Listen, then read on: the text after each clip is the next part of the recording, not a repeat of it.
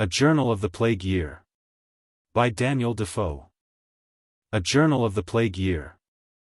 It was about the beginning of September, 1664, that I, among the rest of my neighbors, heard in ordinary discourse that the plague was returned again in Holland.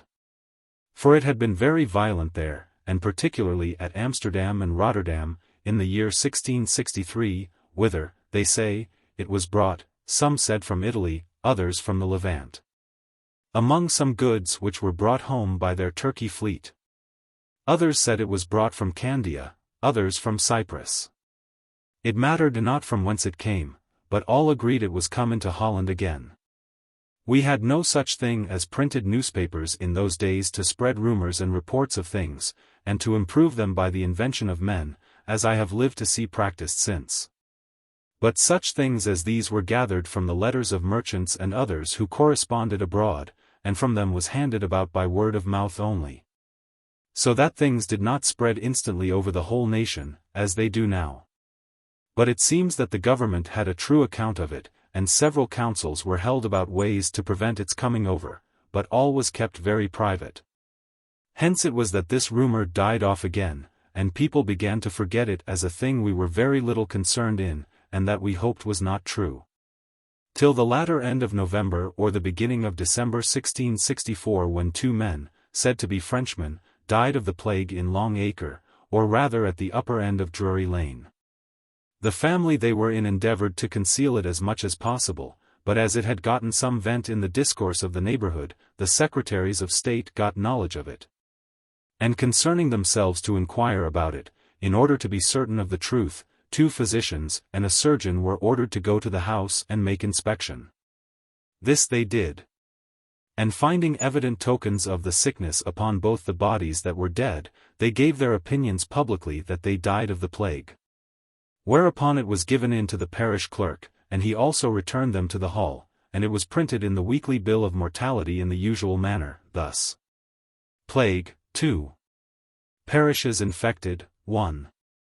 The people showed a great concern at this, and began to be alarmed all over the town, and the more, because in the last week in December 1664 another man died in the same house. And of the same distemper.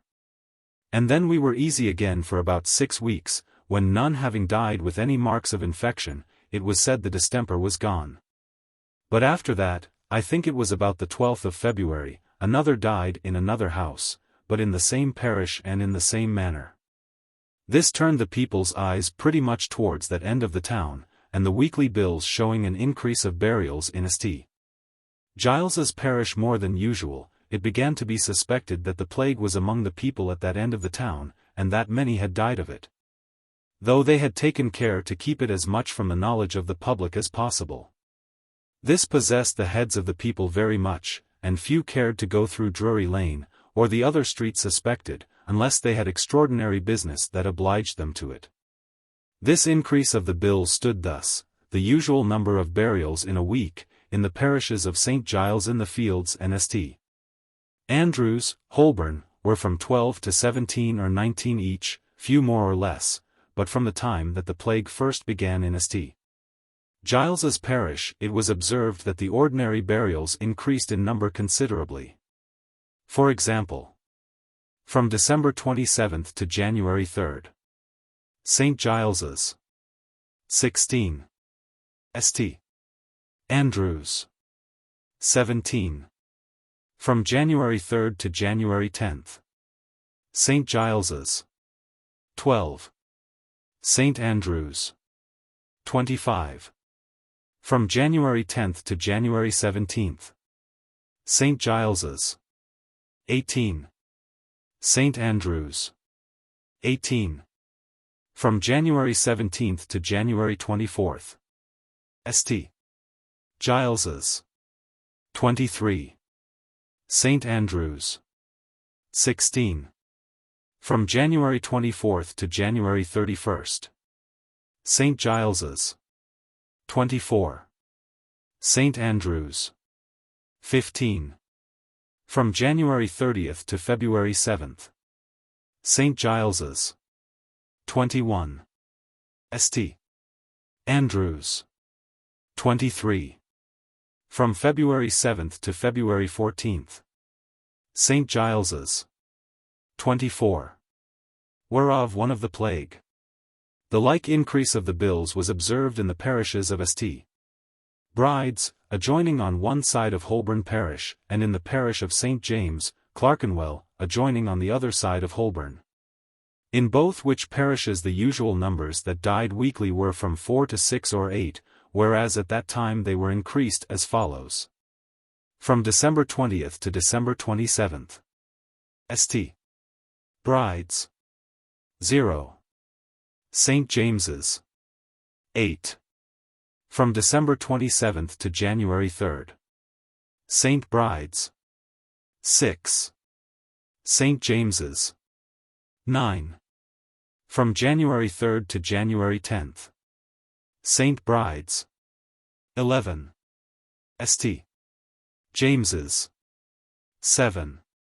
From January 10th to January 17th. St. Bride's. 12.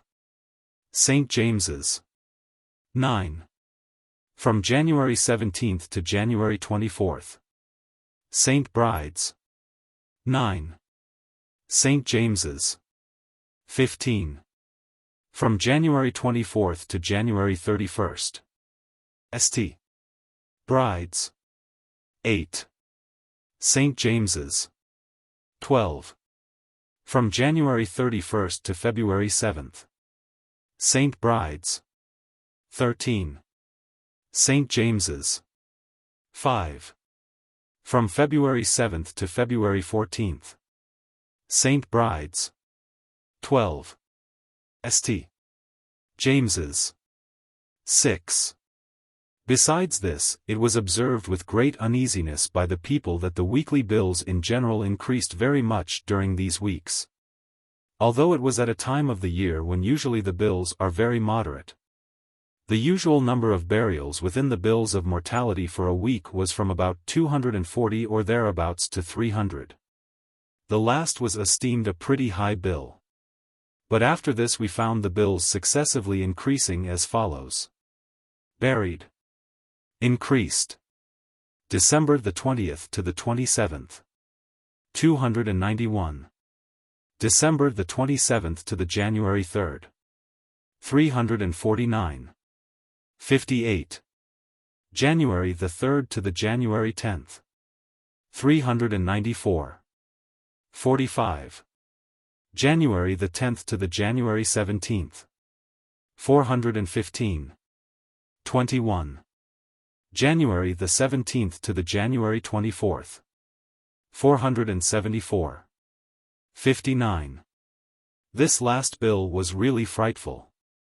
Being a higher number than had been known to have been buried in 1 week since the preceding visitation of 1656. However, all this went off again, and the weather proving cold, and the frost, which began in December, still continuing very severe even till near the end of February. Attended with sharp though moderate winds, the bills decreased again, and the city grew healthy, and everybody began to look upon the danger as good as over. Only that still the burials in St. Giles's continued high. From the beginning of April especially they stood at 25 each week, till the week from the 18th to the 25th, when there was buried in St. Giles's parish 30, whereof 2 of the plague and 8 of the spotted fever, which was looked upon as the same thing. Likewise the number that died of the spotted fever in the whole increased, being 8 the week before, and 12 the week above named.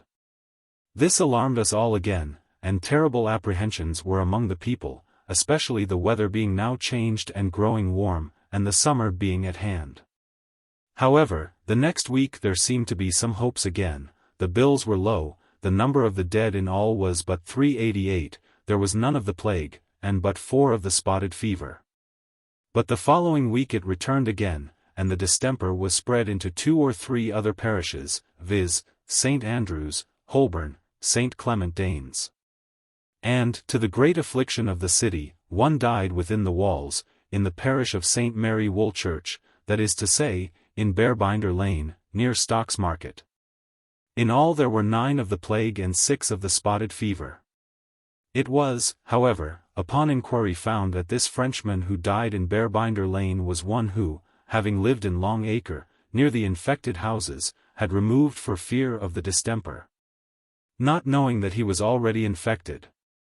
This was the beginning of May, yet the weather was temperate, variable, and cool enough, and people had still some hopes.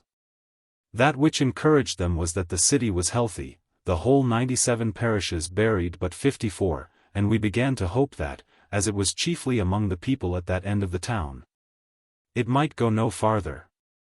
And the rather, because the next week, which was from the 9th of May to the 16th, there died but 3, of which not one within the whole city or liberties, and St. Andrews buried but 15, which was very low. 'Tis true St. Giles's buried 2 and 30, but still, as there was but one of the plague, people began to be easy. The whole bill also was very low, for the week before the bill was but 347, and the week above mentioned but 343. We continued in these hopes for a few days, but it was but for a few, for the people were no more to be deceived thus. They searched the houses and found that the plague was really spread every way, and that many died of it every day. So that now all our extenuations abated, and it was no more to be concealed. Nay, it quickly appeared that the infection had spread itself beyond all hopes of abatement. That in the parish of St. Giles it was gotten into several streets, and several families lay all sick together, and, accordingly, in the weekly bill for the next week the thing began to show itself. There was indeed but 14 set down of the plague, but this was all knavery and collusion, for in St. Giles's parish they buried 40 in all, whereof it was certain most of them died of the plague, though they were set down of other distempers. And though the number of all the burials were not increased above 32, and the whole bill being but 385, yet there was 14 of the spotted fever, as well as 14 of the plague.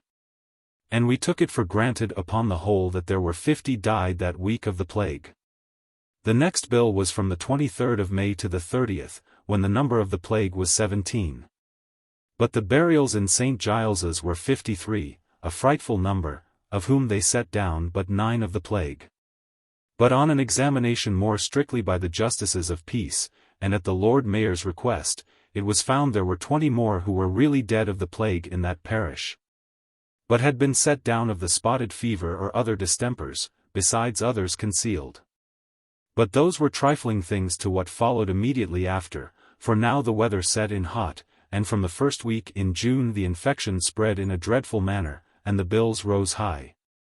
The articles of the fever, spotted fever, and teeth began to swell. For all that could conceal their distempers did it, to prevent their neighbors shunning and refusing to converse with them, and also to prevent authority shutting up their houses. Which, though it was not yet practiced, yet was threatened, and people were extremely terrified at the thoughts of it. The second week in June, the parish of St.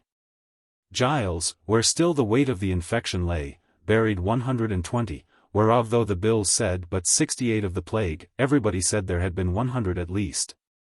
Calculating it from the usual number of funerals in that parish, as above.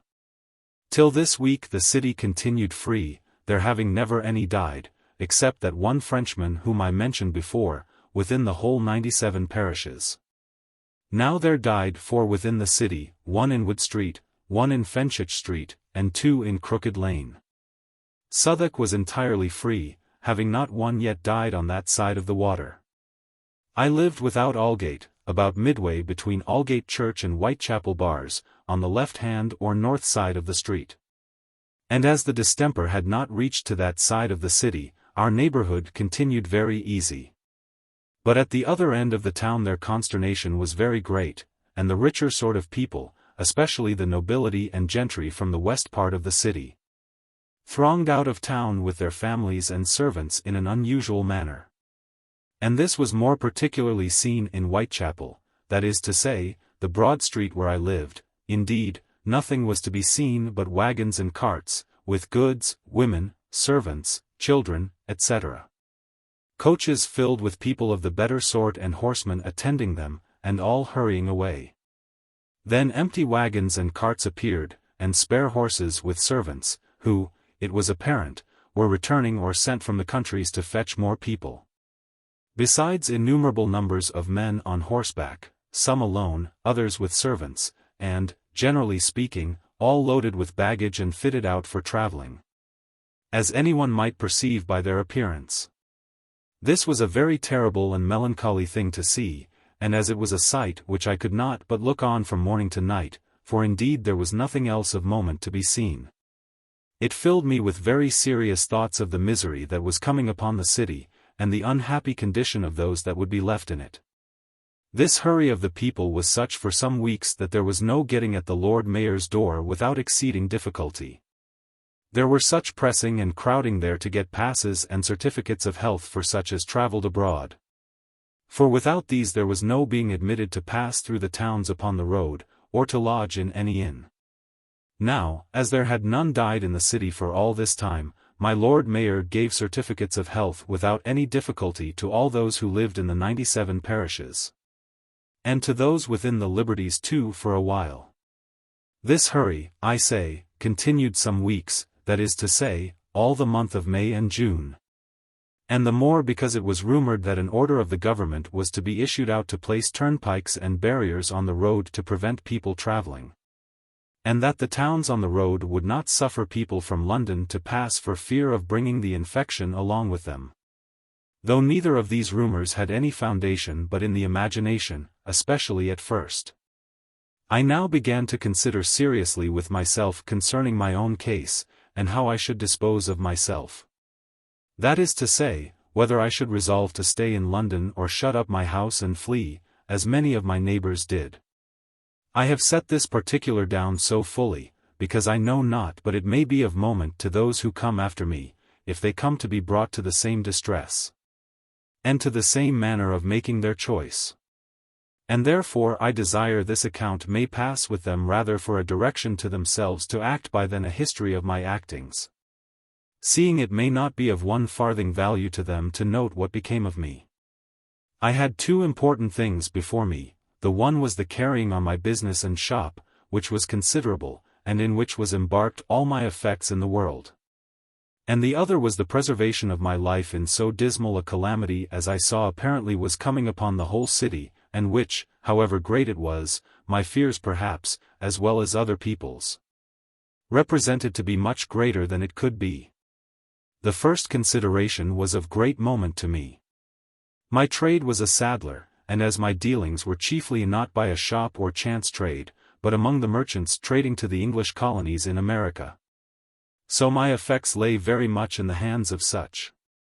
I was a single man, 'tis true, but I had a family of servants whom I kept at my business, had a house, shop, and warehouses filled with goods. And, in short, to leave them all as things in such a case must be left, that is to say, without any overseer or person fit to be trusted with them, had been to hazard the loss not only of my trade, but of my goods, and indeed of all I had in the world. I had an elder brother at the same time in London, and not many years before come over from Portugal, and advising with him, his answer was in 3 words. The same that was given in another case quite different, viz. Master, save thyself. In a word, he was for my retiring into the country, as he resolved to do himself with his family. Telling me what he had, it seems, heard abroad, that the best preparation for the plague was to run away from it. As to my argument of losing my trade, my goods, or debts, he quite confuted me. He told me the same thing which I argued for my staying, viz., that I would trust God with my safety and health, was the strongest repulse to my pretensions of losing my trade and my goods. For, says he, is it not as reasonable that you should trust God with the chance or risk of losing your trade, as that you should stay in so eminent a point of danger, and trust him with your life? I could not argue that I was in any strait as to a place where to go, having several friends and relations in Northamptonshire, whence our family first came from. And particularly, I had an only sister in Lincolnshire, very willing to receive and entertain me. My brother, who had already sent his wife and 2 children into Bedfordshire, and resolved to follow them, pressed my going very earnestly. And I had once resolved to comply with his desires, but at that time could get no horse. For though it is true all the people did not go out of the city of London, yet I may venture to say that in a manner all the horses did. For there was hardly a horse to be bought or hired in the whole city for some weeks. Once I resolved to travel on foot with one servant, and, as many did, lie at no inn, but carry a soldier's tent with us, and so lie in the fields, the weather being very warm, and no danger from taking cold. I say, as many did, because several did so at last, especially those who had been in the armies in the war which had not been many years past. And I must needs say that, speaking of second causes, had most of the people that travelled done so, the plague had not been carried into so many country towns and houses as it was. To the great damage, and indeed to the ruin, of abundance of people. But then my servant, whom I had intended to take down with me, deceived me. And being fright at the increase of the distemper, and not knowing when I should go, he took other measures, and left me, so I was put off for that time. And, one way or other, I always found that to appoint to go away was always crossed by some accident or other, so as to disappoint and put it off again. And this brings in a story which otherwise might be thought a needless digression, viz., about these disappointments being from heaven. I mention this story also as the best method I can advise any person to take in such a case, especially if he be one that makes conscience of his duty, and would be directed what to do in it. Namely, that he should keep his eye upon the particular providences which occur at that time, and look upon them complexly, as they regard one another. And as altogether regard the question before him, and then, I think, he may safely take them for intimations from heaven of what is his unquestioned duty to do in such a case. I mean as to going away from or staying in the place where we dwell, when visited with an infectious distemper. It came very warmly into my mind one morning, as I was musing on this particular thing, that as nothing attended us without the direction or permission of divine power. So these disappointments must have something in them extraordinary. And I ought to consider whether it did not evidently point out, or intimate to me, that it was the will of heaven I should not go. It immediately followed in my thoughts, that if it really was from God that I should stay, he was able effectually to preserve me in the midst of all the death and danger that would surround me. And that if I attempted to secure myself by fleeing from my habitation, and acted contrary to these intimations, which I believed to be divine, it was a kind of flying from God. And that he could cause his justice to overtake me when and where he thought fit. These thoughts quite turned my resolutions again, and when I came to discourse with my brother again I told him that I inclined to stay and take my lot in that station in which God had placed me. And that it seemed to be made more especially my duty, on the account of what I have said. My brother, though a very religious man himself, laughed at all I had suggested about its being an intimation from heaven, and told me several stories of such foolhardy people, as he called them. As I was. That I ought indeed to submit to it as a work of heaven if I had been any way disabled by distempers or diseases, and that then not being able to go, I ought to acquiesce in the direction of him, who, having been my Maker, had an undisputed right of sovereignty in disposing of me, and that then there had been no difficulty to determine which was the call of his providence and which was not. But that I should take it as an intimation from heaven that I should not go out of town, only because I could not hire a horse to go, or my fellow was run away that was to attend me, was ridiculous. Since at the time I had my health and limbs, and other servants, and might with ease travel a day or two on foot, and having a good certificate of being in perfect health, might either hire a horse or take post on the road, as I thought fit.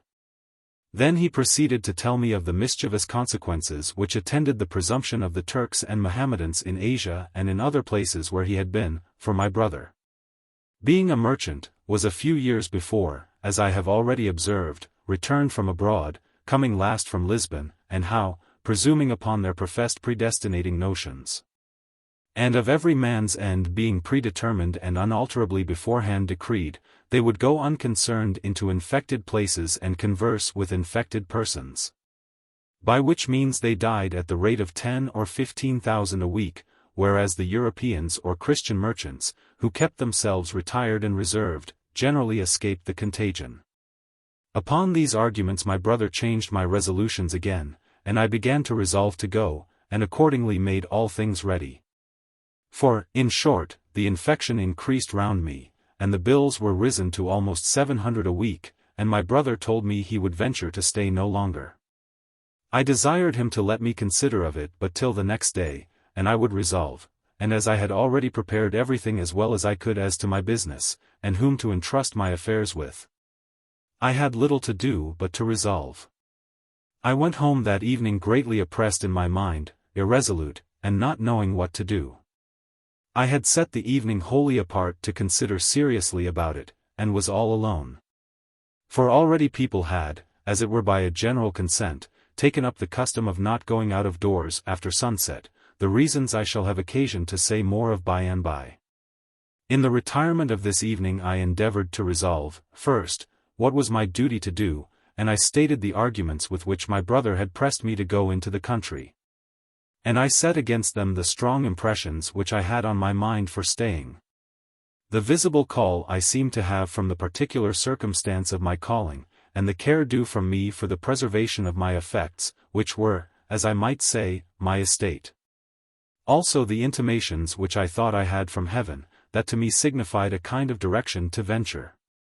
And it occurred to me that if I had what I might call a direction to stay, I ought to suppose it contained a promise of being preserved if I obeyed. This lay close to me, and my mind seemed more and more encouraged to stay than ever, and supported with a secret satisfaction that I should be kept. Add to this, that, turning over the Bible which lay before me, and while my thoughts were more than ordinarily serious upon the question, I cried out, "Well, I know not what to do, Lord, direct me," and the like. And at that juncture I happened to stop turning over the book at the 91st Psalm, and casting my eye on the 2nd verse, I read on to the 7th verse exclusive, and after that included the 10th. As follows: I will say of the Lord, He is my refuge and my fortress, my God, in Him will I trust. Surely He shall deliver thee from the snare of the fowler, and from the noisome pestilence. He shall cover thee with His feathers, and under His wings shalt thou trust, His truth shall be thy shield and buckler. Thou shalt not be afraid for the terror by night, nor for the arrow that fleeth by day, nor for the pestilence that walketh in darkness, nor for the destruction that wasteth at noonday. 1,000 shall fall at thy side, and 10,000 at thy right hand, but it shall not come nigh thee. Only with thine eyes shalt thou behold and see the reward of the wicked. Because thou hast made the Lord, which is my refuge, even the Most High, thy habitation, there shall no evil befall thee, neither shall any plague come nigh thy dwelling, etc. I scarce need tell the reader that from that moment I resolved that I would stay in the town, and casting myself entirely upon the goodness and protection of the Almighty, would not seek any other shelter whatever. And that, as my times were in His hands, He was as able to keep me in a time of the infection as in a time of health. And if He did not think fit to deliver me, still I was in His hands, and it was meet He should do with me as should seem good to Him. With this resolution I went to bed. And I was further confirmed in it the next day by the woman being taken ill with whom I had intended to entrust my house and all my affairs. But I had a further obligation laid on me on the same side, for the next day I found myself very much out of order also, so that if I would have gone away, I could not. And I continued ill 3 or 4 days, and this entirely determined my stay. So I took my leave of my brother, who went away to Dorking, in Surrey, and afterwards fetched a round farther into Buckinghamshire or Bedfordshire, to a retreat he had found out there for his family. It was a very ill time to be sick in, for if anyone complained, it was immediately said he had the plague. And though I had indeed no symptom of that distemper, yet being very ill, both in my head and in my stomach, I was not without apprehension that I really was infected. But in about 3 days I grew better, the 3rd night I rested well, sweated a little, and was much refreshed. The apprehensions of its being the infection went also quite away with my illness, and I went about my business as usual. These things, however, put off all my thoughts of going into the country. And my brother also being gone, I had no more debate either with him or with myself on that subject. It was now mid-July, and the plague, which had chiefly raged at the other end of the town, and, as I said before, in the parishes of St. Giles, St. Andrews, Holborn, and towards Westminster, began to now come eastward towards the part where I lived. It was to be observed, indeed, that it did not come straight on towards us. For the city, that is to say, within the walls, was indifferently healthy still, nor was it got then very much over the water into Southwark. For though there died that week 1,268 of all distempers, whereof it might be supposed above 600 died of the plague, yet there was but 28 in the whole city, within the walls. And but 19 in Southwark, Lambeth parish included. Whereas in the parishes of St. Giles and St. Martin in the Fields alone there died 421. But we perceive the infection kept chiefly in the out-parishes, which being very populous, and fuller also of poor, the distemper found more to prey upon than in the city. As I shall observe afterwards. We perceived, I say, the distemper to draw our way, viz., by the parishes of Clerkenwell, Cripplegate, Shoreditch, and Bishopsgate. Which last two parishes joining to Aldgate, Whitechapel, and Stepney, the infection came at length to spread its utmost rage and violence in those parts. Even when it abated at the western parishes where it began. It was very strange to observe that in this particular week, from the 4th to the 11th of July, when, as I have observed, there died near 400 of the plague in the two parishes of St. Martin and St. Giles in the Fields only, there died in the parish of Aldgate but 4, in the parish of Whitechapel 3, in the parish of Stepney but 1. Likewise in the next week, from the 11th of July to the 18th, when the week's bill was 1,761, yet there died no more of the plague, on the whole Southwark side of the water, than 16.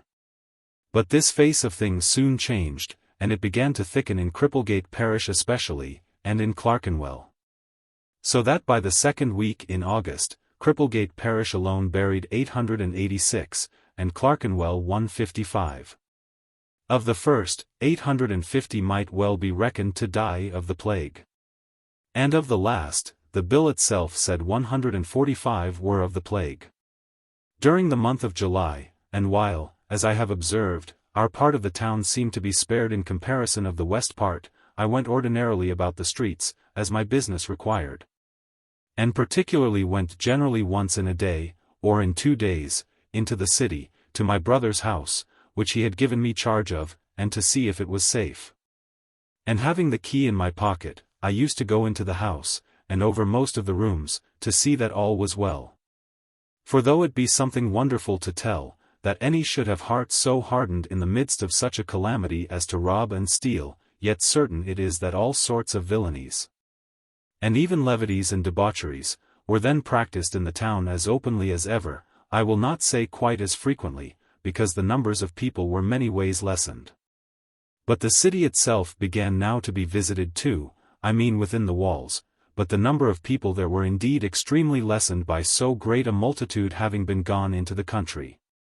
And even all this month of July they continued to flee, though not in such multitudes as formerly. In August, indeed, they fled in such a manner that I began to think there would be really none but magistrates and servants left in the city. As they fled now out of the city, so I should observe that the court removed early, viz., in the month of June, and went to Oxford, where it pleased God to preserve them. And the distemper did not, as I heard of, so much as touch them, for which I cannot say that I ever saw they showed any great token of thankfulness, and hardly anything of reformation. Though they did not want being told that their crying vices might without breach of charity be said to have gone far in bringing that terrible judgment upon the whole nation. The face of London was now indeed strangely altered, I mean the whole mass of buildings, city, liberties, suburbs, Westminster, Southwark, and altogether. For as to the particular part called the city, or within the walls, that was not yet much infected. But in the whole the face of things, I say, was much altered. Sorrow and sadness sat upon every face, and though some parts were not yet overwhelmed, yet all looked deeply concerned. And, as we saw it apparently coming on, so everyone looked on himself and his family as in the utmost danger. Were it possible to represent those times exactly to those that did not see them, and give the reader due ideas of the horror that everywhere presented itself. It must make just impressions upon their minds and fill them with surprise. London might well be said to be all in tears. The mourners did not go about the streets indeed, for nobody put on black or made a formal dress of mourning for their nearest friends. But the voice of mourners was truly heard in the streets. The shrieks of women and children at the windows and doors of their houses, where their dearest relations were perhaps dying, or just dead, were so frequent to be heard as we passed the streets, that it was enough to pierce the stoutest heart in the world to hear them. Tears and lamentations were seen almost in every house, especially in the first part of the visitation. For towards the latter end men's hearts were hardened, and death was so always before their eyes, that they did not so much concern themselves for the loss of their friends, expecting that themselves should be summoned the next hour. Business led me out sometimes to the other end of the town, even when the sickness was chiefly there. And as the thing was new to me, as well as to everybody else, it was a most surprising thing to see those streets which were usually so thronged now grown desolate, and so few people to be seen in them, that if I had been a stranger and at a loss for my way, I might sometimes have gone the length of a whole street, I mean of the by-streets, and seen nobody to direct me except watchmen set at the doors of such houses as were shut up, of which I shall speak presently. One day, being at that part of the town on some special business, curiosity led me to observe things more than usually, and indeed I walked a great way where I had no business. I went up Holborn, and there the street was full of people, but they walked in the middle of the great street, neither on one side or other, because, as I suppose, they would not mingle with anybody that came out of houses, or meet with smells and scent from houses that might be infected. The Inns of Court were all shut up, nor were very many of the lawyers in the Temple, or Lincoln's Inn, or Gray's Inn, to be seen there. Everybody was at peace, there was no occasion for lawyers. Besides, it being in the time of the vacation too, they were generally gone into the country. Whole rows of houses in some places were shut close up, the inhabitants all fled, and only a watchman or two left. When I speak of rows of houses being shut up, I do not mean shut up by the magistrates, but that great numbers of persons followed the court, by the necessity of their employments and other dependences. And as others retired, really fright with the distemper, it was a mere desolating of some of the streets. But the fright was not yet near so great in the city, abstractly so called, and particularly because, though they were at first in a most inexpressible consternation, yet as I have observed that the distemper intermitted often at first, so they were, as it were, alarmed and unalarmed again, and this several times, till it began to be familiar to them. And that even when it appeared violent, yet seeing it did not presently spread into the city, or the east and south parts, the people began to take courage, and to be, as I may say, a little hardened.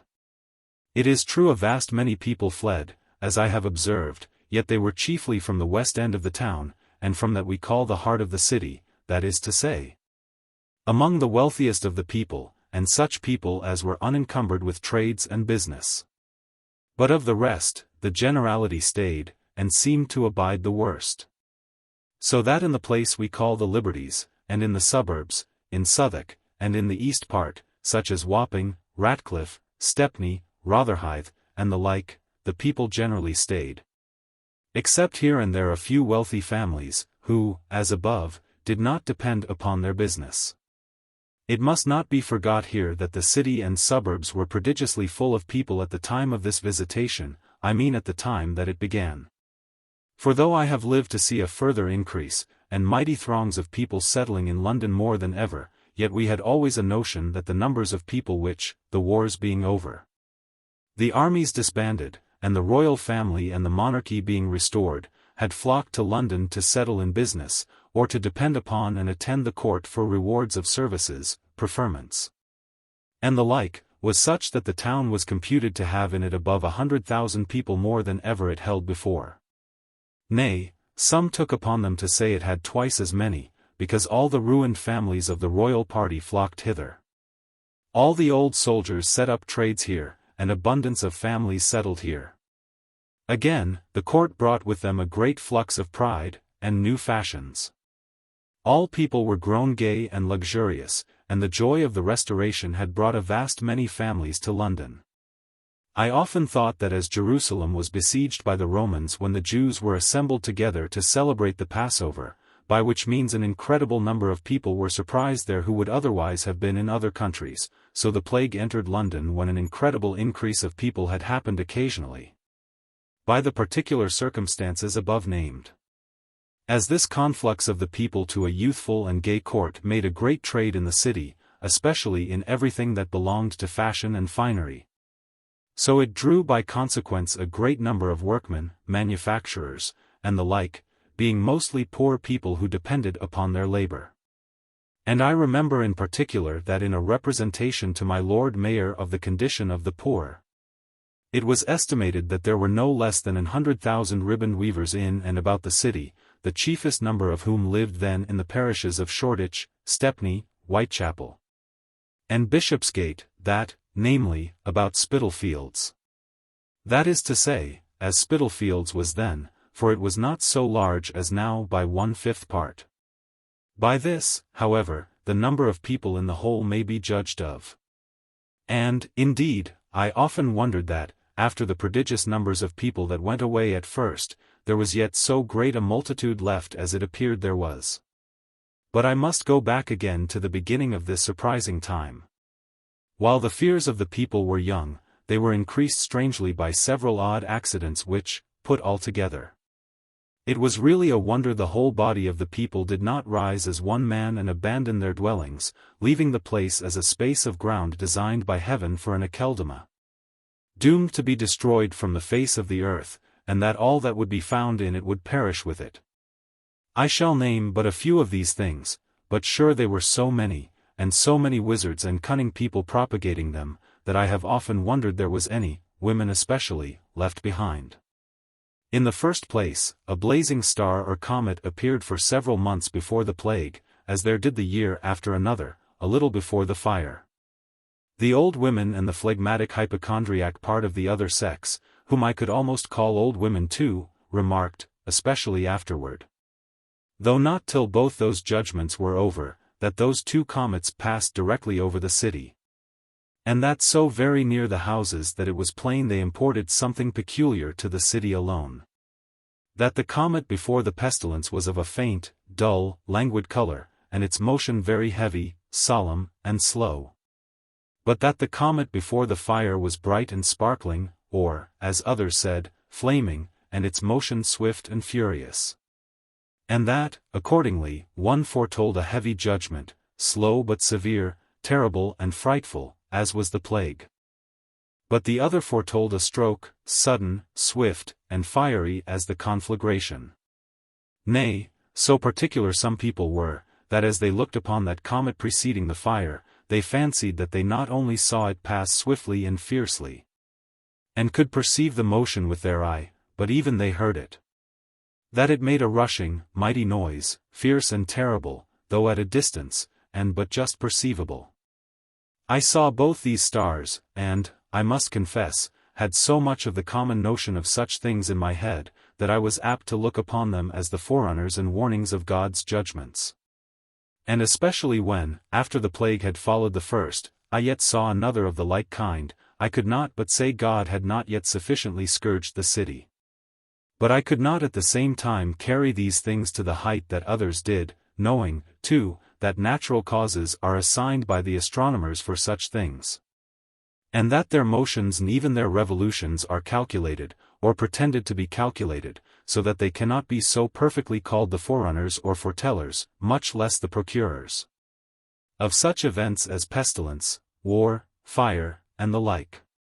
But let my thoughts and the thoughts of the philosophers be, or have been, what they will, these things had a more than ordinary influence upon the minds of the common people. And they had almost universal melancholy apprehensions of some dreadful calamity and judgment coming upon the city. And this principally from the sight of this comet, and the little alarm that was given in December by 2 people dying at St. Giles's, as above. The apprehensions of the people were likewise strangely increased by the error of the times. in which, I think, the people, from what principle I cannot imagine, were more addicted to prophecies and astrological conjurations, dreams, and old wives' tales than ever they were before or since. Whether this unhappy temper was originally raised by the follies of some people who got money by it, that is to say, by printing predictions and prognostications, I know not. But certain it is, books frightened them terribly, such as Lilly's Almanac, Gadbury's Astrological Predictions, Poor Robin's Almanac, and the like.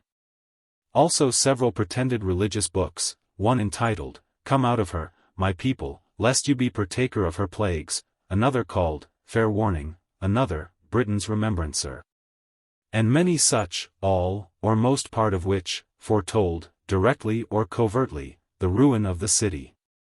Nay, some were so enthusiastically bold as to run about the streets with their oral predictions, pretending they were sent to preach to the city. And one in particular, who, like Jonah to Nineveh, cried in the streets, Yet 40 days, and London shall be destroyed. I will not be positive whether he said yet 40 days or yet a few days. Another ran about naked, except a pair of drawers about his waist, crying day and night, like a man that Josephus mentions, who cried, Woe to Jerusalem! A little before the destruction of that city. So this poor naked creature cried, Oh, the great and the dreadful God! And said no more, but repeated those words continually, with a voice and countenance full of horror, a swift pace. And nobody could ever find him to stop or rest, or take any sustenance, at least that ever I could hear of. I met this poor creature several times in the streets, and would have spoken to him, but he would not enter into speech with me or anyone else, but held on his dismal cries continually. These things terrified the people to the last degree, and especially when 2 or 3 times, as I have mentioned already, they found 1 or 2 in the bills dead of the plague at St. Giles's. Next to these public things were the dreams of old women, or, should say, the interpretation of old women upon other people's dreams, and these put abundance of people even out of their wits. Some heard voices warning them to be gone, for that there would be such a plague in London, so that the living would not be able to bury the dead. Others saw apparitions in the air. And I must be allowed to say of both, I hope without breach of charity, that they heard voices that never spake, and saw sights that never appeared. But the imagination of the people was really turned wayward and possessed. And no wonder, if they who were poring continually at the clouds saw shapes and figures, representations and appearances, which had nothing in them but air and vapor.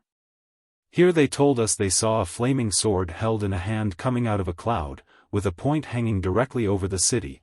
There they saw hearses and coffins in the air carrying to be buried. And there again, heaps of dead bodies lying unburied, and the like, just as the imagination of the poor terrified people furnished them with matter to work upon. So hypochondriac fancies represent ships, armies, battles in the firmament. Till steady eyes the exhalations solve. And all to its first matter, cloud, resolve. I could fill this account with the strange relations such people gave every day of what they had seen. And everyone was so positive of their having seen what they pretended to see, that there was no contradicting them without breach of friendship. Or being accounted rude and unmannerly on the one hand, and profane and impenetrable on the other. One time before the plague was begun, otherwise than as I have said in St. Giles's, I think it was in March, seeing a crowd of people in the street, I joined with them to satisfy my curiosity. And found them all staring up into the air to see what a woman told them appeared plain to her, which was an angel clothed in white, with a fiery sword in his hand, waving it or brandishing it over his head. She described every part of the figure to the life, showed them the motion and the form, and the poor people came into it so eagerly, and with so much readiness. Yes, I see it all plainly, says one, there's the sword as plain as can be. Another saw the angel. One saw his very face, and cried out what a glorious creature he was. One saw one thing, and one another. I looked as earnestly as the rest, but perhaps not with so much willingness to be imposed upon. And I said, indeed, that I could see nothing but a white cloud, bright on one side by the shining of the sun upon the other part. The woman endeavored to show it me, but could not make me confess that I saw it, which, indeed, if I had I must have lied. But the woman, turning upon me, looked in my face, and fancied I laughed, in which her imagination deceived her too, for I really did not laugh, but was very seriously reflecting how the poor people were terrified by the force of their own imagination. However, she turned from me, called me profane fellow, and a scoffer. Told me that it was a time of God's anger, and dreadful judgments were approaching, and that despisers such as I should wander and perish. The people about her seemed disgusted as well as she. And I found there was no persuading them that I did not laugh at them, and that I should be rather mobbed by them than be able to undeceive them. So I left them. And this appearance passed for as real as the blazing star itself. Another encounter I had in the open day also. And this was in going through a narrow passage from Petty France into Bishopsgate churchyard, by a row of almshouses. There are 2 churchyards to Bishopsgate church or parish. One we go over to pass from the place called Petty France into Bishopsgate Street, coming out just by the church door. The other is on the side of the narrow passage where the almshouses are on the left, and a dwarf wall with a palisado on it on the right hand, and the city wall on the other side more to the right. In this narrow passage stands a man looking through between the palisadoes into the burying place, and as many people as the narrowness of the passage would admit to stop, without hindering the passage of others, and he was talking mightily eagerly to them, and pointing now to one place, then to another, and affirming that he saw a ghost walking upon such a gravestone there. He described the shape, the posture, and the movement of it so exactly that it was the greatest matter of amazement to him in the world that everybody did not see it as well as he. On a sudden he would cry, "There it is, now it comes this way. Then, 'tis turned back." Till at length he persuaded the people into so firm a belief of it, that one fancied he saw it, and another fancied he saw it. And thus he came every day making a strange hubbub, considering it was in so narrow a passage, till Bishopsgate clock struck 11, and then the ghost would seem to start, and, as if he were called away, disappeared on a sudden. I looked earnestly every way, and at the very moment that this man directed, but could not see the least appearance of anything. But so positive was this poor man, that he gave the people the vapors in abundance, and sent them away trembling and fright. Till at length few people that knew of it cared to go through that passage, and hardly anybody by night on any account whatever. This ghost, as the poor man affirmed, made signs to the houses, and to the ground, and to the people, plainly intimating, or else they so understanding it, that abundance of the people should come to be buried in that churchyard, as indeed happened. But that he saw such aspects I must acknowledge I never believed, nor could I see anything of it myself, though I looked most earnestly to see it, if possible. These things serve to show how far the people were really overcome with delusions. And as they had a notion of the approach of a visitation, all their predictions ran upon a most dreadful plague, which should lay the whole city, and even the kingdom, waste, and should destroy almost all the nation, both man and beast. To this, as I said before, the astrologers added stories of the conjunctions of planets in a malignant manner and with a mischievous influence, one of which conjunctions was to happen, and did happen, in October, and the other in November. And they filled the people's heads with predictions on these signs of the heavens, intimating that those conjunctions foretold drought, famine, and pestilence. In the 2 first of them, however, they were entirely mistaken, for we had no droughty season, but in the beginning of the year a hard frost, which lasted from December almost to March. And after that moderate weather, rather warm than hot, with refreshing winds, and, in short, very seasonable weather, and also several very great rains. Some endeavors were used to suppress the printing of such books as terrified the people, and to frighten the dispersers of them, some of whom were taken up. But nothing was done in it, as I am informed, the government being unwilling to exasperate the people, who were, as I may say, all out of their wits already. Neither can I acquit those ministers that in their sermons rather sank than lifted up the hearts of their hearers. Many of them no doubt did it for the strengthening the resolution of the people, and especially for quickening them to repentance, but it certainly answered not their end. At least not in proportion to the injury it did another way. And indeed, as God himself through the whole Scriptures rather draws to him by invitations and calls to turn to him and live, than drives us by terror and amazement. So I must confess I thought the ministers should have done also, imitating our blessed Lord and Master in this, that his whole gospel is full of declarations from heaven of God's mercy, and his readiness to receive penitents and forgive them, complaining, Ye will not come unto me that ye may have life. And that therefore his gospel is called the gospel of peace and the gospel of grace. But we had some good men, and that of all persuasions and opinions, whose discourses were full of terror, who spoke nothing but dismal things. And as they brought the people together with a kind of horror, sent them away in tears, prophesying nothing but evil tidings, terrifying the people with the apprehensions of being utterly destroyed. Not guiding them, at least not enough, to cry to heaven for mercy. It was, indeed, a time of very unhappy breaches among us in matters of religion.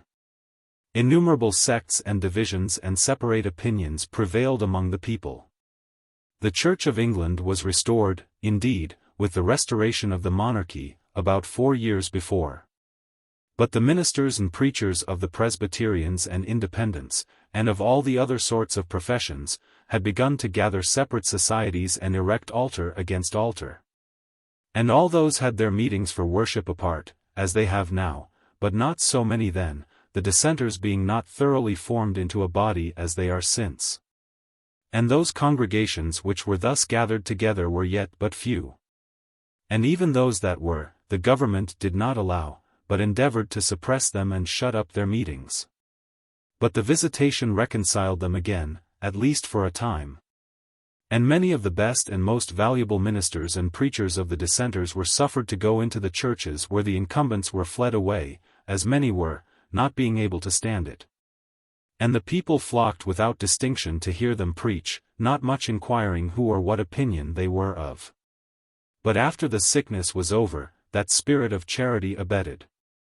And every church being again supplied with their own ministers, or others presented where the minister was dead, things returned to their old channel again. One mischief always introduces another. These terrors and apprehensions of the people led them into 1,000 weak, foolish, and wicked things, which they wanted not a sort of people really wicked to encourage them to, and this was running about to fortune-tellers, cunning men, and astrologers to know their fortune, or, as it is vulgarly expressed, to have their fortunes told them, their nativities calculated, and the like. And this folly presently made the town swarm with a wicked generation of pretenders to magic, to the black art, as they called it, and I know not what. Nay, to 1,000 worse dealings with the devil than they were really guilty of. And this trade grew so open and so generally practiced that it became common to have signs and inscriptions set up at doors, Here lives a fortune-teller, here lives an astrologer. Here you may have your nativity calculated, and the like. And Friar Bacon's brazen head, which was the usual sign of these people's dwellings, was to be seen almost in every street, or else the sign of Mother Shipton, or of Merlin's head, and the like.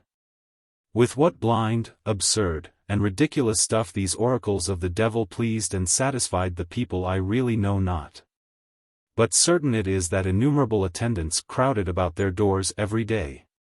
And if but a grave fellow in a velvet jacket, a band, and a black coat, which was the habit those quack conjurers generally went in, was but seen in the streets, the people would follow them in crowds, and ask them questions as they went along.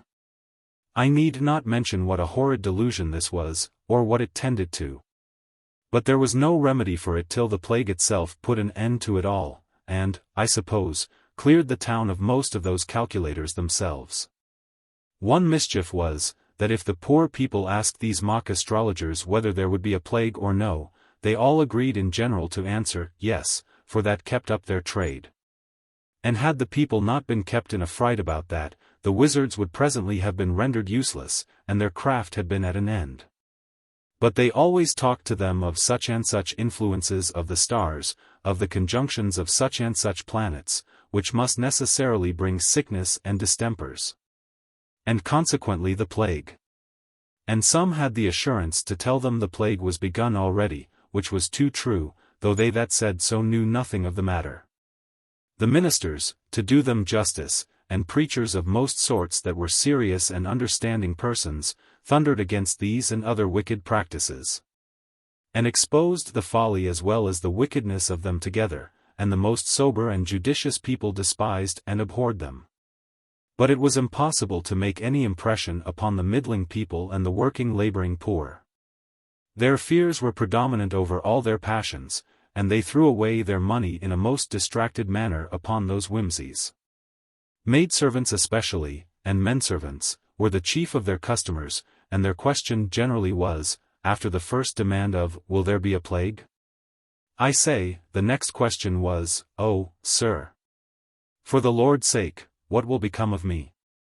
Will my mistress keep me, or will she turn me off?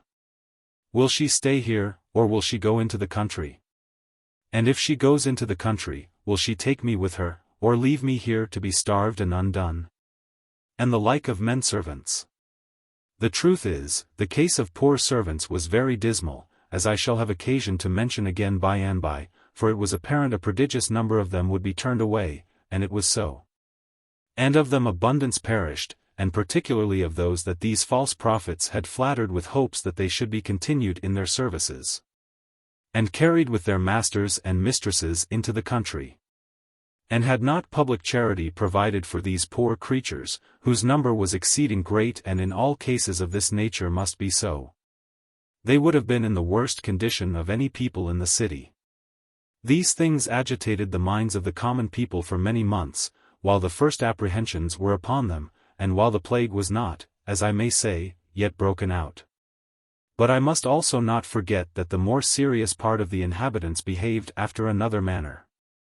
The government encouraged their devotion, and appointed public prayers and days of fasting and humiliation, to make public confession of sin and implore the mercy of God to avert the dreadful judgment which hung over their heads.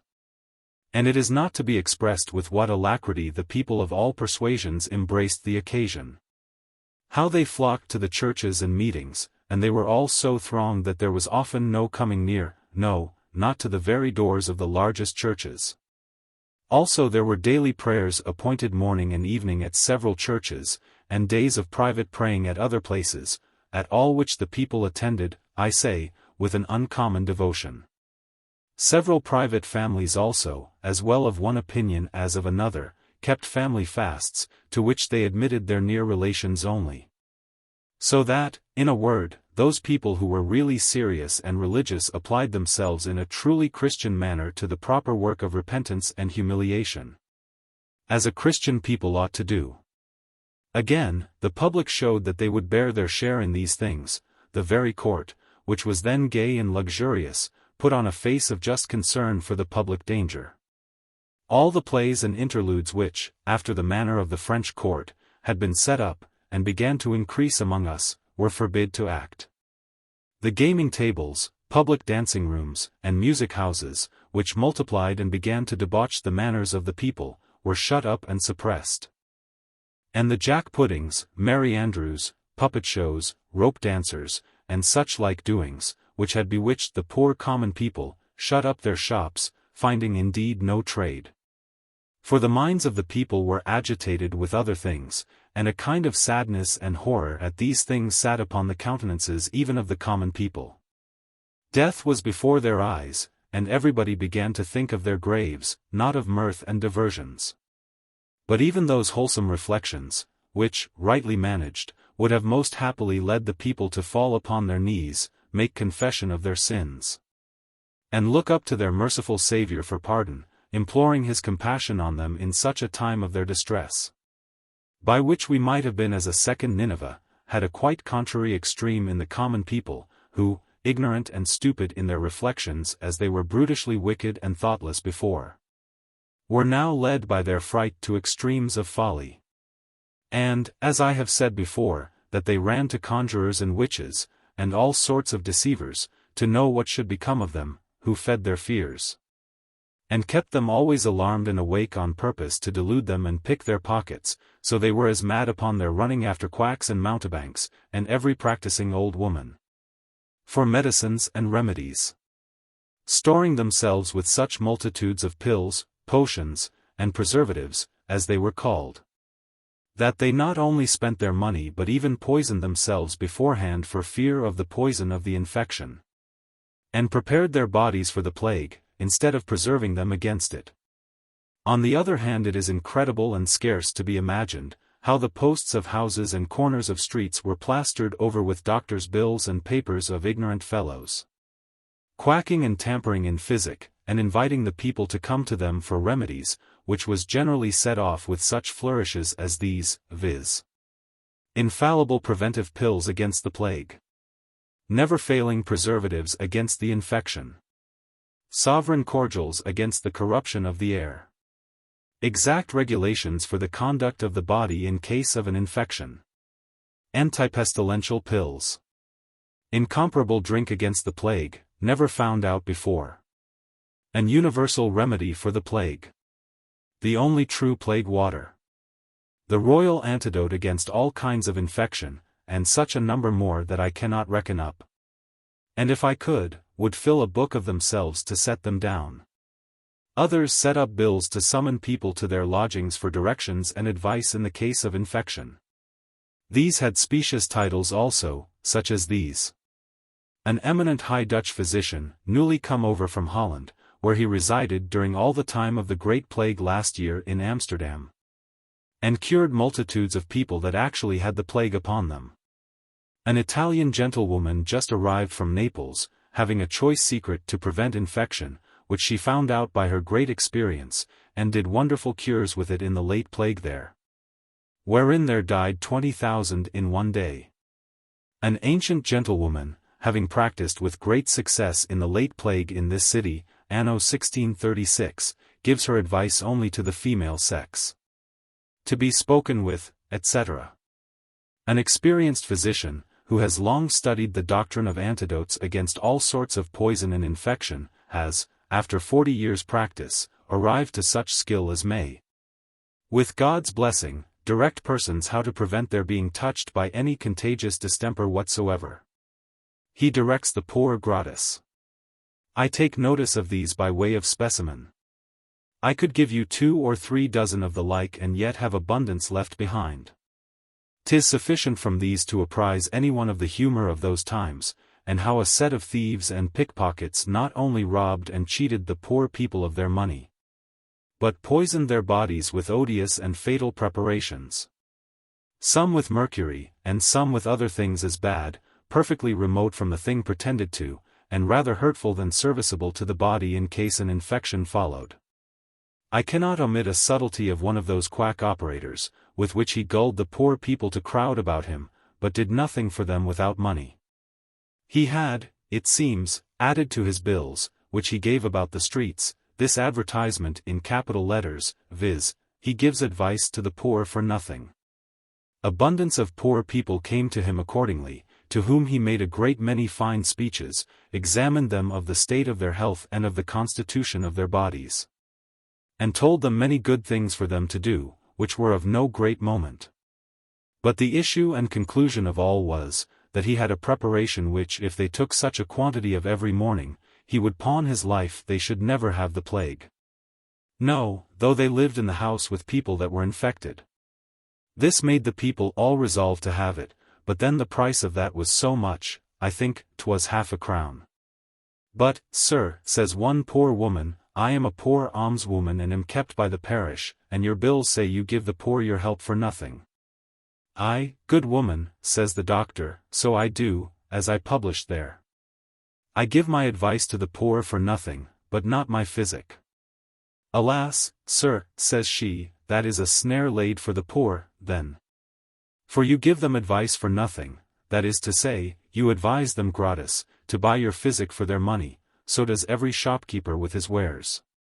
Here the woman began to give him ill words, and stood at his door all that day, telling her tale to all the people that came, till the doctor finding she turned away his customers, was obliged to call her upstairs again, and give her his box of physic for nothing, which perhaps, too, was good for nothing when she had it. But to return to the people, whose confusions fitted them to be imposed upon by all sorts of pretenders and by every mountebank. There is no doubt but these quacking sort of fellows raised great gains out of the miserable people, for we daily found the crowds that ran after them were infinitely greater. And their doors were more thronged than those of Dr. Brooks, Dr. Upton, Dr. Hodges, Dr. Barrick, or any, though the most famous men of the time. And I was told that some of them got £5 a day by their physic. But there was still another madness beyond all this, which may serve to give an idea of the distracted humor of the poor people at that time, and this was their following a worse sort of deceivers than any of these. For these petty thieves only deluded them to pick their pockets and get their money, in which their wickedness, whatever it was, lay chiefly on the side of the deceivers, not upon the deceived. But in this part one am going to mention, it lay chiefly in the people deceived, or equally in both. And this was in wearing charms, philters, exorcisms, amulets, and I know not what preparations, to fortify the body with them against the plague. As if the plague was not the hand of God, but a kind of possession of an evil spirit, and that it was to be kept off with crossings, signs of the zodiac, papers tied up with so many knots, and certain words or figures written on them, as particularly the word abracadabra, formed in triangle or pyramid. Thus: abracadabra, abracadabra, abracadab, abracada, abracad, abraca, abrac, abra, abr, ab, a. Others had the Jesuits' mark in a cross. IH. S. Others nothing but this mark, thus. I might spend a great deal of time in my exclamations against the follies, and indeed the wickedness, of those things, in a time of such danger. In a matter of such consequences as this, of a national infection. But my memorandums of these things relate rather to take notice only of the fact, and mention only that it was so. How the poor people found the insufficiency of those things, and how many of them were afterwards carried away in the dead carts and thrown into the common graves of every parish with these hellish charms and trumpery hanging about their necks, remains to be spoken of as we go along. All this was the effect of the hurry the people were in, after the first notion of the plague being at hand was among them, and which may be said to be from about Michaelmas 1664. But more particularly after the two men died in St. Giles's in the beginning of December, and again, after another alarm in February. For when the plague evidently spread itself, they soon began to see the folly of trusting to those unperforming creatures who had gulled them of their money. And then their fears worked another way, namely, to amazement and stupidity, not knowing what course to take or what to do either to help or relieve themselves. But they ran about from one neighbor's house to another, and even in the streets from one door to another, with repeated cries of, "Lord, have mercy upon us. What shall we do?"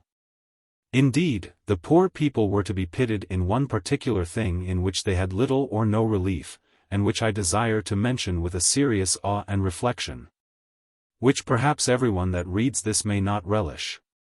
Namely, that whereas death now began not, as we may say, to hover over everyone's head only, but to look into their houses and chambers and stare in their faces. Though there might be some stupidity and dullness of the mind, and there was so, a great deal, yet there was a great deal of just alarm sounded into the very inmost soul, if I may so say, of others. Many consciences were awakened, many hard hearts melted into tears, many a penitent confession was made of crimes long concealed. It would wound the soul of any Christian to have heard the dying groans of many a despairing creature, and none durst come near to comfort them. Many a robbery, many a murder, was then confessed aloud, and nobody surviving to record the accounts of it. People might be heard, even into the streets as we passed along, calling upon God for mercy through Jesus Christ, and saying, "I have been a thief, I have been an adulterer, I have been a murderer," and the like. And none durst stop to make the least inquiry into such things or to administer comfort to the poor creatures that in the anguish both of soul and body thus cried out. Some of the ministers did visit the sick at first and for a little while, but it was not to be done. It would have been present death to have gone into some houses. The very buriers of the dead, who were the hardenedest creatures in town, were sometimes beaten back and so terrified that they durst not go into houses where the whole families were swept away together, and where the circumstances were more particularly horrible. As some were. But this was, indeed, at the first heat of the distemper. Time inured them to it all, and they ventured everywhere afterwards without hesitation, as I shall have occasion to mention at large hereafter. I am supposing now the plague to be begun, as I have said, and that the magistrates began to take the condition of the people into their serious consideration. What they did as to the regulation of the inhabitants and of infected families, I shall speak to by itself. But as to the affair of health, it is proper to mention it here that, having seen the foolish humor of the people in running after quacks and mountebanks, wizards and fortune-tellers, which they did as above, even to madness, the Lord Mayor, a very sober and religious gentleman, appointed physicians and surgeons for relief of the poor, I mean the diseased poor, and in particular ordered the College of Physicians to publish directions for cheap remedies for the poor, in all the circumstances of the distemper. This, indeed, was one of the most charitable and judicious things that could be done at that time, for this drove the people from haunting the doors of every disperser of bills, and from taking down blindly and without consideration poison for physic and death instead of life. This direction of the physicians was done by a consultation of the whole college. And, as it was particularly calculated for the use of the poor and for cheap medicines, it was made public, so that everybody might see it, and copies were given gratis to all that desired it. But as it is public, and to be seen on all occasions, I need not give the reader of this the trouble of it. I shall not be supposed to lessen the authority or capacity of the physicians when I say that the violence of the distemper, when it came to its extremity, was like the fire the next year. The fire, which consumed what the plague could not touch, defied all the application of remedies. The fire engines were broken, the buckets thrown away, and the power of man was baffled and brought to an end. So the plague defied all medicines. The very physicians were seized with it, with their preservatives in their mouths. And men went about prescribing to others and telling them what to do till the tokens were upon them, and they dropped down dead, destroyed by that very enemy they directed others to oppose. This was the case of several physicians, even some of them the most eminent, and of several of the most skilful surgeons. Abundance of quacks too died, who had the folly to trust to their own medicines, which they must needs be conscious to themselves were good for nothing, and who rather ought, like other sorts of thieves, to have run away, sensible of their guilt, from the justice that they could not but expect should punish them as they knew they had deserved. Not that it is any derogation from the labor or application of the physicians to say they fell in the common calamity, nor is it so intended by me. It rather is to their praise that they ventured their lives so far as even to lose them in the service of mankind. They endeavored to do good, and to save the lives of others. But we were not to expect that the physicians could stop God's judgments, or prevent a distemper eminently armed from heaven from executing the errand it was sent about. Doubtless, the physicians assisted many by their skill, and by their prudence and applications, to the saving of their lives and restoring their health. But it is not lessening their character or their skill, to say they could not cure those that had the tokens upon them, or those who were mortally infected before the physicians were sent for, as was frequently the case. It remains to mention now what public measures were taken by the magistrates for the general safety, and to prevent the spreading of the distemper, when it first broke out. I shall have frequent occasion to speak of the prudence of the magistrates, their charity, their vigilance for the poor, and for preserving good order, furnishing provisions, and the like, when the plague was increased, as it afterwards was. But I am now upon the order and regulations they published for the government of infected families. I mentioned above shutting of houses up. And it is needful to say something particularly to that, for this part of the history of the plague is very melancholy, but the most grievous story must be told.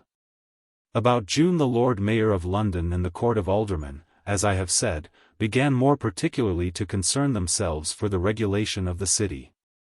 The Justices of Peace for Middlesex, by direction of the Secretary of State, had begun to shut up houses in the parishes of St. Giles in the Fields, St. Martin, St. Clement Danes, etc. And it was with good success. For in several streets where the plague broke out, upon strict guarding the houses that were infected, and taking care to bury those that died immediately after they were known to be dead, the plague ceased in those streets. It was also observed that the plague decreased sooner in those parishes after they had been visited to the full than it did in the parishes of Bishopsgate, Shoreditch, Aldgate, Whitechapel, Stepney, and others. The early care taken in that manner being a great means to the putting a check to it. This shutting up of houses was a method first taken, as I understand, in the plague which happened in 1603, at the coming of King James I to the crown. And the power of shutting people up in their own houses was granted by Act of Parliament, entitled, An Act for the Charitable Relief and Ordering of Persons Infected with the Plague. On which Act of Parliament the Lord Mayor and Aldermen of the City of London founded the order they made at this time, and which took place the 1st of July 1665. When the numbers infected within the city were but few, the last bill for the 92 parishes being but 4. And some houses having been shut up in the city, and some people being removed to the pest house beyond Bunhill Fields, in the way to Islington, I say, by these means. When there died near 1,000 a week in the whole, the number in the city was but 28. And the city was preserved more healthy in proportion than any other place all the time of the infection. These orders of my Lord Mayors were published, as I have said, the latter end of June, and took place from the 1st of July, and were as follows, viz. Orders conceived and published by the Lord Mayor and Aldermen of the City of London concerning the infection of the plague, 1665. Whereas in the reign of our late Sovereign King James, of happy memory, an act was made for the charitable relief and ordering of persons infected with the plague. Whereby authority was given to Justices of the Peace, Mayors, Bailiffs, and other head officers to appoint within their several limits examiners, searchers, watchmen, keepers, and buriers for the persons and places infected, and to minister unto them oaths for the performance of their offices. And the same statute did also authorize the giving of other directions, as unto them for the present necessity should seem good in their directions. It is now, upon special consideration, thought very expedient for preventing and avoiding of infection of sickness, if it shall so please Almighty God, that these officers following be appointed. And these orders hereafter duly observed. Examiners to be appointed in every parish. First, it is thought requisite, and so ordered, that in every parish there be 1, 2, or more persons of good sort and credit chosen and appointed by the alderman, his deputy, and common council of every ward, by the name of examiners, to continue in that office the space of 2 months at least. And if any fit person so appointed shall refuse to undertake the same, the said parties so refusing to be committed to prison until they shall conform themselves accordingly. The examiner's office. That these examiners be sworn by the alderman to inquire and learn from time to time what houses in every parish be visited, and what persons be sick, and of what diseases, as near as they can inform themselves. And upon doubt in that case, to command restraint of access until it appear what the disease shall prove. And if they find any person sick of the infection, to give order to the constable that the house be shut up. And if the constable shall be found remiss or negligent, to give present notice thereof to the alderman of the ward. Watchmen. That to every infected house there be appointed 2 watchmen, one for every day, and the other for the night. And that these watchmen have a special care that no person go in or out of such infected houses whereof they have the charge, upon pain of severe punishment. And the said watchman to do such further offices as the sick house shall need and require, and if the watchman be sent upon any business, to lock up the house and take the key with him. And the watchman by day to attend until 10 of the clock at night, and the watchman by night until 6 in the morning. Searchers. That there be a special care to appoint women searchers in every parish, such as are of honest reputation, and of the best sort as can be got in this kind. And these to be sworn to make due search and true report to the utmost of their knowledge whether the persons whose bodies they are appointed to search do die of the infection, or of what other diseases, as near as they can.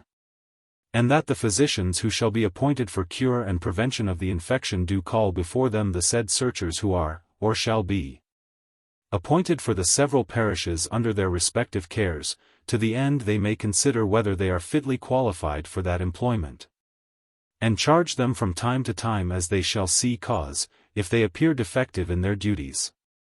That no searcher during this time of visitation be permitted to use any public work or employment, or keep any shop or stall, or be employed as a laundress, or in any other common employment whatsoever. Chirurgeons. For better assistance of the searchers, forasmuch as there hath been heretofore great abuse in misreporting the disease, to the further spreading of the infection.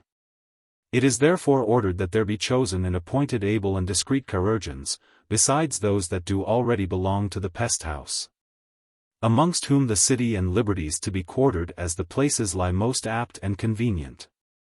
And every of these to have one quarter for his limit.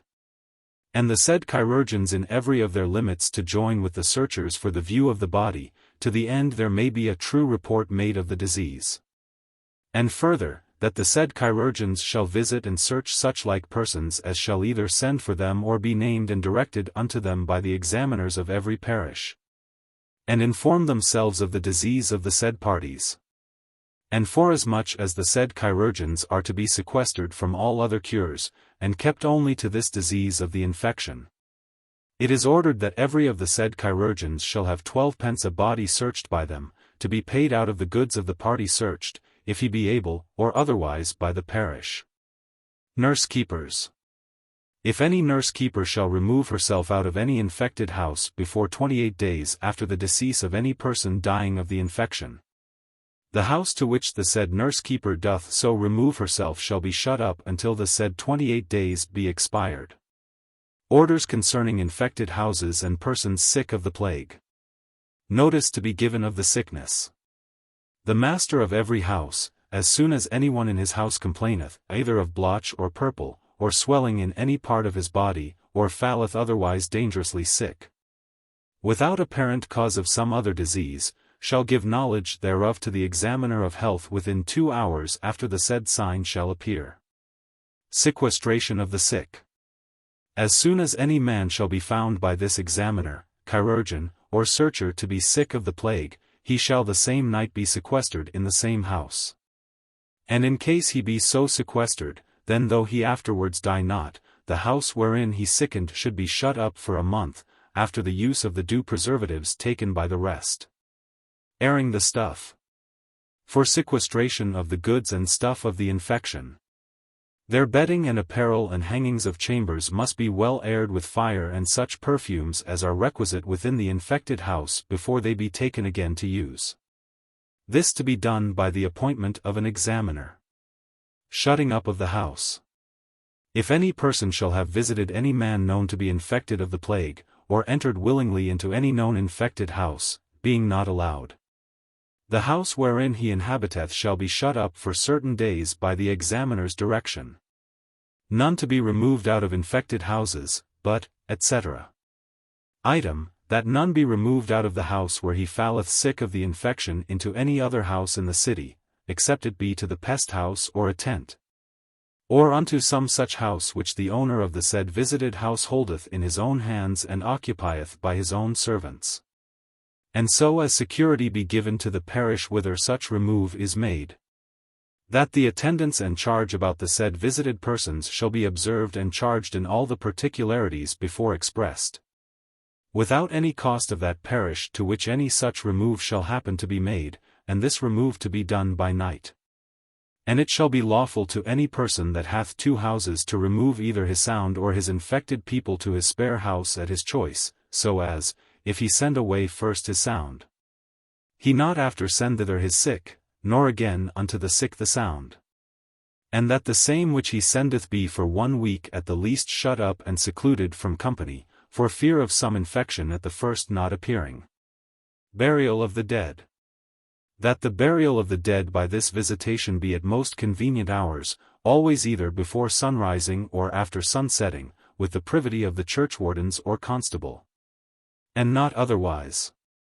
And that no neighbors nor friends be suffered to accompany the corpse to church, or to enter the house visited, upon pain of having his house shut up or be imprisoned. And that no corpse dying of infection shall be buried, or remain in any church in time of common prayer, sermon, or lecture. And that no children be suffered at time of burial of any corpse in any church, churchyard, or burying place to come near the corpse, coffin, or grave. And that all the graves shall be at least 6 feet deep. And further, all public assemblies at other burials are to be forborne during the continuance of this visitation. No infected stuff to be uttered. That no clothes, stuff, bedding, or garments be suffered to be carried or conveyed out of any infected houses. And that the criers and carriers abroad of bedding or old apparel to be sold or pawned be utterly prohibited and restrained. And no brokers of bedding or old apparel be permitted to make any outward show, or hang forth on their stalls, shop-boards, or windows, towards any street, lane, common way, or passage. Any old bedding or apparel to be sold, upon pain of imprisonment. And if any broker or other person shall buy any bedding, apparel, or other stuff out of any infected house within 2 months after the infection hath been there, his house shall be shut up as infected, and so shall continue shut up 20 days at the least. No person to be conveyed out of any infected house. If any person visited due fortune, by negligent looking unto, or by any other means, to come or be conveyed from a place infected to any other place, the parish from whence such party hath come or been conveyed, upon notice thereof given, shall at their charge cause the said party so visited and escaped to be carried and brought back again by night. And the parties in this case offending to be punished at the direction of the alderman of the ward, and the house of the receiver of such visited person to be shut up for 20 days. Every visited house to be marked. That every house visited be marked with a red cross of a foot long in the middle of the door, evident to be seen, and with these usual printed words, that is to say, Lord, have mercy upon us. To be set close over the same cross, there to continue until lawful opening of the same house. Every visited house to be watched. That the constables see every house shut up, and to be attended with watchmen, which may keep them in, and minister necessaries unto them at their own charges, if they be able. Or at the common charge, if they are unable. The shutting up to be for the space of 4 weeks after all be whole. That precise order to be taken that the searchers, chirurgeons, keepers, and buriers are not to pass the streets without holding a red rod or wand of 3 feet in length in their hands, open and evident to be seen, and are not to go into any other house than into their own, or into that whereunto they are directed or sent for. But to forbear and abstain from company, especially when they have been lately used in any such business or attendance. Inmates. That where several inmates are in one and the same house, and any person in that house happens to be infected, no other person or family of such house shall be suffered to remove him or themselves without a certificate from the examiners of health of that parish. Or in default thereof, the house whither he or they so remove shall be shut up as in case of visitation. Hackney coaches. That care be taken of hackney coachmen, that they may not, as some of them have been observed to do after carrying of infected persons to the pest house and other places, be admitted to common use till their coaches be well aired, and have stood unemployed by the space of 5 or 6 days after such service. Orders for cleansing and keeping of the streets swept. The streets to be kept clean. First, it is thought necessary, and so ordered, that every householder do cause the street to be daily prepared before his door, and so to keep it clean swept all the week long. That rakers take it from out the houses.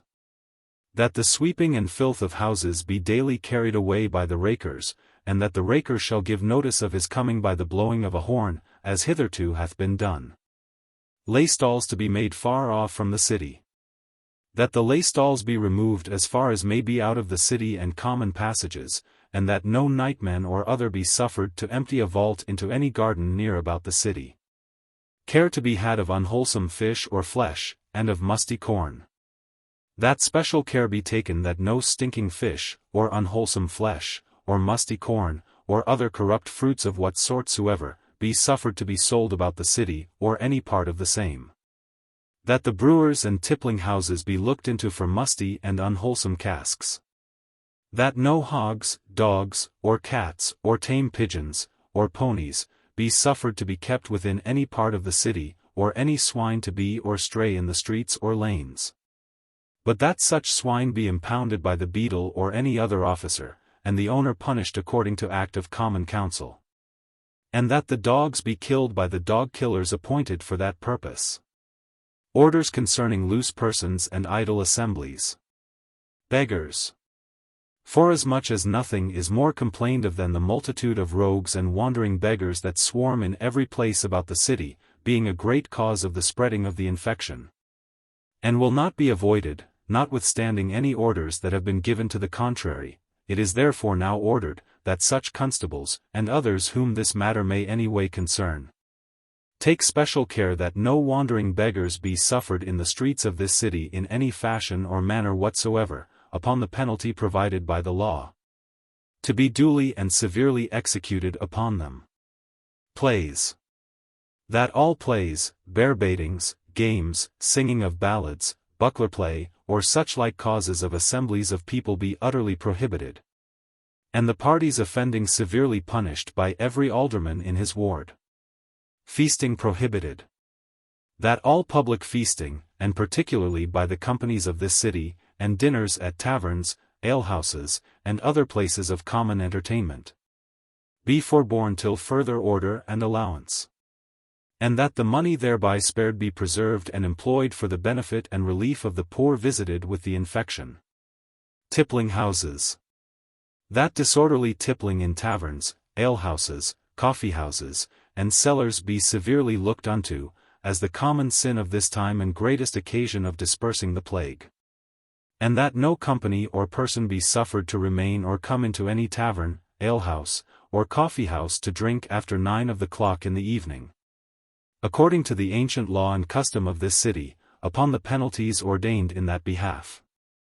And for the better execution of these orders, and such other rules and directions as, upon further consideration, shall be found needful, it is ordered and enjoined that the aldermen, deputies, and common councilmen shall meet together weekly, once, twice, thrice, or oftener, as cause shall require, at some one general place accustomed in their respective wards, being clear from infection of the plague, to consult how the said orders may be duly put in execution. Not intending that any dwelling in or near places infected shall come to the said meeting while their coming may be doubtful. And the said aldermen, and deputies, and common councilmen in their several wards may put in execution any other good orders that by them at their said meetings shall be conceived and devised for preservation of His Majesty's subjects from the infection. Sir John Lawrence, Lord Mayor. Sir George Waterman. Sir Charles Doe, Sheriffs. I need not say that these orders extended only to such places as were within the Lord Mayor's jurisdiction. So it is requisite to observe that the justices of peace within those parishes and places as were called the hamlets and outparts took the same method. As I remember, the orders for shutting up of houses did not take place so soon on our side, because, as I said before, the plague did not reach to these eastern parts of the town at least, nor begin to be very violent, till the beginning of August. For example, the whole bill from the 11th to the 18th of July was 1,761, yet there died but 71 of the plague in all those parishes we call the Tower Hamlets. And they were as follows. The next week was thus. And to the 1st of August. Thus. Aldgate. 14. 34. 65. Stepney. 33. 58. 76. Whitechapel. 21. 48.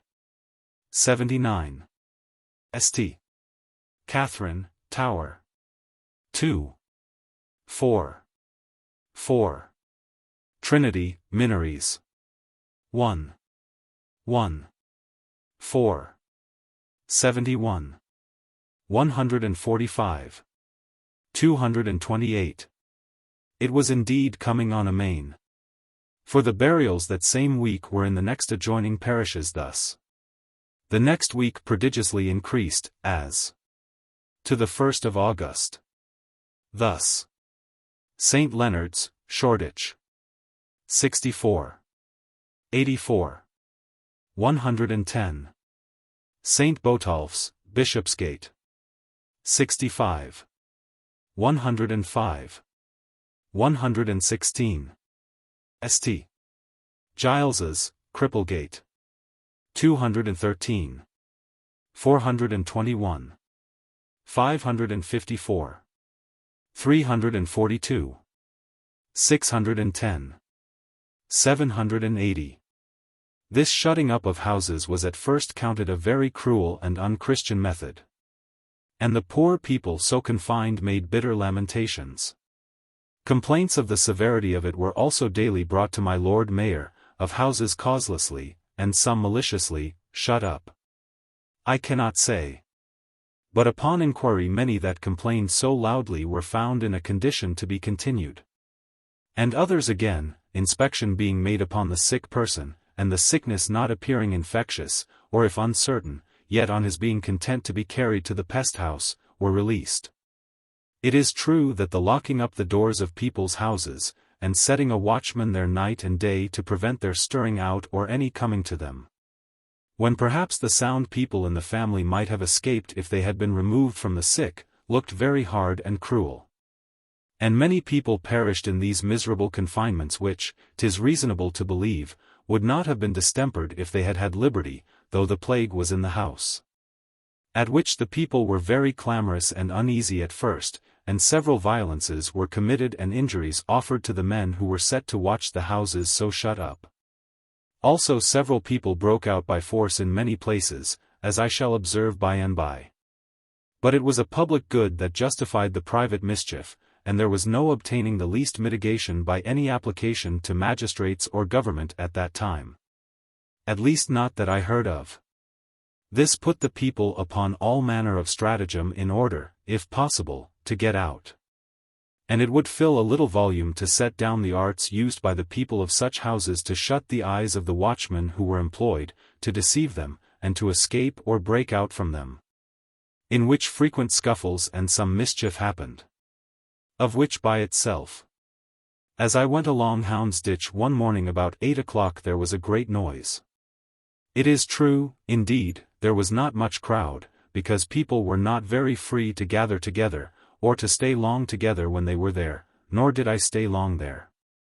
But the outcry was loud enough to prompt my curiosity, and I called to one that looked out of a window, and asked what was the matter. A watchman, it seems, had been employed to keep his post at the door of a house which was infected, or said to be infected, and was shut up. He had been there all night for 2 nights together, as he told his story, and the day watchman had been there one day, and was now come to relieve him. All this while no noise had been heard in the house, no light had been seen, they called for nothing, sent him of no errands, which used to be the chief business of the watchman. Neither had they given him any disturbance, as he said, from the Monday afternoon, when he heard great crying and screaming in the house, which, as he supposed, was occasioned by some of the family dying just at that time. It seems, the night before, the dead cart, as it was called, had been stopped there, and a servant maid had been brought down to the door dead, and the buriers or bearers, as they were called, put her into the cart, wrapped only in a green rug, and carried her away. The watchman had knocked at the door, it seems, when he heard that noise and crying, as above, and nobody answered a great while. But at last one looked out and said with an angry, quick tone, and yet a kind of crying voice, or a voice of one that was crying, "What do ye want, that ye make such a knocking?" He answered, "I am the watchman. How do you do? What is the matter?" The person answered, "What is that to you? Stop the dead cart." This, it seems, was about 1 o'clock. Soon after, as the fellow said, he stopped the dead cart, and then knocked again, but nobody answered. He continued knocking, and the bellman called out several times, "Bring out your dead." But nobody answered, till the man that drove the cart, being called to other houses, would stay no longer, and drove away. The watchman knew not what to make of all this, so he let them alone till the morning man or day watchman, as they called him, came to relieve him. Giving him an account of the particulars, they knocked at the door a great while, but nobody answered. And they observed that the window or casement at which the person had looked out who had answered before continued open, being up 2 pair of stairs. Upon this the 2 men, to satisfy their curiosity, got a long ladder, and one of them went up to the window and looked into the room, where he saw a woman lying dead upon the floor in a dismal manner, having no clothes on her but her shift. But though he called aloud, and putting in his long staff, knocked hard on the floor, yet nobody stirred or answered, neither could he hear any noise in the house. He came down again upon this, and acquainted his fellow, who went up also. And finding it just so, they resolved to acquaint either the Lord Mayor or some other magistrate of it, but did not offer to go in at the window. The magistrate, it seems, upon the information of the 2 men, ordered the house to be broke open, a constable and other persons being appointed to be present, that nothing might be plundered. And accordingly it was so done, when nobody was found in the house but that young woman, who having been infected and past recovery, the rest had left her to die by herself, and were everyone gone. Having found some way to delude the watchman, and to get open the door, or get out at some back door, or over the tops of the houses, so that he knew nothing of it. And as to those cries and shrieks which he heard, it was supposed they were the passionate cries of the family at the bitter parting, which, to be sure, it was to them all. This being the sister to the mistress of the family. The man of the house, his wife, several children, and servants, being all gone and fled, whether sick or sound, that I could never learn, nor, indeed, did I make much inquiry after it. Many such escapes were made out of infected houses, as particularly when the watchman was sent of some errand, for it was his business to go of any errand that the family sent him of. That is to say, for necessaries, such as food and physic, to fetch physicians, if they would come, or surgeons, or nurses, or to order the dead cart, and the like. But with this condition, too, that when he went he was to lock up the outer door of the house and take the key away with him. To evade this, and cheat the watchman, people got 2 or 3 keys made to their locks, or they found ways to unscrew the locks such as were screwed on, and so take off the lock. Being in the inside of the house, and while they sent away the watchman to the market, to the bakehouse, or for one trifle or another, open the door and go out as often as they pleased. But this being found out, the officers afterwards had orders to padlock up the doors on the outside, and place bolts on them as they thought fit. At another house, as I was informed, in the street next within Aldgate, a whole family was shut up and locked in because the maidservant was taken sick. The master of the house had complained by his friends to the next alderman and to the Lord Mayor, and had consented to have the maid carried to the pest house, but was refused. So the door was marked with a red cross, a padlock on the outside, as above, and a watchman set to keep the door, according to public order. After the master of the house found there was no remedy, but that he, his wife, and his children were to be locked up with this poor distempered servant, he called to the watchman, and told him he must go then and fetch a nurse for them to attend this poor girl, for that it would be certain death to them all to oblige them to nurse her. And told him plainly that if he would not do this, the maid must perish either of the distemper or be starved for want of food, for he was resolved none of his family should go near her. And she lay in the garret 4-story high, where she could not cry out, or call to anybody for help. The watchman consented to that, and went and fetched a nurse, as he was appointed, and brought her to them the same evening. During this interval the master of the house took his opportunity to break a large hole through his shop into a bulk or stall, where formerly a cobbler had sat, before or under his shop window. But the tenant, as may be supposed at such a dismal time as that, was dead or removed, and so he had the key in his own keeping. Having made his way into this stall, which he could not have done if the man had been at the door, the noise he was obliged to make being such as would have alarmed the watchman. I say, having made his way into this stall, he sat still till the watchman returned with the nurse, and all the next day also. But the night following, having contrived to send the watchman of another trifling errand, which, as I take it, was to an apothecary's for a plaister for the maid, which he was to stay for the making up, or some other such errand that might secure his staying some time. In that time he conveyed himself and all his family out of the house, and left the nurse and the watchman to bury the poor wench, that is, throw her into the cart, and take care of the house. I could give a great many such stories as these, diverting enough, which in the long course of that dismal year I met with, that is, heard of, and which are very certain to be true. Or very near the truth. That is to say, true in the general, for no man could at such a time learn all the particulars. There was likewise violence used with the watchman, as was reported, in abundance of places. And I believe that from the beginning of the visitation to the end, there was not less than 18 or 20 of them killed, or so wounded as to be taken up for dead. Which was supposed to be done by the people in the infected houses which were shut up, and where they attempted to come out and were opposed. Nor, indeed, could less be expected, for here were so many prisons in the town as there were houses shut up. And as the people shut up or imprisoned so were guilty of no crime, only shut up because miserable, it was really the more intolerable to them. It had also this difference, that every prison, as we may call it, had but one jailer, and as he had the whole house to guard.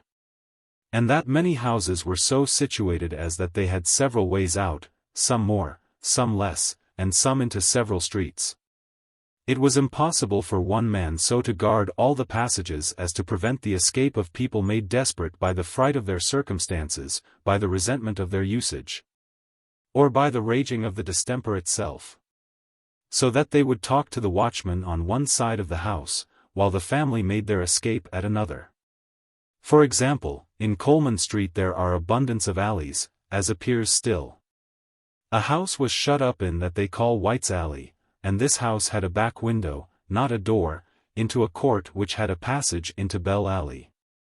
A watchman was set by the constable at the door of this house, and there he stood, or his comrade, night and day, while the family went all away in the evening out at that window into the court, and left the poor fellows warding and watching for near a fortnight.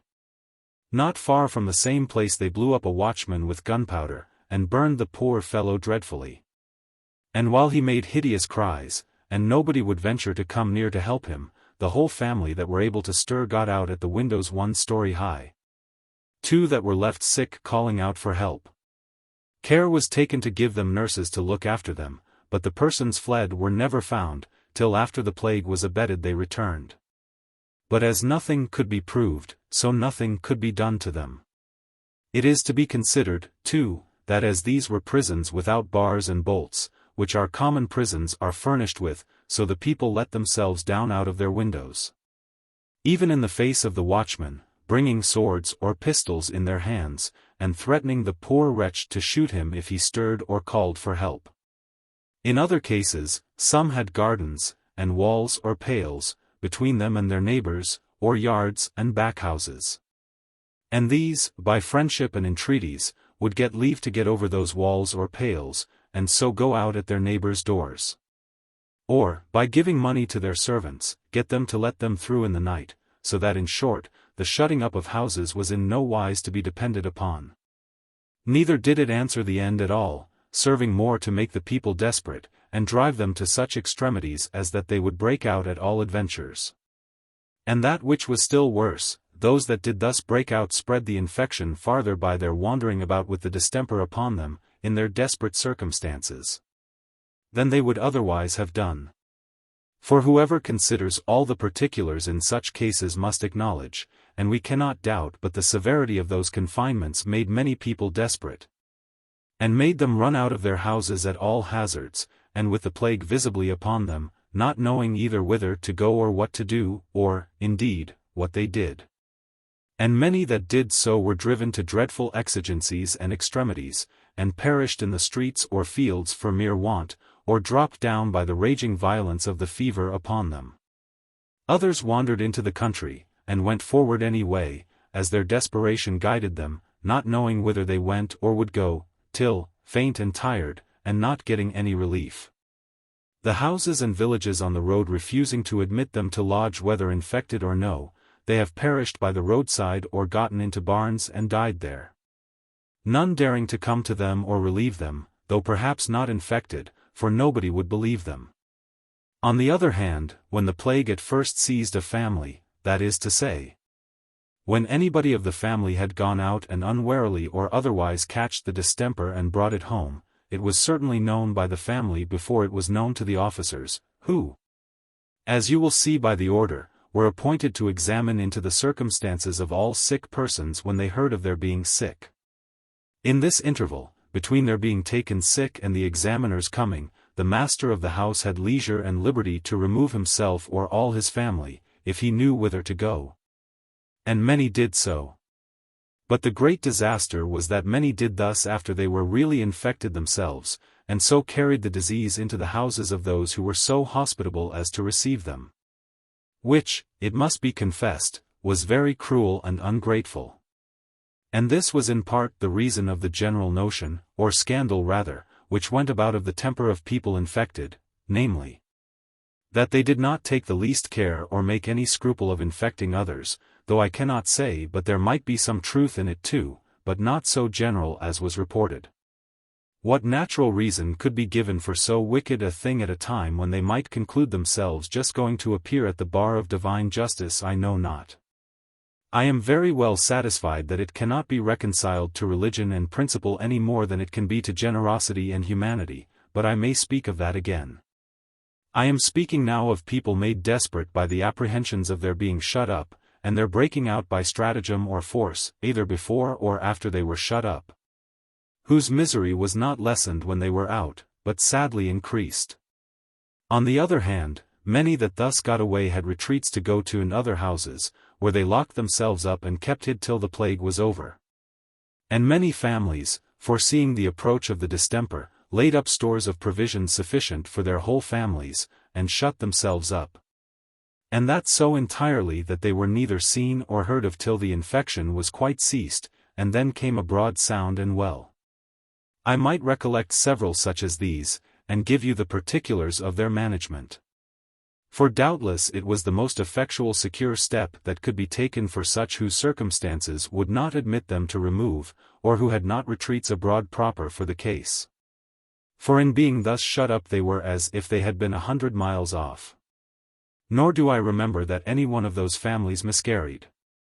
Among these, several Dutch merchants were particularly remarkable, who kept their houses like little garrisons besieged, suffering none to go in or out or come near them. Particularly one in a court in Throgmorton Street whose house looked into Draper's garden. But I come back to the case of families infected and shut up by the magistrates. The misery of those families is not to be expressed. And it was generally in such houses that we heard the most dismal shrieks and outcries of the poor people, terrified and even frightened to death by the sight of the condition of their dearest relations, and by the terror of being imprisoned as they were. I remember, and while I am writing this story I think I hear the very sound of it, a certain lady had an only daughter, a young maiden about 19 years old, and who was possessed of a very considerable fortune. They were only lodgers in the house where they were. The young woman, her mother, and the maid had been abroad on some occasion, I do not remember what, for the house was not shut up. But about 2 hours after they came home the young lady complained she was not well. In a quarter of an hour more she vomited and had a violent pain in her head. "Pray God," says her mother, in a terrible fright, "my child has not the distemper." The pain in her head increasing, her mother ordered the bed to be warmed, and resolved to put her to bed, and prepared to give her things to sweat, which was the ordinary remedy to be taken when the first apprehensions of the distemper began. While the bed was airing the mother undressed the young woman, and just as she was laid down in the bed, she, looking upon her body with a candle, immediately discovered the fatal tokens on the inside of her thighs. Her mother, not being able to contain herself, threw down her candle and shrieked out in such a frightful manner that it was enough to place horror upon the stoutest heart in the world. Nor was it one scream or one cry, but the fright having seized her spirits, she fainted first, then recovered, then ran all over the house, up the stairs and down the stairs, like one distracted. And indeed really was distracted, and continued screeching and crying out for several hours void of all sense, or at least government of her senses, and, as I was told, never came thoroughly to herself again. As to the young maiden, she was a dead corpse from that moment, for the gangrene which occasions the spots had spread over her whole body, and she died in less than 2 hours. But still the mother continued crying out, not knowing anything more of her child, several hours after she was dead. It is so long ago that I am not certain, but I think the mother never recovered, but died in 2 or 3 weeks after. This was an extraordinary case, and I am therefore the more particular in it, because I came so much to the knowledge of it. But there were innumerable such like cases, and it was seldom that the weekly bill came in, but there were 2 or 3 put in, fright, that is, that may well be called fright to death. But besides those who were so fright as to die upon the spot, there were great numbers fright to other extremes, some fright out of their senses, some out of their memory, and some out of their understanding. But I return to the shutting up of houses. As several people, I say, got out of their houses by stratagem after they were shut up, so others got out by bribing the watchman, and giving them money to let them go privately out in the night. I must confess I thought it at that time the most innocent corruption or bribery that any man could be guilty of, and therefore could not but pity the poor men. And think it was hard when 3 of those watchmen were publicly whipped through the streets for suffering people to go out of houses shut up. But notwithstanding that severity, money prevailed with the poor men, and many families found means to make sallies out, and escape that way after they had been shut up. But these were generally such as had some places to retire to. And though there was no easy passing the roads any whither after the 1st of August, yet there were many ways of retreat, and particularly, as I hinted, some got tents and set them up in the fields, carrying beds or straw to lie on, and provisions to eat, and so lived in them as hermits in a cell, for nobody would venture to come near them. And several stories were told of such, some comical, some tragical, some who lived like wandering pilgrims in the deserts, and escaped by making themselves exiles in such a manner as is scarce to be credited, and who yet enjoyed more liberty than was to be expected in such cases. I have by me a story of 2 brothers and their kinsmen, who being single men, but that had stayed in the city too long to get away, and indeed not knowing where to go to have any retreat, nor having wherewith to travel far, took a course for their own preservation, which though in itself at first desperate, yet was so natural that it may be wondered that no more did so at that time. They were but of mean condition, and yet not so very poor as that they could not furnish themselves with some little conveniences such as might serve to keep life and soul together. And finding the distemper increasing in a terrible manner, they resolved to shift as well as they could, and to be gone. One of them had been a soldier in the late wars, and before that in the Low Countries, and having been bred to no particular employment but his arms, and besides being wounded, and not able to work very hard, had for some time been employed at a baker's of sea biscuit in Wapping. The brother of this man was a seaman too, but somehow or other had been hurt of one leg, that he could not go to sea, but had worked for his living at a sailmaker's in Wapping, or thereabouts. And being a good husband, had laid up some money, and was the richest of the 3. The third man was a joiner or carpenter by trade, a handy fellow, and he had no wealth but his box or basket of tools, with the help of which he could at any time get his living. Such a time as this excepted, wherever he went, and he lived near Shadwell. They all lived in Stepney parish, which, as I have said, being the last that was infected, or at least violently. They stayed there till they evidently saw the plague was abating at the west part of the town, and coming towards the east, where they lived. The story of those 3 men, if the reader will be content to have me give it in their own persons, without taking upon me to either vouch the particulars or answer for any mistakes. I shall give as distinctly as I can, believing the history will be a very good pattern for any poor man to follow, in case the like public desolation should happen here. And if there may be no such occasion, which God of his infinite mercy grant us, still the story may have its uses so many ways as that it will, I hope, never be said that the relating has been unprofitable. I say all this previous to the history, having yet, for the present, much more to say before I quit my own part. I went all the first part of the time freely about the streets, though not so freely as to run myself into apparent danger. Except when they dug the great pit in the churchyard of our parish of Aldgate. A terrible pit it was, and I could not resist my curiosity to go and see it.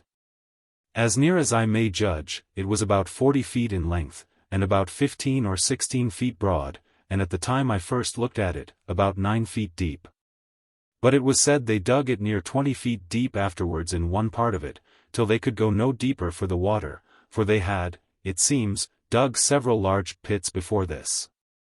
For though the plague was long coming to our parish, yet, when it did come, there was no parish in or about London where it raged with such violence as in the two parishes of Aldgate and Whitechapel. I say they had dug several pits in another ground, when the distemper began to spread in our parish, and especially when the dead carts began to go about, which was not, in our parish, till the beginning of August. Into these pits they had put perhaps 50 or 60 bodies each. Then they made larger holes wherein they buried all that the cart brought in a week, which, by the middle to the end of August, came to from 200 to 400 a week. And they could not well dig them larger, because of the order of the magistrates confining them to leave no bodies within 6 feet of the surface. And the water coming on at about 17 or 18 feet, they could not well, I say, put more in one pit. But now, at the beginning of September, the plague raging in a dreadful manner, and the number of burials in our parish increasing to more than was ever buried in any parish about London of no larger extent, they ordered this dreadful gulf to be dug, for such it was, rather than a pit. They had supposed this pit would have supplied them for a month or more when they dug it, and some blamed the churchwardens for suffering such a frightful thing, telling them they were making preparations to bury the whole parish, and the like. But time made it appear the churchwardens knew the condition of the parish better than they did, for, the pit being finished the 4th of September, I think, they began to bury in it the 6th. And by the 20th, which was just 2 weeks, they had thrown into it 1,114 bodies when they were obliged to fill it up, the bodies being then come to lie within 6 feet of the surface. I doubt not but there may be some ancient persons alive in the parish who can justify the fact of this, and are able to show even in what place of the churchyard the pit lay better than I can. The mark of it also was many years to be seen in the churchyard on the surface, lying in length parallel with the passage which goes by the west wall of the churchyard out of Houndsditch, and turns east again into Whitechapel, coming out near the Three Nuns Inn. It was about the 10th of September that my curiosity led, or rather drove, me to go and see this pit again, when there had been near 400 people buried in it. And I was not content to see it in the daytime, as I had done before, for then there would have been nothing to have been seen but the loose earth. For all the bodies that were thrown in were immediately covered with earth by those they called the buriers, which at other times were called bearers. But I resolved to go in the night and see some of them thrown in. There was a strict order to prevent people coming to those pits, and that was only to prevent infection. But after some time that order was more necessary, for people that were infected and near their end, and delirious also, would run to those pits, wrapped in blankets or rugs, and throw themselves in. And, as they said, bury themselves. I cannot say that the officers suffered any willingly to lie there. But I have heard that in a great pit in Finsbury, in the parish of Cripplegate, it lying open then to the fields, for it was not then walled about, many came and threw themselves in, and expired there, before they threw any earth upon them. And that when they came to bury others and found them there, they were quite dead, though not cold. This may serve a little to describe the dreadful condition of that day, though it is impossible to say anything that is able to give a true idea of it to those who did not see it, other than this: that it was indeed very, very, very dreadful, and such as no tongue can express. I got admittance into the churchyard by being acquainted with the sexton who attended, who, though he did not refuse me at all, yet earnestly persuaded me not to go, telling me very seriously, for he was a good, religious, and sensible man, that it was indeed their business and duty to venture, and to run all hazards, and that in it they might hope to be preserved. But that I had no apparent call to it but my own curiosity, which, he said, he believed I would not pretend was sufficient to justify my running that hazard. I told him I had been pressed in my mind to go, and that perhaps it might be an instructing sight, that might not be without its uses. Nay, says the good man, if you will venture upon that score, name of God go in, for, depend upon it, 'twill be a sermon to you, it may be, the best that ever you heard in your life. 'Tis a speaking sight, says he, and has a voice with it, and a loud one, to call us all to repentance, and with that he opened the door and said, Go, if you will. His discourse had shocked my resolution a little, and I stood wavering for a good while, but just at that interval I saw 2 links come over from the end of the Minories, and heard the bellman. And then appeared a dead cart, as they called it, coming over the streets. So I could no longer resist my desire of seeing it, and went in. There was nobody, as I could perceive at first, in the churchyard, or going into it, but the buriers and the fellow that drove the cart, or rather led the horse and cart. But when they came up to the pit they saw a man go to and again, muffled up in a brown cloak, and making motions with his hands under his cloak, as if he was in great agony. And the buriers immediately gathered about him, supposing he was one of those poor delirious or desperate creatures that used to pretend, as I have said, to bury themselves. He said nothing as he walked about, but 2 or 3 times groaned very deeply and loud, and sighed as he would break his heart. When the buriers came up to him they soon found he was neither a person infected and desperate, as I have observed above, or a person distempered, in mind, but one oppressed with a dreadful weight of grief indeed, having his wife and several of his children all in the cart that was just come in with him, and he followed in an agony and excess of sorrow. He mourned heartily, as it was easy to see, but with a kind of masculine grief that could not give itself vent by tears. And calmly defying the buriers to let him alone, said he would only see the bodies thrown in and go away, so they left importuning him. But no sooner was the cart turned round and the bodies shot into the pit promiscuously, which was a surprise to him, for he at least expected they would have been decently laid in. Though indeed he was afterwards convinced that was impracticable. I say, no sooner did he see the sight but he cried out aloud, unable to contain himself. I could not hear what he said, but he went backward 2 or 3 steps and fell down in a swoon. The buriers ran to him and took him up, and in a little while he came to himself, and they led him away to the Pie Tavern over against the end of Houndsditch, where, it seems, the man was known. And where they took care of him. He looked into the pit again as he went away, but the buriers had covered the bodies so immediately with throwing in earth, that though there was light enough, for there were lanterns and candles in them, placed all night round the sides of the pit, upon heaps of earth, 7 or 8, or perhaps more, yet nothing could be seen. This was a mournful scene indeed, and affected me almost as much as the rest, but the other was awful and full of terror. The cart had in it 16 or 17 bodies. Some were wrapped up in linen sheets, some in rags, some little other than naked, or so loose that what covering they had fell from them in the shooting out of the cart. And they fell quite naked among the rest.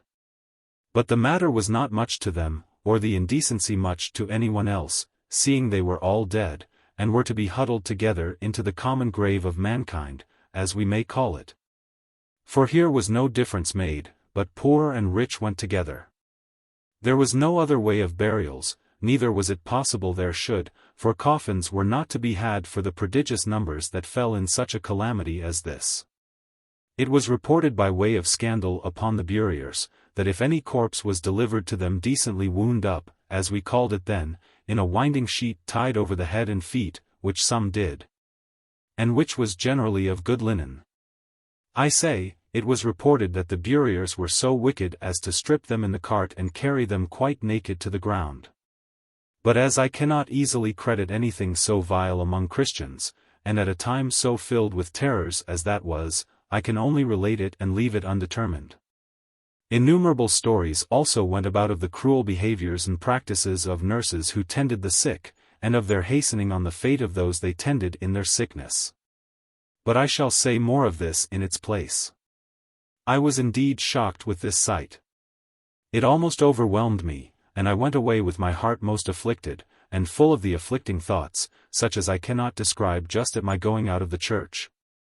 And turning up the street towards my own house, I saw another cart with links, and a bellman going before, coming out of Harrow Alley in the Butcher Row, on the other side of the way, and being, as I perceived, very full of dead bodies, it went directly over the street also toward the church. I stood a while, but I had no stomach to go back again to see the same dismal scene over again, so I went directly home, where I could not but consider with thankfulness the risk I had run, believing I had gotten no injury, as indeed I had not. Here the poor unhappy gentleman's grief came into my head again, and indeed I could not but shed tears in the reflection upon it, perhaps more than he did himself. But his case lay so heavy upon my mind that I could not prevail with myself, but that I must go out again into the street, and go to the Pie Tavern, resolving to inquire what became of him. It was by this time 1 o'clock in the morning, and yet the poor gentleman was there. The truth was, the people of the house, knowing him, had entertained him, and kept him there all the night, notwithstanding the danger of being infected by him, though it appeared the man was perfectly sound himself. It is with regret that I take notice of this tavern. The people were civil, mannerly, and an obliging sort of folks enough, and had till this time kept their house open and their trade going on, though not so very publicly as formerly. But there was a dreadful set of fellows that used their house, and who, in the middle of all this horror, met there every night, behaved with all the revelling and roaring extravagances as is usual for such people to do at other times, and, indeed, to such an offensive degree that the very master and mistress of the house grew first ashamed and then terrified at them. They sat generally in a room next the street, and as they always kept late hours, so when the dead cart came across the street end to go into Houndsditch, which was in view of the tavern windows, they would frequently open the windows as soon as they heard the bell and look out at them. And as they might often hear sad lamentations of people in the streets or at their windows as the carts went along, they would make their impudent mocks and jeers at them. Especially if they heard the poor people call upon God to have mercy upon them, as many would do at those times in their ordinary passing along the streets. These gentlemen, being something disturbed with the clutter of bringing the poor gentleman into the house, as above, were first angry and very high with the master of the house for suffering such a fellow, as they called him, to be brought out of the grave into their house. But being answered that the man was a neighbor, and that he was sound, but overwhelmed with the calamity of his family, and the like, they turned their anger into ridiculing the man and his sorrow for his wife and children, taunted him with want of courage to leap into the great pit and go to heaven, as they jeeringly expressed it, along with them, adding some very profane and even blasphemous expressions. They were at this vile work when I came back to the house, and, as far as I could see, though the man sat still, mute and disconsolate, and their affronts could not divert his sorrow, yet he was both grieved and offended at their discourse. Upon this I gently reproved them, being well enough acquainted with their characters, and not unknown in person to two of them. They immediately fell upon me with ill language and oaths, asked me what I did out of my grave at such a time when so many honester men were carried into the churchyard, and why I was not at home saying my prayers against the dead cart came for me, and the like. I was indeed astonished at the impudence of the men, though not at all discomposed at their treatment of me. However, I kept my temper. I told them that though I defied them or any man in the world to tax me with any dishonesty, yet I acknowledged that in this terrible judgment of God many better than I were swept away and carried to their grave. But to answer their question directly, the case was, that I was mercifully preserved by that great God whose name they had blasphemed and taken in vain by cursing and swearing in a dreadful manner. And that I believed I was preserved in particular, among other ends of his goodness. That I might reprove them for their audacious boldness in behaving in such a manner and in such an awful time as this was. Especially for their jeering and mocking at an honest gentleman and a neighbor, for some of them knew him, who, they saw, was overwhelmed with sorrow for the breaches which it had pleased God to make upon his family. I cannot call exactly to mind the hellish, abominable raillery which was the return they made to that talk of mine, being provoked, it seems, that I was not at all afraid to be free with them. Nor, if I could remember, would I fill my account with any of the words, the horrid oaths, curses, and vile expressions, such as, at that time of the day, even the worst and ordinariest people in the street would not use. For, except such hardened creatures as these, the most wicked wretches that could be found had at that time some terror upon their minds of the hand of that power which could thus in a moment destroy them. But that which was the worst in all their devilish language was, that they were not afraid to blaspheme God and talk atheistically, making a jest of my calling the plague the hand of God. Mocking, and even laughing, at the word judgment, as if the providence of God had no concern in the inflicting such a desolating stroke. And that the people calling upon God as they saw the carts carrying away the dead bodies was all enthusiastic, absurd, and impertinent. I made them some reply, such as I thought proper, but which I found was so far from putting a check to their horrid way of speaking that it made them rail the more. So that I confess it filled me with horror and a kind of rage, and I came away, as I told them, lest the hand of that judgment which had visited the whole city should glorify his vengeance upon them, and all that were near them. They received all reproof with the utmost contempt, and made the greatest mockery that was possible for them to do at me, giving me all the opprobrious, insolent scoffs that they could think of for preaching to them, as they called it, which indeed grieved me, rather than angered me. And I went away, blessing God, however, in my mind that I had not spared them, though they had insulted me so much.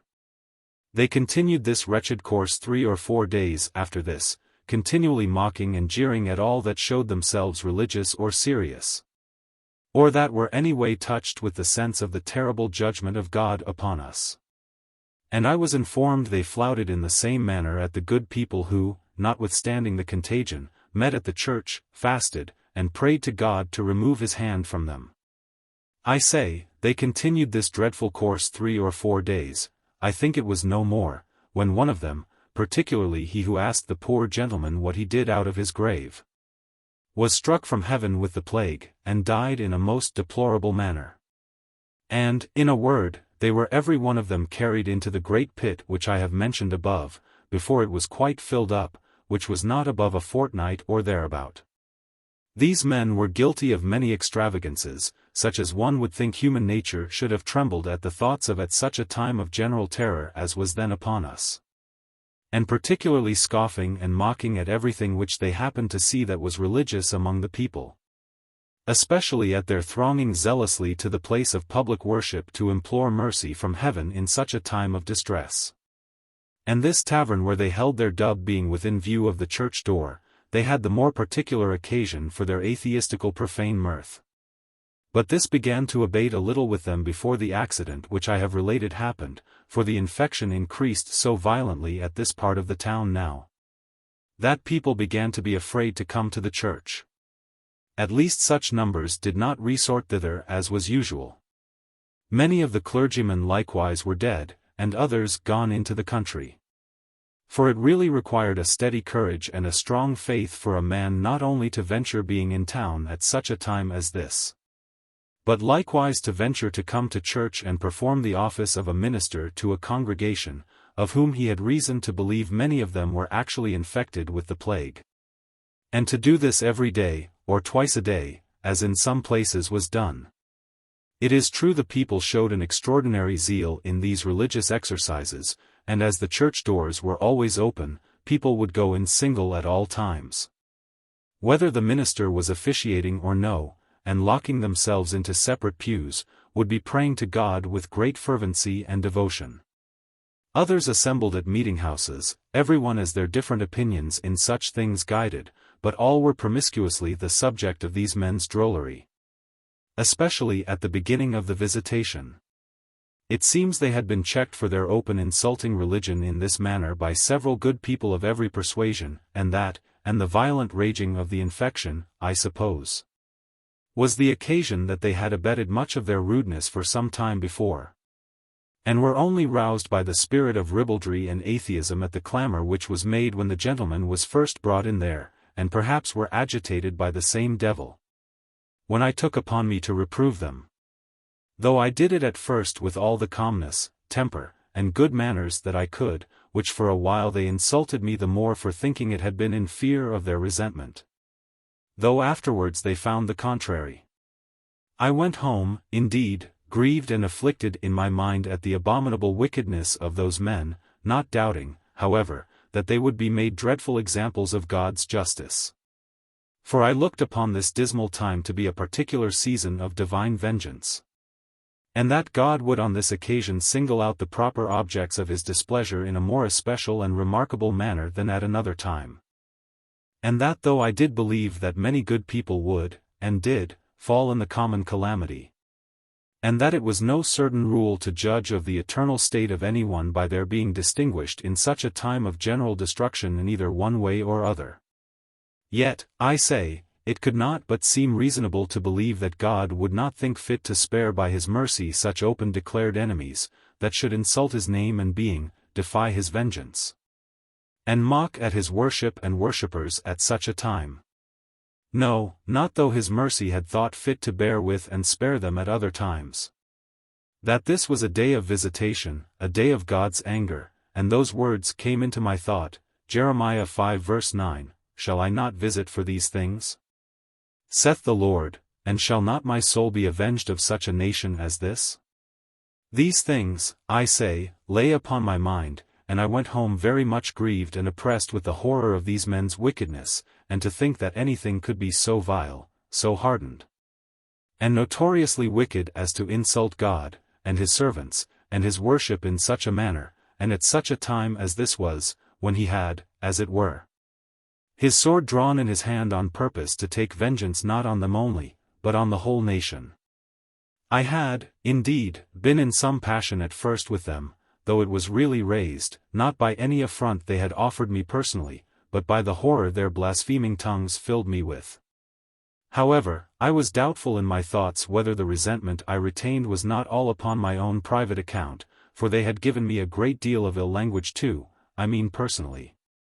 But after some pause, and having a weight of grief upon my mind, I retired myself as soon as I came home, for I slept not that night.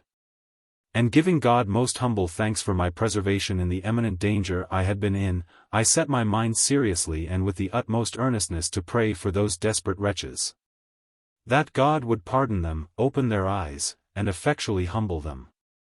By this I not only did my duty, namely, to pray for those who despitefully used me, but I fully tried my own heart, to my full satisfaction, that it was not filled with any spirit of resentment as they had offended me in particular. And I humbly recommend the method to all those that would know, or be certain, how to distinguish between their zeal for the honor of God and the effects of their private passions and resentment. But I must go back here to the particular incidents which occur to my thoughts of the time of the visitation, and particularly to the time of their shutting up houses in the first part of their sickness. For before the sickness was come to its height people had more room to make their observations than they had afterward. But when it was in the extremity there was no such thing as communication with one another, as before. During the shutting up of houses, as I have said, some violence was offered to the watchmen. As to soldiers, there were none to be found. The few guards which the king then had, which were nothing like the number entertained since, were dispersed, either at Oxford with the court, or in quarters in the remoter parts of the country. Small detachments excepted, who did duty at the Tower and at Whitehall, and these but very few. Neither am I positive that there was any other guard at the Tower than the warders, as they called them, who stand at the gate with gowns and caps, the same as the yeomen of the guard. Except the ordinary gunners, who were 24, and the officers appointed to look after the magazine, who were called armorers. As to trained bands, there was no possibility of raising any. Neither, if the lieutenancy, either of London or Middlesex, had ordered the drums to beat for the militia, would any of the companies, I believe, have drawn together, whatever risk they had run. This made the watchmen be the less regarded, and perhaps occasioned the greater violence to be used against them. I mention it on this score to observe that the setting watchman thus to keep the people in was, first of all, not effectual, but that the people broke out, whether by force or by stratagem, even almost as often as they pleased. And, second, that those that did thus break out were generally people infected who, in their desperation, running about from one place to another, valued not whom they injured, and which perhaps, as I have said, might give birth to report that it was natural to the infected people to desire to infect others, which report was really false. And I know it so well, and in so many several cases, that I could give several relations of good, pious, and religious people who, when they have had the distemper, have been so far from being forward to infect others that they have forbid their own family to come near them, in hopes of their being preserved, and have even died without seeing their nearest relations lest they should be instrumental to give them the distemper, and infect or endanger them. If, then, there were cases wherein the infected people were careless of the injury they did to others, this was certainly one of them, if not the chief, namely, when people who had the distemper had broken out from houses which were so shut up, and having been driven to extremities for provision or for entertainment, had endeavored to conceal their condition, and have been thereby instrumental involuntarily to infect others who have been ignorant and unwary. This is one of the reasons why I believed then, and do believe still, that the shutting up houses thus by force, and restraining, or rather imprisoning, people in their own houses, as I said above, was of little or no service in the whole. Nay, I am of opinion it was rather hurtful, having forced those desperate people to wander abroad with the plague upon them, who would otherwise have died quietly in their beds. I remember one citizen who, having thus broken out of his house in Aldersgate Street or thereabout, went along the road to Islington. He attempted to have gone in at the Angel Inn, and after that the White Horse, 2 inns known still by the same signs, but was refused. After which he came to the Pied Bull, an inn also still continuing the same sign. He asked them for lodging for one night only, pretending to be going into Lincolnshire, and assuring them of his being very sound and free from the infection, which also at that time had not reached much that way. They told him they had no lodging, that they could spare but one bed up in the garret, and that they could spare that bed for one night, some drovers being expected the next day with cattle. So, if he would accept of that lodging, he might have it, which he did. So a servant was sent up with a candle with him to show him the room. He was very well dressed, and looked like a person not used to lie in a garret. And when he came to the room he fetched a deep sigh, and said to the servant, "I have seldom lain in such a lodging as this." However, the servant assuring him again that they had no better, "Well," says he, "I must make shift, this is a dreadful time, but it is but for one night." So he sat down upon the bedside, and bade the maid, I think it was, fetch him up a pint of warm ale. Accordingly the servant went for the ale, but some hurry in the house, which perhaps employed her other ways, put it out of her head, and she went up no more to him. The next morning, seeing no appearance of the gentleman, somebody in the house asked the servant that had showed him upstairs what was become of him. She started. "Alas, says she, I never thought more of him. He bade me carry him some warm ale, but I forgot." Upon which, not the maid, but some other person was sent up to see after him, who, coming into the room, found him stark dead and almost cold, stretched out across the bed. His clothes were pulled off, his jaw fallen, his eyes open in a most frightful posture, the rug of the bed being grasped hard in one of his hands. So that it was plain he died soon after the maid left him. And 'tis probable, had she gone up with the ale, she had found him dead in a few minutes after he sat down upon the bed. The alarm was great in the house, as anyone may suppose, they having been free from the distemper till that disaster, which, bringing the infection to the house. Spread it immediately to other houses round about it. I do not remember how many died in the house itself, but I think the maidservant who went up first with him fell presently ill by the fright, and several others. For, whereas there died but 2 in Islington of the plague the week before, there died 17 the week after, whereof 14 were of the plague. This was in the week from the 11th of July to the 18th. There was one shift that some families had, and that not a few, when their houses happened to be infected, and that was this: the families who, in the first breaking out of the distemper, fled away into the country and had retreats among their friends, generally found some or other of their neighbors or relations to commit the charge of those houses to for the safety of the goods and the like. Some houses were, indeed, entirely locked up, the doors padlocked, the windows and doors having deal boards nailed over them, and only the inspection of them committed to the ordinary watchmen and parish officers. But these were but few. It was thought that there were not less than 10,000 houses forsaken of the inhabitants in the city and suburbs, including what was in the out-parishes and in Surrey, or the side of the water they called Southwark. This was besides the numbers of lodgers, and of particular persons who were fled out of other families, so that in all it was computed that about 200,000 people were fled and gone. But of this I shall speak again. But I mention it here on this account, namely, that it was a rule with those who had thus 2 houses in their keeping or care, that if anybody was taken sick in a family, before the master of the family let the examiners or any other officer know of it, he immediately would send all the rest of his family, whether children or servants, as it fell out to be, to such other house which he had so in charge, and then giving notice of the sick person to the examiner, have a nurse or nurses appointed, and have another person to be shut up in the house with them, which many for money would do, so to take charge of the house in case the person should die. This was, in many cases, the saving a whole family, who, if they had been shut up with the sick person, would inevitably have perished. But, on the other hand, this was another of the inconveniences of shutting up houses. For the apprehensions and terror of being shut up made many run away with the rest of the family, who, though it was not publicly known, and they were not quite sick, had yet the distemper upon them. And who, by having an uninterrupted liberty to go about, but being obliged still to conceal their circumstances, or perhaps not knowing it themselves, gave the distemper to others, and spread the infection in a dreadful manner, as I shall explain further hereafter.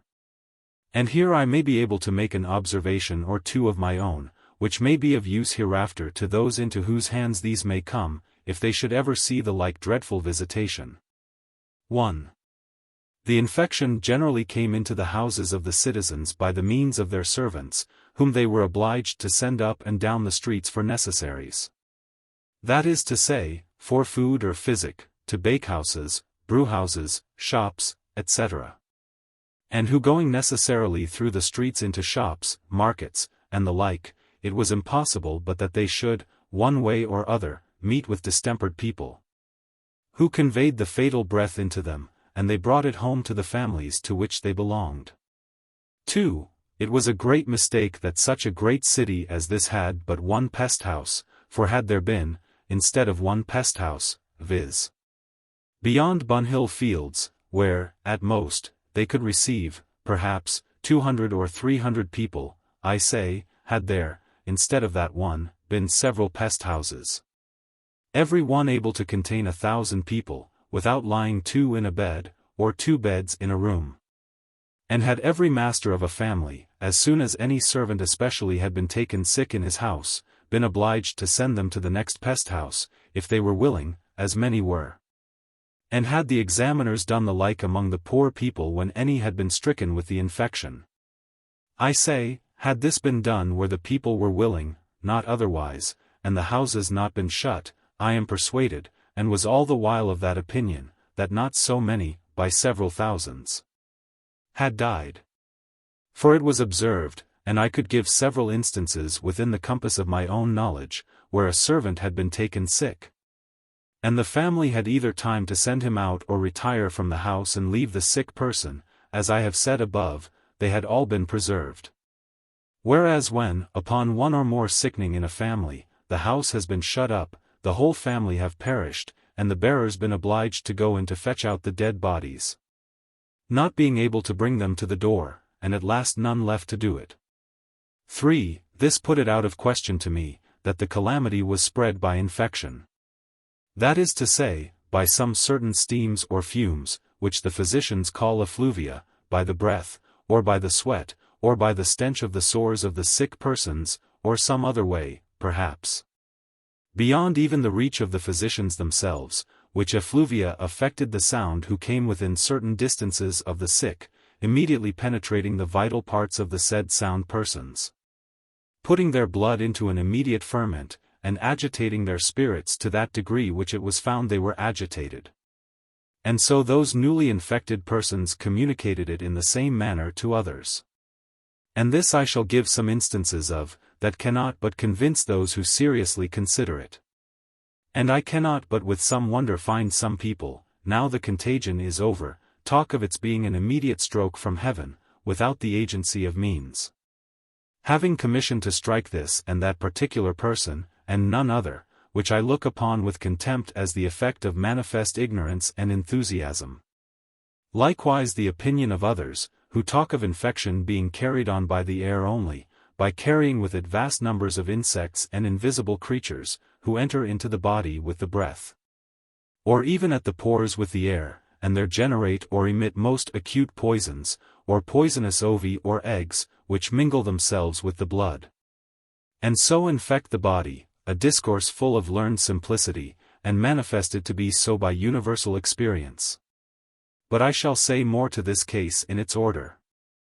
I must here take further notice that nothing was more fatal to the inhabitants of this city than the supine negligence of the people themselves, who, during the long notice or warning they had of the visitation, made no provision for it by laying in store of provisions, or of other necessaries, by which they might have lived retired and within their own houses, as I have observed others did, and who were in a great measure preserved by that caution.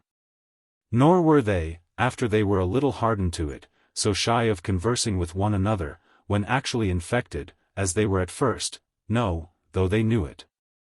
I acknowledge I was one of those thoughtless ones that had made so little provision that my servants were obliged to go out of doors to buy every trifle by penny and halfpenny. Just as before it began, even till my experience showing me the folly, I began to be wiser so late that I had scarce time to store myself sufficient for our common subsistence for a month. I had in family only an ancient woman that managed the house, a maidservant, 2 apprentices, and myself. And the plague beginning to increase about us, I had many sad thoughts about what course I should take, and how I should act. The many dismal objects, which happened everywhere as I went about the streets, had filled my mind with a great deal of horror for fear of the distemper, which was indeed very horrible in itself, and in some more than in others. The swellings, which were generally in the neck or groin, when they grew hard and would not break, grew so painful that it was equal to the most exquisite torture. And some, not able to bear the torment, threw themselves out at windows or shot themselves, or otherwise made themselves away, and I saw several dismal objects of that kind. Others, unable to contain themselves, vented their pain by incessant roarings. And such loud and lamentable cries were to be heard as we walked along the streets that would pierce the very heart to think of. Especially when it was to be considered that the same dreadful scourge might be expected every moment to seize upon ourselves. I cannot say but that now I began to faint in my resolutions, my heart failed me very much, and sorely I repented of my rashness. When I had been out, and met with such terrible things as these I have talked of, I say I repented my rashness in venturing to abide in town. I wished often that I had not taken upon me to stay, but had gone away with my brother and his family. Terrified by those frightful objects, would retire home sometimes and resolve to go out no more. And perhaps I would keep those resolutions for 3 or 4 days, which time I spent in the most serious thankfulness for my preservation and the preservation of my family, and the constant confession of my sins, giving myself up to God every day, and applying to Him with fasting, humiliation, and meditation. Such intervals as I had I employed in reading books and in writing down my memorandums of what occurred to me every day, and out of which afterwards I took most of this work. As it relates to my observations without doors. What I wrote of my private meditations I reserve for private use, and desire it may not be made public on any account whatever. I also wrote other meditations upon divine subjects, such as occurred to me at that time and were profitable to myself, but not fit for any other view, and therefore I say no more of that. I had a very good friend, a physician, whose name was Heath, whom I frequently visited during this dismal time, and to whose advice I was very much obliged for many things which he directed me to take, by way of preventing the infection when I went out, as he found I frequently did, and to hold in my mouth when I was in the streets.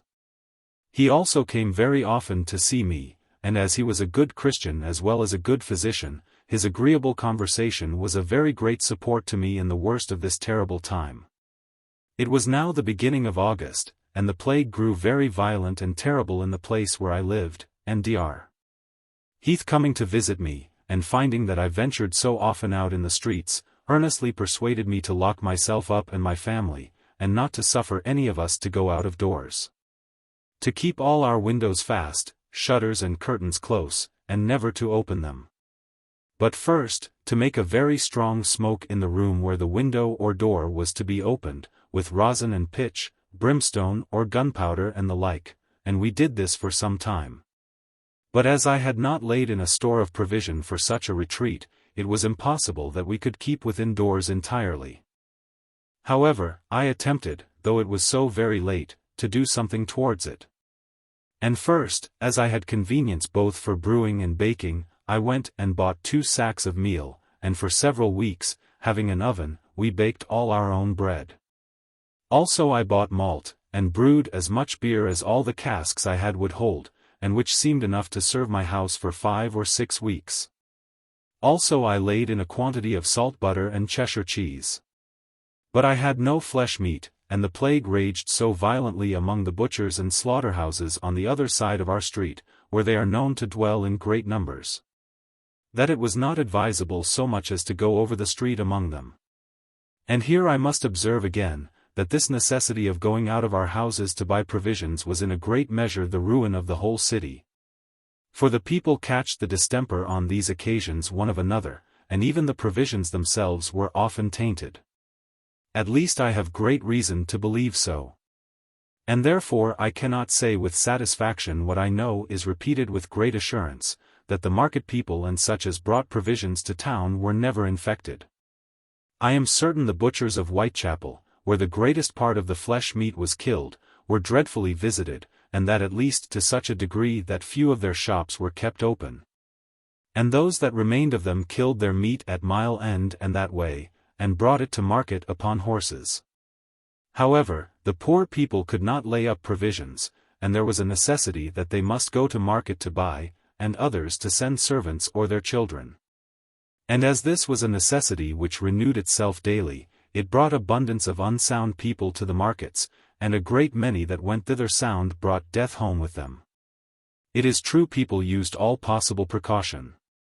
When anyone bought a joint of meat in the market they would not take it off the butcher's hand, but took it off the hooks themselves.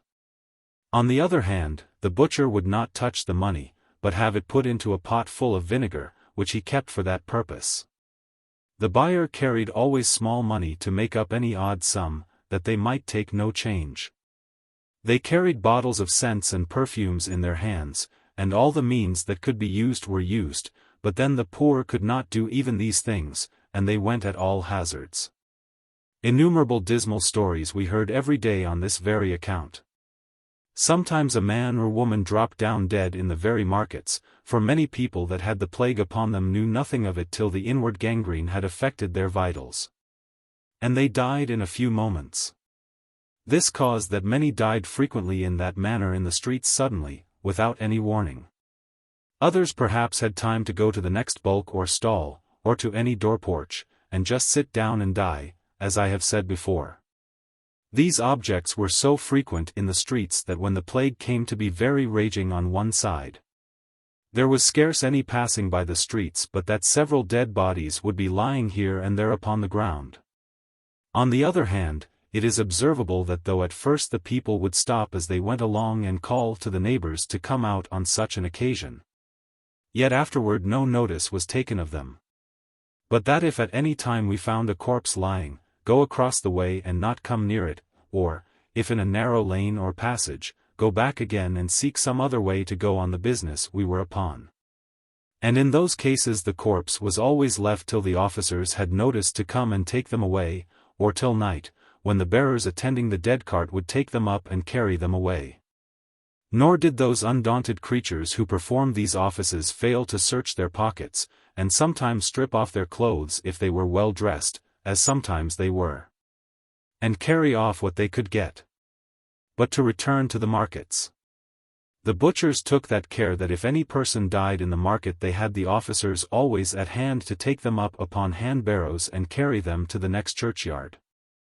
And this was so frequent that such were not entered in the weekly bill, found dead in the streets or fields, as is the case now, but they went into the general articles of the great distemper.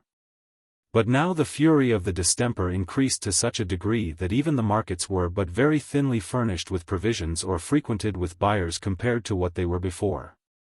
And the Lord Mayor caused the country people who brought provisions to be stopped in the streets leading into the town, and to sit down there with their goods, where they sold what they brought, and went immediately away. And this encouraged the country people greatly to do so, for they sold their provisions at the very entrances into the town, and even in the fields, as particularly in the fields beyond Whitechapel, in Spitalfields, also in St. George's Fields in Southwark, in Bunhill Fields, and in a great field called Wood's Close, near Islington. Thither the Lord Mayor, aldermen, and magistrates sent their officers and servants to buy for their families, themselves keeping within doors as much as possible, and the like did many other people. And after this method was taken the country people came with great cheerfulness, and brought provisions of all sorts, and very seldom got any harm, which, I suppose, added also to that report of their being miraculously preserved. As for my little family, having thus, as I have said, laid in a store of bread, butter, cheese, and beer, I took my friend and physician's advice, and locked myself up, and my family, and resolved to suffer the hardship of living a few months without flesh meat, rather than to purchase it at the hazard of our lives. But though I confined my family, I could not prevail upon my unsatisfied curiosity to stay within entirely myself, and though I generally came fright and terrified home, yet I could not restrain. Only that indeed I did not do it so frequently as at first. I had some little obligations, indeed, upon me to go to my brother's house, which was in Coleman Street parish and which he had left to my care, and I went at first every day, but afterwards only once or twice a week. In these walks I had many dismal scenes before my eyes, as particularly of persons falling dead in the streets, terrible shrieks and screechings of women, who, in their agonies, would throw open their chamber windows and cry out in a dismal, surprising manner. It is impossible to describe the variety of postures in which the passions of the poor people would express themselves. Passing through Tokenhouse Yard, in Lothbury, of a sudden a casement violently opened just over my head, and a woman gave 3 frightful screeches, and then cried, "Oh! Death, death, death!" in a most inimitable tone, and which struck me with horror and a chillness in my very blood. There was nobody to be seen in the whole street, neither did any other window open, for people had no curiosity now in any case, nor could anybody help one another. So I went on to pass into Bell Alley. Just in Bell Alley, on the right hand of the passage, there was a more terrible cry than that, though it was not so directed out at the window. But the whole family was in a terrible fright, and I could hear women and children run screaming about the rooms like distracted. When a garret window opened and somebody from a window on the other side the alley called and asked, "What is the matter?" Upon which, from the first window, it was answered, "O Lord, my old master has hanged himself."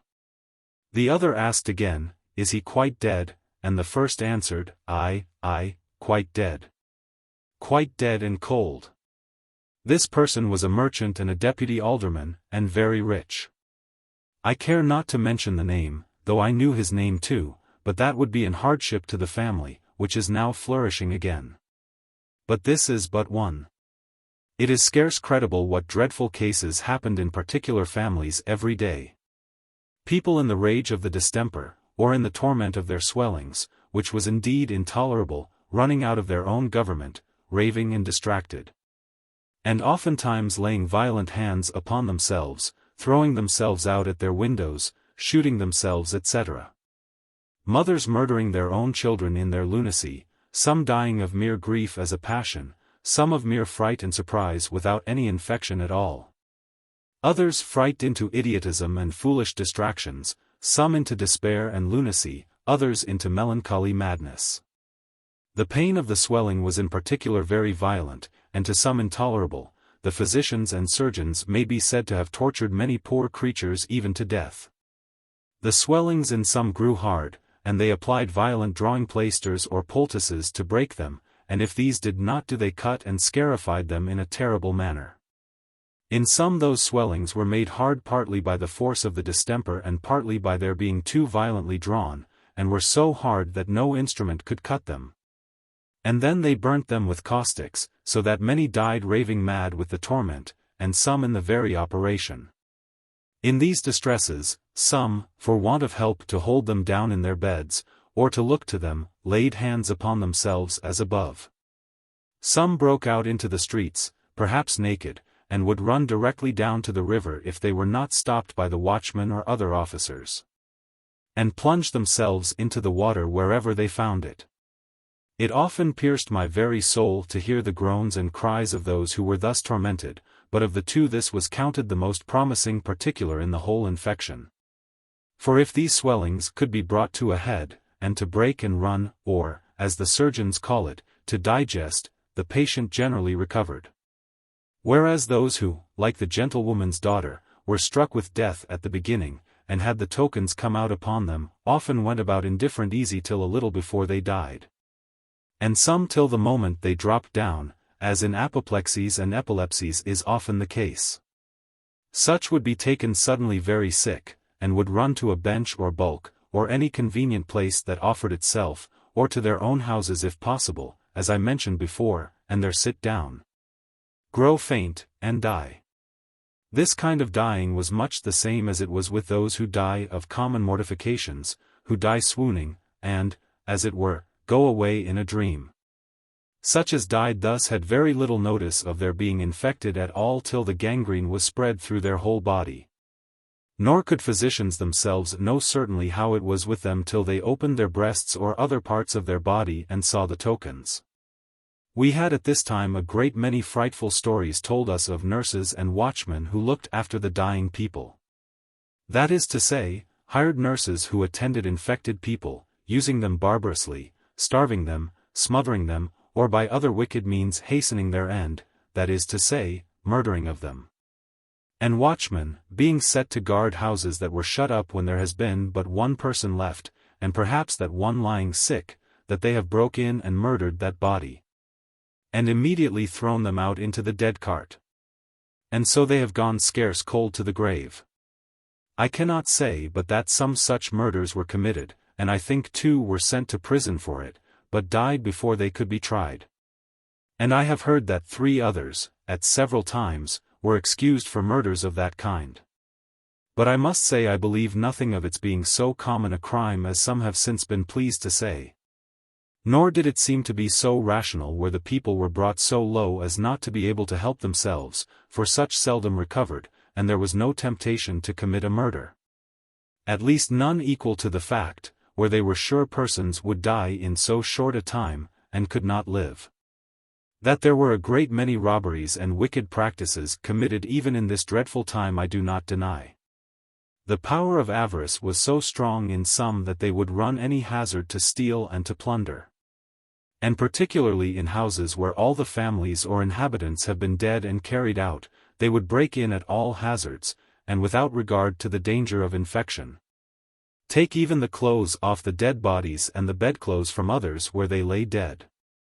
This, I suppose, must be the case of a family in Houndsditch, where a man and his daughter, the rest of the family being, as I suppose, carried away before by the dead cart, were found stark naked. One in one chamber and one in another, lying dead on the floor, and the clothes of the beds, from whence 'tis supposed they were rolled off by thieves, stolen and carried quite away. It is indeed to be observed that the women were in all this calamity the most rash, fearless, and desperate creatures. And as there were vast numbers that went about as nurses to tend those that were sick, they committed a great many petty thieveries in the houses where they were employed. And some of them were publicly whipped for it, when perhaps they ought rather to have been hanged for examples, for numbers of houses were robbed on these occasions. Till at length the parish officers were sent to recommend nurses to the sick, and always took an account whom it was they sent, so as that they might call them to account if the house had been abused where they were placed. But these robberies extended chiefly to wearing clothes, linen, and what rings or money they could come at when the person died who was under their care, but not to a general plunder of the houses. And I could give you an account of one of these nurses, who, several years after, being on her deathbed, confessed with the utmost horror the robbery she had committed at the time of her being a nurse, and by which she had enriched herself to a great degree. But as for murders, I do not find that there was ever any proof of the facts in the manner as it has been reported, except as above. They did tell me, indeed, of a nurse in one place that laid a wet cloth upon the face of a dying patient whom she tended, and so put an end to his life, who was just expiring before. And another that smothered a young woman she was looking to when she was in a fainting fit, and would have come to herself. Some that killed them by giving them one thing, some another, and some starved them by giving them nothing at all. But these stories had two marks of suspicion that always attended them, which caused me always to slight them and to look on them as mere stories that people continually fright one another with.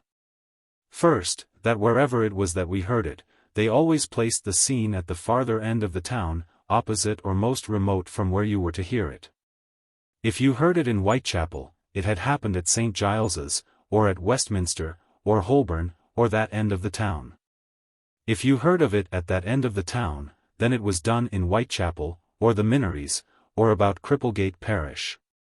If you heard of it in the city, why, then it happened in Southwark. And if you heard of it in Southwark, then it was done in the city, and the like. In the next place, of what part soever you heard the story, the particulars were always the same, especially that of laying a wet double cloth on a dying man's face, and that of smothering a young gentlewoman. So that it was apparent, at least to my judgment, that there was more of tale than of truth in those things. However, I cannot say but it had some effect upon the people, and particularly that, as I said before, they grew more cautious whom they took into their houses, and whom they trusted their lives with, and had them always recommended if they could. And where they could not find such, for they were not very plenty, they applied to the parish officers. But here again the misery of that time lay upon the poor who, being infected, had neither food or physic, neither physician or apothecary to assist them, or nurse to attend them. Many of those died calling for help, and even for sustenance, out at their windows in a most miserable and deplorable manner. But it must be added that whenever the cases of such persons or families were represented to my Lord Mayor they always were relieved. It is true, in some houses where the people were not very poor, yet where they had sent perhaps their wives and children away, and if they had any servants they had been dismissed. I say it is true that to save the expenses, many such as these shut themselves in, and not having help, died alone. A neighbor and acquaintance of mine, having some money owing to him from a shopkeeper in Whitecross Street or thereabouts, sent his apprentice, a youth about 18 years of age, to endeavor to get the money. He came to the door, and finding it shut, knocked pretty hard. And, as he thought, heard somebody answer within, but was not sure, so he waited, and after some stay knocked again, and then a third time, when he heard somebody coming downstairs. At length the man of the house came to the door. He had on his breeches or drawers, and a yellow flannel waistcoat, no stockings, a pair of slipped shoes, a white cap on his head, and, as the young man said, death in his face. When he opened the door, says he, "What do you disturb me thus for?" The boy, though a little surprised, replied, "I come from such a one, and my master sent me for the money which he says you know of." "Very well, child," returns the living ghost. "Call as you go by at Cripplegate Church, and bid them ring the bell," and with these words shut the door again, and went up again, and died the same day, nay, perhaps the same hour. This the young man told me himself, and I have reason to believe it. This was while the plague was not come to a height. I think it was in June, towards the latter end of the month. It must be before the dead carts came about, and while they used the ceremony of ringing the bell for the dead, which was over for certain, in that parish at least, before the month of July. For by the 25th of July there died 550 in upwards in a week, and then they could no more bury in form, rich or poor. I have mentioned above that notwithstanding this dreadful calamity, yet the numbers of thieves were abroad upon all occasions, where they had found any prey, and that these were generally women. It was one morning about 11 o'clock, I had walked out to my brother's house in Coleman Street parish, as I often did, to see that all was safe. My brother's house had a little court before it, and a brick wall and a gate in it, and within that several warehouses where his goods of several sorts lay. It happened that in one of these warehouses were several packs of women's high-crowned hats, which came out of the country and were, as I suppose, for exportation, whither, I know not. I was surprised that when I came near my brother's door, which was in a place they called Swan Alley, I met 3 or 4 women with high-crowned hats on their heads. And, as I remembered afterwards, one, if not more, had some hats likewise in their hands. But as I did not see them come out at my brother's door, and not knowing that my brother had any such goods in his warehouse, I did not offer to say anything to them, but went across the way to shun meeting them, as was usual to do at that time, for fear of the plague. But when I came nearer to the gate I met another woman with more hats come out of the gate. "What business, mistress," said I, "have you had there?" "There are more people there," said she. "I have had no more business there than they." I was hasty to get to the gate then, and said no more to her, by which means she got away. But just as I came to the gate, I saw 2 more coming across the yard to come out with hats also on their heads and under their arms, at which I threw the gate to behind me, which having a spring lock fastened itself. And turning to the women, "Forsooth," said I, "what are you doing here?" and seized upon the hats, and took them from them. One of them, who, I confess, did not look like a thief, "Indeed," says she, "we are wrong, but we were told they were goods that had no owner. Be pleased to take them again. And look yonder, there are more such customers as we." She cried and looked pitifully, so I took the hats from her and opened the gate, and bade them be gone, for I pitied the women indeed. But when I looked towards the warehouse, as she directed, there were 6 or 7 more, all women, fitting themselves with hats as unconcerned and quiet as if they had been at a hatter's shop buying for their money.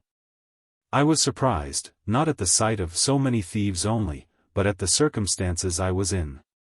Being now to thrust myself in among so many people, who for some weeks had been so shy of myself that if I met anybody in the street I would cross the way from them. They were equally surprised, though on another account. They all told me they were neighbors, that they had heard anyone might take them, that they were nobody's goods, and the like. I talked big to them at first, went back to the gate and took out the key, so that they were all my prisoners, threatened to lock them all into the warehouse, and go and fetch my Lord Mayor's officers for them. They begged heartily, protested they found the gate open, and the warehouse door open, and that it had no doubt been broken open by some who expected to find goods of greater value, which indeed was reasonable to believe, because the lock was broke, and a padlock that hung to the door on the outside also loose, and an abundance of the hats carried away. At length I considered that this was not a time to be cruel and rigorous. And besides that, it would necessarily oblige me to go much about, to have several people come to me, and I go to several whose circumstances of health I knew nothing of. And that even at this time the plague was so high as that there died 4,000 a week, so that in showing my resentment, or even in seeking justice for my brother's goods, I might lose my own life. So I contented myself with taking the names and places where some of them lived, who were really inhabitants in the neighborhood, and threatening that my brother should call them to an account for it when he returned to his habitation. Then I talked a little upon another foot with them, and asked them how they could do such things as these in a time of such general calamity, and, as it were, in the face of God's most dreadful judgments, when the plague was at their very doors, and, it may be, in their very houses. And they did not know but that the dead cart might stop at their doors in a few hours to carry them to their graves. I could not perceive that my discourse made much impression upon them all that while, till it happened that there came 2 men of the neighborhood, hearing of the disturbance, and knowing my brother, for they had been both dependents upon his family, and they came to my assistance. These being, as I said, neighbors, presently knew 3 of the women and told me who they were and where they lived, and it seems they had given me a true account of themselves before. This brings these 2 men to a further remembrance. The name of one was John Hayward, who was at that time under-sexton of the parish of St. Stephen, Coleman Street. By under-sexton was understood at that time gravedigger and bearer of the dead. This man carried, or assisted to carry, all the dead to their graves which were buried in that large parish, and who were carried in form. And after that form of burying was stopped, went with the dead cart and the bell to fetch the dead bodies from the houses where they lay, and fetched many of them out of the chambers and houses. For the parish was, and is still, remarkable particularly, above all the parishes in London, for a great number of alleys and thoroughfares, very long, into which no carts could come, and where they were obliged to go and fetch the bodies a very long way. Which alleys now remain to witness it, such as White's Alley, Cross Key Court, Swan Alley, Bell Alley, White Horse Alley, and many more. Here they went with a kind of hand-barrow and laid the dead bodies on it, and carried them out to the carts. Which work he performed and never had the distemper at all, but lived about 20 years after it, and was sexton of the parish to the time of his death.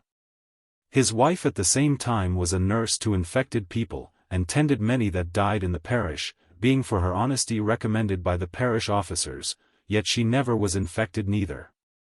He never used any preservative against the infection, other than holding garlic and rue in his mouth, and smoking tobacco. This I also had from his own mouth. And his wife's remedy was washing her head in vinegar and sprinkling her head clothes so with vinegar as to keep them always moist. And if the smell of any of those she waited on was more than ordinary offensive, she snuffed vinegar up her nose and sprinkled vinegar upon her head clothes, and held a handkerchief wetted with vinegar to her mouth. It must be confessed that though the plague was chiefly among the poor, yet were the poor the most venturous and fearless of it, and went about their employment with a sort of brutal courage. I must call it so, for it was founded neither on religion nor prudence. Scarce did they use any caution, but ran into any business which they could get employment in, though it was the most hazardous.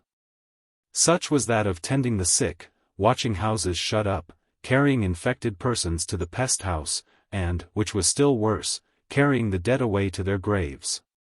It was under this John Hayward's care, and within his bounds, that the story of the piper, with which people have made themselves so merry, happened, and he assured me that it was true. It is said that it was a blind piper. But, as John told me, the fellow was not blind, but an ignorant, weak, poor man, and usually walked his rounds about 10 o'clock at night and went piping along from door to door. And the people usually took him in at public houses where they knew him, and would give him drink and victuals, and sometimes farthings. And he in return would pipe and sing and talk simply, which diverted the people, and thus he lived. It was but a very bad time for this diversion while things were as I have told, yet the poor fellow went about as usual, but was almost starved. And when anybody asked how he did, he would answer, the dead cart had not taken him yet, but that they had promised to call for him next week.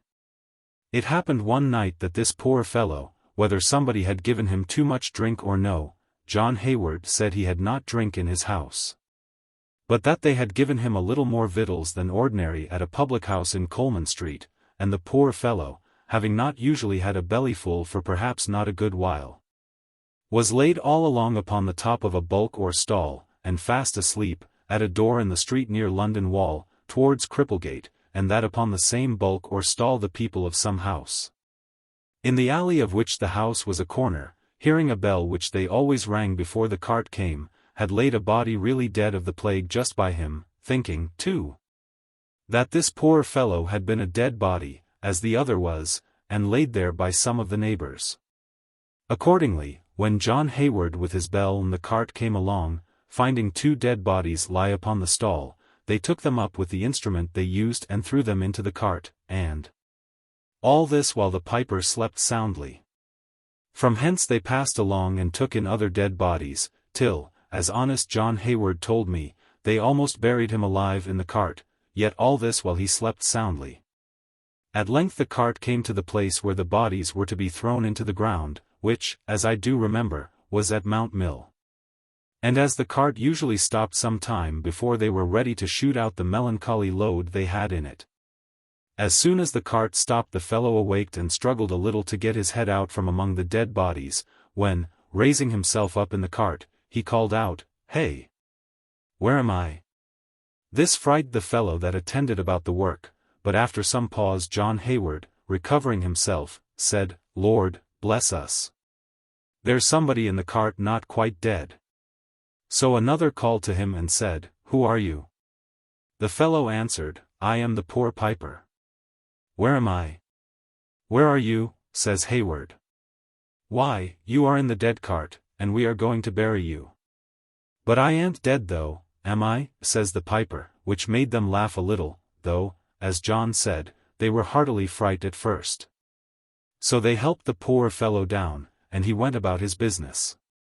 I know the story goes he set up his pipes in the cart and frightened the bearers and others so that they ran away. But John Hayward did not tell the story so, nor say anything of his piping at all, but that he was a poor piper, and that he was carried away as above I am fully satisfied of the truth of. It is to be noted here that the dead carts in the city were not confined to particular parishes, but one cart went through several parishes, according as the number of dead presented. Nor were they tied to carry the dead to their respective parishes, but many of the dead taken up in the city were carried to the burying ground in the outparts for want of room. I have already mentioned the surprise that this judgment was at first among the people. I must be allowed to give some of my observations on the more serious and religious part. Surely never city, at least of this bulk and magnitude, was taken in a condition so perfectly unprepared for such a dreadful visitation, whether I am to speak of the civil preparations or religious.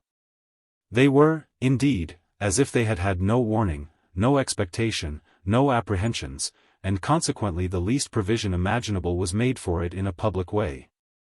For example, the Lord Mayor and sheriffs had made no provision as magistrates for the regulations which were to be observed. They had gone into no measures for relief of the poor.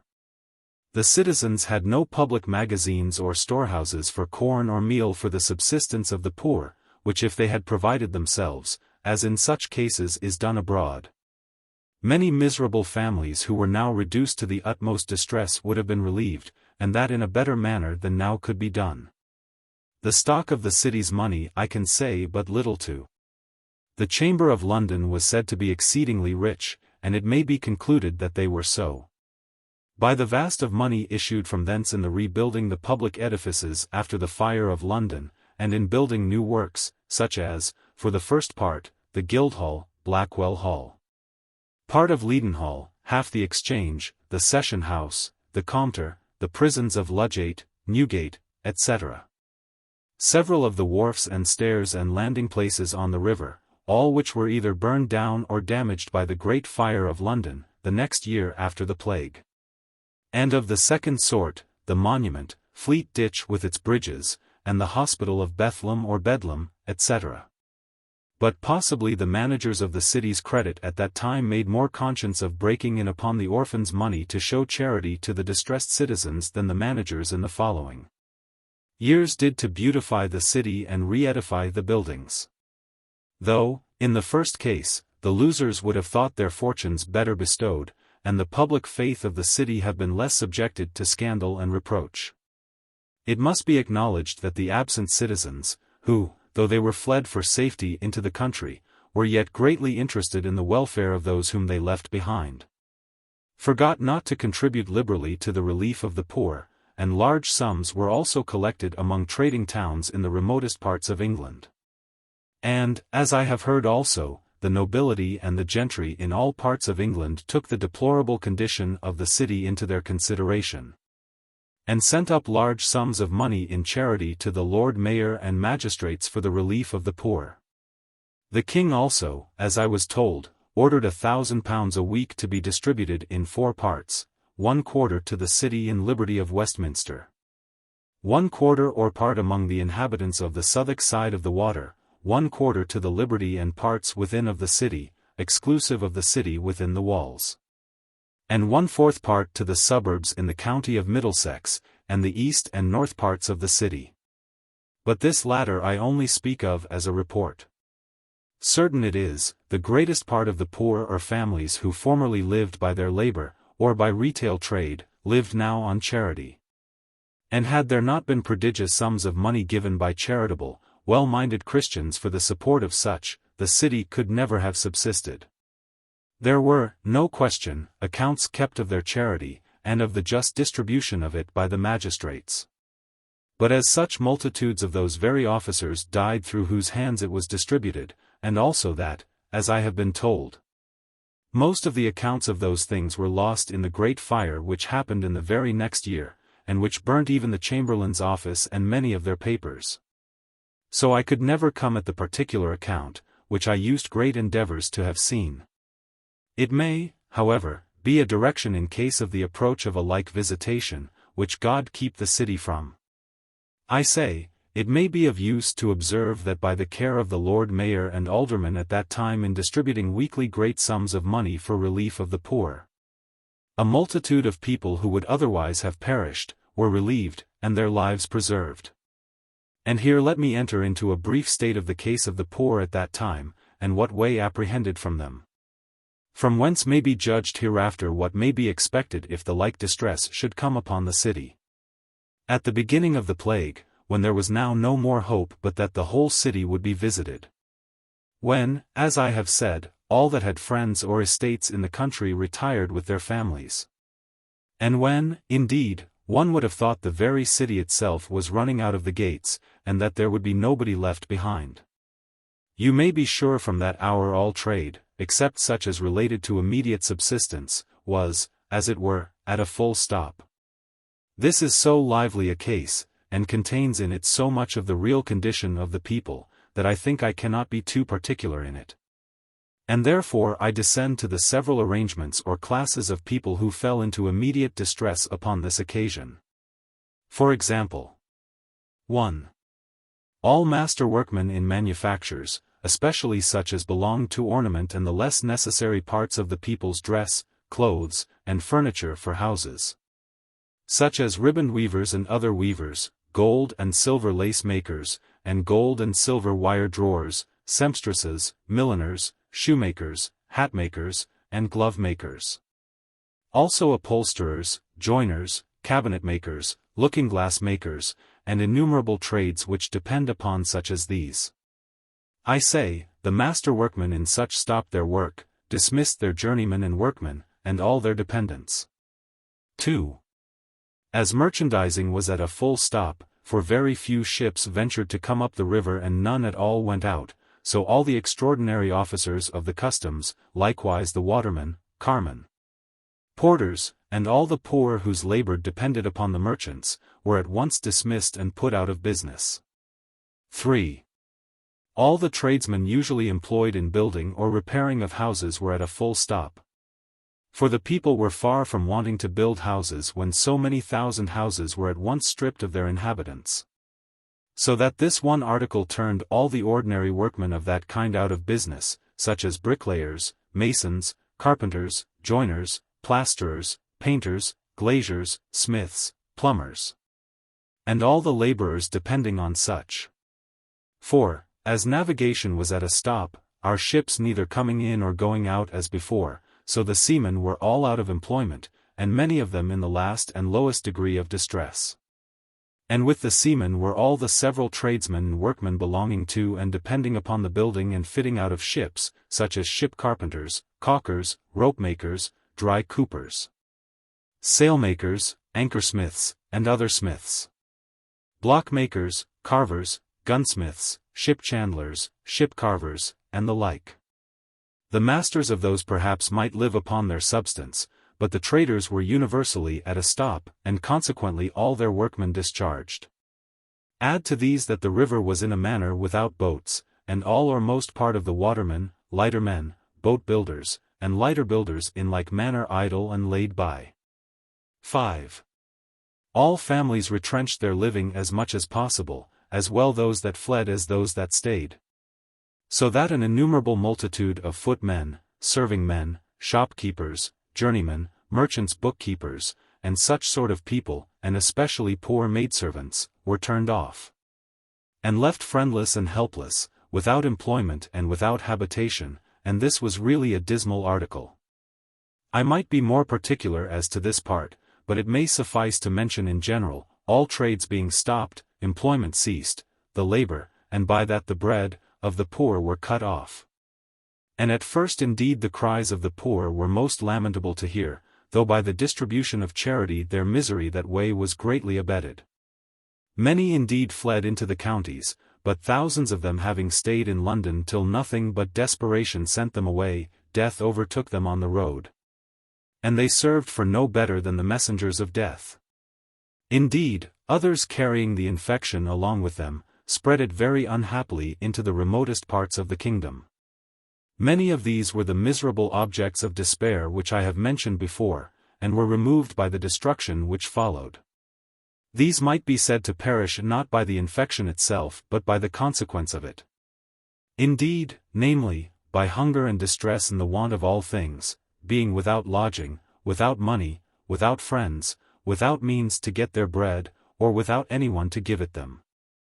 For many of them were without what we call legal settlements, and so could not claim of the parishes, and all the support they had was by application to the magistrates for relief. Which relief was, to give the magistrates their due, carefully and cheerfully administered as they found it necessary. And those that stayed behind never felt the want and distress of that kind which they felt who went away in the manner above noted. Let anyone who is acquainted with what multitudes of people get their daily bread in this city by their labor, whether artificers or mere workmen, I say. Let any man consider what must be the miserable condition of this town if, on a sudden, they should be all turned out of employment, that labor should cease, and wages for work be no more. This was the case with us at that time. And had not the sums of money contributed in charity by well-disposed people of every kind, as well abroad as at home, been prodigiously great, it had not been in the power of the Lord Mayor and sheriffs to have kept the public peace. Nor were they without apprehensions, as it was, that desperation should push the people upon tumults, and cause them to rifle the houses of rich men and plunder the markets of provisions. In which case the country people, who brought provisions very freely and boldly to town, would have been terrified from coming any more, and the town would have sunk under an unavoidable famine.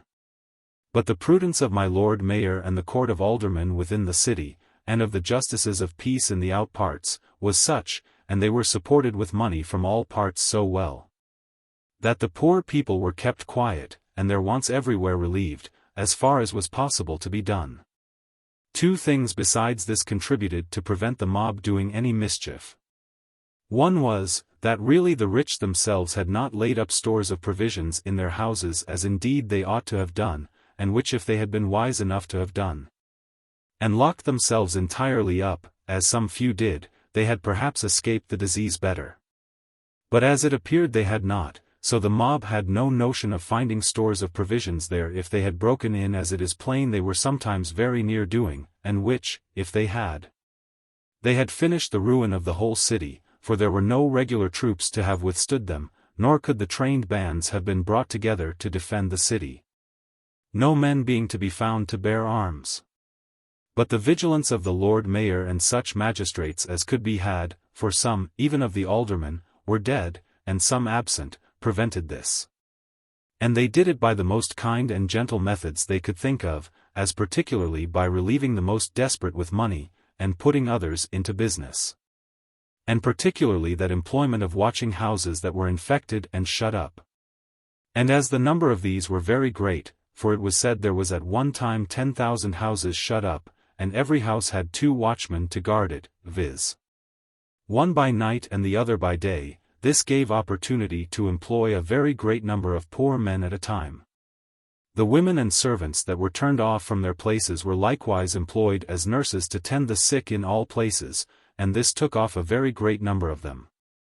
And, which though a melancholy article in itself, yet was a deliverance in its kind, namely, the plague, which raged in a dreadful manner from the middle of August to the middle of October. Carried off in that time 30 or 40,000 of these very people which, had they been left, would certainly have been an insufferable burden by their poverty. That is to say, the whole city could not have supported the expense of them, or have provided food for them. And they would in time have been even driven to the necessity of plundering either the city itself or the country adjacent, to have subsisted themselves. Which would first or last have put the whole nation, as well as the city, into the utmost terror and confusion. It was observable, then, that this calamity of the people made them very humble. For now for about 9 weeks together there died near 1,000 a day, one day with another, even by the account of the weekly bills, which yet, I have reason to be assured, never gave a full account, by many thousands. The confusion being such, and the carts working in the dark when they carried the dead, that in some places no account at all was kept, but they worked on. The clerks and sextons not attending for weeks together, and not knowing what number they carried. This account is verified by the following bills of mortality. Of all diseases. Of the plague. From August 8th to August 15th. 5,319. 3,880. From August 15th to August 22nd. 5,568. 4. 237. From August 22nd to August 29th. 7,496. 6,102. From August 29th to September 5th. 8,252. 6,988. From September 5th to September 12th. 7,690. 6,544. From September 12th to September 19th. 8. 297. 7,165. From September 19th to September 26th. 6,460. 5,533. From September 26th to October 3rd. 5,720. 4,929. From October 3rd to October 10th. 5,068. 4,327. 59,870. 49. 705. So that the gross of the people were carried off in these 2 months. For, as the whole number which was brought in to die of the plague was but 68,590, here is 50,000 of them, within a trifle, in 2 months. I say 50,000, because, as there wants 295 in the number above, so there wants 2 days of 2 months in the account of time. Now when I say that the parish officers did not give in a full account, or were not to be depended upon for their account, let anyone but consider how men could be exact in such a time of dreadful distress. And when many of them were taken sick themselves and perhaps died in the very time when their accounts were to be given in. I mean the parish clerks, besides inferior officers. For though these poor men ventured at all hazards, yet they were far from being exempt from the common calamity, especially if it be true that the parish of Stepney had, within the year, 116 sextons, gravediggers, and their assistants. That is to say, bearers, bellmen, and drivers of carts for carrying off the dead bodies. Indeed, the work was not of a nature to allow them leisure to take an exact tale of the dead bodies, which were all huddled together in the dark into a pit. Which pit or trench no man could come nigh but at the utmost peril. I observed often that in the parishes of Aldgate and Cripplegate, Whitechapel and Stepney, there were 5, 6, 7, and 800 in a week in the bills. Whereas if we may believe the opinion of those that lived in the city all the time as well as I, there died sometimes 2,000 a week in those parishes. And I saw it under the hand of one that made as strict an examination into that part as he could. That there really died 100,000 people of the plague in that 1 year, whereas in the bills, the articles of the plague, it was but 68,590. If I may be allowed to give my opinion, by what I saw with my eyes and heard from other people that were eyewitnesses, I do verily believe the same, viz. that there died at least 100,000 of the plague only, besides other distempers and besides those which died in the fields and highways and secret places out of the compass of the communication, as it was called, and who were not put down in the bills though they really belonged to the body of the inhabitants. It was known to us all that abundance of poor despairing creatures who had the distemper upon them, and were grown stupid or melancholy by their misery, as many were, wandered away into the fields and woods, and into secret uncouth places almost anywhere, to creep into a bush or hedge and die. The inhabitants of the villages adjacent would, in pity, carry them food and set it at a distance, that they might fetch it, if they were able. And sometimes they were not able, and the next time they went they should find the poor wretches lie dead and the food untouched. The number of these miserable objects were many, and I know so many that perished thus, and so exactly where, that I believe I could go to the very place and dig their bones up still. For the country people would go and dig a hole at a distance from them, and then with long poles, and hooks at the end of them, drag the bodies into these pits. And then throw the earth in from as far as they could cast it, to cover them, taking notice how the wind blew, and so coming on that side which the seamen call to windward, that the scent of the bodies might blow from them. And thus great numbers went out of the world who were never known, or any account of them taken, as well within the bills of mortality as without. This, indeed, I had in the main only from the relation of others, for I seldom walked into the fields, except towards Bethnal Green and Hackney, or as hereafter. But when I did walk, I always saw a great many poor wanderers at a distance. But I could know little of their cases, for whether it were in the street or in the fields, if we had seen anybody coming, it was a general method to walk away. Yet I believe the account is exactly true. As this puts me upon mentioning my walking the streets and fields, I cannot omit taking notice what a desolate place the city was at that time. The great street I lived in, which is known to be one of the broadest of all the streets of London, I mean of the suburbs as well as the liberties, all the side where the butchers lived, especially without the bars, was more like a green field than a paved street, and the people generally went in the middle with the horses and carts. It is true that the farthest end towards Whitechapel Church was not all paved, but even the part that was paved was full of grass also. But this need not seem strange, since the great streets within the city, such as Leadenhall Street, Bishopsgate Street, Cornhill, and even the Exchange itself, had grass growing in them in several places. Neither cart or coach were seen in the streets from morning to evening, except some country carts to bring roots and beans, or peas, hay, and straw, to the market. And those but very few compared to what was usual. As for coaches, they were scarce used but to carry sick people to the pest house, and to other hospitals, and some few to carry physicians to such places as they thought fit to venture to visit. For really coaches were dangerous things, and people did not care to venture into them, because they did not know who might have been carried in them last, and sick, infected people were, as I have said, ordinarily carried in them to the pest houses, and sometimes people expired in them as they went along. It is true, when the infection came to such a height as I have now mentioned, there were very few physicians which cared to stir abroad to sick houses. And very many of the most eminent of the faculty were dead, as well as the surgeons also. For now it was indeed a dismal time, and for about a month together, not taking any notice of the bills of mortality, I believe there did not die less than 1,500 or 1,700 a day, one day with another. One of the worst days we had in the whole time, as I thought, was in the beginning of September, when, indeed, good people began to think that God was resolved to make a full end of the people in this miserable city. This was at that time when the plague was fully come into the eastern parishes.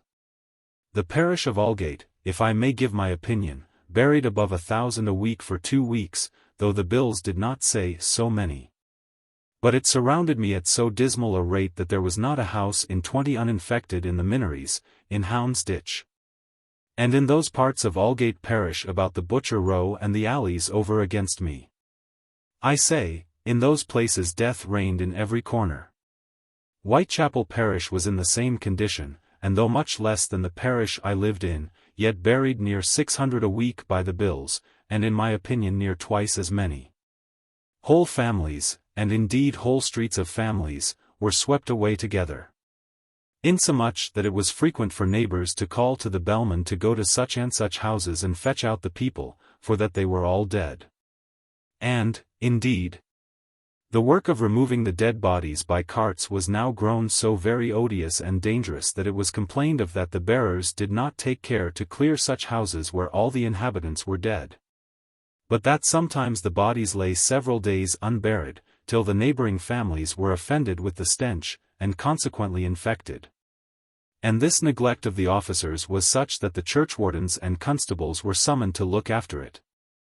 And even the justices of the hamlets were obliged to venture their lives among them to quicken and encourage them, for innumerable of the bearers died of the distemper. Infected by the bodies they were obliged to come so near. And had it not been that the number of poor people who wanted employment and wanted bread, as I have said before, was so great that necessity drove them to undertake anything and venture anything, they would never have found people to be employed. And then the bodies of the dead would have lain above ground, and have perished and rotted in a dreadful manner. But the magistrates cannot be enough commended in this, that they kept such good order for the burying of the dead, that as fast as any of these they employed to carry off and bury the dead fell sick or died, as was many times the case, they immediately supplied the places with others, which, by reason of the great number of poor that was left out of business, as above, was not hard to do.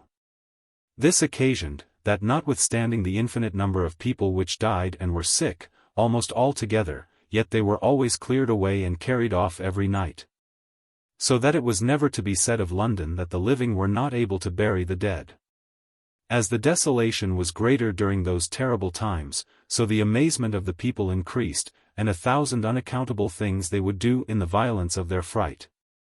As others did the same in the agonies of their distemper, and this part was very affecting. Some went roaring and crying and wringing their hands along the street, some would go praying and lifting up their hands to heaven, calling upon God for mercy. I cannot say, indeed, whether this was not in their distraction, but, be it so, it was still an indication of a more serious mind, when they had the use of their senses, and was much better, even as it was, than the frightful yellings and cryings that every day, and especially in the evenings, were heard in some streets. I suppose the world has heard of the famous Solomon Eagle, an enthusiast. He, though not infected at all but in his head, went about denouncing of judgment upon the city in a frightful manner, sometimes quite naked, and with a pan of burning charcoal on his head. What he said, or pretended, indeed I could not learn. I will not say whether that clergyman was distracted or not, or whether he did it in pure zeal for the poor people, who went every evening through the streets of Whitechapel, and, with his hands lifted up, repeated that part of the liturgy of the church continually, "Spare us, good Lord. Spare thy people, whom thou hast redeemed with thy most precious blood." I say, I cannot speak positively of these things, because these were only the dismal objects which represented themselves to me as I looked through my chamber windows, for I seldom opened the casements, while I confined myself within doors during that most violent raging of the pestilence. When, indeed, as I have said, many began to think, and even to say, that there would none escape. And indeed I began to think so too, and therefore kept within doors for about a fortnight and never stirred out. But I could not hold it. Besides, there were some people who, notwithstanding the danger, did not omit publicly to attend the worship of God, even in the most dangerous times. And though it is true that a great many clergymen did shut up their churches, and fled, as other people did, for the safety of their lives, yet all did not do so. Some ventured to officiate and to keep up the assemblies of the people by constant prayers, and sometimes sermons or brief exhortations to repentance and reformation. And this as long as any would come to hear them. And dissenters did the like also, and even in the very churches where the parish ministers were either dead or fled, nor was there any room for making difference at such a time as this was. It was indeed a lamentable thing to hear the miserable lamentations of poor dying creatures calling out for ministers to comfort them and pray with them, to counsel them and to direct them. Calling out to God for pardon and mercy, and confessing aloud their past sins. It would make the stoutest heart bleed to hear how many warnings were then given by dying penitents to others not to put off and delay their repentance to the day of distress. That such a time of calamity as this was no time for repentance, was no time to call upon God. I wish I could repeat the very sound of those groans and of those exclamations that I heard from some poor dying creatures when in the height of their agonies and distress. And that I could make him that reads this hear, as I imagine I now hear them, for the sound seems still to ring in my ears. If I could but tell this part in such moving accents as should alarm the very soul of the reader, should rejoice that I recorded those things, however short and imperfect. It pleased God that I was still spared, and very hearty and sound in health, but very impatient of being pent up within doors without air, as I had been for 14 days or thereabouts. And I could not restrain myself, but I would go to carry a letter for my brother to the post-house. Then it was indeed that I observed a profound silence in the streets.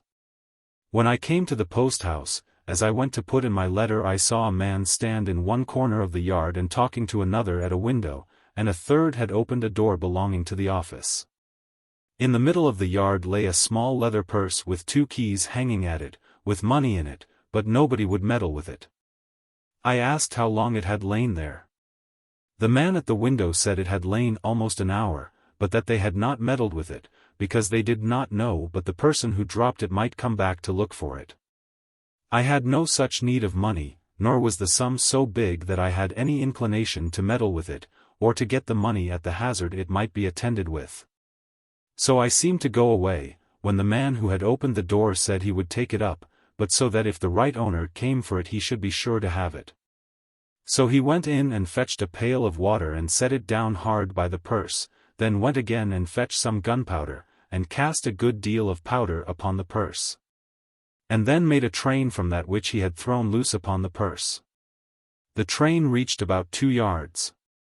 After this he goes in a third time and fetches out a pair of tongs red hot, and which he had prepared, I suppose, on purpose. And first setting fire to the train of powder, that singed the purse and also smoked the air sufficiently. But he was not content with that, but he then takes up the purse with the tongs, holding it so long till the tongs burnt through the purse, and then he shook the money out into the pail of water. So he carried it in. The money, as I remember, was about 13 shillings and some smooth groats and brass farthings. There might perhaps have been several poor people, as I have observed above, that would have been hardy enough to have ventured for the sake of the money. But you may easily see by what I have observed that the few people who were spared were very careful of themselves at that time when the distress was so exceeding great. Much about the same time I walked out into the fields towards Bow, for I had a great mind to see how things were managed in the river and among the ships. And as I had some concern in shipping, I had a notion that it had been one of the best ways of securing oneself from the infection to have retired into a ship. And musing how to satisfy my curiosity in that point, I turned away over the fields from Bow to Bromley, and down to Blackwall to the stairs which are there for landing or taking water. Here I saw a poor man walking on the bank, or sea-wall, as they call it, by himself. I walked a while also about, seeing the houses all shut up. At last I fell into some talk, at a distance, with this poor man. First I asked him how people did thereabouts. Alas, sir, says he, almost desolate, all dead or sick. Here are very few families in this part, or in that village, pointing at Poplar, where half of them are not dead already, and the rest sick. Then he pointing to one house, there they are all dead, said he, and the house stands open, nobody dares go into it. A poor thief, says he, ventured in to steal something, but he paid dear for his theft, for he was carried to the churchyard too last night. Then he pointed to several other houses. There, says he, they are all dead, the man and his wife, and 5 children. There, says he, they are shut up, you see a watchman at the door, and so of other houses. Why, says I, what do you here all alone? Why, says he, I am a poor, desolate man, it has pleased God I am not yet visited, though my family is, and one of my children dead. How do you mean, then, said I, that you are not visited? Why, says he, that's my house, pointing to a very little, low-boarded house, and there my poor wife and 2 children live, said he, if they may be said to live. For my wife and one of the children are visited, but I do not come at them. And with that word I saw the tears run very plentifully down his face, and so they did down mine too, I assure you. But, said I, why do you not come at them? How can you abandon your own flesh and blood? Oh, sir, says he, the Lord forbid.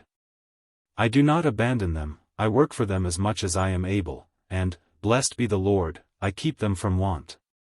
And with that I observed he lifted up his eyes to heaven, with a countenance that presently told me I had happened on a man that was no hypocrite, but a serious, religious, good man. And his ejaculation was an expression of thankfulness that, in such a condition as he was in, he should be able to say his family did not want.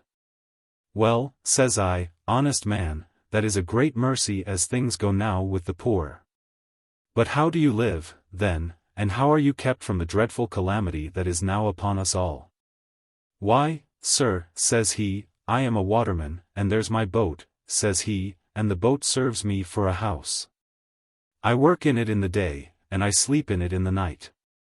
And what I get I lay down upon that stone, says he, showing me a broad stone on the other side of the street, a good way from his house.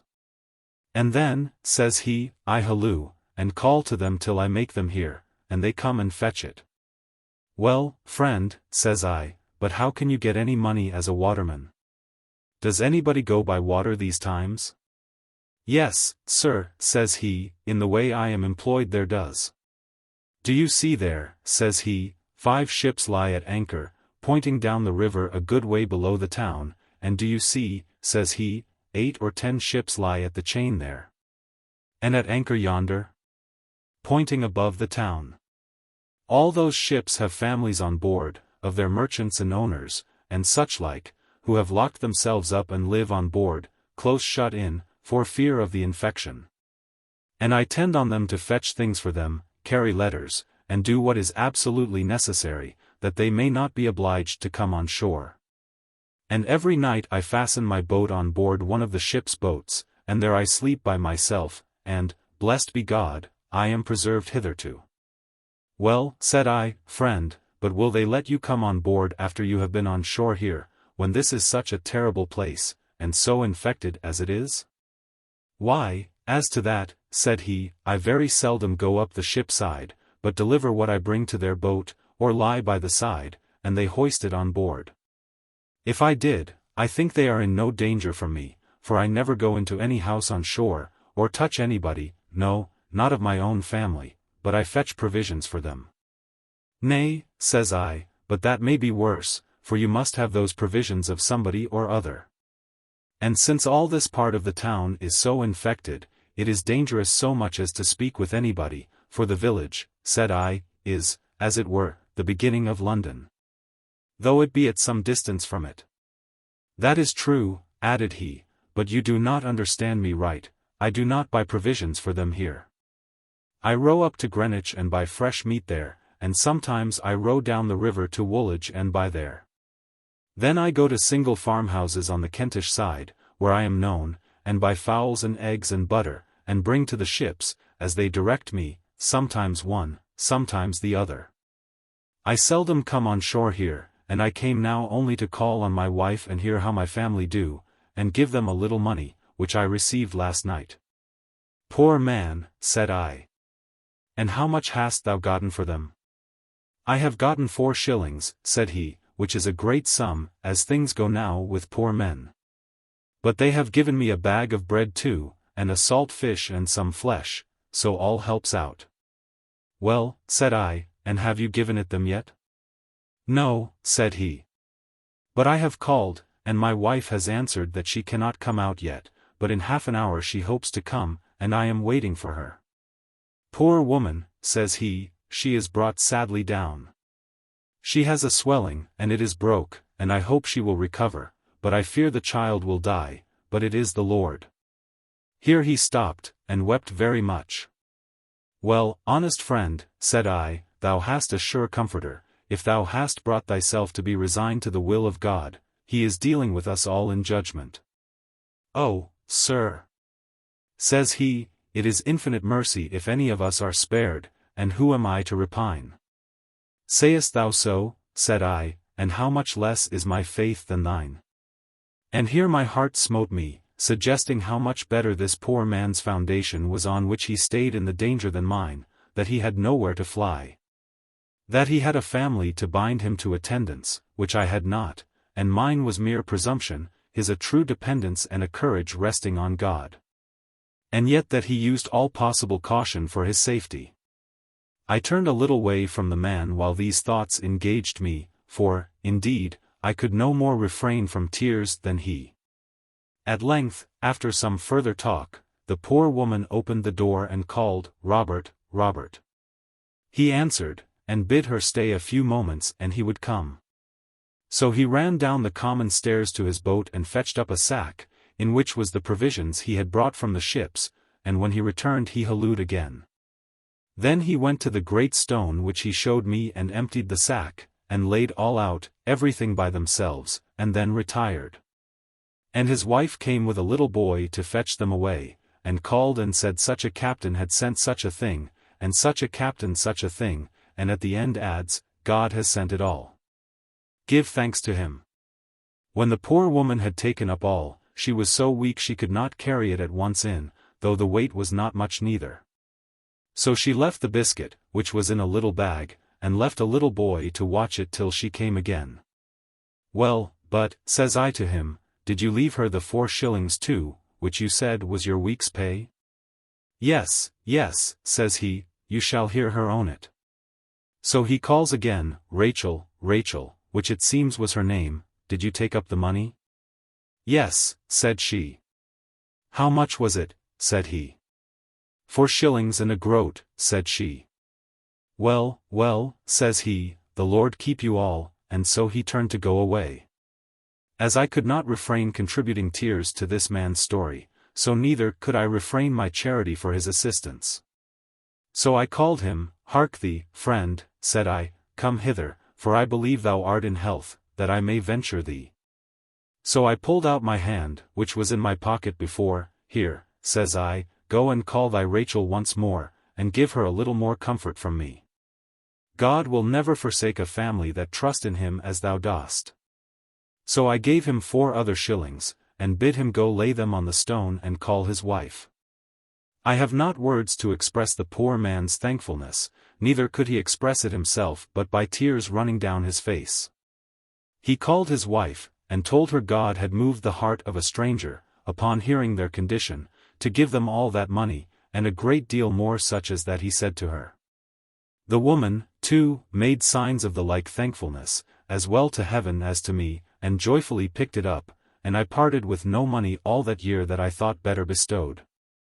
I then asked the poor man if the distemper had not reached to Greenwich. He said it had not till about a fortnight before. But that then he feared it had, but that it was only at that end of the town which lay south towards Deptford Bridge. That he went only to a butcher's shop and a grocer's, where he generally bought such things as they sent him for, but was very careful. I asked him then how it came to pass that those people who had so shut themselves up in the ships had not laid in sufficient stores of all things necessary. He said some of them had, but, on the other hand, Some did not come on board till they were frightened into it and till it was too dangerous for them to go to the proper people to lay in quantities of things, and that he waited on 2 ships. Which he showed me, that had laid in little or nothing but biscuit bread and ship beer, and that he had bought everything else almost for them. I asked him if there was any more ships that had separated themselves as those had done. He told me yes, all the way up from the point, right against Greenwich, to within the shore of Limehouse and Redriff, all the ships that could have room rid 2 and 2 in the middle of the stream. And that some of them had several families on board. I asked him if the distemper had not reached them. He said he believed it had not, except 2 or 3 ships whose people had not been so watchful to keep the seamen from going on shore as others had been. And he said it was a very fine sight to see how the ships lay up the pool. When he said he was going over to Greenwich as soon as the tide began to come in, I asked if he would let me go with him and bring me back. For that I had a great mind to see how the ships were ranged, as he had told me. He told me, if I would assure him on the word of a Christian and of an honest man that I had not the distemper, he would. I assured him that I had not, that it had pleased God to preserve me. That I lived in Whitechapel, but was too impatient of being so long within doors, and that I had ventured out so far for the refreshment of a little air. But that none in my house had so much as been touched with it. Well, sir, says he, as your charity has been moved to pity me and my poor family. Sure you cannot have so little pity left as to put yourself into my boat if you were not sound in health, which would be nothing less than killing me and ruining my whole family. The poor man troubled me so much when he spoke of his family with such a sensible concern and in such an affectionate manner, that I could not satisfy myself at first to go at all. I told him I would lay aside my curiosity rather than make him uneasy, though I was sure, and very thankful for it, that I had no more distemper upon me than the freshest man in the world. Well, he would not have me put it off neither, but to let me see how confident he was that I was just to him, now importuned me to go. So when the tide came up to his boat I went in, and he carried me to Greenwich.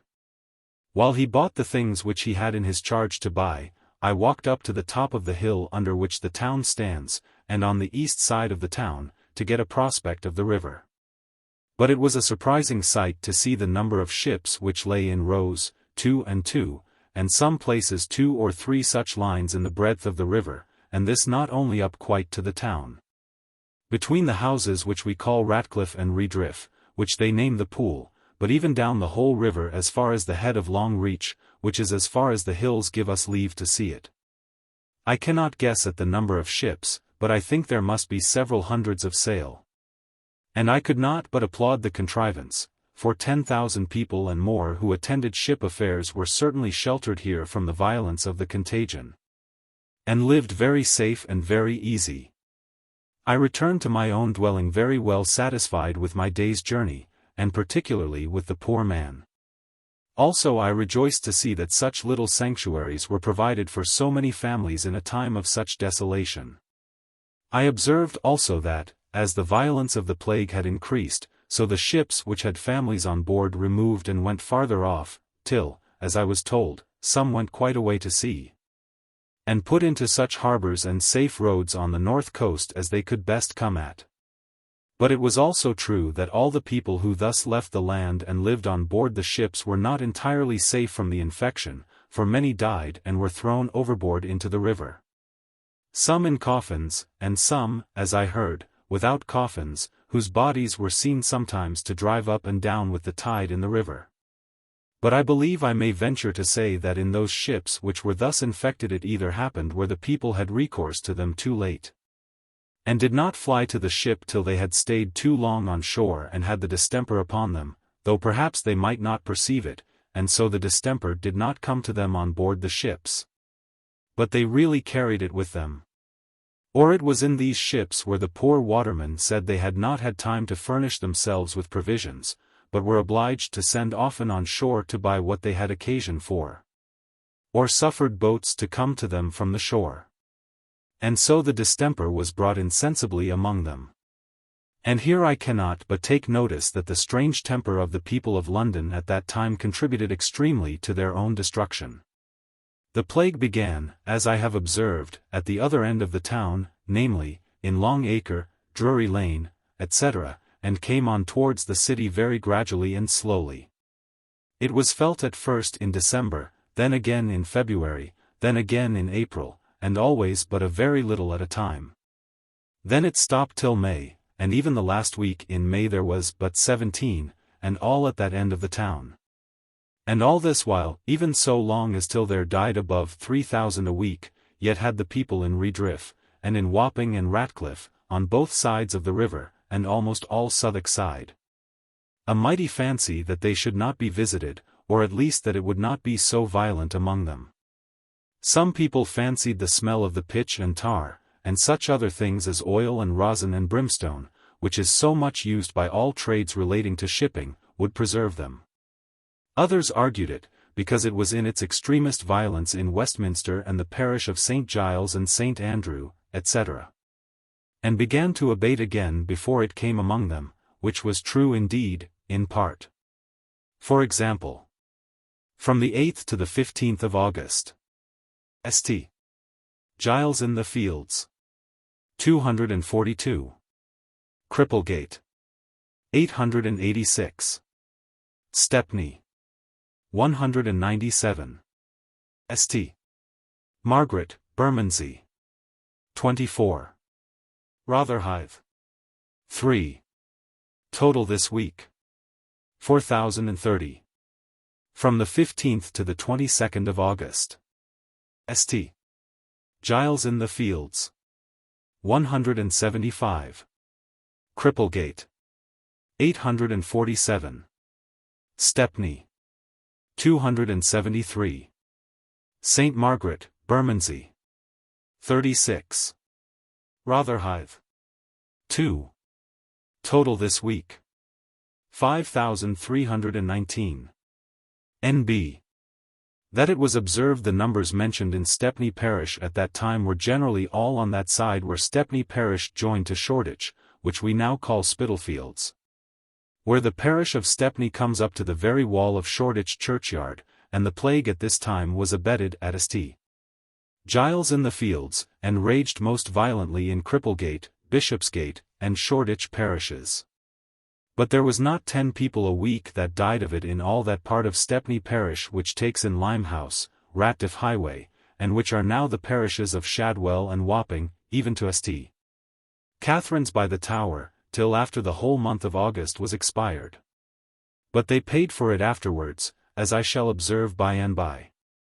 This, I say, made the people of Redriff and Wapping, Ratcliffe and Limehouse, so secure, and flatter themselves so much with the plagues going off without reaching them, that they took no care either to fly into the country or shut themselves up.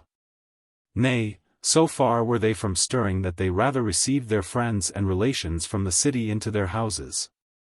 And several from other places really took sanctuary in that part of the town as a place of safety, and as a place which they thought God would pass over, and not visit as the rest was visited.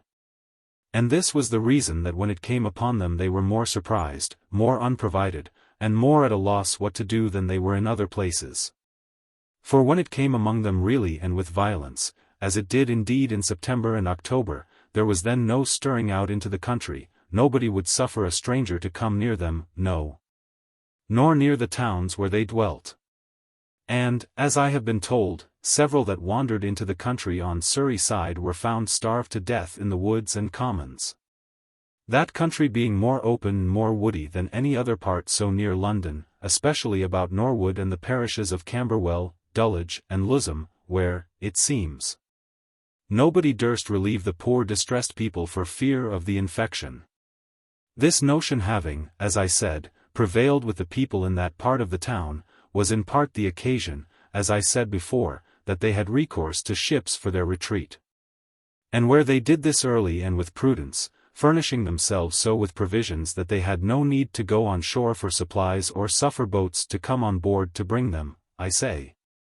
Where they did so they had certainly the safest retreat of any people whatsoever. But the distress was such that people ran on board, in their fright, without bread to eat, and some into ships that had no men on board to remove them farther off.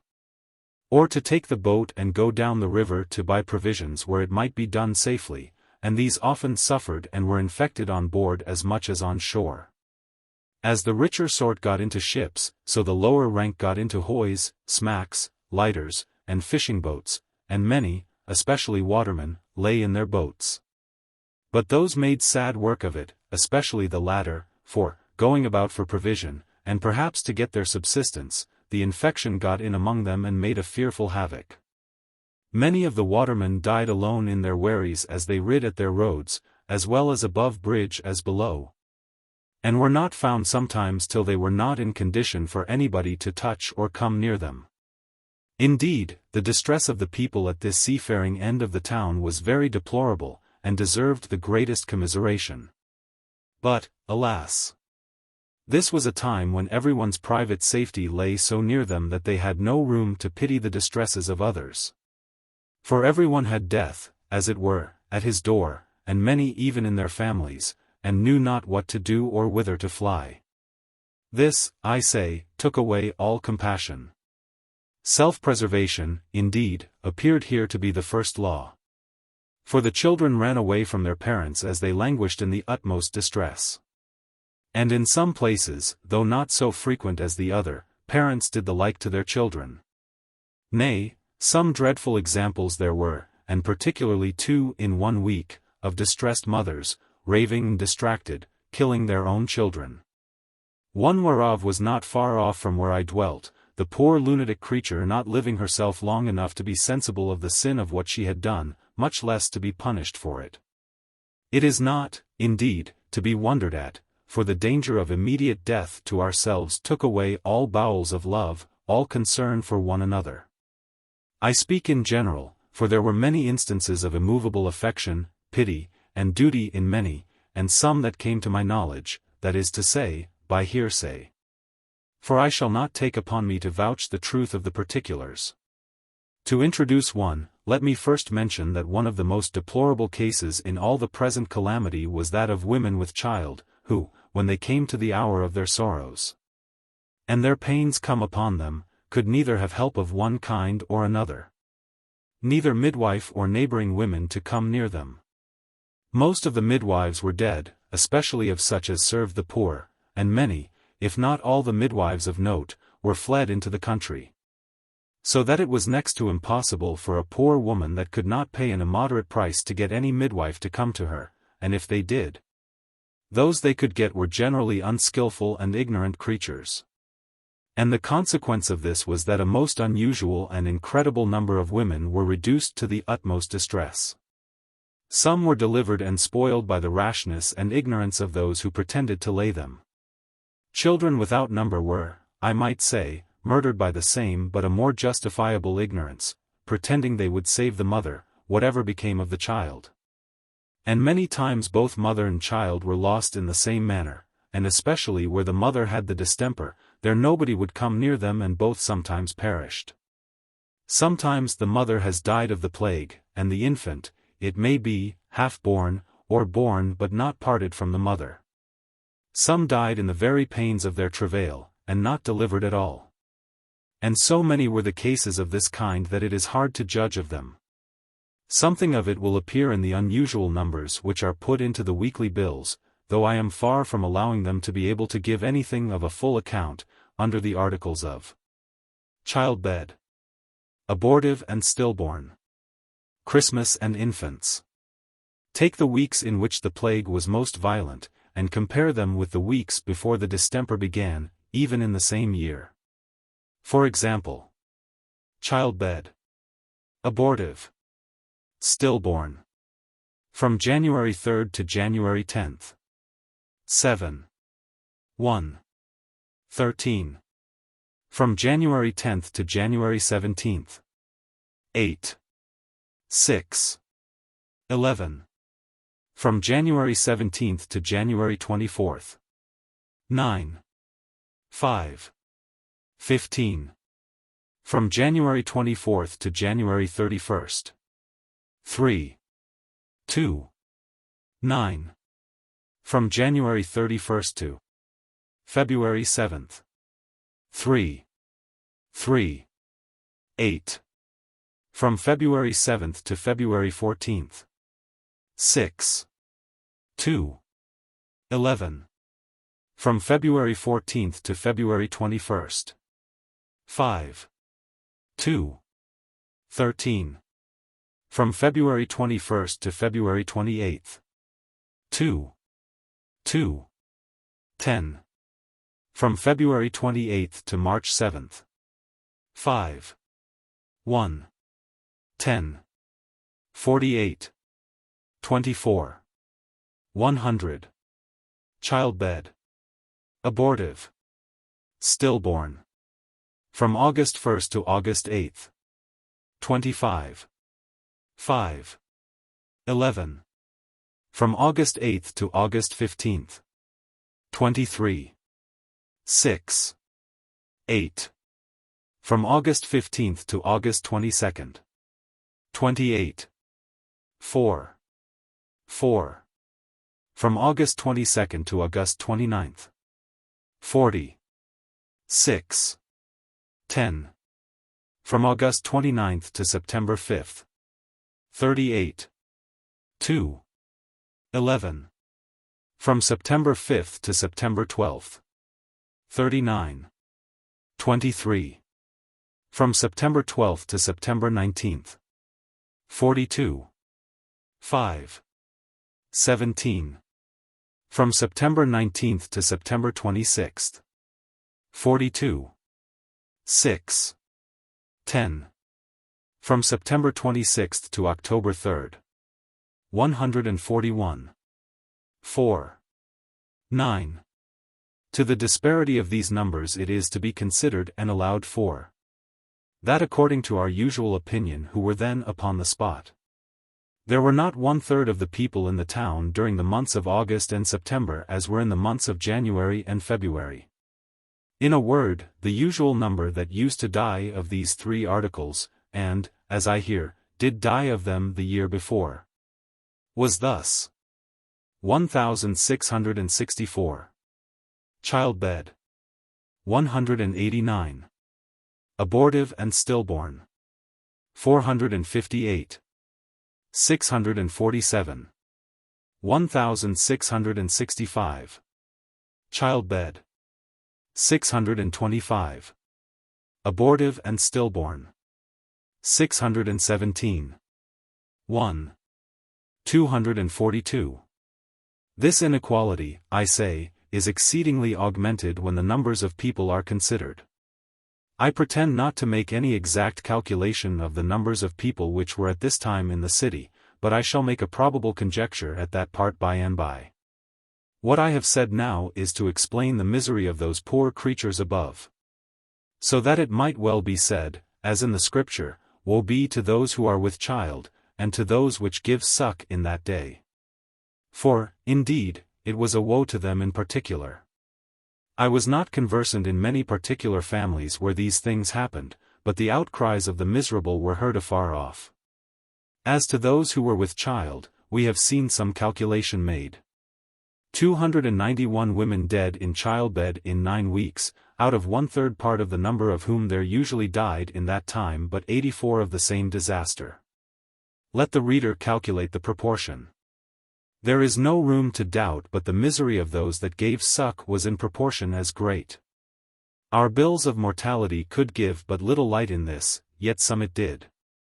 There were several more than usual starved at nurse, but this was nothing. The misery was where they were, first, starved for want of a nurse, the mother dying and all the family and the infants found dead by them, merely for want. And, if I may speak my opinion, I do believe that many hundreds of poor helpless infants perished in this manner. Secondly, not starved, but poisoned by the nurse. Nay, even where the mother has been nurse, and having received the infection, has poisoned, that is, infected the infant with her milk even before they knew they were infected themselves. Nay, and the infant has died in such a case before the mother. I cannot but remember to leave this admonition upon record, if ever such another dreadful visitation should happen in this city, that all women that are with child or that give suck should be gone. If they have any possible means, out of the place, because their misery, if infected, will so much exceed all other people's. I could tell here dismal stories of living infants being found sucking the breasts of their mothers, or nurses, after they have been dead of the plague. Of a mother in the parish where I lived, who, having a child that was not well, sent for an apothecary to view the child. And when he came, as the relation goes, was giving the child suck at her breast, and to all appearance was herself very well. But when the apothecary came close to her he saw the tokens upon that breast with which she was suckling the child. He was surprised enough, to be sure, but, not willing to fright the poor woman too much, he desired she would give the child into his hand. So he takes the child, and going to a cradle in the room, lays it in, and opening its cloths, found the tokens upon the child too. And both died before he could get home to send a preventive medicine to the father of the child, to whom he had told their condition. Whether the child infected the nurse mother or the mother the child was not certain, but the last most likely. Likewise of a child brought home to the parents from a nurse that had died of the plague, yet the tender mother would not refuse to take in her child, and laid it in her bosom, by which she was infected, and died with the child in her arms dead also. It would make the hardest heart move at the instances that were frequently found of tender mothers tending and watching with their dear children, and even dying before them. And sometimes taking the distemper from them and dying, when the child for whom the affectionate heart had been sacrificed has got over it and escaped. The like of a tradesman in East Smithfield, whose wife was big with child of her first child, and fell in labor, having the plague upon her. He could neither get midwife to assist her or nurse to tend her, and 2 servants which he kept fled both from her. He ran from house to house like one distracted, but could get no help. The utmost he could get was, that a watchman, who attended at an infected house shut up, promised to send a nurse in the morning. The poor man, with his heart broke, went back, assisted his wife what he could, acted the part of the midwife, brought the child dead into the world, and his wife in about an hour died in his arms, where he held her dead body fast till the morning, when the watchman came and brought the nurse as he had promised. And coming up the stairs, for he had left the door open, or only latched, they found the man sitting with his dead wife in his arms, and so overwhelmed with grief that he died in a few hours after without any sign of the infection upon him, but merely sunk under the weight of his grief. I have heard also of some who, on the death of their relations, have grown stupid with the insupportable sorrow. And of one, in particular, who was so absolutely overcome with the pressure upon his spirits that by degrees his head sank into his body, so between his shoulders that the crown of his head was very little seen above the bone of his shoulders. And by degrees losing both voice and sense, his face, looking forward, lay against his collarbone and could not be kept up any otherwise, unless held up by the hands of other people. And the poor man never came to himself again, but languished near a year in that condition, and died. Nor was he ever once seen to lift up his eyes or to look upon any particular object. I cannot undertake to give any other than a summary of such passages as these, because it was not possible to come at the particulars. Where sometimes the whole families where such things happened were carried off by the distemper. But there were innumerable cases of this kind which presented to the eye and the ear, even in passing along the streets, as I have hinted above. Nor is it easy to give any story of this or that family which there was not divers parallel stories to be met with of the same kind. But as I am now talking of the time when the plague raged at the easternmost part of the town, how for a long time the people of those parts had flattered themselves that they should escape, and how they were surprised when it came upon them as it did. For, indeed, it came upon them like an armed man when it did come. I say, this brings me back to the 3 poor men who wandered from Wapping, not knowing whither to go or what to do, and whom I mentioned before. One a biscuit baker, one a sailmaker, and the other a joiner, all of Wapping, or thereabouts. The sleepiness and security of that part, as I have observed, was such that they not only did not shift for themselves as others did, but they boasted of being safe, and of safety being with them. And many people fled out of the city, and out of the infected suburbs, to Wapping, Ratcliffe, Limehouse, Poplar, and such places, as to places of security.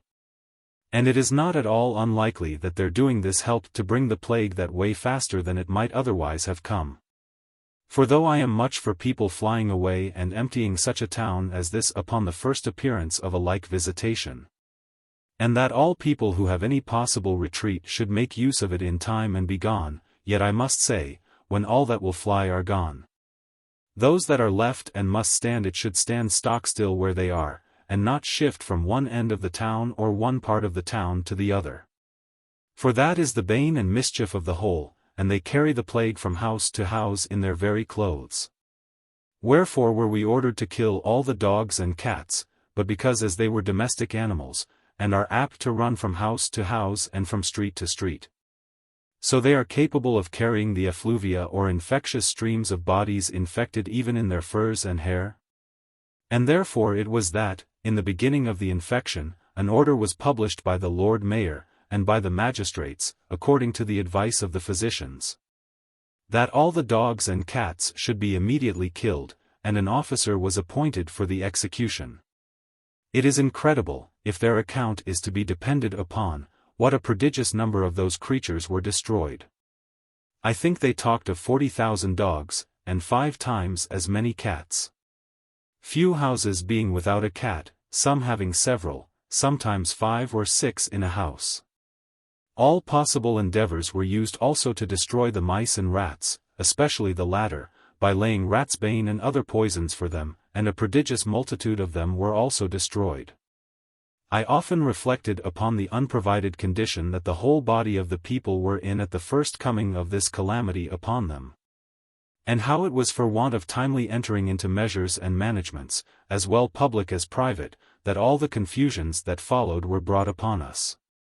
And that such a prodigious number of people sank in that disaster, which, if proper steps had been taken, might, Providence concurring, have been avoided, and which, if posterity think fit, they may take a caution and warning from. But I shall come to this part again. I come back to my 3 men. Their story has a moral in every part of it, and their whole conduct, and that of some whom they joined with, is a pattern for all poor men to follow, or women either, if ever such a time comes again. And if there was no other end in recording it, I think this a very just one, whether my account be exactly according to fact or no. 2 of them are said to be brothers, the one an old soldier, but now a biscuit maker, the other a lame sailor, but now a sailmaker, the third a joiner. Says John the biscuit maker one day to Thomas his brother, the sailmaker, "Brother Tom, what will become of us? The plague grows hot in the city, and increases this way. What shall we do?" "Truly," says Thomas, "I am at a great loss what to do, for I find if it comes down into Wapping I shall be turned out of my lodging." And thus they began to talk of it beforehand. John. "Turned out of your lodging, Tom? If you are, I don't know who will take you in, for people are so afraid of one another now, there's no getting a lodging anywhere." Thomas. "Why, the people where I lodge are good, civil people, and have kindness enough for me too, but they say I go abroad every day to my work, and it will be dangerous. And they talk of locking themselves up and letting nobody come near them." John. "Why, they are in the right, to be sure, if they resolve to venture staying in town." Thomas. "Nay, I might even resolve to stay within doors too, for, except a suit of sails that my master has in hand, and which I am just finishing, I am like to get no more work a great while. There's no trade stirs now. Workmen and servants are turned off everywhere, so that I might be glad to be locked up too. But I do not see they will be willing to consent to that, any more than to the other." John. "Why, what will you do then, brother? And what shall I do? For I am almost as bad as you. The people where I lodge are all gone into the country but a maid, and she is to go next week, and to shut the house quite up, so that I shall be turned adrift to the wide world before you. And I am resolved to go away too, if I knew but where to go." Thomas. "We were both distracted we did not go away at first, then we might have travelled anywhere. There's no stirring now, we shall be starved if we pretend to go out of town." They won't let us have victuals, no, not for our money, nor let us come into the towns, much less into their houses. John. And that which is almost as bad, I have but little money to help myself with neither. Thomas. As to that, we might make shift, I have a little, though not much. But I tell you there's no stirring on the road. I know a couple of poor honest men in our street have attempted to travel, and at Barnet, or Whetstone, or thereabouts, the people offered to fire at them if they pretended to go forward. So they are come back again quite discouraged. John. I would have ventured their fire if I had been there. If I had been denied food for my money they should have seen me take it before their faces, and if I had tendered money for it they could not have taken any course with me by law. Thomas. You talk your old soldier's language, as if you were in the Low Countries now, but this is a serious thing. The people have good reason to keep anybody off that they are not satisfied are sound, at such a time as this, and we must not plunder them. John. No, brother, you mistake the case, and mistake me too. I would plunder nobody. But for any town upon the road to deny me leave to pass through the town in the open highway, and deny me provisions for my money, is to say the town has a right to starve me to death. Which cannot be true. Thomas. But they do not deny you liberty to go back again from whence you came, and therefore they do not starve you. John. But the next town behind me will, by the same rule, deny me leave to go back, and so they do starve me between them. Besides, there is no law to prohibit my traveling wherever I will on the road. Thomas. But there will be so much difficulty in disputing with them at every town on the road that it is not for poor men to do it or undertake it, at such a time as this is especially. John. Why, brother, our condition at this rate is worse than anybody else's, for we can neither go away nor stay here. I am of the same mind with the lepers of Samaria. If we stay here we are sure to die, I mean especially as you and I are stated, without a dwelling house of our own. And without lodging in anybody else's. There is no lying in the street at such a time as this, we had as good go into the dead cart at once. Therefore I say, if we stay here we are sure to die, and if we go away we can but die. I am resolved to be gone. Thomas. You will go away. Whither will you go, and what can you do? I would as willingly go away as you, if I knew whither. But we have no acquaintance, no friends. Here we were born, and here we must die. John. Look you, Tom, the whole kingdom is my native country as well as this town. You may as well say I must not go out of my house if it is on fire as that I must not go out of the town I was born in when it is infected with the plague. I was born in England, and have a right to live in it if I can. Thomas. But you know every vagrant person may by the laws of England be taken up, and passed back to their last legal settlement. John. But how shall they make me vagrant? I desire only to travel on, upon my lawful occasions. Thomas. What lawful occasions can we pretend to travel, or rather wander upon? They will not be put off with words. John. Is not flying to save our lives a lawful occasion? And do they not all know that the fact is true? We cannot be said to dissemble. Thomas. But suppose they let us pass, whither shall we go? John. Anywhere, to save our lives. It is time enough to consider that when we are got out of this town. If I am once out of this dreadful place, I care not where I go. Thomas. We shall be driven to great extremities. I know not what to think of it. John. Well, Tom, consider of it a little. This was about the beginning of July.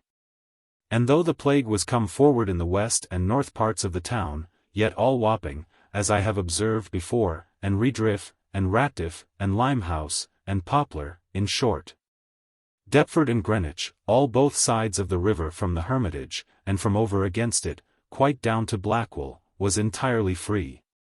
There had not one person died of the plague in all Stepney parish, and not one on the south side of Whitechapel road, no, not in any parish. And yet the weekly bill was that very week risen up to 1,006. It was a fortnight after this before the two brothers met again, and then the case was a little altered, and the plague was exceedingly advanced and the number greatly increased. The bill was up at 2,785, and prodigiously increasing, though still both sides of the river, as below, kept pretty well. But some began to die in Redriff, and about 5 or 6 in Ratdiff Highway, when the sailmaker came to his brother John express, and in some fright. For he was absolutely warned out of his lodging, and had only a week to provide himself. His brother John was in as bad a case, for he was quite out, and had only begged leave of his master, the biscuit maker, to lodge in an outhouse belonging to his workhouse, where he only lay upon straw, with some biscuit sacks, or bread sacks, as they called them, laid upon it, and some of the same sacks to cover him. Here they resolved, seeing all employment being at an end, and no work or wages to be had, they would make the best of their way to get out of the reach of the dreadful infection, and, being as good husbands as they could, would endeavor to live upon what they had as long as it would last, and then work for more if they could get work anywhere, of any kind, let it be what it would. While they were considering to put this resolution in practice in the best manner they could, the third man, who was acquainted very well with the sailmaker, came to know of the design, and got leave to be one of the number. And thus they prepared to set out. It happened that they had not an equal share of money. But as the sailmaker, who had the best stock, was, besides his being lame, the most unfit to expect to get anything by working in the country, so he was content that what money they had should all go into one public stock, on condition that whatever any one of them could gain more than another, it should without any grudging be all added to the public stock. They resolved to load themselves with as little baggage as possible, because they resolved at first to travel on foot, and to go a great way that they might, if possible, be effectually safe. And a great many consultations they had with themselves before they could agree about what way they should travel, which they were so far from adjusting that even to the morning they set out they were not resolved on it. At last the seaman put in a hint that determined it. First, says he, the weather is very hot, and therefore I am for traveling north, that we may not have the sun upon our faces and beating on our breasts, which will heat and suffocate us. And I have been told, says he, that it is not good to overheat our blood at a time when, for aught we know, the infection may be in the very air. In the next place, says he, I am for going the way that may be contrary to the wind, as it may blow when we set out, that we may not have the wind blow the air of the city on our backs as we go. These two cautions were approved of, if it could be brought so to hit that the wind might not be in the south when they set out to go north. John the baker, who had been a soldier, then put in his opinion. First, says he, we none of us expect to get any lodging on the road, and it will be a little too hard to lie just in the open air. Though it be warm weather, yet it may be wet and damp, and we have a double reason to take care of our healths at such a time as this. And therefore, says he, you, brother Tom, that are a sailmaker, might easily make us a little tent, and I will undertake to set it up every night, and take it down. And a fig for all the inns in England. If we have a good tent over our heads we shall do well enough. The joiner opposed this, and told them, let them leave that to him. He would undertake to build them a house every night with his hatchet and mallet, though he had no other tools, which should be fully to their satisfaction, and as good as a tent. The soldier and the joiner disputed that point some time, but at last the soldier carried it for a tent. The only objection against it was, that it must be carried with them, and that would increase their baggage too much, the weather being hot. But the sailmaker had a piece of good hap, fell in which made that easy, for his master whom he worked for, having a rope walk as well as sail-making trade, had a little poor horse that he made no use of then. And being willing to assist the 3 honest men, he gave them the horse for the carrying their baggage. Also for a small matter of 3 days' work that his man did for him before he went, he let him have an old topgallant sail that was worn out, but was sufficient and more than enough to make a very good tent. The soldier showed how to shape it, and they soon by his direction made their tent, and fitted it with poles or staves for the purpose, and thus they were furnished for their journey, viz. 3 men, 1 tent, 1 horse, 1 gun, for the soldier would not go without arms, for now he said he was no more a biscuit baker, but a trooper.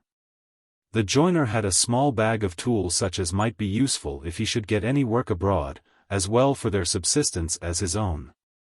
What money they had they brought all into one public stock, and thus they began their journey. It seems that in the morning when they set out the wind blew, as the sailor said, by his pocket compass, at N.W. by W. So they directed, or rather resolved to direct, their course N.W. But then a difficulty came in their way, that, as they set out from the hither end of Wapping, near the Hermitage, and that the plague was now very violent, especially on the north side of the city. As in Shoreditch and Cripplegate parish, they did not think it safe for them to go near those parts. So they went away east through Ratcliffe Highway as far as Ratcliffe Cross, and leaving Stepney Church still on their left hand, being afraid to come up from Ratcliffe Cross to Mile End. Because they must come just by the churchyard, and because the wind, that seemed to blow more from the west, blew directly from the side of the city where the plague was hottest. So, I say, leaving Stepney they fetched a long compass, and going to Poplar and Bromley, came into the great road just at Bow. Here the watch placed upon Bow Bridge would have questioned them, but they, crossing the road into a narrow way that turns out of the hither end of the town of Bow to Old Ford, avoided any inquiry there, and travelled to Old Ford. The constables everywhere were upon their guard, not so much, it seems, to stop people passing by as to stop them from taking up their abode in their towns. And withal because of a report that was newly raised at that time. And that, indeed, was not very improbable, viz. that the poor people in London, being distressed and starved for want of work, and by that means for want of bread, were up in arms and had raised a tumult. And that they would come out to all the towns round to plunder for bread. This, I say, was only a rumour, and it was very well it was no more. But it was not so far off from being a reality as it has been thought. For in a few weeks more the poor people became so desperate by the calamity they suffered that they were with great difficulty kept from going out into the fields and towns, and tearing all in pieces wherever they came.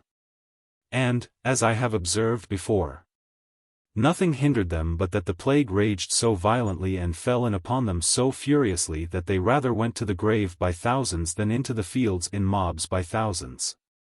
For, in the parts about the parishes of St. Sepulchre, Clerkenwell, Cripplegate, Bishopsgate, and Shoreditch, which were the places where the mob began to threaten, the distemper came on so furiously that there died in those few parishes even then, before the plague was come to its height, no less than 5,361 people in the first 3 weeks in August. When at the same time the parts about Wapping, Radcliffe, and Rotherhithe were, as before described, hardly touched, or but very lightly. So that in a word though, as I said before, the good management of the Lord Mayor and Justices did much to prevent the rage and desperation of the people from breaking out in rabbles and tumults. And in short from the poor plundering the rich, I say, though they did much, the dead carts did more, for as I have said that in 5 parishes only there died above 5,000 in 20 days. So there might be probably 3 times that number sick all that time. For some recovered, and great numbers fell sick every day and died afterwards. Besides, I must still be allowed to say that if the bills of mortality said 5,000, I always believed it was near twice as many in reality.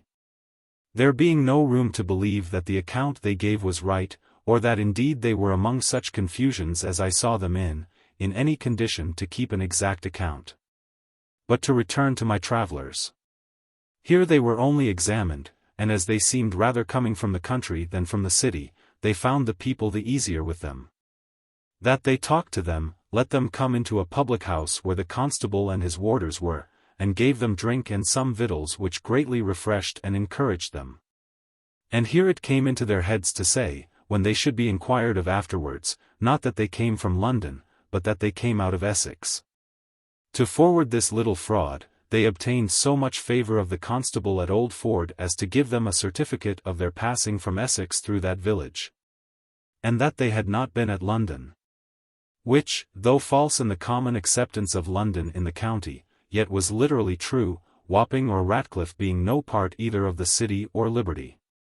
This certificate directed to the next constable that was at Homerton, one of the hamlets of the parish of Hackney, was so serviceable to them that it procured them, not a free passage there only, but a full certificate of health from a justice of the peace, who upon the constable's application granted it without much difficulty.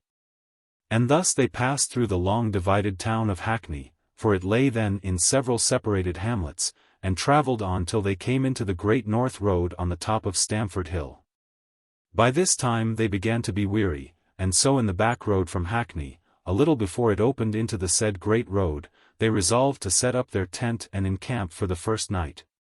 Which they did accordingly, with this addition, that finding a barn, or a building like a barn, and first searching as well as they could to be sure there was nobody in it, they set up their tent, with the head of it against the barn. This they did also because the wind blew that night very high, and they were but young at such a way of lodging, as well as at the managing their tent. Here they went to sleep. But the joiner, a grave and sober man, and not pleased with their lying at this loose rate the first night, could not sleep, and resolved, after trying to sleep to no purpose, that he would get out, and, taking the gun in his hand, stand sentinel and guard his companions. So with the gun in his hand, he walked to and again before the barn, for that stood in the field near the road, but within the hedge. He had not been long upon the scout but he heard a noise of people coming on, as if it had been a great number, and they came on, as he thought, directly towards the barn. He did not presently awake his companions, but in a few minutes more, their noise growing louder and louder, the biscuit baker called to him and asked him what was the matter, and quickly started out too. The other, being the lame sailmaker and most weary, lay still in the tent. As they expected, so the people whom they had heard came on directly to the barn, when one of our travellers challenged, like soldiers upon the guard, with, "Who comes there?"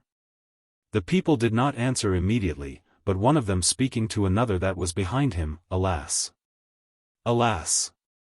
We are all disappointed," says he. "Here are some people before us, the barn is taken up." They all stopped upon that, as under some surprise, and it seems there was about 13 of them in all, and some women among them.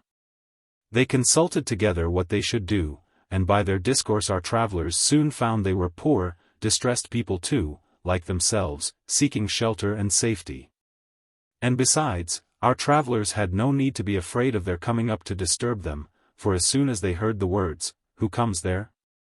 these could hear the women say, as if fright, "Do not go near them.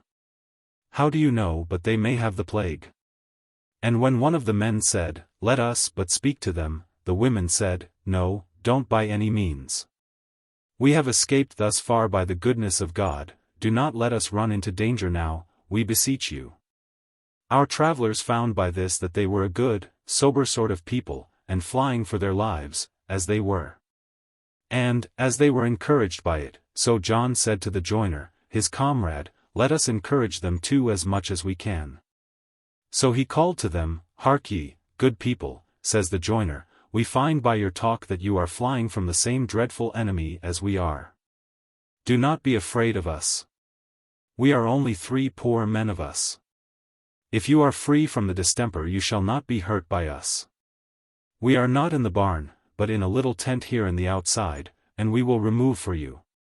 We can set up our tent again immediately anywhere else," and upon this a parley began between the joiner, whose name was Richard, and one of their men, who said his name was Ford.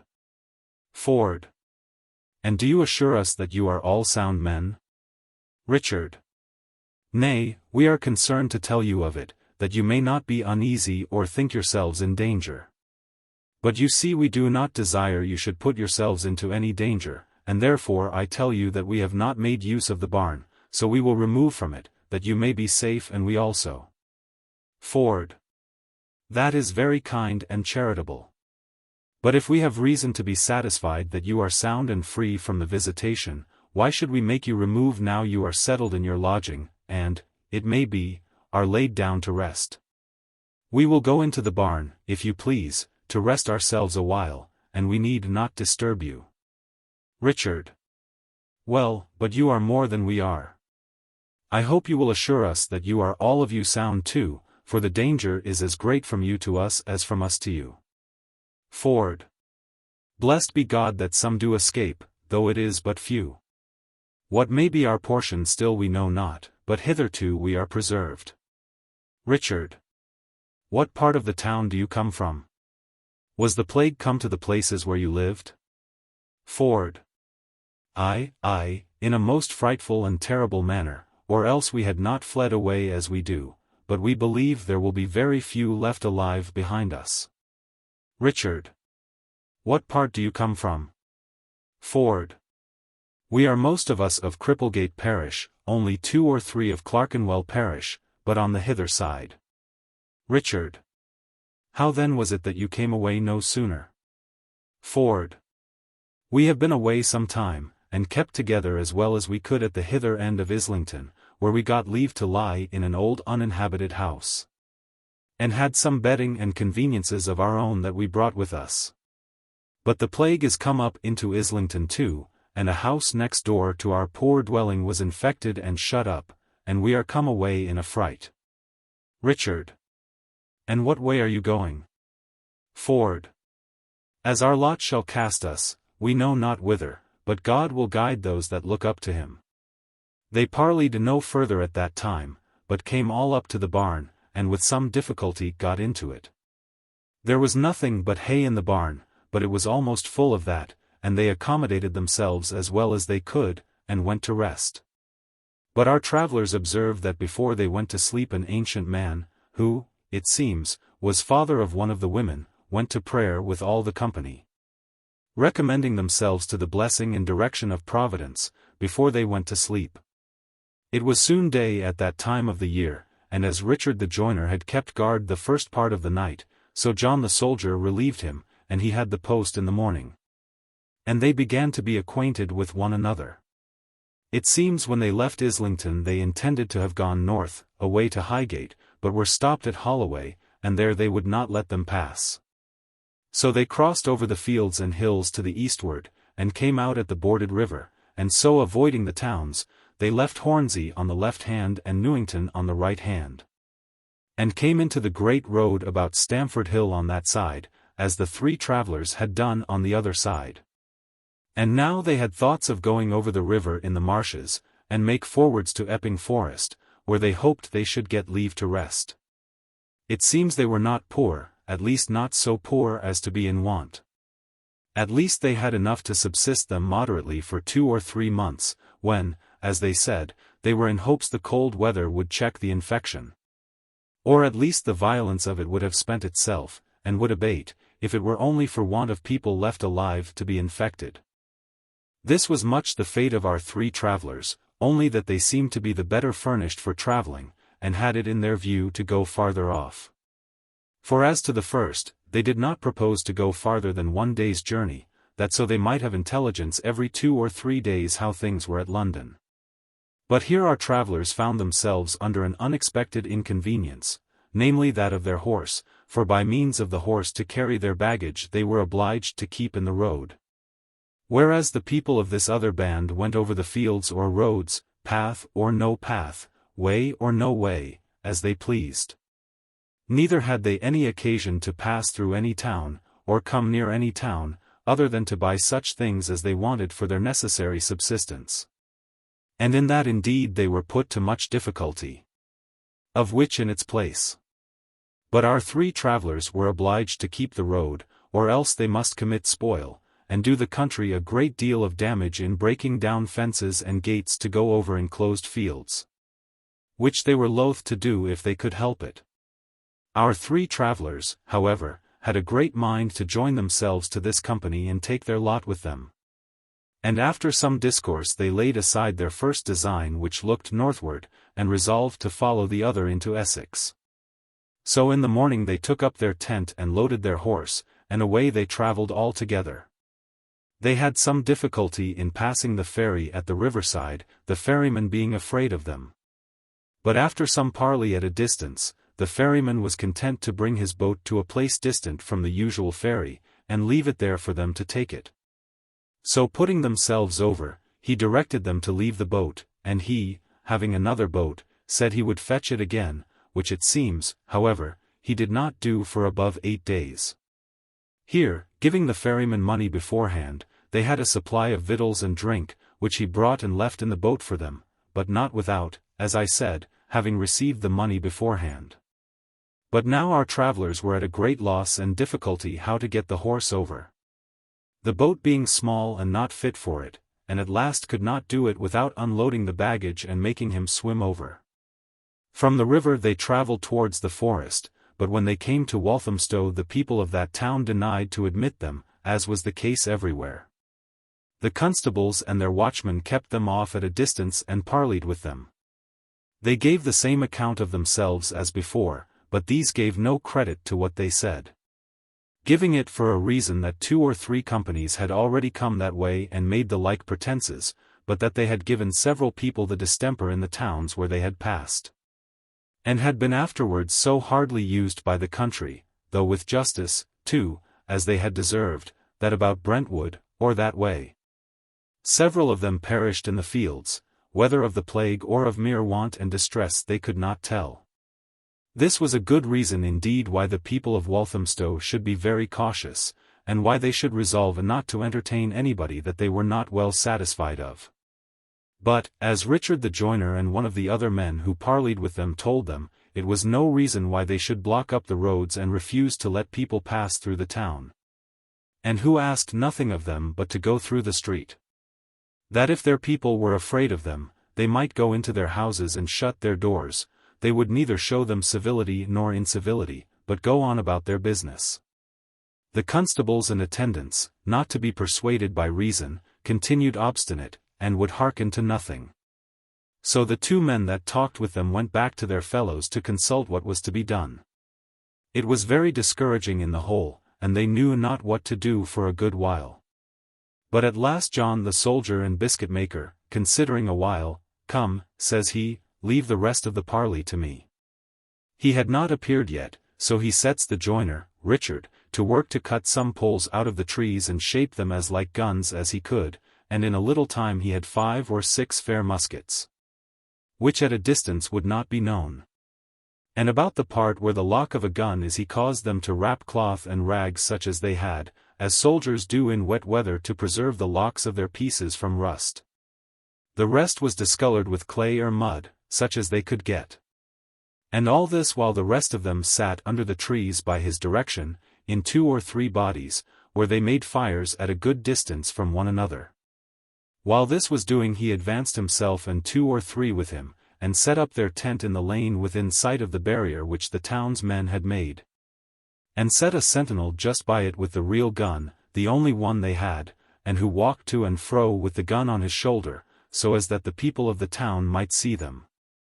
Also, he tied the horse to a gate in the hedge just by, and got some dry sticks together and kindled a fire on the other side of the tent, so that the people of the town could see the fire and the smoke, but could not see what they were doing at it.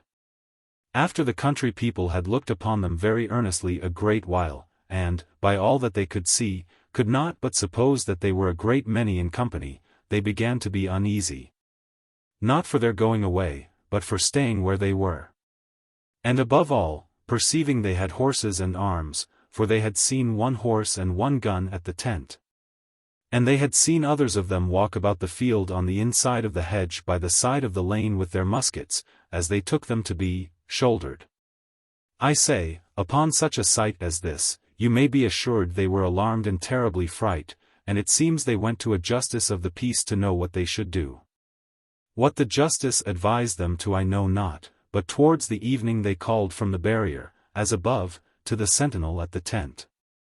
"What do you want?" says John. 1. "Why, what do you intend to do?" says the constable. "To do," says John, "what would you have us to do?" Constable. "Why don't you be gone? What do you stay there for?" John. "Why do you stop us on the King's highway, and pretend to refuse us leave to go on our way?" Constable. We are not bound to tell you our reason, though we did let you know it was because of the plague. John. We told you we were all sound and free from the plague, which we were not bound to have satisfied you of, and yet you pretend to stop us on the highway. Constable. We have a right to stop it up, and our own safety obliges us to it. Besides, this is not the king's highway, 'tis a way upon sufferance. You see, here is a gate, and if we do let people pass here, we make them pay toll. John. We have a right to seek our own safety as well as you, and you may see we are flying for our lives, and 'tis very unchristian and unjust to stop us.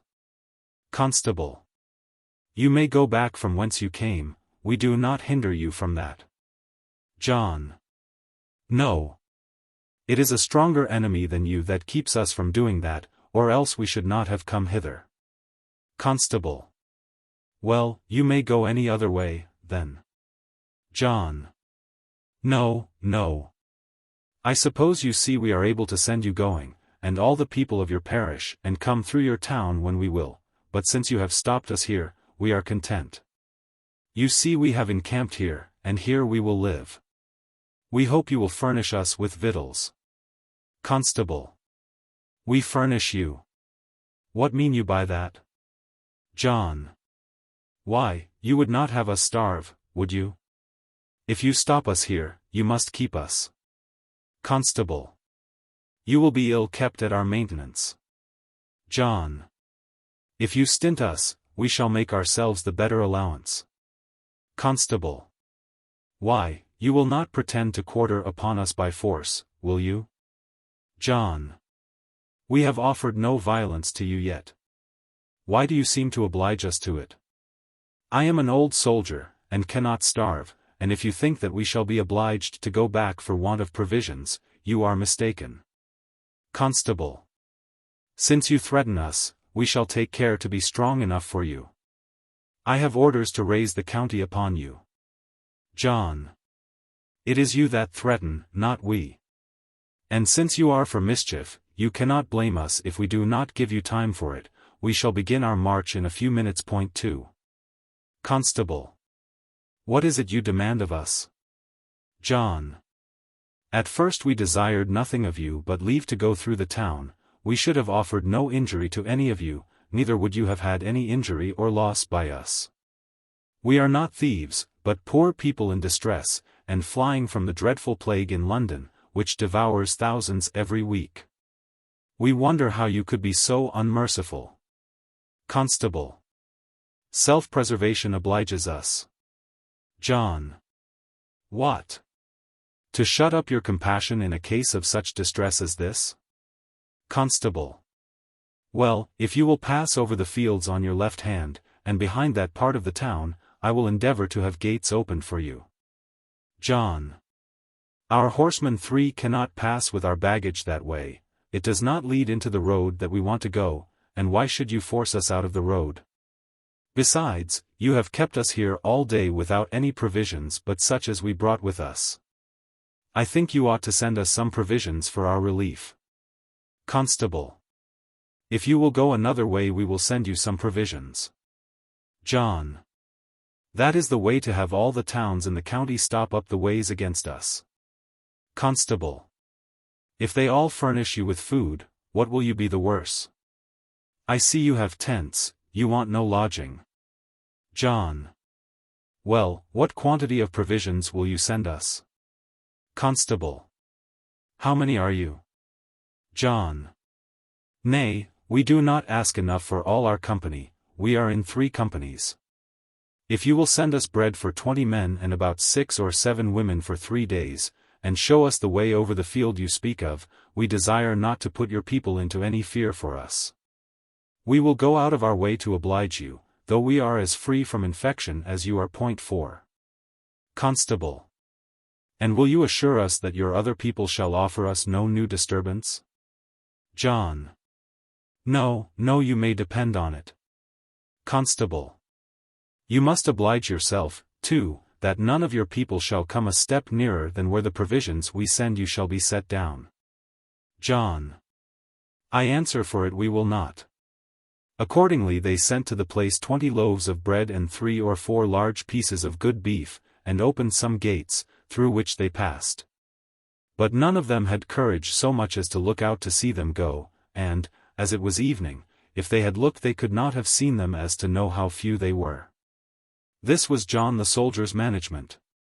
But this gave such an alarm to the county, that had they really been 200 or 300 the whole county would have been raised upon them, and they would have been sent to prison. Or perhaps knocked on the head. They were soon made sensible of this, for 2 days afterwards they found several parties of horsemen and footmen also about, in pursuit of 3 companies of men, armed, as they said, with muskets, who were broke out from London and had the plague upon them, and that were not only spreading the distemper among the people, but plundering the country. As they saw now the consequence of their case, they soon saw the danger they were in, so they resolved by the advice also of the old soldier to divide themselves again. John and his 2 comrades, with the horse, went away, as if towards Waltham, the other in 2 companies, but all a little asunder, and went towards Epping. The first night they encamped all in the forest, and not far off of one another, but not setting up the tent, lest that should discover them. On the other hand, Richard went to work with his axe and his hatchet, and cutting down branches of trees, he built 3 tents or hovels, in which they all encamped with as much convenience as they could expect. The provisions they had at Walthamstow served them very plentifully this night, and as for the next, they left it to Providence. They had fared so well with the old soldier's conduct that they now willingly made him their leader, and the first of his conduct appeared to be very good. He told them that they were now at a proper distance enough from London, that as they need not be immediately beholden to the country for relief, so they ought to be as careful the country did not infect them as that they did not infect the country.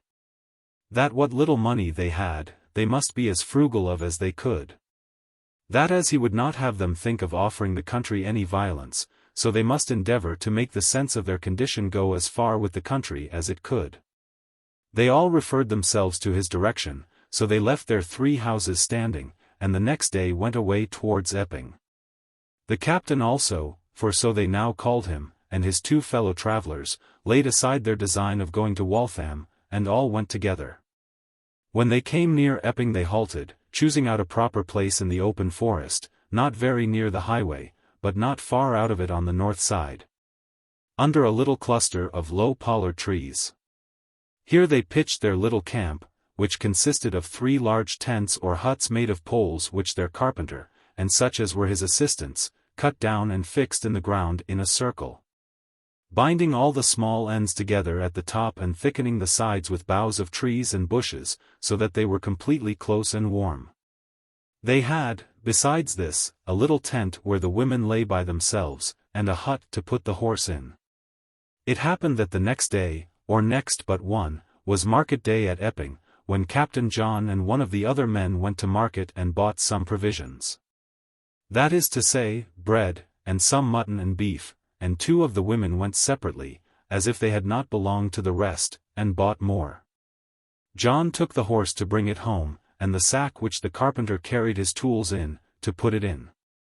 The carpenter went to work and made them benches and stools to sit on, such as the wood he could get would afford, and a kind of table to dine on.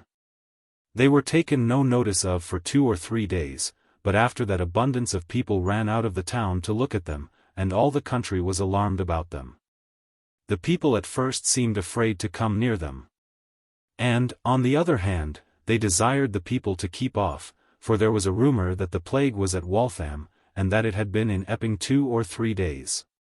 So John called out to them not to come to them, for, says he, we are all whole and sound people here, and we would not have you bring the plague among us, nor pretend we brought it among you.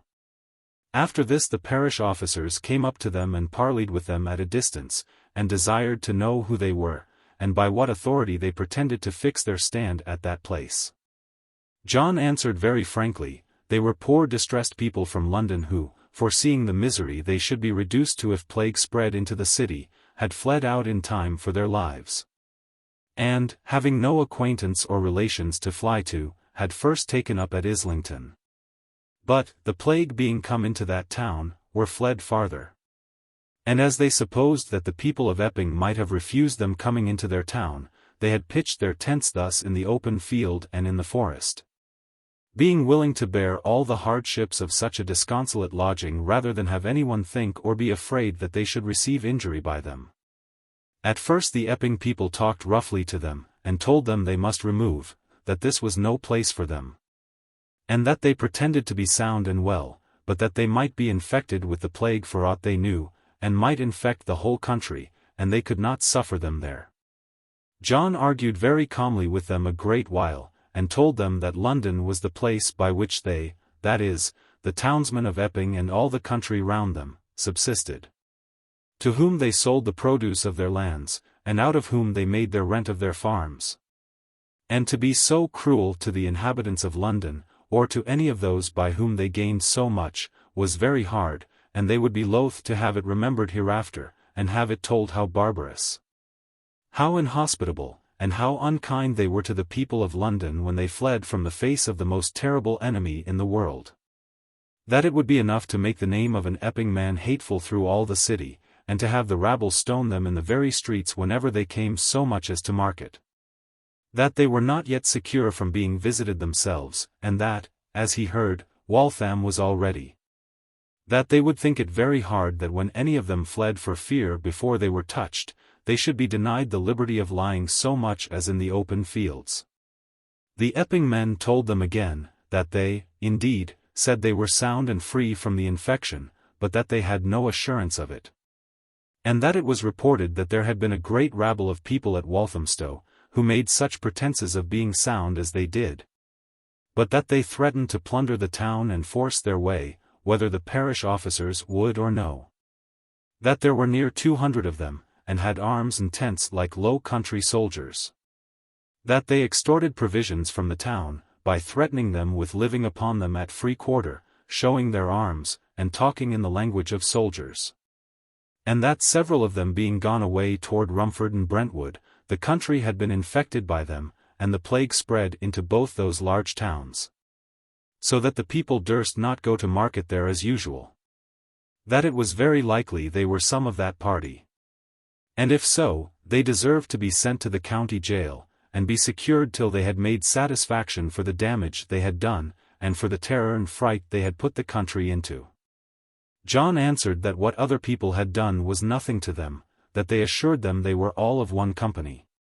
That they had never been more in number than they saw them at that time, which, by the way, was very true. That they came out in 2 separate companies, but joined by the way, their cases being the same.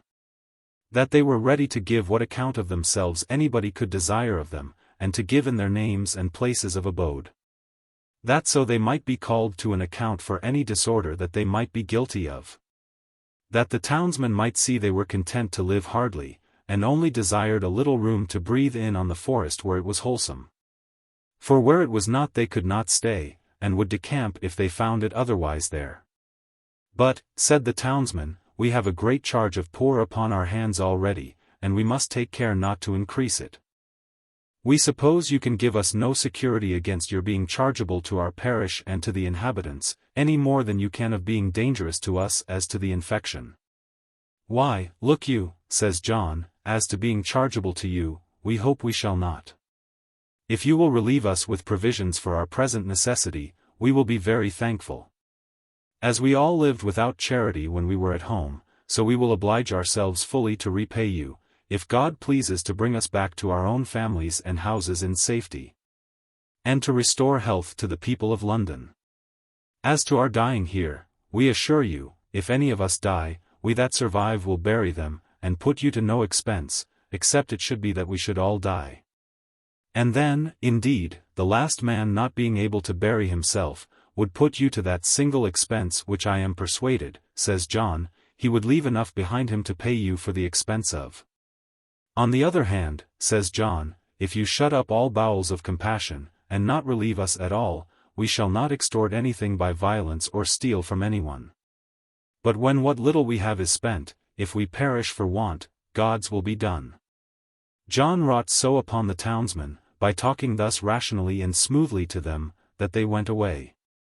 And though they did not give any consent to their staying there, yet they did not molest them, and the poor people continued their 3 or 4 days longer without any disturbance.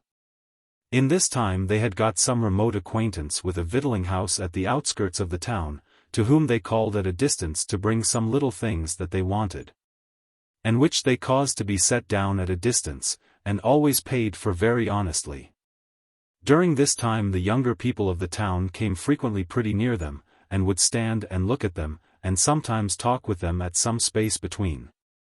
And particularly it was observed that the first Sabbath day the poor people kept retired, worshipped God together, and were heard to sing psalms. These things, and a quiet, inoffensive behavior, began to get them the good opinion of the country, and people began to pity them and speak very well of them.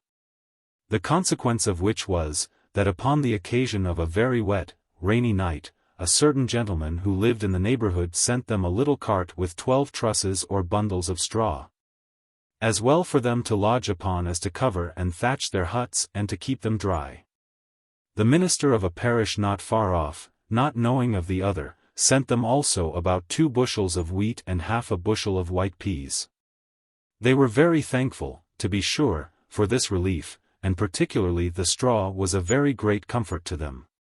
For though the ingenious carpenter had made frames for them to lie in like troughs, and filled them with leaves of trees, and such things as they could get, and had cut all their tent cloth out to make them coverlids, yet they lay damp and hard and unwholesome till this straw came, which was to them like featherbeds, and, as John said, more welcome than featherbeds would have been at another time. This gentleman and the minister having thus begun, and given an example of charity to these wanderers, others quickly followed, and they received every day some benevolence or other from the people, but chiefly from the gentlemen who dwelt in the country round them. Some sent them chairs, stools, tables, and such household things as they gave notice they wanted.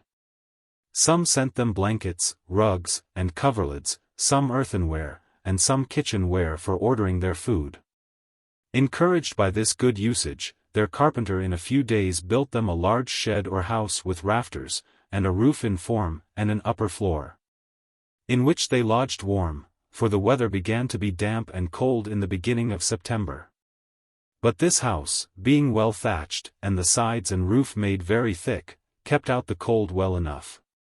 He made, also, an earthen wall at one end with a chimney in it, and another of the company, with a vast deal of trouble and pains, made a funnel to the chimney to carry out the smoke.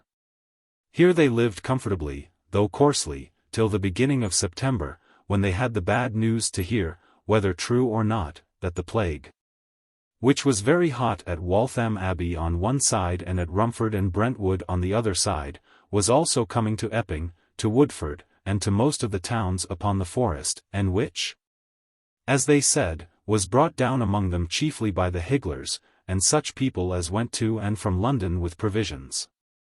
If this was true, it was an evident contradiction to that report which was afterward spread all over England, but which, as I have said, I cannot confirm of my own knowledge, namely, that the market people carrying provisions to the city never got the infection or carried it back into the country. Both which, I have been assured, has been false. It might be that they were preserved even beyond expectation, though not to a miracle, that abundance went and came and were not touched.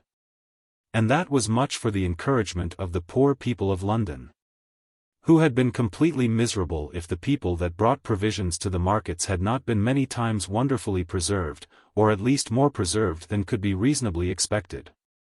But now these new inmates began to be disturbed more effectually, for the towns about them were really infected, and they began to be afraid to trust one another so much as to go abroad for such things as they wanted, and this pinched them very hard. For now they had little or nothing but what the charitable gentlemen of the country supplied them with. But, for their encouragement, it happened that other gentlemen in the country who had not sent them anything before, began to hear of them and supply them. And one sent them a large pig, that is to say, a porker, another 2 sheep, and another sent them a calf. In short, they had meat enough, and sometimes had cheese and milk, and all such things. They were chiefly put to it for bread, for when the gentlemen sent them corn they had nowhere to bake it or to grind it. This made them eat the first 2 bushel of wheat that was sent them in parched corn, as the Israelites of old did, without grinding or making bread of it. At last they found means to carry their corn to a windmill near Woodford, where they had it ground. And afterwards the biscuit-maker made a hearth so hollow and dry that he could bake biscuit cakes tolerably well. And thus they came into a condition to live without any assistance or supplies from the towns. And it was well they did, for the country was soon after fully infected, and about 120 were said to have died of the distemper in the villages near them, which was a terrible thing to them. On this they called a new council, and now the towns had no need to be afraid they should settle near them. But, on the contrary, several families of the poorer sort of the inhabitants quitted their houses and built huts in the forest after the same manner as they had done. But it was observed that several of these poor people that had so removed had the sickness even in their huts or booths. The reason of which was plain, namely, not because they removed into the air, but, 1, because they did not remove time enough. That is to say, not till, by openly conversing with the other people their neighbors, they had the distemper upon them, or, as may be said, among them. And so carried it about them whither they went. Or, 2, because they were not careful enough, after they were safely removed out of the towns, not to come in again and mingle with the diseased people. But be it which of these it will, when our travelers began to perceive that the plague was not only in the towns, but even in the tents and huts on the forest near them, they began then not only to be afraid, but to think of decamping and removing. For had they stayed they would have been in manifest danger of their lives. It is not to be wondered that they were greatly afflicted at being obliged to quit the place where they had been so kindly received, and where they had been treated with so much humanity and charity. But necessity and the hazard of life, which they came out so far to preserve, prevailed with them, and they saw no remedy. John, however, thought of a remedy for their present misfortune, namely, that he would first acquaint that gentleman who was their principal benefactor with the distress they were in, and to crave his assistance and advice. The good, charitable gentleman encouraged them to quit the place for fear they should be cut off from any retreat at all by the violence of the distemper. But whither they should go, that he found very hard to direct them to. At last John asked of him whether he, being a justice of the peace, would give them certificates of health to other justices whom they might come before. That so whatever might be their lot, they might not be repulsed now they had been also so long from London. This his worship immediately granted, and gave them proper letters of health, and from thence they were at liberty to travel whither they pleased. Accordingly they had a full certificate of health, intimating that they had resided in a village in the county of Essex so long that, being examined and scrutinized sufficiently, and having been retired from all conversation for above 40 days, without any appearance of sickness, they were therefore certainly concluded to be sound men, and might be safely entertained anywhere, having at last removed rather for fear of the plague which was come into such a town, rather than for having any signal of infection upon them, or upon any belonging to them. With this certificate they removed, though with great reluctance, and John inclining not to go far from home, they moved towards the marshes on the side of Waltham. But here they found a man who, it seems, kept a weir or stop upon the river, made to raise the water for the barges which go up and down the river.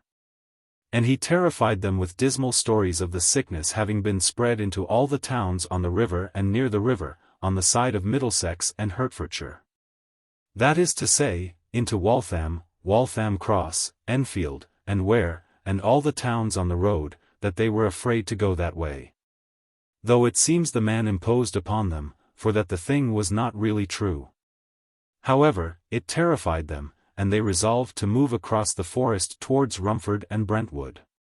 But they heard that there were numbers of people fled out of London that way, who lay up and down in the forest called Henault Forest, reaching near Rumford, and who, having no subsistence or habitation, not only lived oddly and suffered great extremities in the woods and fields for want of relief, but were said to be made so desperate by those extremities as that they offered many violences to the county, robbed and plundered, and killed cattle, and the like. That others, building huts and hovels by the roadside, begged, and that with an importunity next door to demanding relief. So that the county was very uneasy, and had been obliged to take some of them up. This in the first place intimated to them, that they would be sure to find the charity and kindness of the county, which they had found here where they were before, hardened and shut up against them. And that, on the other hand, they would be questioned wherever they came, and would be in danger of violence from others in like cases as themselves. Upon all these considerations John, their captain, in all their names, went back to their good friend and benefactor, who had relieved them before, and laying their case truly before him, humbly asked his advice. And he as kindly advised them to take up their old quarters again, or if not, to remove but a little farther out of the road, and directed them to a proper place for them. And as they really wanted some house rather than huts to shelter them at that time of the year, it growing on towards Michaelmas, they found an old decayed house which had been formerly some cottage or little habitation but was so out of repair as scarce habitable. And by the consent of a farmer to whose farm it belonged, they got leave to make what use of it they could. The ingenious joiner, and all the rest, by his directions went to work with it, and in a very few days made it capable to shelter them all in case of bad weather.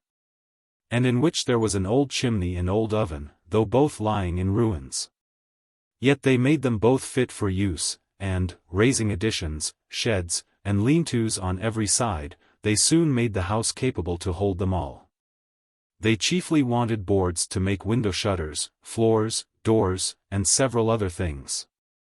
But as the gentleman above favored them, and the country was by that means made easy with them, and above all, that they were known to be all sound and in good health, everybody helped them with what they could spare. Here they encamped for good and all, and resolved to remove no more. They saw plainly how terribly alarmed that county was everywhere at anybody that came from London, and that they should have no admittance anywhere but with the utmost difficulty. At least no friendly reception and assistance as they had received here. Now, although they received great assistance and encouragement from the country gentlemen and from the people round about them, yet they were put to great straits, for the weather grew cold and wet in October and November, and they had not been used to so much hardship. So that they got colds in their limbs, and distempers, but never had the infection, and thus about December they came home to the city again. I give this story thus at large, principally to give an account what became of the great numbers of people which immediately appeared in the city as soon as the sickness abated. For, as I have said, great numbers of those that were able and had retreats in the country fled to those retreats. So, when it was increased to such a frightful extremity as I have related, the middling people who had not friends fled to all parts of the country where they could get shelter. As well those that had money to relieve themselves as those that had not. Those that had money always fled farthest, because they were able to subsist themselves. But those who were empty suffered, as I have said, great hardships, and were often driven by necessity to relieve their wants at the expense of the country. By that means the country was made very uneasy at them, and sometimes took them up. Though even then they scarce knew what to do with them, and were always very backward to punish them, but often, too, they forced them from place to place till they were obliged to come back again to London. I have, since my knowing this story of John and his brother, inquired and found that there were a great many of the poor disconsolate people, as above, fled into the country every way. And some of them got little sheds and barns and outhouses to live in, where they could obtain so much kindness of the country. And especially where they had any the least satisfactory account to give of themselves, and particularly that they did not come out of London too late.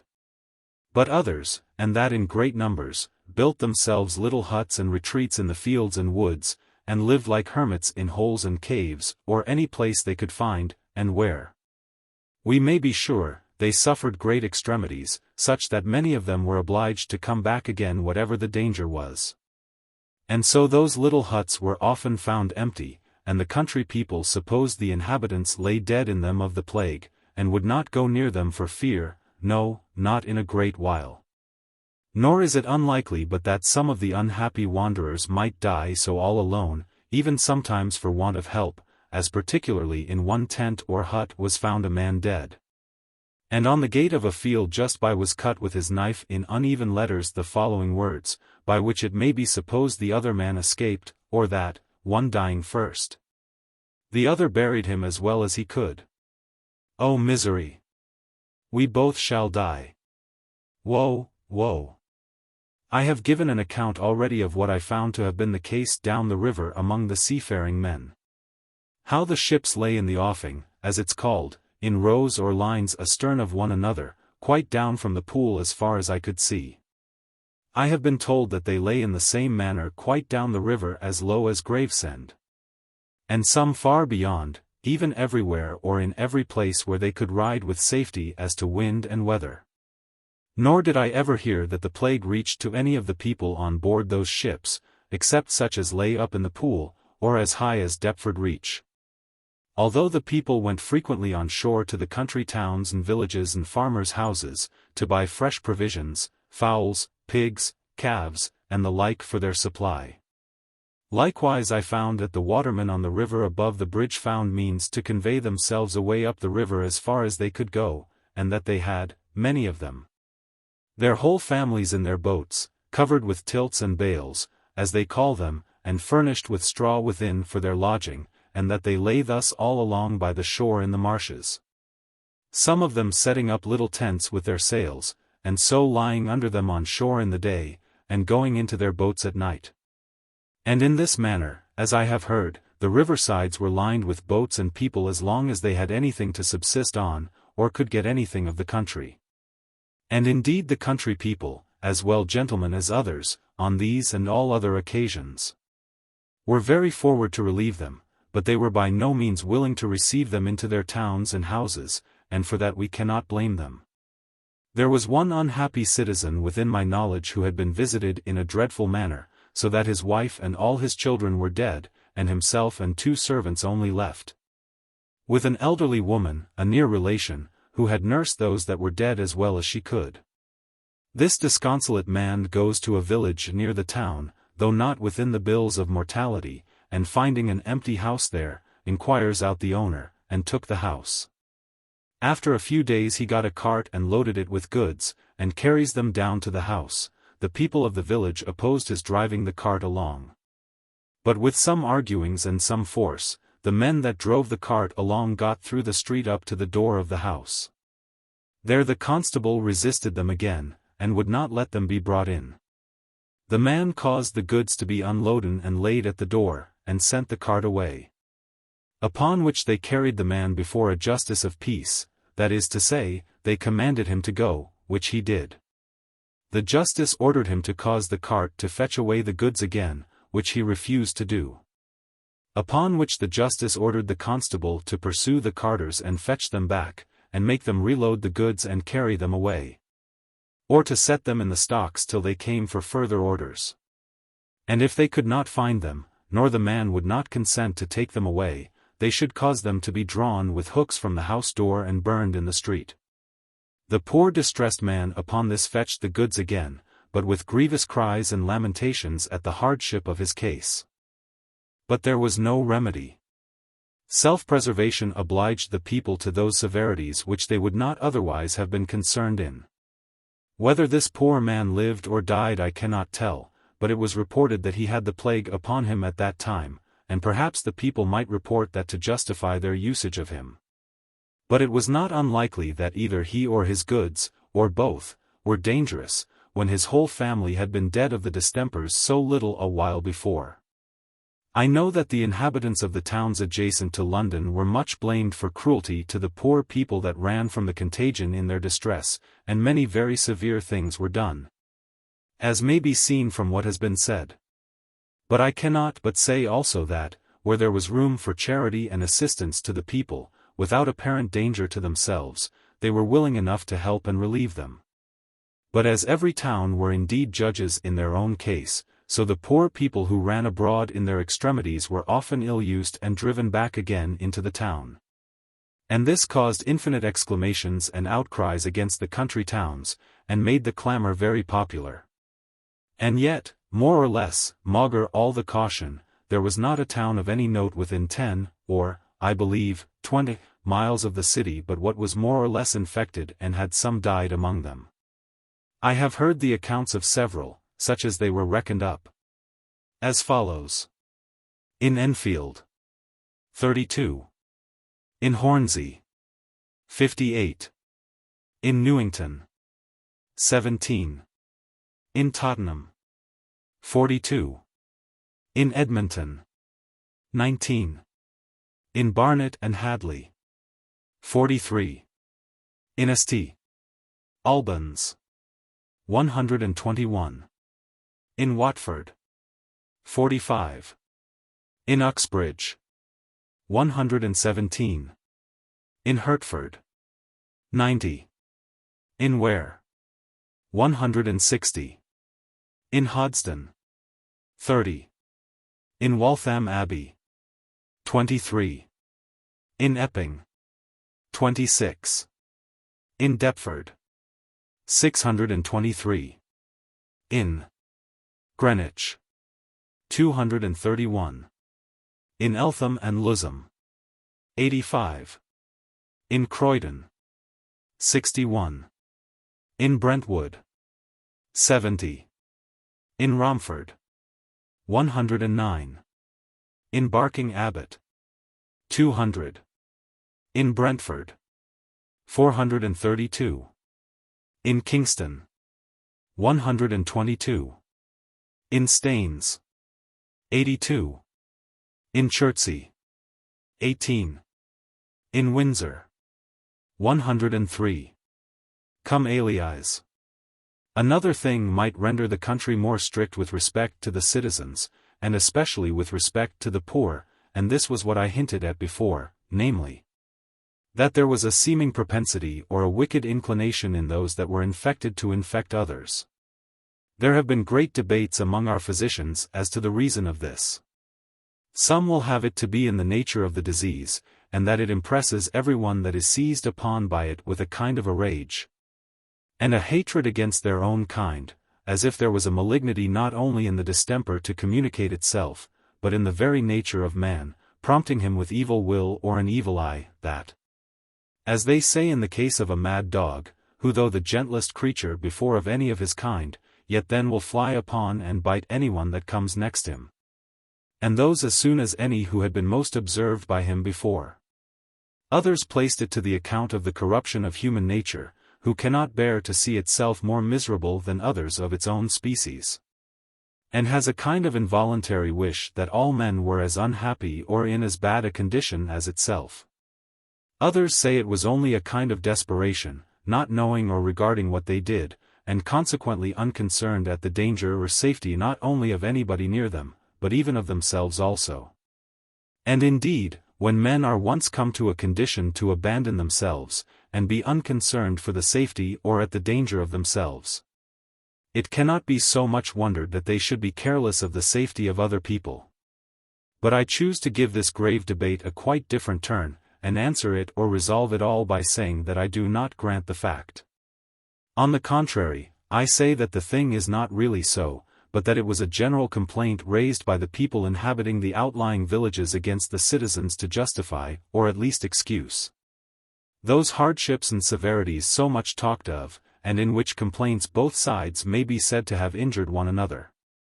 That is to say, the citizens pressing to be received and harbored in time of distress, and with the plague upon them, complain of the cruelty and injustice of the country people in being refused entrance and forced back again with their goods and families. And the inhabitants, finding themselves so imposed upon, and the citizens breaking in as it were upon them whether they would or no, complain that when they were infected they were not only regardless of others, but even willing to infect them. Neither of which were really true, that is to say, in the colors they were described in. It is true there is something to be said for the frequent alarms which were given to the country of the resolution of the people of London to come out by force, not only for relief, but to plunder and rob. That they ran about the streets with the distemper upon them without any control, and that no care was taken to shut up houses, and confine the sick people from infecting others. Whereas, to do the Londoners justice, they never practiced such things, except in such particular cases as I have mentioned above, and such like. On the other hand, everything was managed with so much care, and such excellent order was observed in the whole city and suburbs by the care of the Lord Mayor and Aldermen and by the Justices of the Peace, Churchwardens, etc. in the outparts, that London may be a pattern to all the cities in the world for the good government and the excellent order that was everywhere kept, even in the time of the most violent infection, and when the people were in the utmost consternation and distress. But of this I shall speak by itself. One thing, it is to be observed, was owing principally to the prudence of the magistrates, and ought to be mentioned to their honor, viz. the moderation which they used in the great and difficult work of shutting up of houses. It is true, as I have mentioned, that the shutting up of houses was a great subject of discontent, and I may say indeed the only subject of discontent among the people at that time. For the confining the sound in the same house with the sick was counted very terrible, and the complaints of people so confined were very grievous. They were heard into the very streets, and they were sometimes such that called for resentment, though oftener for compassion. They had no way to converse with any of their friends but out at their windows, where they would make such piteous lamentations as often moved the hearts of those they talked with, and of others who, passing by, heard their story.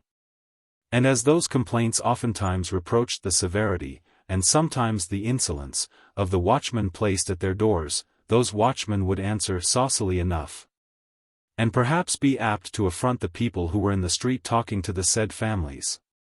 For which, or for their ill treatment of the families, I think 7 or 8 of them in several places were killed. I know not whether I should say murdered or not, because I cannot enter into the particular cases. It is true the watchmen were on their duty, and acting in the post where they were placed by a lawful authority. And killing any public legal officer in the execution of his office is always, in the language of the law, called murder. But as they were not authorized by the magistrate's instructions, or by the power they acted under, to be injurious or abusive either to the people who were under their observation or to any that concerned themselves for them, so when they did so, they might be said to act themselves, not their office, to act as private persons, not as persons employed. And consequently, if they brought mischief upon themselves by such an undue behavior, that mischief was upon their own heads. And indeed they had so much the hearty curses of the people, whether they deserved it or not, that whatever befell them nobody pitied them, and everybody was apt to say they deserved it, whatever it was. Nor do I remember that anybody was ever punished, at least to any considerable degree, for whatever was done to the watchmen that guarded their houses. What variety of stratagems were used to escape and get out of houses thus shut up, by which the watchmen were deceived or overpowered, and that the people got away, I have taken notice of already, and shall say no more to that.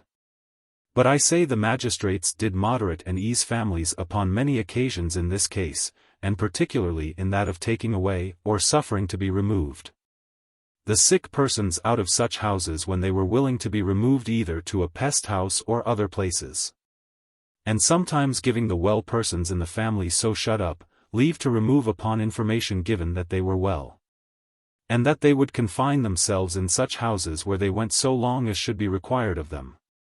The concern, also, of the magistrates for the supplying such poor families as were infected, I say, supplying them with necessaries, as well physic as food, was very great. And in which they did not content themselves with giving the necessary orders to the officers appointed, but the aldermen in person, and on horseback, frequently rode to such houses and caused the people to be asked at their windows whether they were duly attended or not. Also, whether they wanted anything that was necessary, and if the officers had constantly carried their messages and fetched them such things as they wanted or not. And if they answered in the affirmative, all was well. But if they complained that they were ill supplied, and that the officer did not do his duty, or did not treat them civilly, they, the officers, were generally removed, and others placed in their stead. It is true such complaint might be unjust, and if the officer had such arguments to use as would convince the magistrate that he was right, and that the people had injured him, he was continued and they reproved. But this part could not well bear a particular inquiry, for the parties could very ill be well heard and answered in the street from the windows, as was the case then. The magistrates, therefore, generally chose to favor the people and remove the man, as what seemed to be the least wrong and of the least ill consequence. Seeing if the watchman was injured, yet they could easily make him amends by giving him another post of the like nature. But if the family was injured, there was no satisfaction could be made to them, the damage perhaps being irreparable, as it concerned their lives. A great variety of these cases frequently happened between the watchman and the poor people shut up, besides those I formerly mentioned about escaping. Sometimes the watchmen were absent, sometimes drunk, sometimes asleep when the people wanted them, and such never failed to be punished severely, as indeed they deserved. But after all that was or could be done in these cases, the shutting up of houses, so as to confine those that were well with those that were sick, had very great inconveniences in it. And some that were very tragical, and which merited to have been considered if there had been room for it. But it was authorized by a law, it had the public good in view as the end chiefly aimed at. And all the private injuries that were done by the putting it in execution must be put to the account of the public benefit. It is doubtful to this day whether, in the whole, it contributed anything to the stop of the infection. And indeed I cannot say it did, for nothing could run with greater fury and rage than the infection did when it was in its chief violence. Though the houses infected were shut up as exactly and as effectually as it was possible. Certain it is that if all the infected persons were effectually shut in, no sound person could have been infected by them, because they could not have come near them. But the case was this, and I shall only touch it here, namely, that the infection was propagated insensibly, and by such persons as were not visibly infected, who neither knew whom they infected or who they were infected by. A house in Whitechapel was shut up for the sake of one infected maid, who had only spots, not the tokens come out upon her, and recovered. Yet these people obtained no liberty to stir, neither for air or exercise, 40 days. Want of breath, fear, anger, vexation, and all the other gifts attending such an injurious treatment cast the mistress of the family into a fever. And visitors came into the house and said it was the plague, though the physicians declared it was not. However, the family were obliged to begin their quarantine anew on the report of the visitors or examiner, though their former quarantine wanted but a few days of being finished. This oppressed them so with anger and grief, and, as before, straitened them also so much as to rheum, and for want of breathing and free air, that most of the family fell sick, one of one distemper, one of another, chiefly scorbutic ailments. Only one, a violent colic.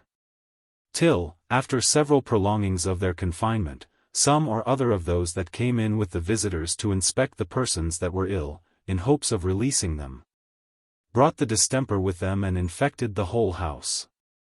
And all or most of them died, not of the plague as really upon them before, but of the plague that those people brought them, who should have been careful to have protected them from it. And this was a thing which frequently happened, and was indeed one of the worst consequences of shutting houses up.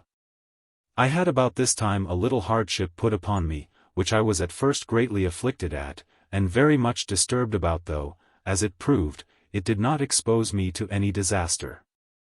And this was being appointed by the alderman of Portsoken Ward one of the examiners of the houses in the precinct where I lived. We had a large parish, and had no less than 18 examiners, as the order called us, the people called us visitors. I endeavored with all my might to be excused from such an employment, and used many arguments with the alderman's deputy to be excused. Particularly I alleged that I was against shutting up houses at all, and that it would be very hard to oblige me to be an instrument in that which was against my judgment, and which I did verily believe would not answer the end it was intended for.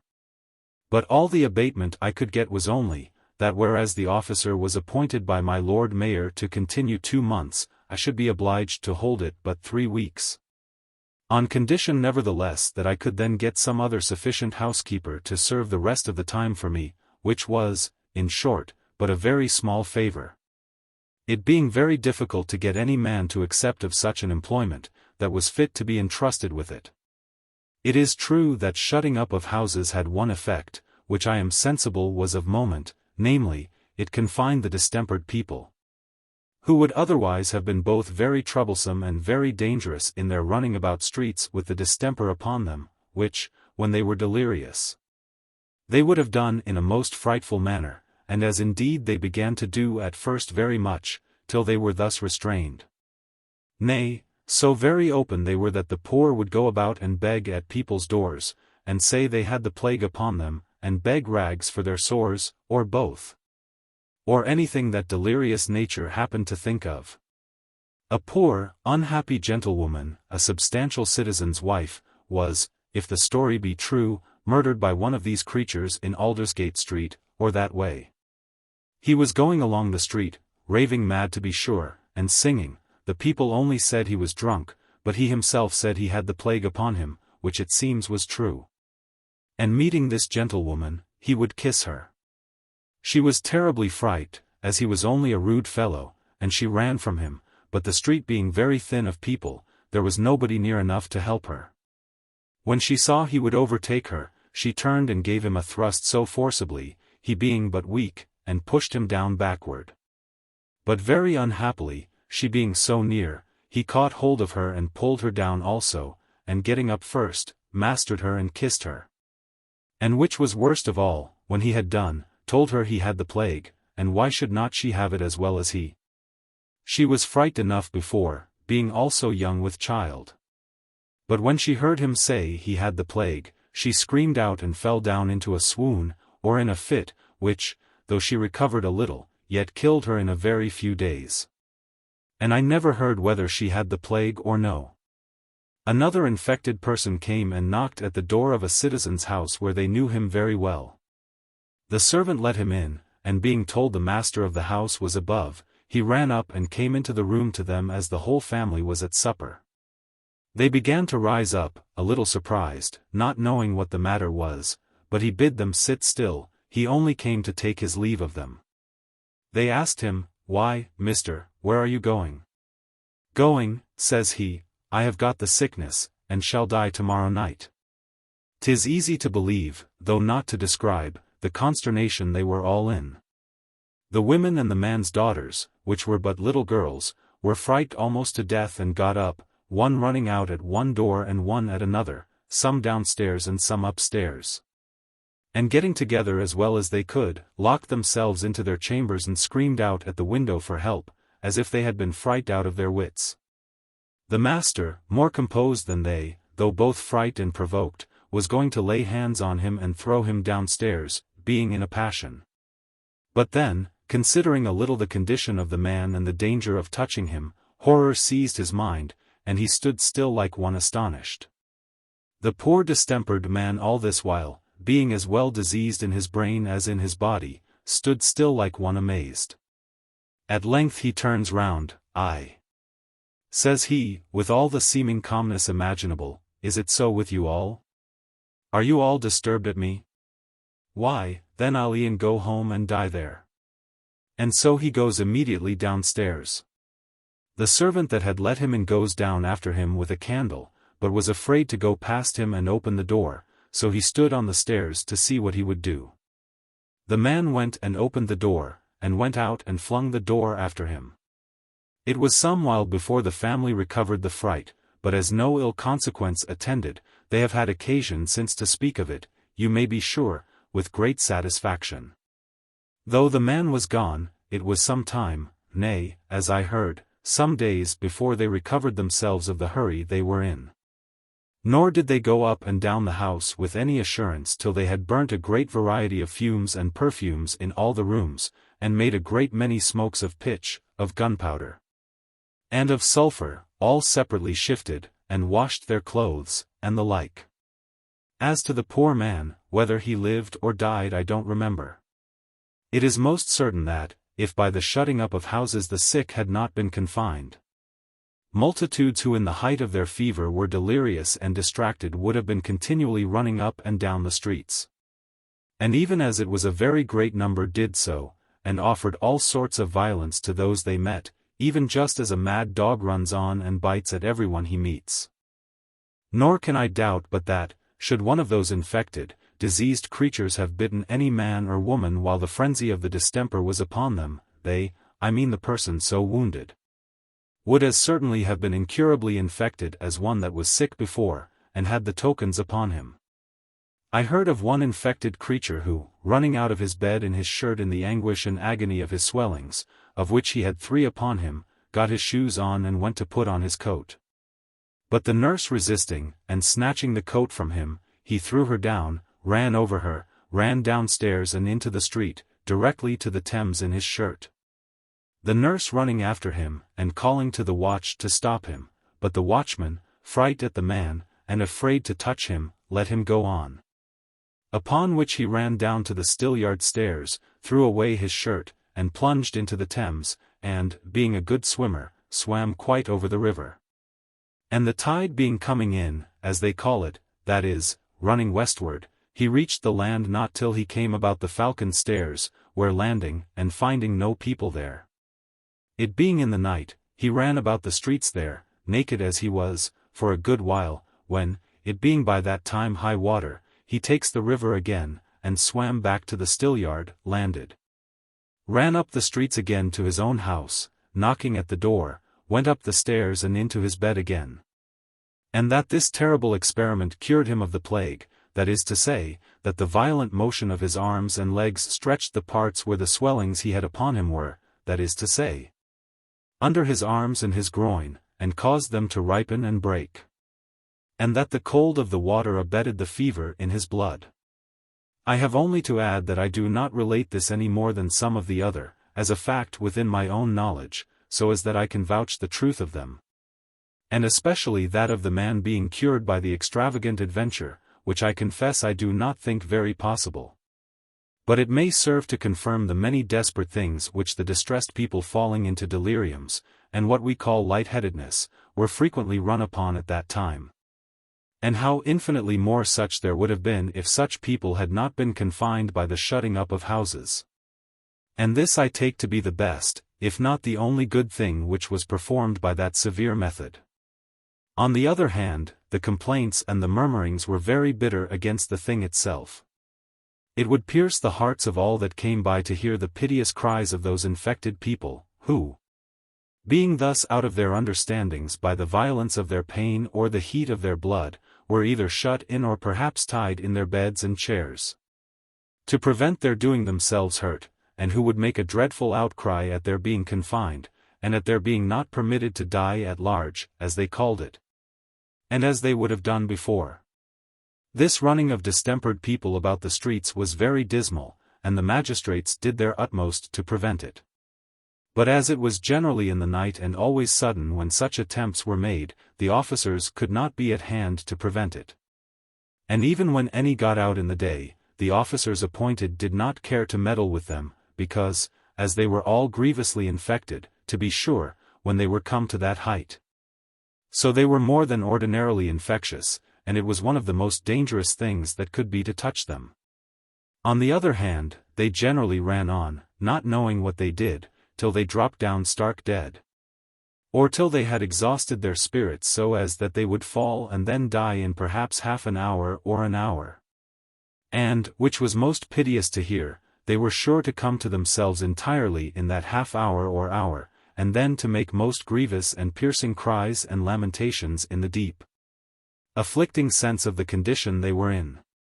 This was much of it before the order for shutting up of houses was strictly put in execution. For at first the watchmen were not so vigorous and severe as they were afterward in the keeping the people in.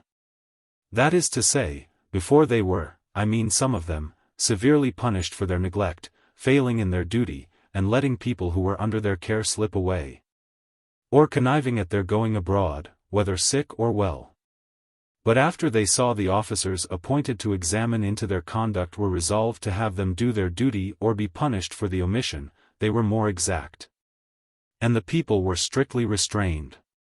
Which was a thing they took so ill and bore so impatiently that their discontents can hardly be described. But there was an absolute necessity for it, that must be confessed, unless some other measures had been timely entered upon, and it was too late for that.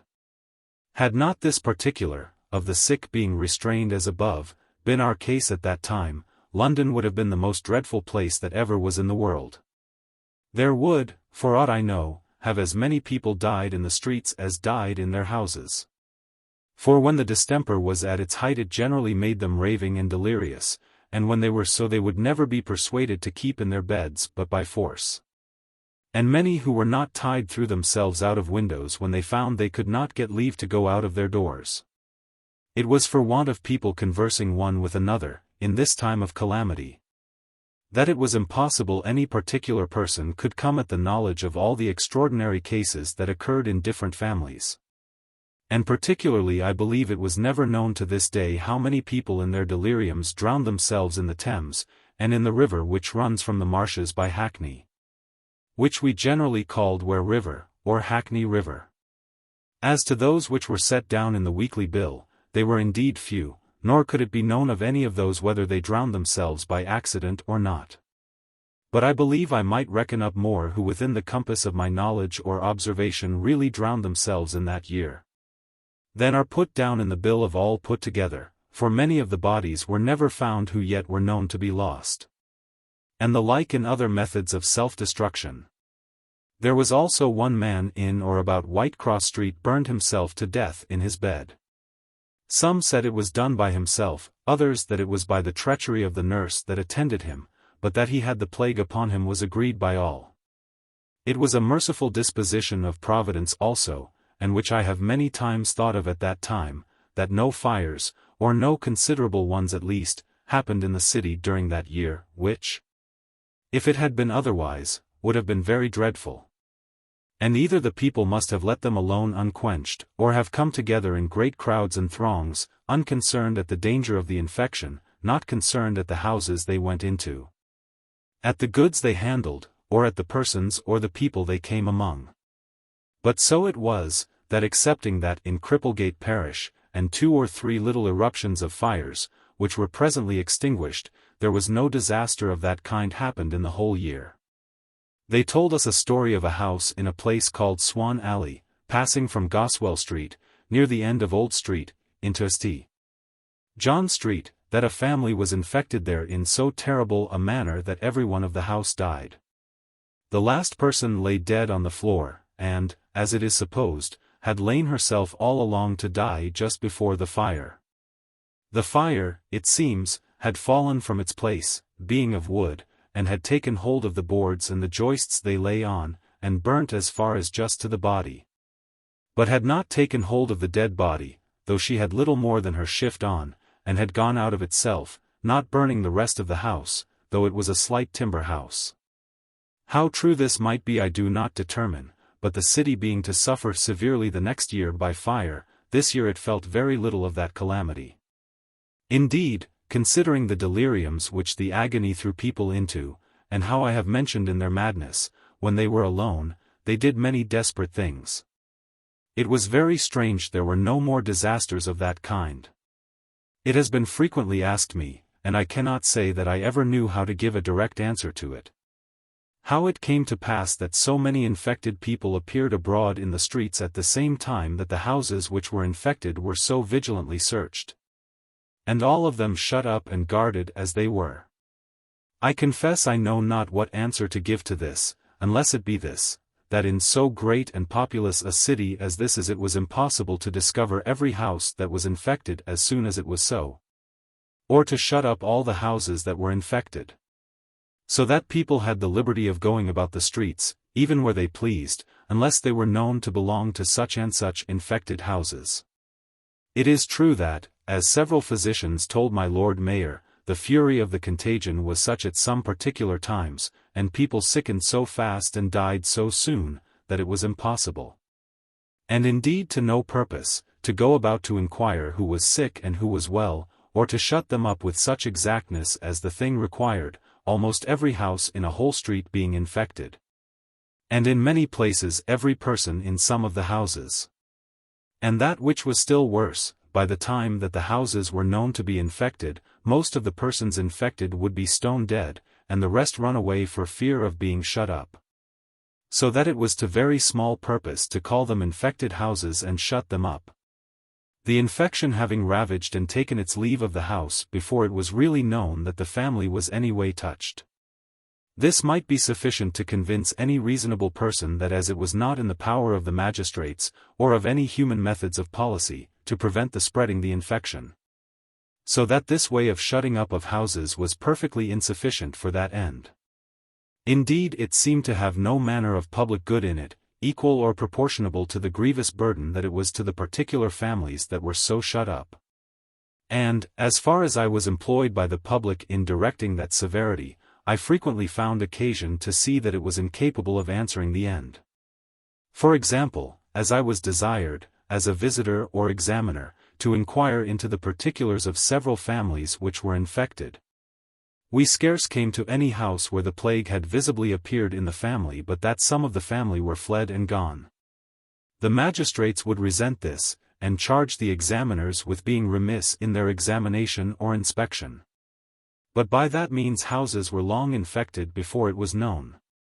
Now, as I was in this dangerous office but half the appointed time, which was 2 months, it was long enough to inform myself that we were no way capable of coming at the knowledge of the true state of any family but by inquiring at the door or of the neighbors.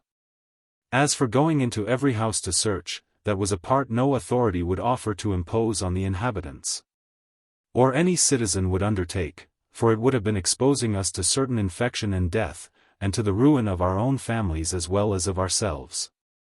Nor would any citizen of probity, and that could be depended upon, have stayed in the town if they had been made liable to such a severity. Seeing then that we could come at the certainty of things by no method but that of inquiry of the neighbors or of the family, and on that we could not justly depend, it was not possible but that the uncertainty of this matter would remain as above.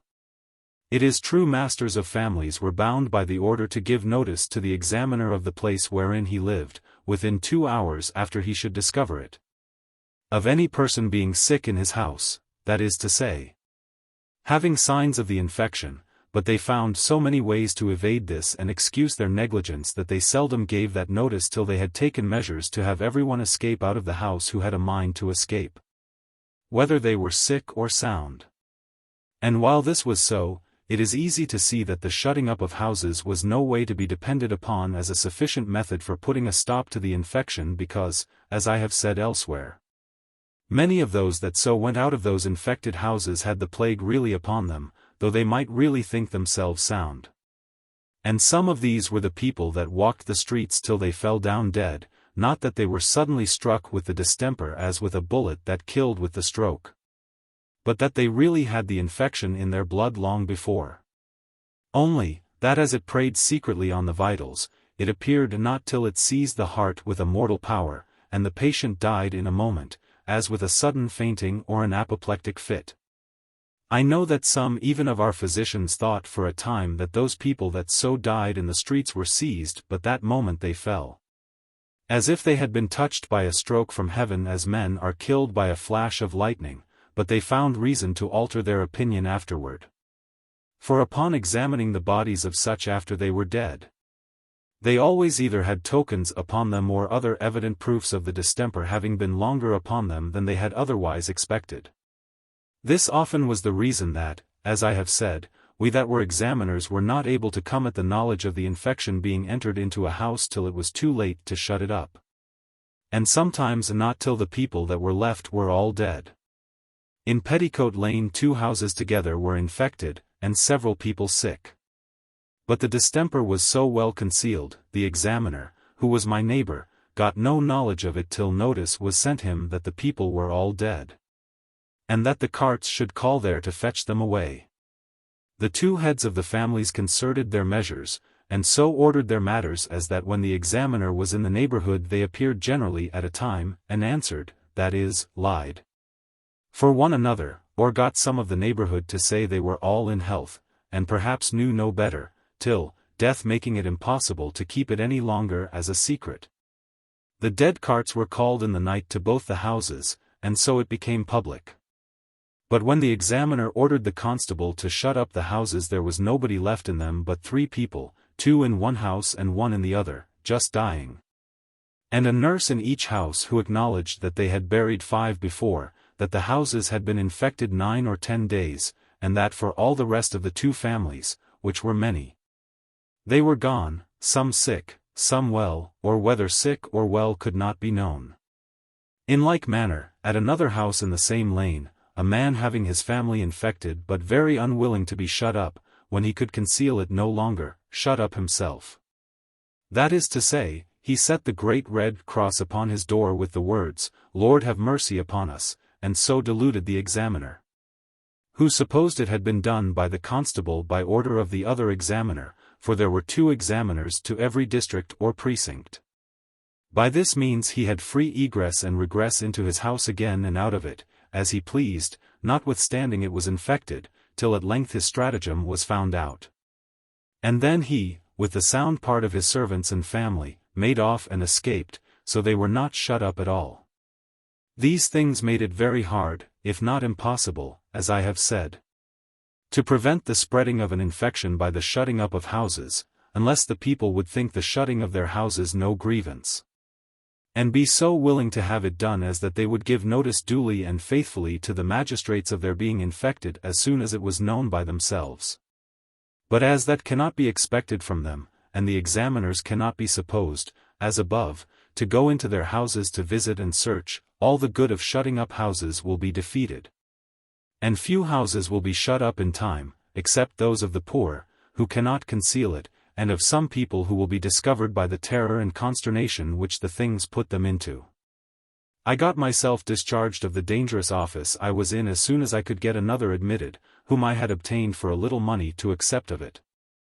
And so, instead of serving the 2 months, which was directed, I was not above 3 weeks in it. And a great while too, considering it was in the month of August, at which time the distemper began to rage with great violence at our end of the town. In the execution of this office I could not refrain speaking my opinion among my neighbors as to this shutting up the people in their houses, in which we saw most evidently the severities that were used, though grievous in themselves, had also this particular objection against them, namely, that they did not answer the end, as I have said, but that the distempered people went day by day about the streets.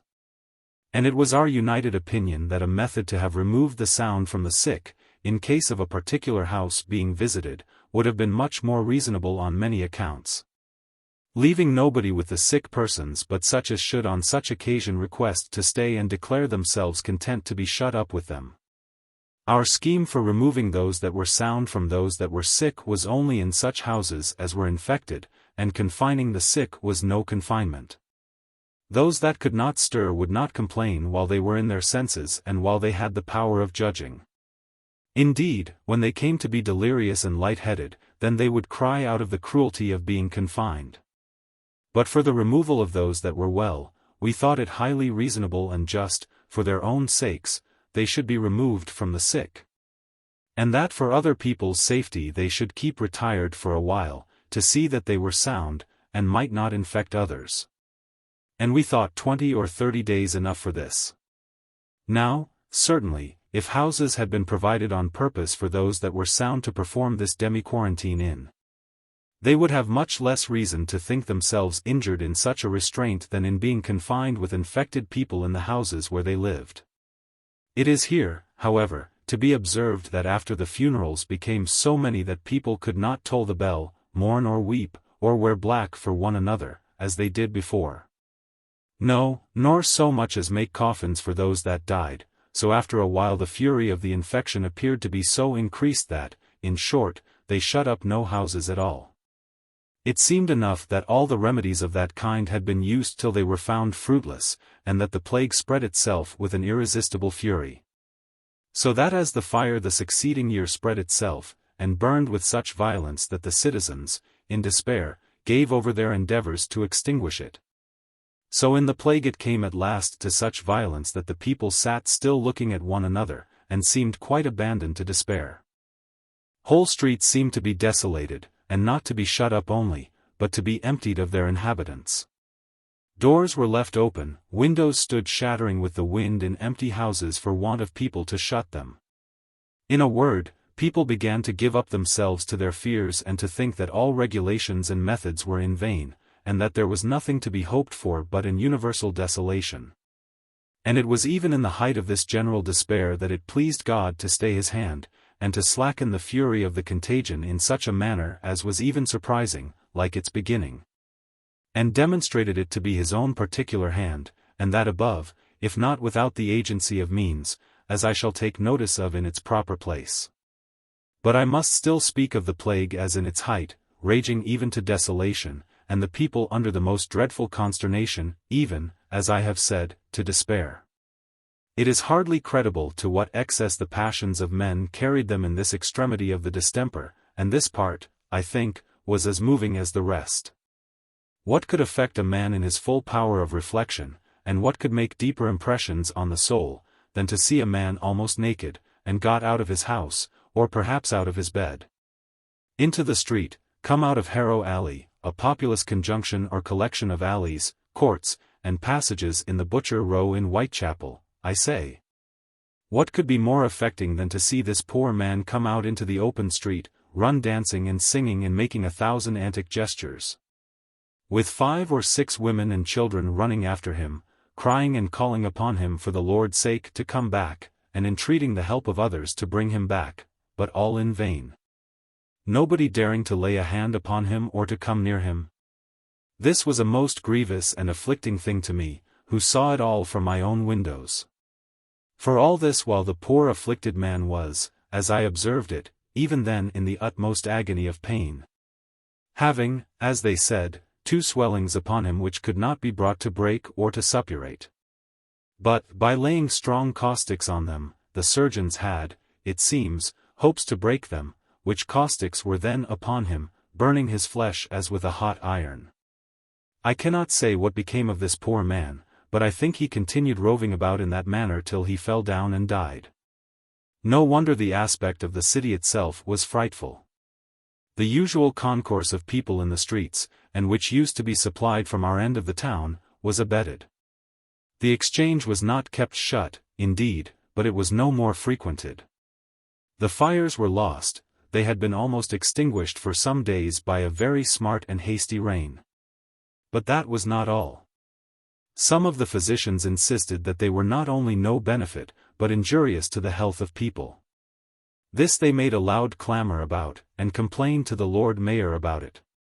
On the other hand, others of the same faculty, and eminent too, opposed them, and gave their reasons why the fires were, and must be, useful to assuage the violence of the distemper. I cannot give a full account of their arguments on both sides, only this I remember, that they cavilled very much with one another. Some were for fires, but that they must be made of wood and not coal, and of particular sorts of wood too, such as fir in particular, or cedar, because of the strong effluvia of turpentine. Others were for coal and not wood, because of the sulphur and bitumen, and others were for neither one or other. Upon the whole, the Lord Mayor ordered no more fires, and especially on this account, namely, that the plague was so fierce that they saw evidently it defied all means, and rather seemed to increase than decrease upon any application to check and abate it. And yet this amazement of the magistrates proceeded rather from want of being able to apply any means successfully than from any unwillingness either to expose themselves or undertake the care and weight of business. For, to do them justice, they neither spared their pains nor their persons. But nothing answered. The infection raged, and the people were now frightened and terrified to the last degree, so that, as I may say, they gave themselves up, and, as I mentioned above, abandoned themselves to their despair.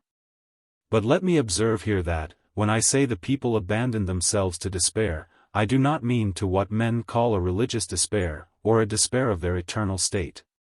But I mean a despair of their being able to escape the infection or to outlive the plague which they saw was so raging and so irresistible in its force that indeed few people that were touched with it in its height, about August and September, escaped. And, which is very particular, contrary to its ordinary operation in June and July, and the beginning of August, when, as I have observed, many were infected, and continued so many days, and then went off after having had the poison in their blood a long time. But now, on the contrary, most of the people who were taken during the 2 last weeks in August and in the 3 first weeks in September, generally died in 2 or 3 days at furthest. And many the very same day they were taken. Whether the dog days, or, as our astrologers pretended to express themselves, the influence of the dog star, had that malignant effect, or all those who had the seeds of infection before in them brought it up to a maturity at that time altogether, I know not. But this was the time when it was reported that above 3,000 people died in one night. And they that would have us believe they more critically observed it pretend to say that they all died within the space of 2 hours, viz., between the hours of 1 and 3 in the morning. As to the suddenness of people's dying at this time, more than before, there were innumerable instances of it, and I could name several in my neighborhood. One family without the bars, and not far from me, were all seemingly well on the Monday, being 10 in family. That evening one maid and one apprentice were taken ill and died the next morning, when the other apprentice and 2 children were touched, whereof one died the same evening, and the other 2 on Wednesday. In a word, by Saturday at noon the master, mistress, 4 children, and 4 servants were all gone, and the house left entirely empty, except an ancient woman who came in to take charge of the goods for the master of the family's brother, who lived not far off, and who had not been sick. Many houses were then left desolate, all the people being carried away dead, and especially in an alley farther on the same side beyond the bars, going in at the sign of Moses and Aaron. There were several houses together which, they said, had not one person left alive in them. And some that died last in several of those houses were left a little too long before they were fetched out to be buried. The reason of which was not, as some have written very untruly, that the living were not sufficient to bury the dead, but that the mortality was so great in the yard or alley that there was nobody left to give notice to the buriers or sextons that there were any dead bodies there to be buried. It was said, how true I know not, that some of those bodies were so much corrupted and so rotten that it was with difficulty they were carried. And as the carts could not come any nearer than to the alley gate in the High Street, it was so much the more difficult to bring them along, but I am not certain how many bodies were then left. I am sure that ordinarily it was not so. As I have mentioned how the people were brought into a condition to despair of life and abandon themselves, so this very thing had a strange effect among us for 3 or 4 weeks. That is, it made them bold and venturous, they were no more shy of one another, or restrained within doors, but went anywhere and everywhere, and began to converse. One would say to another, I do not ask you how you are, or say how I am, it is certain we shall all go, so 'tis no matter who is all sick or who is sound. And so they ran desperately into any place or any company. As it brought the people into public company, so it was surprising how it brought them to crowd into the churches. They inquired no more into whom they sat near to or far from, what offensive smells they met with, or what condition the people seemed to be in. But, looking upon themselves all as so many dead corpses, they came to the churches without the least caution, and crowded together as if their lives were of no consequence compared to the work which they came about there. Indeed, the zeal which they showed in coming, and the earnestness and affection they showed in their attention to what they heard, made it manifest what a value people would all put upon the worship of God if they thought every day they attended at the church that it would be their last. Nor was it without other strange effects, for it took away all manner of prejudice at or scruple about the person whom they found in the pulpit when they came to the churches. It cannot be doubted but that many of the ministers of the parish churches were cut off, among others, in so common and dreadful a calamity. And others had not courage enough to stand it, but removed into the country as they found means for escape.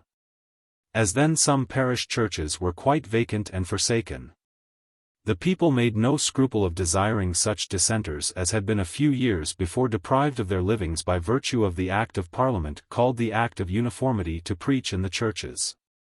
Nor did the church ministers in that case make any difficulty of accepting their assistance, so that many of those whom they called silenced ministers had their mouths opened on this occasion and preached publicly to the people. Here we may observe, and I hope it will not be amiss to take notice of it, that a near view of death would soon reconcile men of good principles one to another. And that it is chiefly owing to our easy situation in life and our putting these things far from us that our breaches are fomented, ill blood continued, prejudices, breach of charity and of Christian union, so much kept and so far carried on among us as it is. Another plague year would reconcile all these differences. A close conversing with death, or with diseases that threaten death, would scum off the gall from our tempers, remove the animosities among us, and bring us to see with differing eyes than those which we looked on things with before. As the people who had been used to join with the church were reconciled at this time with the admitting the dissenters to preach to them, so the dissenters, who with an uncommon prejudice had broken off from the communion of the Church of England, were now content to come to their parish churches and to conform to the worship which they did not approve of before. But as the terror of the infection abated, those things all returned again to their less desirable channel and to the course they were in before. I mention this but historically. I have no mind to enter into arguments to move either or both sides to a more charitable compliance one with another. I do not see that it is probable such a discourse would be either suitable or successful. The breaches seem rather to widen, and tend to a widening further, than to closing, and who am I that I should think myself able to influence either one side or other? But this I may repeat again, that 'tis evident death will reconcile us all, on the other side the grave we shall be all brethren again. In heaven, whither I hope we may come from all parties and persuasions, we shall find neither prejudice or scruple, there we shall be of one principle and of one opinion. Why we cannot be content to go hand in hand to the place where we shall join heart and hand without the least hesitation, and with the most complete harmony and affection, I say. Why we cannot do so here I can say nothing to, neither shall I say anything more of it but that it remains to be lamented. I could dwell a great while upon the calamities of this dreadful time, and go on to describe the objects that appeared among us every day, the dreadful extravagancies which the distraction of sick people drove them into. How the streets began now to be fuller of frightful objects, and families to be made even a terror to themselves. But after I have told you, as I have above, that one man, being tied in his bed, and finding no other way to deliver himself, set the bed on fire with his candle, which unhappily stood within his reach, and burnt himself in his bed. And how another, by the insufferable torment he bore, danced and sung naked in the streets, not knowing one ecstasy from another, I say, after I have mentioned these things, what can be added more? What can be said to represent the misery of these times more lively to the reader, or to give him a more perfect idea of a complicated distress? I must acknowledge that this time was terrible, that I was sometimes at the end of all my resolutions, and that I had not the courage that I had at the beginning. As the extremity brought other people abroad, it drove me home, and except having made my voyage down to Blackwall and Greenwich, as I have related, which was an excursion, I kept afterwards very much within doors, as I had for about a fortnight before. I have said already that I repented several times that I had ventured to stay in town, and had not gone away with my brother and his family, but it was too late for that now. And after I had retreated and stayed within doors a good while before my impatience led me abroad, then they called me, as I have said, to an ugly and dangerous office which brought me out again.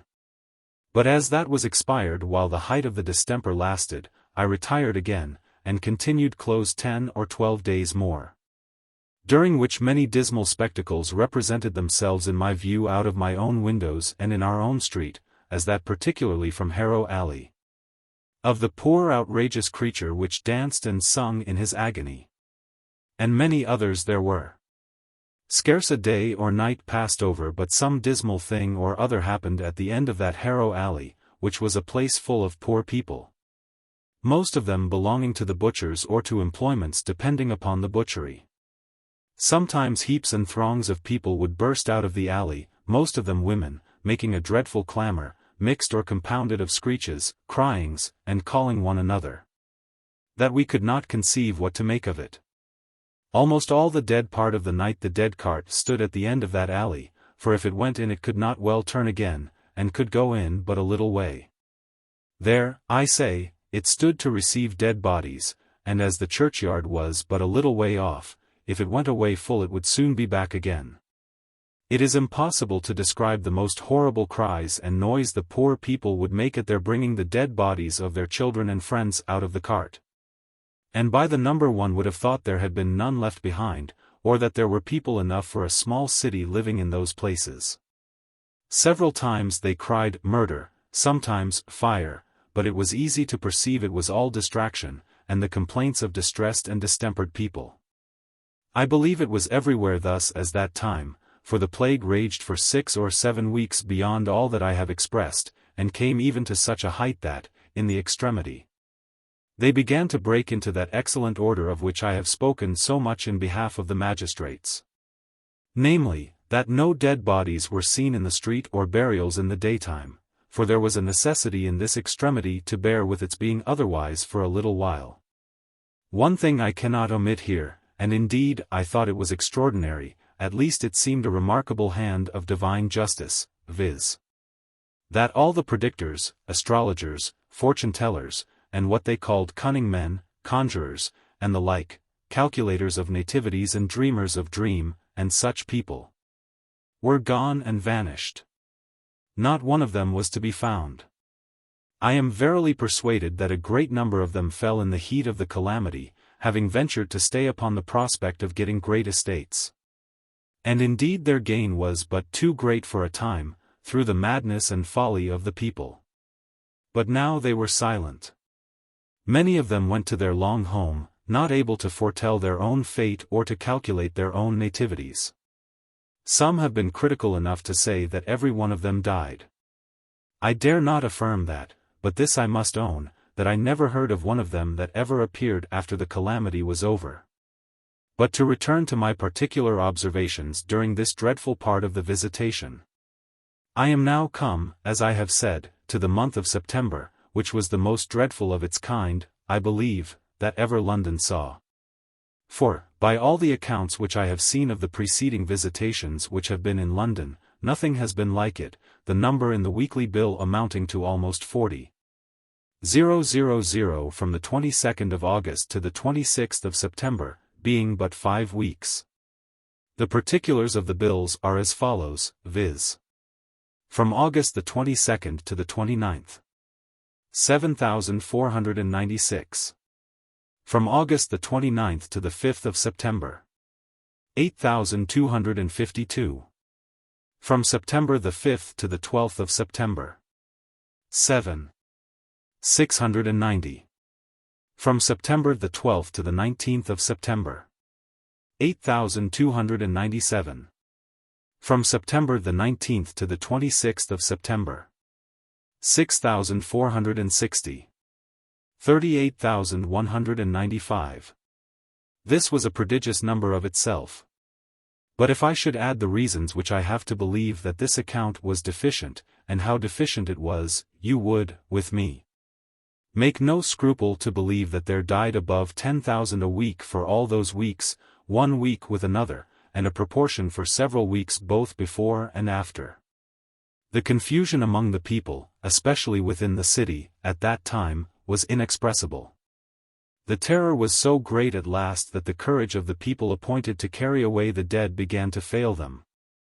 Nay, several of them died, although they had the distemper before and were recovered, and some of them dropped down when they have been carrying the bodies even at the pit side, and just ready to throw them in. And this confusion was greater in the city because they had flattered themselves with hopes of escaping, and thought the bitterness of death was past. One cart, they told us, going up Shoreditch was forsaken of the drivers, or being left to one man to drive, he died in the street. And the horses going on overthrew the cart, and left the bodies, some thrown out here, some there, in a dismal manner. Another cart was, it seems, found in the great pit in Finsbury Fields, the driver being dead, or having been gone and abandoned it, and the horses running too near it. The cart fell in and drew the horses in also. It was suggested that the driver was thrown in with it and that the cart fell upon him, by reason his whip was seen to be in the pit among the bodies, but that, I suppose, could not be certain. In our parish of Aldgate the dead carts were several times, as I have heard, found standing at the churchyard gate full of dead bodies, but neither bellman or driver or anyone else with it. Neither in these or many other cases did they know what bodies they had in their cart, for sometimes they were let down with ropes out of balconies and out of windows. And sometimes the bearers brought them to the cart, sometimes other people. Nor, as the men themselves said, did they trouble themselves to keep any account of the numbers. The vigilance of the magistrates was now put to the utmost trial, and, it must be confessed, can never be enough acknowledged on this occasion also. Whatever expense or trouble they were at, two things were never neglected in the city or suburbs either. 1. Provisions were always to be had in full plenty, and the price not much raised neither, hardly worth speaking. 2. No dead bodies lay unburied or uncovered. And if one walked from one end of the city to another, no funeral or sign of it was to be seen in the daytime, except a little, as I have said above, in the 3 first weeks in September. This last article perhaps will hardly be believed when some accounts which others have published since that shall be seen, wherein they say that the dead lay unburied. Which I am assured was utterly false.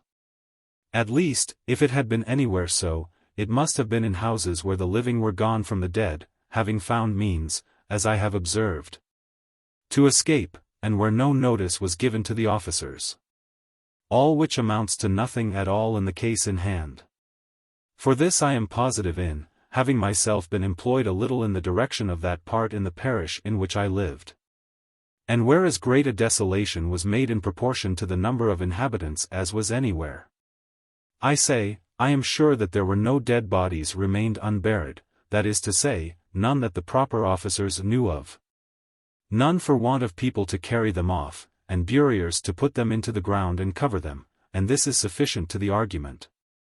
For what might lie in houses and holes, as in Moses and Aaron alley, is nothing, for it is most certain they were buried as soon as they were found.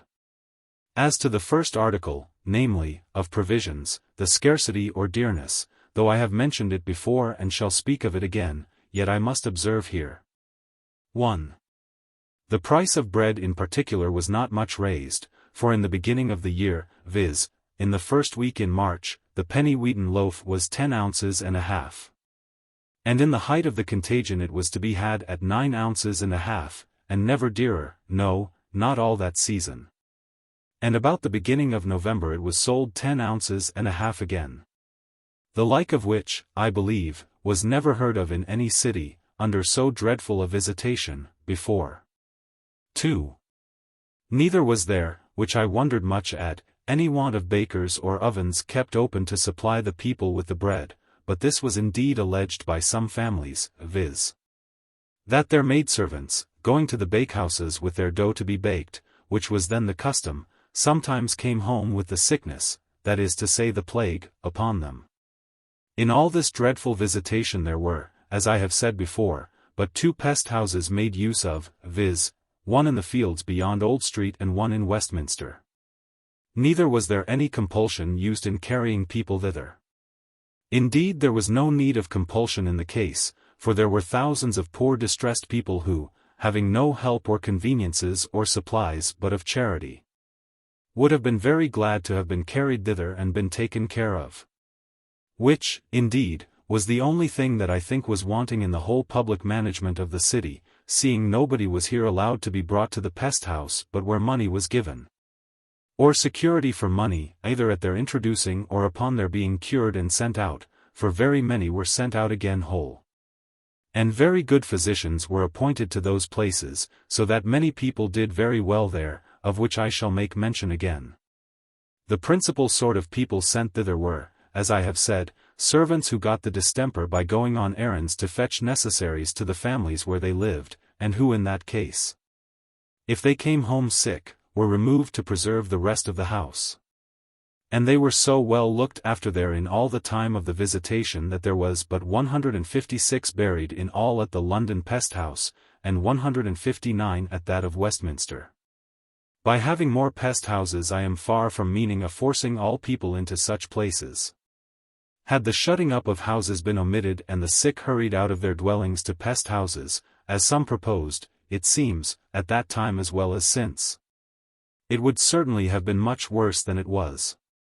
The very removing the sick would have been a spreading of the infection, and rather because that removing could not effectually clear the house where the sick person was of the distemper.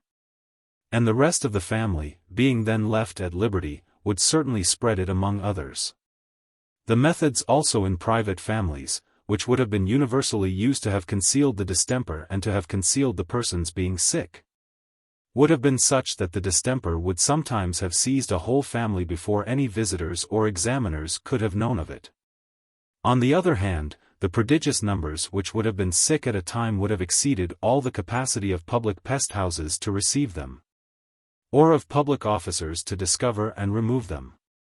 This was well considered in those days, and I have heard them talk of it often. The magistrates had enough to do to bring people to submit to having their houses shut up, and many ways they deceived the watchmen and got out, as I have observed. But that difficulty made it apparent that they would have found it impracticable to have gone the other way to work. For they could never have forced the sick people out of their beds and out of their dwellings. It must not have been my Lord Mayor's officers, but an army of officers, that must have attempted it.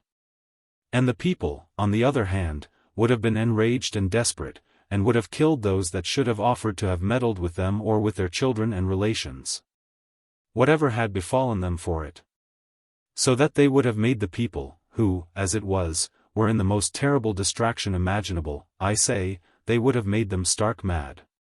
Whereas the magistrates found it proper on several accounts to treat them with lenity and compassion, and not with violence and terror, such as dragging the sick out of their houses or obliging them to remove themselves, would have been. This leads me again to mention the time when the plague first began.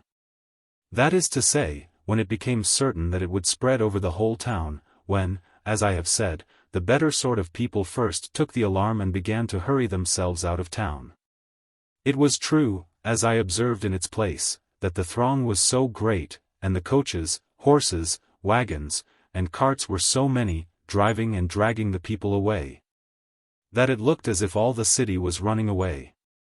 And had any regulations been published that had been terrifying at that time, especially such as would pretend to dispose of the people otherwise than they would dispose of themselves, it would have put both the city and suburbs into the utmost confusion. But the magistrates wisely caused the people to be encouraged, made very good bylaws for the regulating the citizens, keeping good order in the streets, and making everything as eligible as possible to all sorts of people. In the first place, the Lord Mayor and the sheriffs, the Court of Aldermen, and a certain number of the Common Council men, or their deputies, came to a resolution and published it, viz. That they would not quit the city themselves, but that they would be always at hand for the preserving good order in every place and for the doing justice on all occasions, as also for the distributing the public charity to the poor, and, in a word, for the doing the duty and discharging the trust reposed in them by the citizens to the utmost of their power. In pursuance of these orders, the Lord Mayor, sheriffs, etc., held councils every day, more or less, for making such dispositions as they found needful for preserving the civil peace. And though they used the people with all possible gentleness and clemency, yet all manner of presumptuous rogues such as thieves, housebreakers, plunderers of the dead or of the sick, were duly punished, and several declarations were continually published by the Lord Mayor and Court of Aldermen against such. Also all constables and churchwardens were enjoined to stay in the city upon severe penalties, or to depute such able and sufficient housekeepers as the deputy aldermen or common council men of the precinct should approve, and for whom they should give security. And also security in case of mortality that they would forthwith constitute other constables in their stead. These things re-established the minds of the people very much, especially in the first of their fright, when they talked of making so universal a flight that the city would have been in danger of being entirely deserted of its inhabitants except the poor, and the country of being plundered and laid waste by the multitude. Nor were the magistrates deficient in performing their part as boldly as they promised it. For my Lord Mayor and the sheriffs were continually in the streets and at places of the greatest danger, and though they did not care for having too great a resort of people crowding about them, yet in emergent cases they never denied the people access to them, and heard with patience all their grievances and complaints. My Lord Mayor had a low gallery built on purpose in his hall, where he stood a little removed from the crowd when any complaint came to be heard, that he might appear with as much safety as possible. Likewise the proper officers, called my Lord Mayor's officers, constantly attended in their turns, as they were in waiting. And if any of them were sick or infected, as some of them were, others were instantly employed to fill up and officiate in their places till it was known whether the other should live or die. In like manner the sheriffs and aldermen did in their several stations and wards, where they were placed by office. And the sheriff's officers or sergeants were appointed to receive orders from the respective aldermen in their turn, so that justice was executed in all cases without interruption. In the next place, it was one of their particular cares to see the orders for the freedom of the markets observed. And in this part either the Lord Mayor or one or both of the sheriffs were every market day on horseback to see their orders executed and to see that the country people had all possible encouragement and freedom in their coming to the markets and going back again. And that no nuisances or frightful objects should be seen in the streets to terrify them or make them unwilling to come. Also the bakers were taken under particular order, and the master of the bakers' company was, with his court of assistants, directed to see the order of my Lord Mayor for their regulation put in execution, and the due assize of bread, which was weekly appointed by my Lord Mayor, observed. And all the bakers were obliged to keep their oven going constantly, on pain of losing the privileges of a freeman of the city of London. By this means bread was always to be had in plenty, and as cheap as usual, as I said above.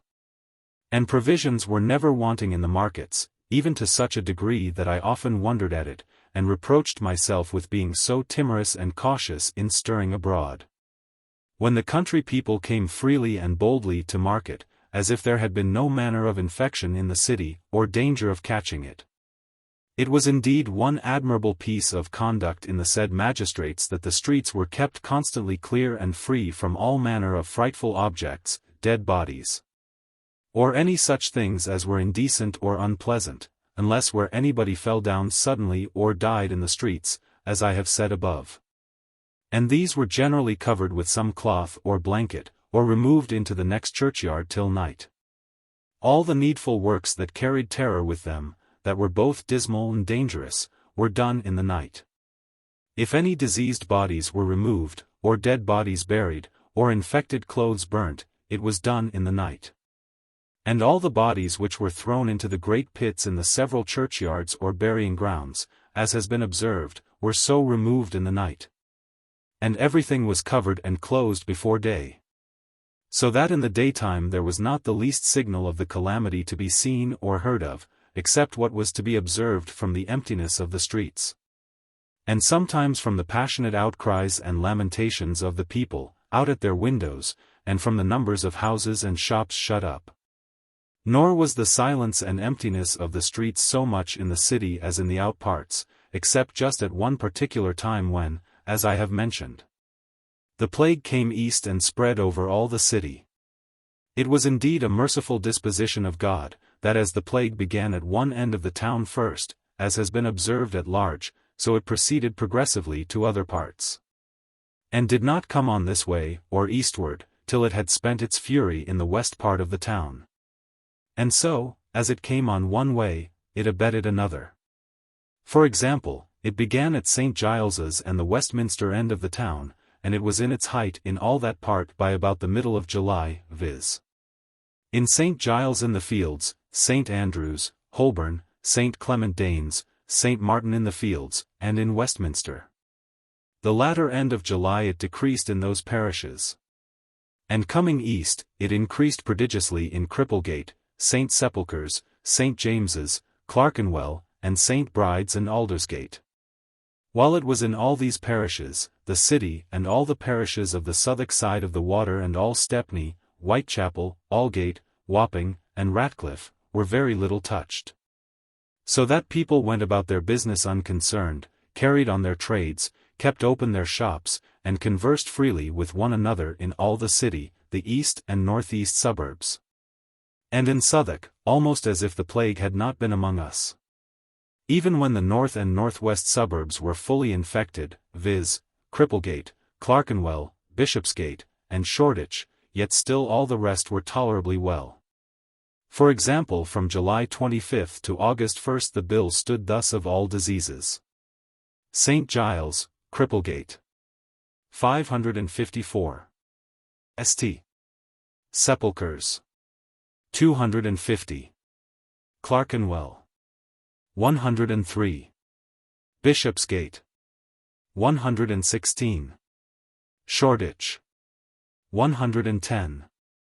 Stepney Parish. 127. Aldgate. 92. Whitechapel. 104. All the 97 parishes within the walls. 228. All the parishes in Southwark. 205. Total. 1. 889. So that, in short, there died more that week in the two parishes of Cripplegate and St. Sepulchre by 48 than in all the city, all the east suburbs, and all the Southwark parishes put together. This caused the reputation of the city's health to continue all over England, and especially in the counties and markets adjacent. From whence our supply of provisions chiefly came even much longer than that health itself continued. For when the people came into the streets from the country by Shoreditch and Bishopsgate, or by Old Street and Smithfield, they would see the outstreets empty and the houses and shops shut, and the few people that were stirring their walk in the middle of the streets. But when they came within the city, there things looked better, and the markets and shops were open, and the people walking about the streets as usual, though not quite so many. And this continued till the latter end of August and the beginning of September. But then the case altered quite. The distemper abated in the west and northwest parishes, and the weight of the infection lay on the city and the eastern suburbs, and the Southwark side, and this in a frightful manner. Then, indeed, the city began to look dismal, shops to be shut, and the streets desolate. In the High Street, indeed, necessity made people stir abroad on many occasions. And there would be in the middle of the day a pretty many people, but in the mornings and evenings scarce any to be seen, even there, no, not in Cornhill and Cheapside. These observations of mine were abundantly confirmed by the weekly bills of mortality for those weeks, an abstract of which, as they respect the parishes which I have mentioned and as they make the calculations I speak of very evident, take as follows. The weekly bill, which makes out this decrease of the burials in the west and north side of the city, stands thus. From the 12th of September to the 19th. St. Giles, Cripplegate. 456. St. Giles in the Fields. 140. Clerkenwell. 77. St. Sepulchre. 214. St. Leonard, Shoreditch. 183. Stepney Parish. 716. Aldgate. 623. Whitechapel. 532. In the 97 parishes within the walls. 1493. In the 8 parishes on Southwark side. 1. 636. Total. 6060. Here is a strange change of things indeed, and a sad change it was. And had it held for 2 months more than it did, very few people would have been left alive. But then such, I say, was the merciful disposition of God that, when it was thus, the west and north part which had been so dreadfully visited at first, grew, as you see, much better. And as the people disappeared here, they began to look abroad again there, and the next week or two altered it still more, that is, more to the encouragement of the other part of the town. For example, from the 19th of September to the 26th. St. Giles, Cripplegate. 227. St. Giles in the Fields. 119. Clerkenwell. 76. St. Sepulchre. 193. St. Leonard, Shoreditch. 146. Stepney Parish. 616. Aldgate. 496. Whitechapel. 346. In the 97 parishes within the walls. 1268. In the 8 parishes on Southwark side. 1. 390. Total. 4,927. From the 26th of September to the 3rd of October. St. Giles, Cripplegate. 196. St. Giles in the Fields. 95. Clerkenwell. 48. St. Sepulchre. 137. St. Leonard, Shoreditch. 128. Stepney Parish. 674. Aldgate. 372. Whitechapel. 328. In the 97 parishes within the walls. 1149. In the 8 parishes on Southwark side. 1. 201. Total. 4,328. And now the misery of the city and of the said east and south parts was complete indeed. For, as you see, the weight of the distemper lay upon those parts, that is to say, the city, the 8 parishes over the river, with the parishes of Aldgate, Whitechapel, and Stepney. And this was the time that the bills came up to such a monstrous height as that I mentioned before, and that 8 or 9, and, as I believe, 10 or 12,000 a week, died.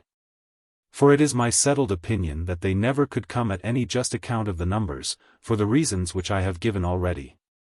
Nay, one of the most eminent physicians, who has since published in Latin an account of those times, and of his observations, says that in 1 week there died 12,000 people. And that particularly there died 4,000 in 1 night. Though I do not remember that there ever was any such particular night so remarkably fatal as that such a number died in it. However, all this confirms what I have said above of the uncertainty of the bills of mortality, etc., of which I shall say more hereafter. And here let me take leave to enter again, though it may seem a repetition of circumstances, into a description of the miserable condition of the city itself. And of those parts where I lived at this particular time. The city and those other parts, notwithstanding the great numbers of people that were gone into the country, was vastly full of people. And perhaps the fuller because people had for a long time a strong belief that the plague would not come into the city, nor into Southwark, no, nor into Wapping or Ratcliffe at all. Nay, such was the assurance of the people on that head that many removed from the suburbs on the west and north sides, into those eastern and south sides as for safety. And, as I verily believe, carried the plague amongst them there perhaps sooner than they would otherwise have had it. Here also I ought to leave a further remark for the use of posterity, concerning the manner of people's infecting one another. Namely, that it was not the sick people only from whom the plague was immediately received by others that were sound, but the well. To explain myself, by the sick people I mean those who were known to be sick, had taken their beds, had been under cure, or had swellings and tumours upon them, and the like. These everybody could beware of, they were either in their beds or in such condition as could not be concealed. By the well I mean such as had received the contagion, and had it really upon them, and in their blood, yet did not show the consequences of it in their countenances, nay, even were not sensible of it themselves, as many were not for several days. These breathed death in every place, and upon everybody who came near them. Nay, their very clothes retained the infection, their hands would infect the things they touched, especially if they were warm and sweaty, and they were generally apt to sweat too. Now it was impossible to know these people, nor did they sometimes, as I have said, know themselves to be infected. These were the people that so often dropped down and fainted in the streets. For oftentimes they would go about the streets to the last, till on a sudden they would sweat, grow faint, sit down at a door and die. It is true, finding themselves thus, they would struggle hard to get home to their own doors, or at other times would be just able to go into their houses and die instantly. Other times they would go about till they had the very tokens come out upon them, and yet not know it, and would die in an hour or two after they came home, but be well as long as they were abroad. These were the dangerous people, these were the people of whom the well people ought to have been afraid, but then, on the other side, it was impossible to know them. And this is the reason why it is impossible in a visitation to prevent the spreading of the plague by the utmost human vigilance, viz. that it is impossible to know the infected people from the sound, or that the infected people should perfectly know themselves. I knew a man who conversed freely in London all the season of the plague in 1665, and kept about him an antidote or cordial on purpose to take when he thought himself in any danger. And he had such a rule to know or have warning of the danger by as indeed I never met with before or since. How far it may be depended on I know not. He had a wound in his leg, and whenever he came among any people that were not sound, and the infection began to affect him, he said he could know it by that signal, viz. that his wound in his leg would smart, and look pale and white. So as soon as ever he felt it smart it was time for him to withdraw, or to take care of himself, taking his drink, which he always carried about him for that purpose. Now it seems he found his wound would smart many times when he was in company with such who thought themselves to be sound, and who appeared so to one another. But he would presently rise up and say publicly, "Friends, here is somebody in the room that has the plague," and so would immediately break up the company. This was indeed a faithful monitor to all people that the plague is not to be avoided by those that converse promiscuously in a town infected, and people have it when they know it not. And that they likewise give it to others when they know not that they have it themselves. And in this case shutting up the well or removing the sick will not do it, unless they can go back and shut up all those that the sick had conversed with, even before they knew themselves to be sick. And none knows how far to carry that back, or where to stop. For none knows when or where or how they may have received the infection, or from whom. This I take to be the reason which makes so many people talk of the air being corrupted and infected, and that they need not be cautious of whom they converse with. For that the contagion was in the air. I have seen them in strange agitations and surprises on this account. I have never come near any infected body, says the disturbed person. I have conversed with none but sound, healthy people, and yet I have gotten the distemper. I am sure I am struck from heaven, says another, and he falls to the serious part. Again, the first goes on exclaiming, I have come near no infection or any infected person, I am sure it is the air. We draw in death when we breathe, and therefore 'tis the hand of God. There is no withstanding it. And this at last made many people, being hardened to the danger, grow less concerned at it, and less cautious towards the latter end of the time, and when it was come to its height, than they were at first. Then, with a kind of a Turkish predestinarianism, they would say, if it pleased God to strike them, it was all one whether they went abroad or stayed at home. They could not escape it, and therefore they went boldly about, even into infected houses and infected company, visited sick people, and, in short, lay in the beds with their wives or relations when they were infected. And what was the consequence, but the same that is the consequence in Turkey, and in those countries where they do those things, namely, that they were infected too, and died by hundreds and thousands? I would be far from lessening the awe of the judgments of God and the reverence to His providence which ought always to be on our minds on such occasions as these. Doubtless the visitation itself is a stroke from heaven upon a city, or country, or nation where it falls. A messenger of His vengeance, and a loud call to that nation or country or city to humiliation and repentance, according to that of the prophet Jeremiah, 18:7. 8. At what instant I shall speak concerning a nation, and concerning a kingdom, to pluck up, and to pull down, and to destroy it. If that nation against whom I have pronounced turn from their evil, I will repent of the evil that I thought to do unto them. Now to prompt due impressions of the awe of God on the minds of men on such occasions, and not to lessen them, it is that I have left those minutes upon record. I say, therefore, I reflect upon no man for putting the reason of those things upon the immediate hand of God, and the appointment and direction of His providence. Nay, on the contrary, there were many wonderful deliverances of persons from infection, and deliverances of persons when infected. which intimate singular and remarkable providence in the particular instances to which they refer. And I esteem my own deliverance to be one next to miraculous, and do record it with thankfulness. But when I am speaking of the plague as a distemper arising from natural causes, we must consider it as it was really propagated by natural means. Nor is it at all the less a judgment for its being under the conduct of human causes and effects. For, as the divine power has formed the whole scheme of nature and maintains nature in its course, so the same power thinks fit to let his own actings with men, whether of mercy or judgment, to go on in the ordinary course of natural causes. And he is pleased to act by those natural causes as the ordinary means, accepting and reserving to himself nevertheless a power to act in a supernatural way when he sees occasion.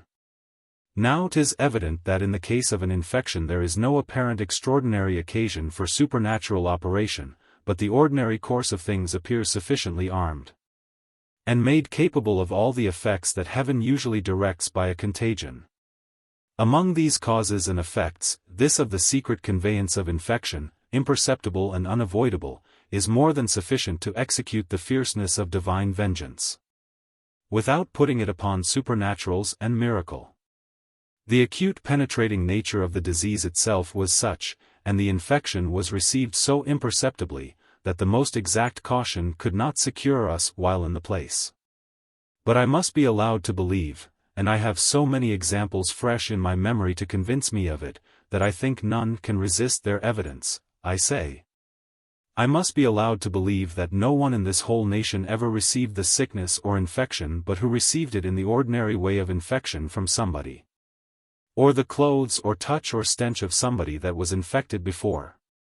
The manner of its coming first to London proves this also, viz., by goods brought over from Holland, and brought thither from the Levant. The first breaking of it out in a house in Long Acre where those goods were carried and first opened, it spreading from that house to other houses by the visible unwary conversing with those who were sick, and the infecting the parish officers who were employed about the persons dead, and the like. These are known authorities for this great foundation point, that it went on and proceeded from person to person and from house to house, and no otherwise. In the first house that was infected there died 4 persons. A neighbor, hearing the mistress of the first house was sick, went to visit her, and went home and gave the distemper to her family, and died, and all her household. A minister, called to pray with the first sick person in the second house, was said to sicken immediately and die with several more in his house. Then the physicians began to consider, for they did not at first dream of a general contagion. But the physicians being sent to inspect the bodies, they assured the people that it was neither more or less than the plague, with all its terrifying particulars, and that it threatened an universal infection, so many people having already conversed with the sick or distempered, and having, as might be supposed, received infection from them, that it would be impossible to put a stop to it. Here the opinion of the physicians agreed with my observation afterwards, namely, that the danger was spreading insensibly. For the sick could infect none but those that came within reach of the sick person. But that one man who may have really received the infection and knows it not, but goes abroad and about as a sound person, may give the plague to 1,000 people, and they to greater numbers in proportion, and neither the person giving the infection or the persons receiving it know anything of it, and perhaps not feel the effects of it for several days after. For example, many persons in the time of this visitation never perceived that they were infected till they found to their unspeakable surprise, the tokens come out upon them, after which they seldom lived 6 hours. For those spots they called the tokens were really gangrene spots, or mortified flesh in small knobs as broad as a little silver penny, and hard as a piece of callus or horn. So that, when the disease was come up to that length, there was nothing could follow but certain death. And yet, as I said, they knew nothing of their being infected, nor found themselves so much as out of order, till those mortal marks were upon them. But everybody must allow that they were infected in a high degree before, and must have been so some time, and consequently their breath, their sweat, their very clothes, were contagious for many days before. This occasioned a vast variety of cases which physicians would have much more opportunity to remember than I. But some came within the compass of my observation or hearing, of which I shall name a few. A certain citizen who had lived safe and untouched till the month of September, when the weight of the distemper lay more in the city than it had done before, was mighty cheerful. And something too bold, as I think it was, in his talk of how secure he was, how cautious he had been, and how he had never come near any sick body. Says another citizen, a neighbor of his, to him one day, "Do not be too confident, mister. It is hard to say who is sick and who is well, for we see men alive and well to outward appearance 1 hour, and dead the next." That is true, says the first man, for he was not a man presumptuously secure, but had escaped a long while, and men, as I said above, especially in the city began to be over-easy upon that score. That is true, says he, I do not think myself secure, but I hope I have not been in company with any person that there has been any danger in. No, says his neighbor. Was not you at the Bull Head Tavern in Grasachich Street with Mr. the night before last?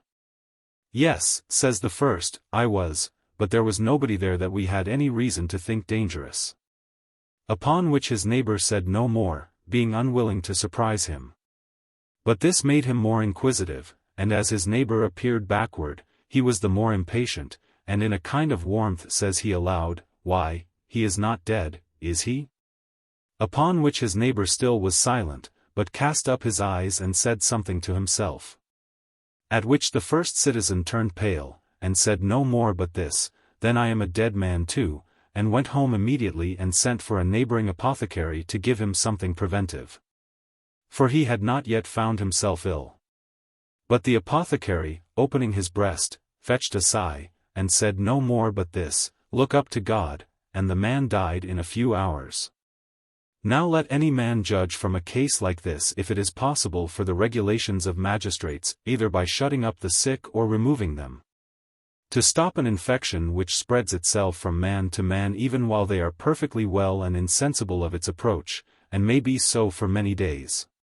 It may be proper to ask here how long it may be supposed men might have the seeds of the contagion in them before it discovered itself in this fatal manner. And how long they might go about seemingly whole, and yet be contagious to all those that came near them. I believe the most experienced physicians cannot answer this question directly any more than I can, and something an ordinary observer may take notice of, which may pass their observations. The opinion of physicians abroad seems to be that it may lie dormant in the spirits or in the blood vessels a very considerable time. Why else do they exact a quarantine of those who came into their harbors and ports from suspected places? 40 days is, one would think, too long for nature to struggle with such an enemy as this, and not conquer it or yield to it. But I could not think, by my own observation, that they can be infected so as to be contagious to others above 15 or 16 days at furthest. And on that score it was, that when a house was shut up in the city and anyone had died of the plague, but nobody appeared to be ill in the family for 16 or 18 days after. They were not so strict but that they would connive at their going privately abroad. Nor would people be much afraid of them afterward, but rather think they were fortified the better, having not been vulnerable when the enemy was in their own house. But we sometimes found it had lain much longer concealed. Upon the foot of all these observations I must say that though Providence seemed to direct my conduct to be otherwise, yet it is my opinion, and I must leave it as a prescription, viz. that the best physic against the plague is to run away from it. I know people encourage themselves by saying God is able to keep us in the midst of danger, and able to overtake us when we think ourselves out of danger. And this kept thousands in the town whose carcasses went into the great pits by cartloads, and who, if they had fled from the danger, had, I believe, been safe from the disaster. At least, 'tis probable they had been safe. And were this very fundamental only duly considered by the people on any future occasion of this or the like nature, I am persuaded it would put them upon quite different measures for managing the people from those that they took in 1665, or than any that have been taken abroad that I have heard of. In a word, they would consider of separating the people into smaller bodies, and removing them in time farther from one another, and not let such a contagion as this, which is indeed chiefly dangerous to collected bodies of people, find 1,000,000 of people in a body together, as was very near the case before, and would certainly be the case if it should ever appear again. The plague, like a great fire, if a few houses only are contiguous where it happens, can only burn a few houses. Or if it begins in a single, or, as we call it, a lone house, can only burn that lone house where it begins. But if it begins in a close-built town or city and gets ahead, there its fury increases, it rages over the whole place, and consumes all it can reach. I could propose many schemes on the foot of which the government of this city, if ever they should be under the apprehensions of such another enemy, God forbid they should, might ease themselves of the greatest part of the dangerous people that belong to them. I mean such as the begging, starving, laboring poor, and among them chiefly those who, in case of a siege, are called the useless mouths, who being then prudently and to their own advantage disposed of, and the wealthy inhabitants disposing of themselves and of their servants and children, the city and its adjacent parts would be so effectually evacuated that there would not be above 1/10 part of its people left together for the disease to take hold upon. But suppose them to be 1/5 part, and that 250,000 people were left, and if it did seize upon them, they would, by their living so much at large, be much better prepared to defend themselves against the infection, and be less liable to the effects of it than if the same number of people lived close together in one smaller city such as Dublin or Amsterdam or the like. It is true hundreds, yea, thousands of families fled away at this last plague, but then of them, many fled too late, and not only died in their flight, but carried the distemper with them into the countries where they went and infected those whom they went among for safety, which confounded the thing, and made that be a propagation of the distemper which was the best means to prevent it. And this too is an evidence of it, and brings me back to what I only hinted at before, but must speak more fully to hear, namely, that men went about apparently well many days after they had the taint of the disease in their vitals, and after their spirits were so seized as that they could never escape it, and that all the while they did so they were dangerous to others. I say, this proves that so it was, for such people infected the very towns they went through, as well as the families they went among. And it was by that means that almost all the great towns in England had the distemper among them, more or less, and always they would tell you such a Londoner or such a Londoner brought it down. It must not be omitted that when I speak of those people who were really thus dangerous, I suppose them to be utterly ignorant of their own conditions. For if they really knew their circumstances to be such as indeed they were, they must have been a kind of wilful murderers if they would have gone abroad among healthy people, and it would have verified indeed the suggestion which I mentioned above, and which I thought seemed untrue, viz., that the infected people were utterly careless as to giving the infection to others, and rather forward to do it than not. And I believe it was partly from this very thing that they raised that suggestion, which I hope was not really true in fact. I confess no particular case is sufficient to prove a general, but I could name several people within the knowledge of some of their neighbors and families yet living who showed the contrary to an extreme.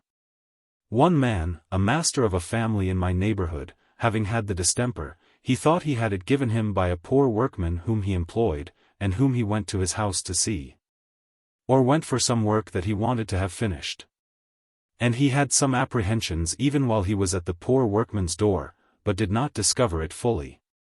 But the next day it discovered itself, and he was taken very in, upon which he immediately caused himself to be carried into an outbuilding which he had in his yard, and where there was a chamber over a workhouse, the man being a brazier.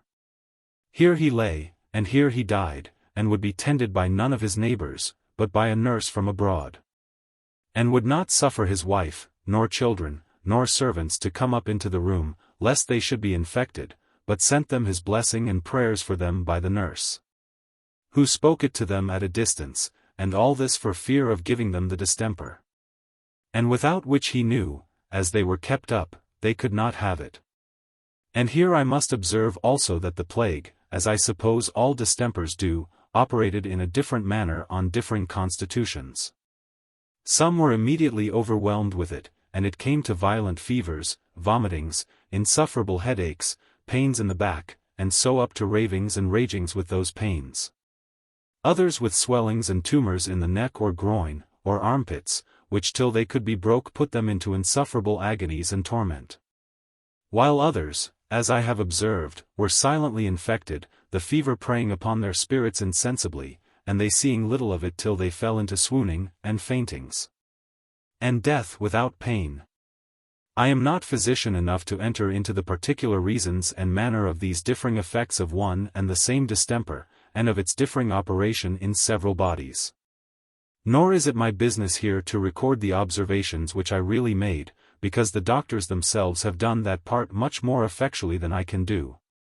And because my opinion may in some things differ from theirs. I am only relating what I know, or have heard, or believe of the particular cases, and what fell within the compass of my view. And the different nature of the infection as it appeared in the particular cases which I have related.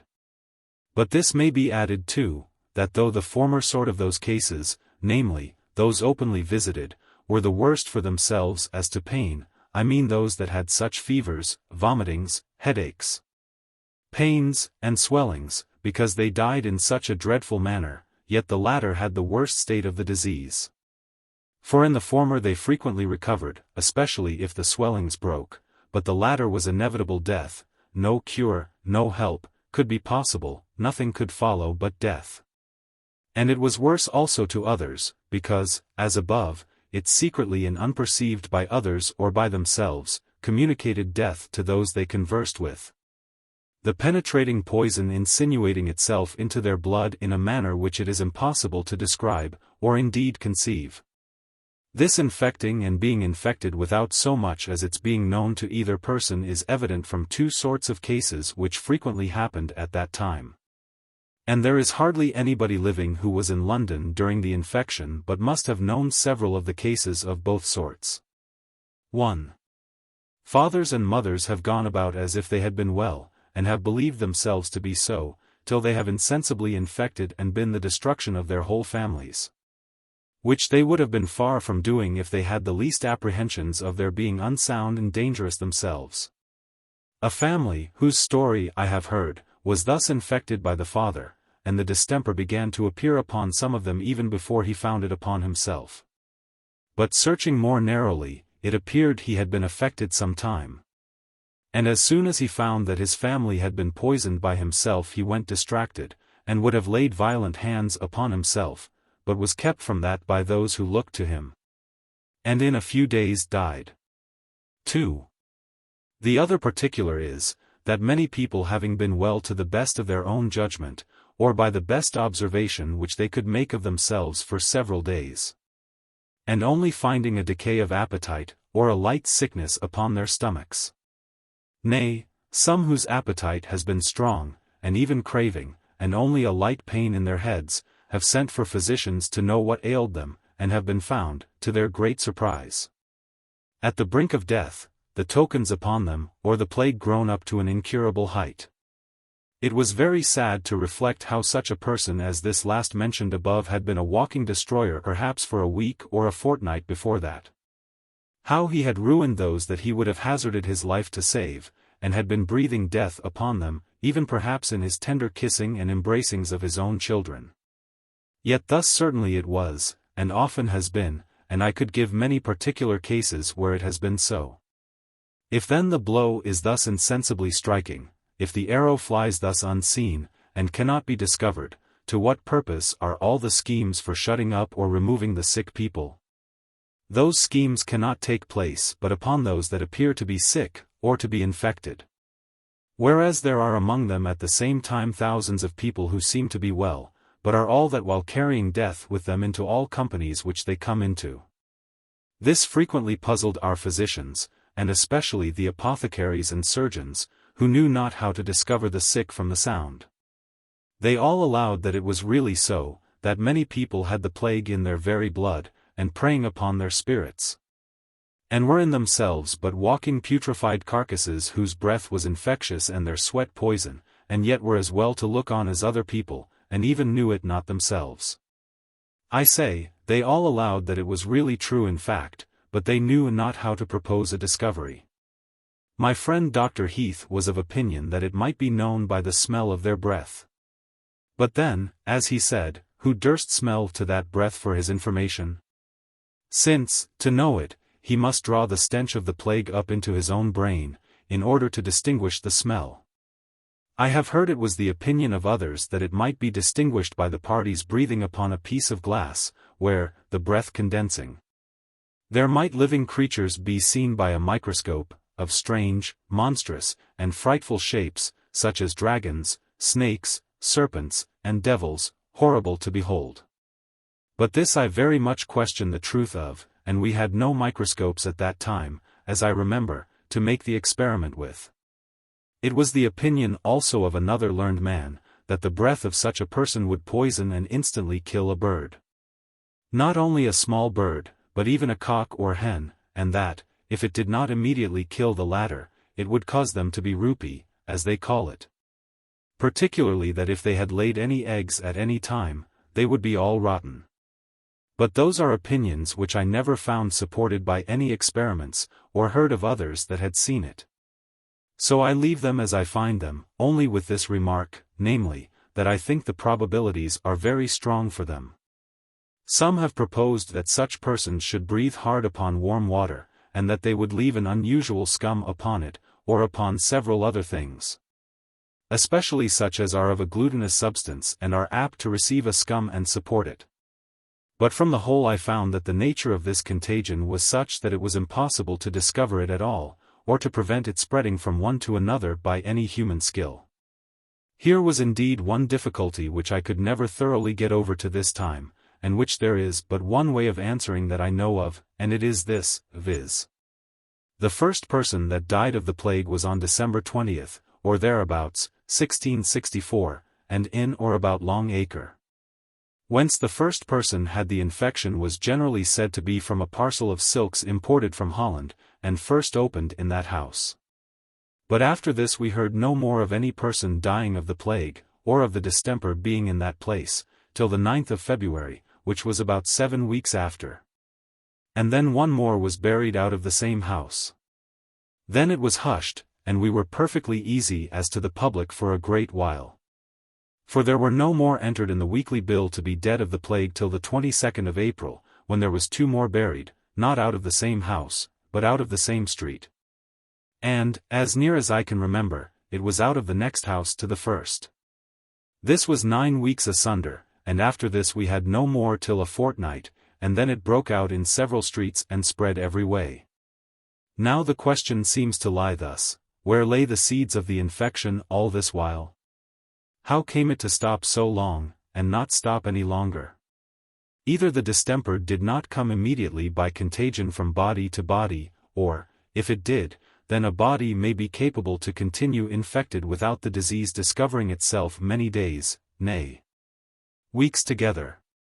Even not a quarantine of days only, but soixantine, not only 40 days, but 60 days or longer. It is true there was, as I observed at first, and is well known to many yet living, a very cold winter and a long frost which continued 3 months. And this, the doctors say, might check the infection.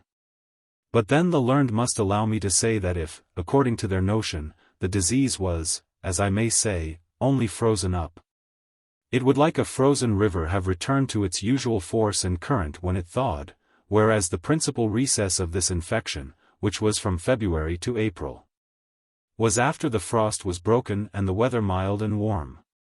But there is another way of solving all this difficulty, which I think my own remembrance of the thing will supply.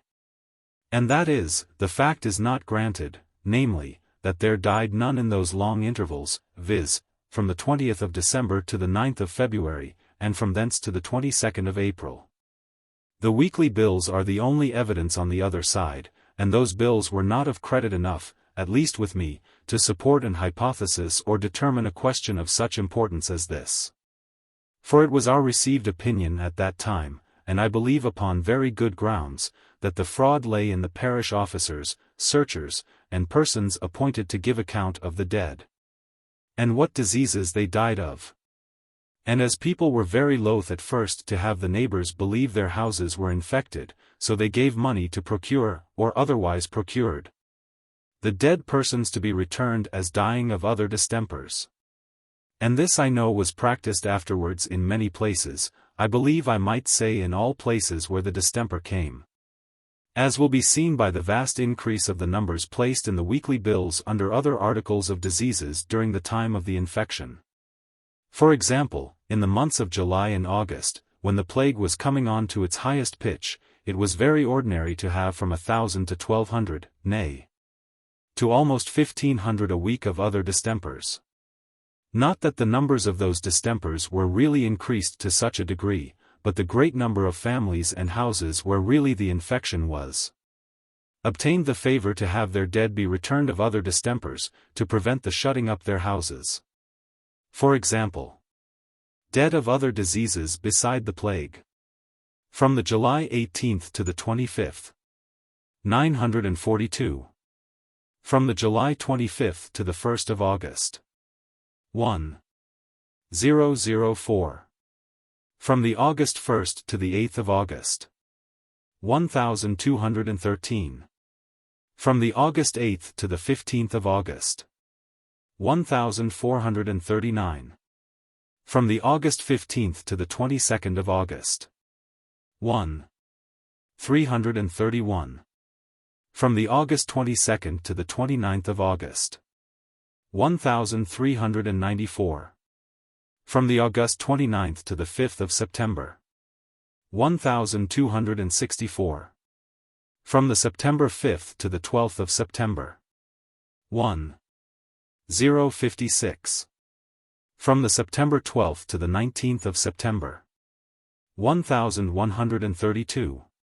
From the September 19th to the 26th of September, 927. Now it was not doubted but the greatest part of these, or a great part of them, were dead of the plague, but the officers were prevailed with to return them as above. And the numbers of some particular articles of distempers discovered is as follows. August 1 to 8. August 8th to 15th. August 15th to 22nd. August 22nd to 29th. August 29th to September 5th. September 5th to September 12th. September 12th to September 19th. September 19th to September 26. Fever 314. 353. 348. 383. 364. 332. 309. 268. Spotted fever 174. 190. 166. 165. 157. 97. 101. 65. Surfeit 85. 87. 74. 99. 68. 45. 49. 36. Teeth 90. 113. 111. 133. 138. 128. 121. 112. 663. 743. 699. 780. 727. 602. 580. 481. There were several other articles which bore a proportion to these, and which, it is easy to perceive, were increased on the same account, as aged, consumptions, vomitings, imposthumes, gripes, and the like, many of which were not doubted to be infected people. But as it was of the utmost consequence to families not to be known to be infected, if it was possible to avoid it, so they took all the measures they could to have it not believed. And if any died in their houses, to get them returned to the examiners, and by the searchers, as having died of other distempers. This, I say, will account for the long interval which, as I have said, was between the dying of the first persons that were returned in the bill to be dead of the plague and the time when the distemper spread openly and could not be concealed. Besides, the weekly bills themselves at that time evidently discover the truth. For, while there was no mention of the plague, and no increase after it had been mentioned, yet it was apparent that there was an increase of those distempers which bordered nearest upon it. For example, there were 8, 12, 17 of the spotted fever in a week, when there were none, or but very few, of the plague. Whereas before, 1, 3, or 4 were the ordinary weekly numbers of that distemper. Likewise, as I observed before, the burials increased weekly in that particular parish and the parishes adjacent more than in any other parish, although there were none set down of the plague. All which tells us, that the infection was handed on, and the succession of the distemper really preserved, though it seemed to us at that time to be ceased, and to come again in a manner surprising. It might be, also, that the infection might remain in other parts of the same parcel of goods which at first it came in, and which might not be perhaps opened, or at least not fully. Or in the clothes of the first infected person. For I cannot think that anybody could be seized with the contagion in a fatal and mortal degree for 9 weeks together, and support his state of health so well as even not to discover it to themselves. Yet if it were so, the argument is the stronger in favor of what I am saying, namely, that the infection is retained in bodies apparently well, and conveyed from them to those they converse with, while it is known to neither the one nor the other. Great were the confusions at that time upon this very account, and when people began to be convinced that the infection was received in this surprising manner from persons apparently well, they began to be exceeding shy and jealous of everyone that came near them. Once, on a public day, whether a Sabbath day or not I do not remember, in Aldgate Church, in a pew full of people, on a sudden one fancied she smelt an ill smell. Immediately she fancies the plague was in the pew, whispers her notion or suspicion to the next, then rises and goes out of the pew. It immediately took with the next, and so to them all. And every one of them, and of the 2 or 3 adjoining pews, got up and went out of the church, nobody knowing what it was offended them, or from whom. This immediately filled everybody's mouths with one preparation or other, such as the old woman directed, and some perhaps as physicians directed, in order to prevent infection by the breath of others. Insomuch that if we came to go into a church when it was anything full of people, there would be such a mixture of smells at the entrance that it was much more strong, though perhaps not so wholesome, than if you were going into an apothecary's or druggist's shop. In a word, the whole church was like a smelling bottle. In one corner it was all perfumes, in another, aromatics, balsamics, and variety of drugs and herbs. In another, salts and spirits, as everyone was furnished for their own preservation. Yet I observed that after people were possessed, as I have said, with the belief, or rather assurance, of the infection being thus carried on by persons apparently in health, the churches and meeting-houses were much thinner of people than at other times before that they used to be. For this is to be said of the people of London, that during the whole time of the pestilence the churches or meetings were never wholly shut up. Nor did the people decline coming out to the public worship of God, except only in some parishes when the violence of the distemper was more particularly in that parish at that time. And even then no longer than it continued to be so. Indeed, nothing was more strange than to see with what courage the people went to the public service of God, even at that time when they were afraid to stir out of their own houses upon any other occasion. This, I mean, before the time of desperation, which I have mentioned already. This was a proof of the exceeding populousness of the city at the time of the infection, notwithstanding the great numbers that were gone into the country at the first alarm, and that fled out into the forests and woods when they were further terrified with the extraordinary increase of it. For when we came to see the crowds and throngs of people which appeared on the Sabbath days at the churches, and especially in those parts of the town where the plague was abated, or where it was not yet come to its height, it was amazing. But of this I shall speak again presently. I return in the meantime to the article of infecting one another at first, before people came to right notions of the infection and of infecting one another. People were only shy of those that were really sick, a man with a cap upon his head, or with clothes round his neck, which was the case of those that had swellings there. Such was indeed frightful. But when we saw a gentleman dressed, with his band on and his gloves in his hand, his hat upon his head, and his hair combed, of such we had not the least apprehensions. And people conversed a great while freely, especially with their neighbors and such as they knew. But when the physicians assured us that the danger was as well from the sound, that is, the seemingly sound, as the sick, and that those people who thought themselves entirely free were oftentimes the most fatal, and that it came to be generally understood that people were sensible of it, and of the reason of it. Then, I say, they began to be jealous of everybody, and a vast number of people locked themselves up, so as not to come abroad into any company at all, nor suffer any that had been abroad in promiscuous company to come into their houses, or near them, at least not so near them as to be within the reach of their breath or of any smell from them. And when they were obliged to converse at a distance with strangers, they would always have preservatives in their mouths and about their clothes to repel and keep off the infection.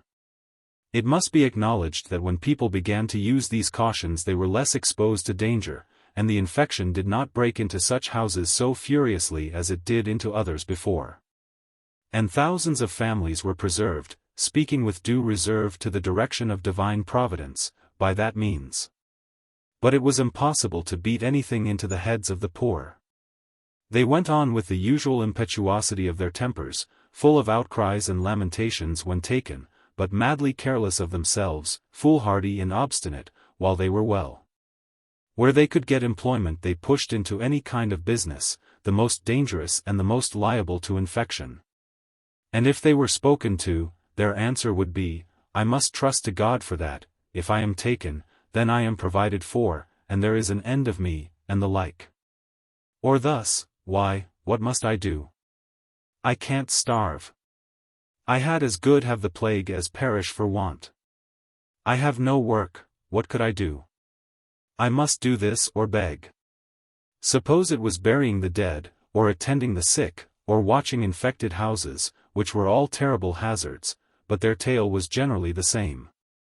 It is true, necessity was a very justifiable, warrantable plea, and nothing could be better, but their way of talk was much the same where the necessities were not the same.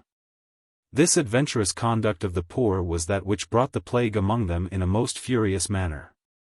And this, joined to the distress of their circumstances when taken, was the reason why they died so by heaps. For I cannot say I could observe one jot of better husbandry among them, I mean the laboring poor, while they were all well and getting money than there was before, but as lavish, as extravagant, and as thoughtless for tomorrow as ever. So that when they came to be taken sick they were immediately in the utmost distress, as well for want as for sickness, as well for lack of food as lack of health. This misery of the poor I had many occasions to be an eyewitness of, and sometimes also of the charitable assistance that some pious people daily gave to such, sending them relief and supplies both of food, physic, and other help, as they found they wanted. And indeed it is a debt of justice due to the temper of the people of that day to take notice here, that not only great sums, very great sums of money were charitably sent to the Lord Mayor and Aldermen for the assistance and support of the poor distempered people, but abundance of private people daily distributed large sums of money for their relief, and sent people about to inquire into the condition of particular distressed and visited families, and relieved them. Nay, some pious ladies were so transported with zeal in so good a work, and so confident in the protection of Providence in discharge of the great duty of charity, that they went about in person distributing alms to the poor, and even visiting poor families, though sick and infected, in their very houses, appointing nurses to attend those that wanted attending, and ordering apothecaries and surgeons, the first to supply them with drugs or plasters, and such things as they wanted, and the last to lance and dress the swellings and tumors, where such were wanting, giving their blessing to the poor in substantial relief to them, as well as hearty prayers for them. I will not undertake to say, as some do, that none of those charitable people were suffered to fall under the calamity itself. But this I may say, that I never knew any one of them that miscarried, which I mention for the encouragement of others in case of the like distress. And doubtless, if they that give to the poor lend to the Lord, and he will repay them, those that hazard their lives to give to the poor, and to comfort and assist the poor in such a misery as this, may hope to be protected in the work. Nor was this charity so extraordinary eminent only in a few, but, for I cannot lightly quit this point, the charity of the rich, as well in the city and suburbs as from the country, was so great that, in a word, a prodigious number of people who must otherwise inevitably have perished for want as well as sickness were supported and subsisted by it. And though I could never, nor I believe anyone else, come to a full knowledge of what was so contributed, yet I do believe that, as I heard one say that was a critical observer of that part, there was not only many £1,000 contributed, but many £100,000, to the relief of the poor of this distressed, afflicted city. Nay, one man affirmed to me that he could reckon up above £100,000 a week, which was distributed by the churchwardens at the several parish vestries by the Lord Mayor and aldermen in the several wards and precincts, and by the particular direction of the court and of the justices respectively in the parts where they resided, over and above the private charity distributed by pious bands in the manner I speak of. And this continued for many weeks together. I confess this is a very great sum. But if it be true that there was distributed in the parish of Cripplegate only £17,800 in 1 week to the relief of the poor, as I heard reported, and which I really believe was true, the other may not be improbable.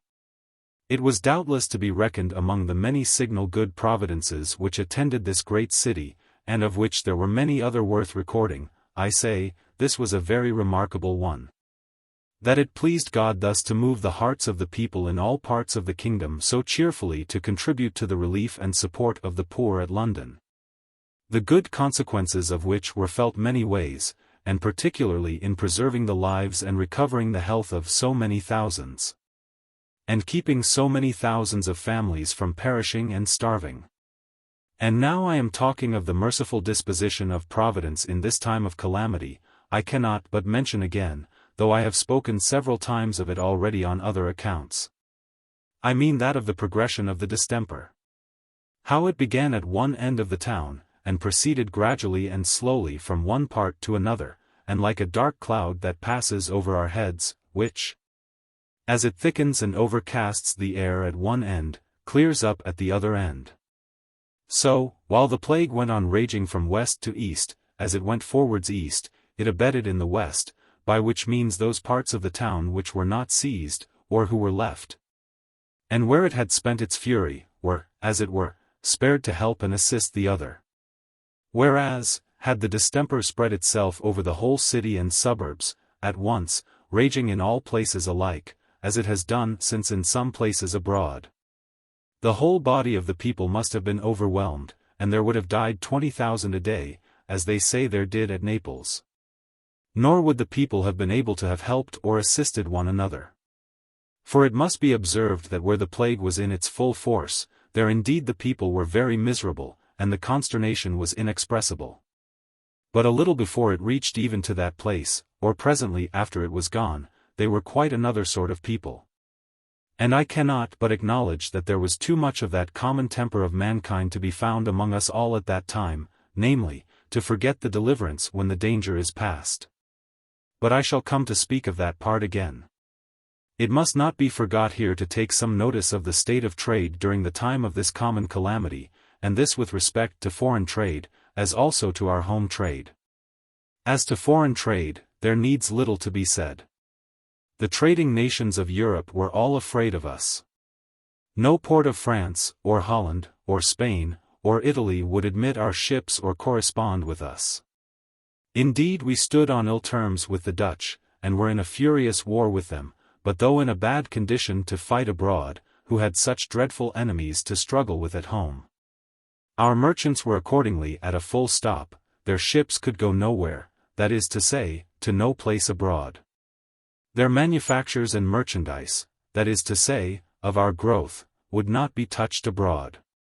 They were as much afraid of our goods as they were of our people. And indeed they had reason, for our woolen manufactures are as retentive of infection as human bodies, and if packed up by persons infected, would receive the infection and be as dangerous to touch as a man would be that was infected. And therefore, when any English vessel arrived in foreign countries, if they did take the goods on shore, they always caused the bales to be opened and aired in places appointed for that purpose. But from London they would not suffer them to come into port, much less to unlade their goods, upon any terms whatever, and this strictness was especially used with them in Spain and Italy. In Turkey and the islands of the Arches indeed, as they are called, as well those belonging to the Turks as to the Venetians, they were not so very rigid. In the first there was no obstruction at all. And 4 ships which were then in the river loading for Italy, that is, for Leghorn and Naples, being denied product, as they call it, went on to Turkey, and were freely admitted to unlade their cargo without any difficulty. Only that when they arrived there, some of their cargo was not fit for sale in that country.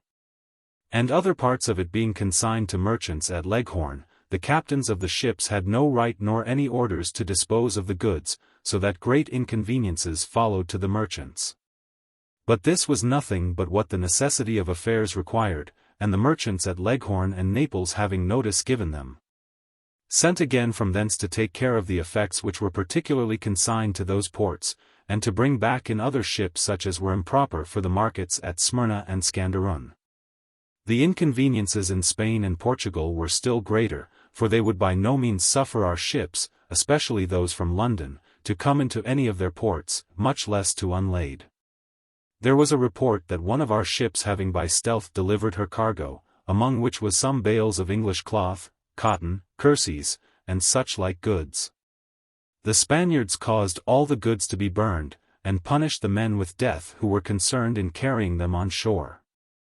This, I believe, was in part true, though I do not affirm it, but it is not at all unlikely, seeing the danger was really very great, the infection being so violent in London. I heard likewise that the plague was carried into those countries by some of our ships, and particularly to the port of Faro in the kingdom of Algarve, belonging to the King of Portugal. And that several persons died of it there. But it was not confirmed. On the other hand, though the Spaniards and Portuguese were so shy of us, it is most certain that the plague, as has been said, keeping at first much at that end of the town next Westminster. The merchandising part of the town, such as the city and the waterside, was perfectly sound till at least the beginning of July, and the ships in the river till the beginning of August. For to the 1st of July there had died but 7 within the whole city, and but 60 within the liberties, but 1 in all the parishes of Stepney, Aldgate, and Whitechapel, and but 2 in the 8 parishes of Southwark. But it was the same thing abroad, for the bad news was gone over the whole world that the city of London was infected with the plague, and there was no inquiring there how the infection proceeded, or at which part of the town it was begun or was reached to. Besides, after it began to spread it increased so fast, and the bills grew so high all on a sudden, that it was to no purpose to lessen the report of it, or endeavor to make the people abroad think it better than it was. The account which the weekly bills gave in was sufficient, and that there died 2,000 to 3,000 or 4,000 a week was sufficient to alarm the whole trading part of the world. And the following time, being so dreadful also in the very city itself, put the whole world, I say, upon their guard against it. You may be sure, also, that the report of these things lost nothing in the carriage. The plague was itself very terrible, and the distress of the people very great, as you may observe of what I have said. But the rumor was infinitely greater, and it must not be wondered that our friends abroad, as my brother's correspondents in particular were told there, namely, in Portugal and Italy, where he chiefly traded, said that in London there died 20,000 in a week. That the dead bodies lay unburied by heaps, that the living were not sufficient to bury the dead or the sound to look after the sick. That all the kingdom was infected likewise, so that it was an universal malady such as was never heard of in those parts of the world. And they could hardly believe us when we gave them an account how things really were, and how there was not above 1/10 part of the people dead.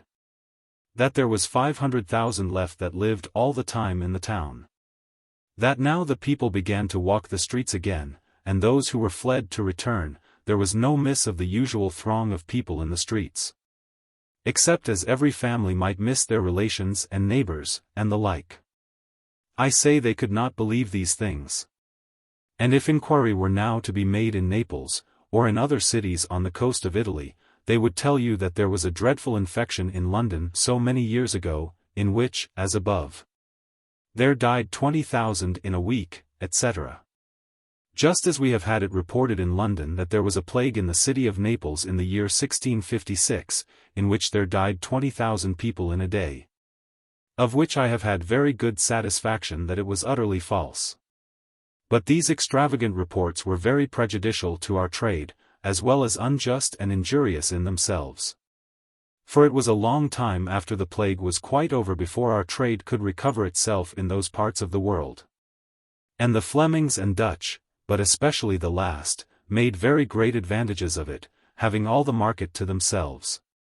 And even buying our manufactures in several parts of England where the plague was not, and carrying them to Holland and Flanders. And from thence transporting them to Spain and to Italy as if they had been of their own making. But they were detected sometimes and punished, that is to say, their goods confiscated and ships also.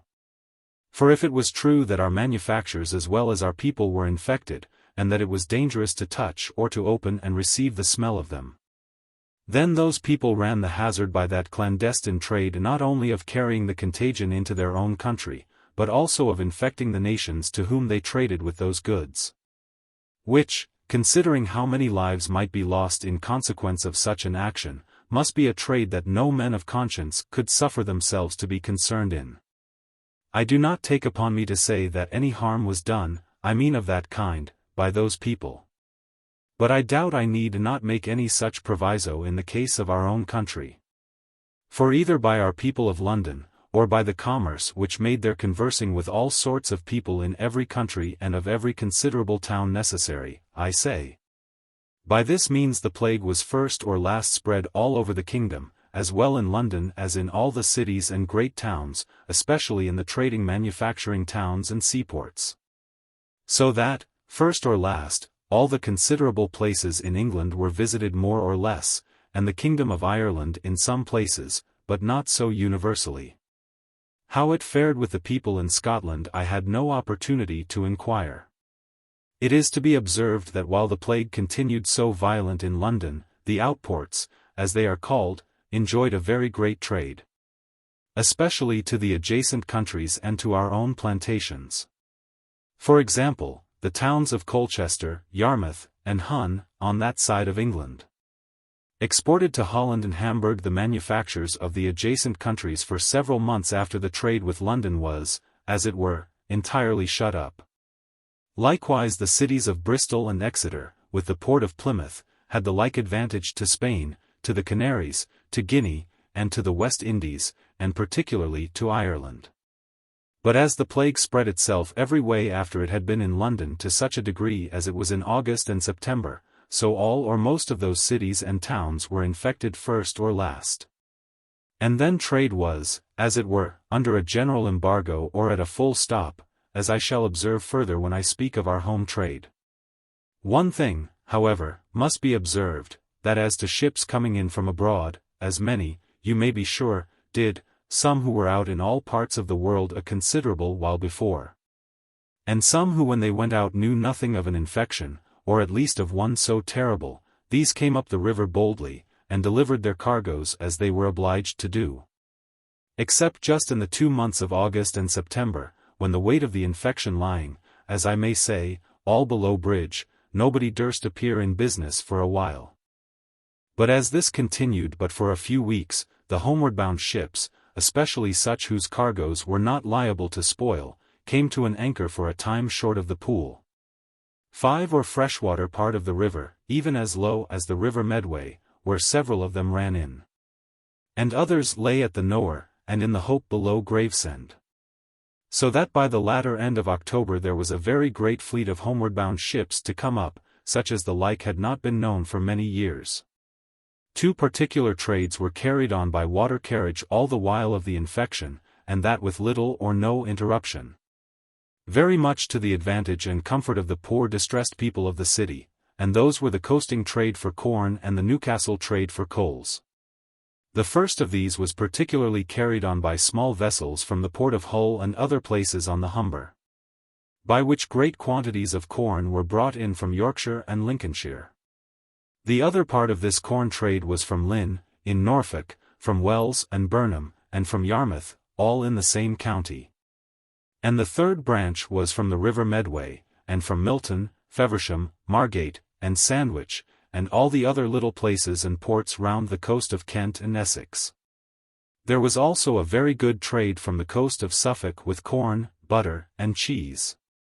These vessels kept a constant course of trade, and without interruption came up to that market known still by the name of Bear Quay, where they supplied the city plentifully with corn when land carriage began to fail, and when the people began to be sick of coming from many places in the country.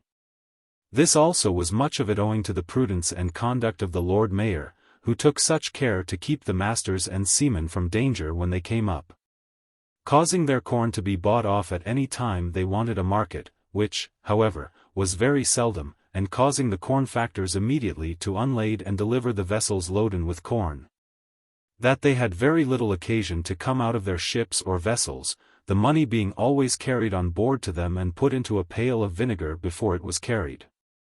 The second trade was that of coals from Newcastle upon Tyne, without which the city would have been greatly distressed. For not in the streets only, but in private houses and families, great quantities of coals were then burnt, even all the summer long and when the weather was hottest, which was done by the advice of the physicians. Some indeed opposed it, and insisted that to keep the houses and rooms hot was a means to propagate the temper, which was a fermentation and heat already in the blood, that it was known to spread and increase in hot weather and abate in cold. And therefore they alleged that all contagious distempers are the worse for heat, because the contagion was nourished and gained strength in hot weather, and was, as it were, propagated in heat. Others said they granted that heat in the climate might propagate infection, as sultry hot weather fills the air with vermin and nourishes innumerable numbers and kinds of venomous creatures which breed in our food, in the plants, and even in our bodies, by the very stench of which infection may be propagated. Also that heat in the air, or heat of weather, as we ordinarily call it, makes bodies relax and faint, exhausts the spirits, opens the pores, and makes us more apt to receive infection, or any evil influence, be it from noxious pestilential vapors or any other thing in the air.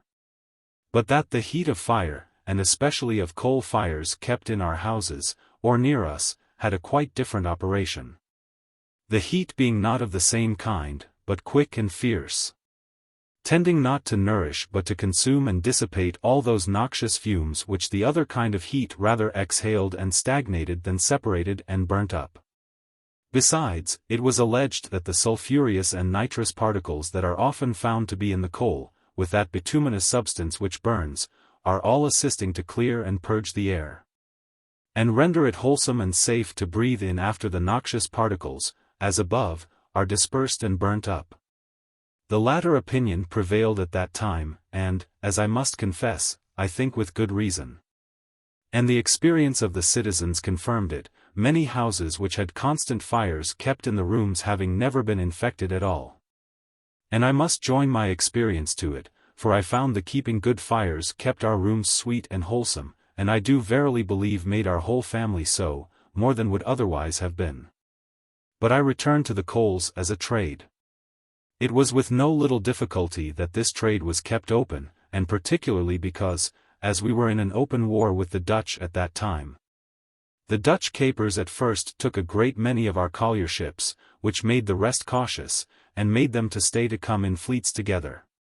But after some time the capers were either afraid to take them, or their masters, the states, were afraid they should, and forbade them, lest the plague should be among them, which made them fare the better.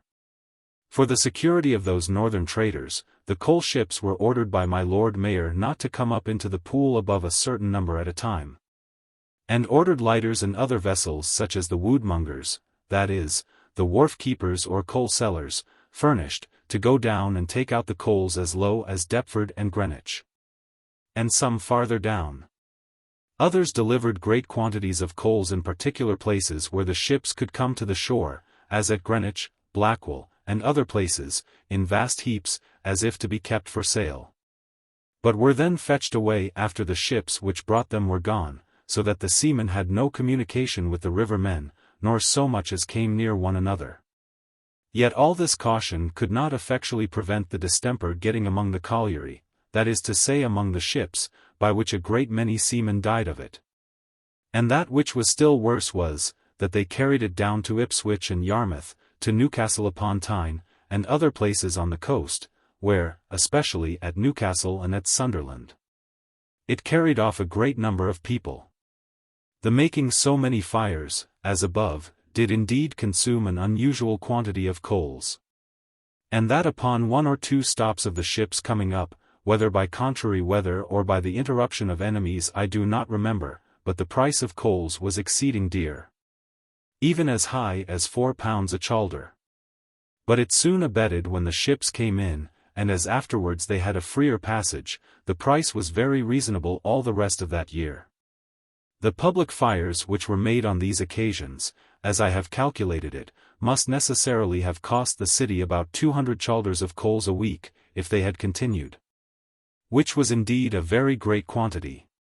But as it was thought necessary, nothing was spared. However, as some of the physicians cried them down, they were not kept alight above 4 or 5 days. The fires were ordered thus: one at the Custom House, one at Billingsgate, one at Queenhithe, and one at the Three Cranes, one in Blackfriars, and one at the gate of Bridewell. One at the corner of Leadenhall Street and Grasachich, one at the north and one at the south gate of the Royal Exchange, one at Guildhall, and one at Blackwell Hall Gate. One at the Lord Mayor's door in St. Helens, one at the west entrance into St. Paul's, and one at the entrance into Bow Church. I do not remember whether there was any at the city gates, but one at the bridge foot there was, just by St. Magnus Church. I know some have quarrelled since that at the experiment, and said that there died the more people because of those fires. But I am persuaded those that say so offer no evidence to prove it, neither can I believe it on any account whatever. It remains to give some account of the state of trade at home in England during this dreadful time, and particularly as it relates to the manufactures and the trade in the city. At the first breaking out of the infection there was, as it is easy to suppose, a very great fright among the people, and consequently a general stop of trade. Except in provisions and necessaries of life. And even in those things, as there was a vast number of people fled and a very great number always sick, besides the number which died, so there could not be above 2/3, if above 1/2, of the consumption of provisions in the city as used to be. It pleased God to send a very plentiful year of corn and fruit, but not of hay or grass, by which means bread was cheap, by reason of the plenty of corn. Flesh was cheap, by reason of the scarcity of grass, but butter and cheese were dear for the same reason, and hay in the market just beyond Whitechapel Bars was sold at £4 per load. But that affected not the poor. There was a most excessive plenty of all sorts of fruit, such as apples, pears, plums, cherries, grapes, and they were the cheaper because of the want of people. But this made the poor eat them to excess, and this brought them into fluxes, griping of the guts, surfeits, and the like, which often precipitated them into the plague. But to come to matters of trade. First, foreign exportation being stopped or at least very much interrupted and rendered difficult. A general stop of all those manufactures followed of course which were usually brought for exportation. And though sometimes merchants abroad were importunate for goods, yet little was sent, the passages being so generally stopped that the English ships would not be admitted, as is said already, into their port. This put a stop to the manufactures that were for exportation in most parts of England, except in some outports, and even that was soon stopped, for they all had the plague in their turn. But though this was felt all over England, yet, what was still worse, all intercourse of trade for home consumption of manufactures especially those which usually circulated through the Londoners' hands, was stopped at once, the trade of the city being stopped. All kinds of handicrafts in the city, etc., tradesmen and mechanics, were, as I have said before, out of employ. And this occasioned the putting off and dismissing an innumerable number of journeymen and workmen of all sorts. Seeing nothing was done relating to such trades but what might be said to be absolutely necessary. This caused the multitude of single people in London to be unprovided for, as also families whose living depended upon the labor of the heads of those families. I say, this reduced them to extreme misery. And I must confess it is for the honor of the city of London, and will be for many ages, as long as this is to be spoken of, that they were able to supply with charitable provision the wants of so many thousands of those as afterwards fell sick and were distressed, so that it may be safely averred that nobody perished for want. At least that the magistrates had any notice given them of. This stagnation of our manufacturing trade in the country would have put the people there to much greater difficulties, but that the master workmen, clothiers and others, to the uttermost of their stocks and strength, kept on making their goods to keep the poor at work, believing that soon as the sickness should abate they would have a quick demand in proportion to the decay of their trade at that time. But as none but those masters that were rich could do thus, and that many were poor and not able, the manufacturing trade in England suffered greatly. And the poor were pinched all over England by the calamity of the city of London only. It is true that the next year made them full amends by another terrible calamity upon the city. So that the city by one calamity impoverished and weakened the country, and by another calamity, even terrible too of its kind, enriched the country and made them again amends. For an infinite quantity of household stuff, wearing apparel, and other things, besides whole warehouses filled with merchandise and manufactures such as come from all parts of England, were consumed in the fire of London the next year after this terrible visitation. It is incredible what a trade this made all over the whole kingdom, to make good the want and to supply that loss. So that, in short, all the manufacturing hands in the nation were set on work, and were little enough for several years to supply the market and answer the demands. All foreign markets also were empty of our goods by the stop which had been occasioned by the plague, and before an open trade was allowed again. And the prodigious demand at home falling in, joined to make a quick vent for all sort of goods. So that there never was known such a trade all over England for the time as was in the first 7 years after the plague, and after the fire of London. It remains now that I should say something of the merciful part of this terrible judgment. The last week in September, the plague being come to its crisis, its fury began to assuage. I remember my friend Dr. Heath, coming to see me the week before, told me he was sure that the violence of it would assuage in a few days. But when I saw the weekly bill of that week, which was the highest of the whole year, being 8,297 of all diseases, I upbraided him with it, and asked him what he had made his judgment from. His answer, however, was not so much to seek as I thought it would have been. Look you, says he, by the number which are at this time sick and infected, there should have been 20,000 dead the last week instead of 8,000. If the inveterate mortal contagion had been as it was 2 weeks ago. For then it ordinarily killed in 2 or 3 days, now not under 8 or 10, and then not above 1 in 5 recovered, whereas I have observed that now not above 2 in 5 miscarry. And, observe it from me, the next bill will decrease, and you will see many more people recover than used to do. For though a vast multitude are now everywhere infected, and as many every day fall sick, yet there will not so many die as there did, for the malignity of the distemper is abated. Adding that he began now to hope, nay, more than hope, that the infection had passed its crisis and was going off. And accordingly so it was, for the next week being, as I said, the last in September, the bill decreased almost 2,000. It is true the plague was still at a frightful height, and the next bill was no less than 6,460, and the next to that, 5,720. But still my friend's observation was just, and it did appear the people did recover faster and more in number than they used to do. And indeed, if it had not been so, what had been the condition of the city of London? For, according to my friend, there were not fewer than 60,000 people at that time infected, whereof, as above, 20,477 died, and near 40,000 recovered. Whereas, had it been as it was before, 50,000 of that number would very probably have died, if not more, and 50,000 more would have sickened. For, in a word, the whole mass of people began to sicken, and it looked as if none would escape. But this remark of my friend's appeared more evident in a few weeks more, for the decrease went on, and another week in October it decreased 1,843, so that the number dead of the plague was but 2,665. And the next week it decreased 1,413 more, and yet it was seen plainly that there was abundance of people sick, nay, abundance more than ordinary. And abundance fell sick every day, but, as above, the malignity of the disease abated. Such is the precipitant disposition of our people. Whether it is so or not all over the world, that's none of my particular business to inquire, but I saw it apparently here. That as upon the first fright of the infection they shunned one another, and fled from one another's houses and from the city with an unaccountable and, as I thought, unnecessary fright, so now. Upon this notion spreading, viz.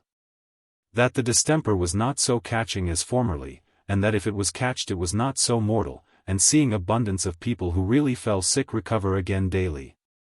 They took to such a precipitant courage, and grew so entirely regardless of themselves and of the infection, that they made no more of the plague than of an ordinary fever, nor indeed so much. They not only went boldly into company with those who had tumors and carbuncles upon them that were running, and consequently contagious, but ate and drank with them, nay, into their houses to visit them, and even, as I was told, into their very chambers where they lay sick. This I could not see rational. My friend Dr. Heath allowed, and it was plain to experience, that the distemper was as catching as ever, and as many fell sick, but only he alleged that so many of those that fell sick did not die. But I think that while many did die, and that at best the distemper itself was very terrible, the sores and swellings very tormenting, and the danger of death not left out of the circumstances of sickness, though not so frequent as before. All those things, together with the exceeding tediousness of the cure, the loathsomeness of the disease, and many other articles, were enough to deter any man living from a dangerous mixture with the sick people, and make them as anxious almost to avoid the infections as before. Nay, there was another thing which made the mere catching of the distemper frightful. And that was the terrible burning of the caustics which the surgeons laid on the swellings to bring them to break and to run, without which the danger of death was very great, even to the last.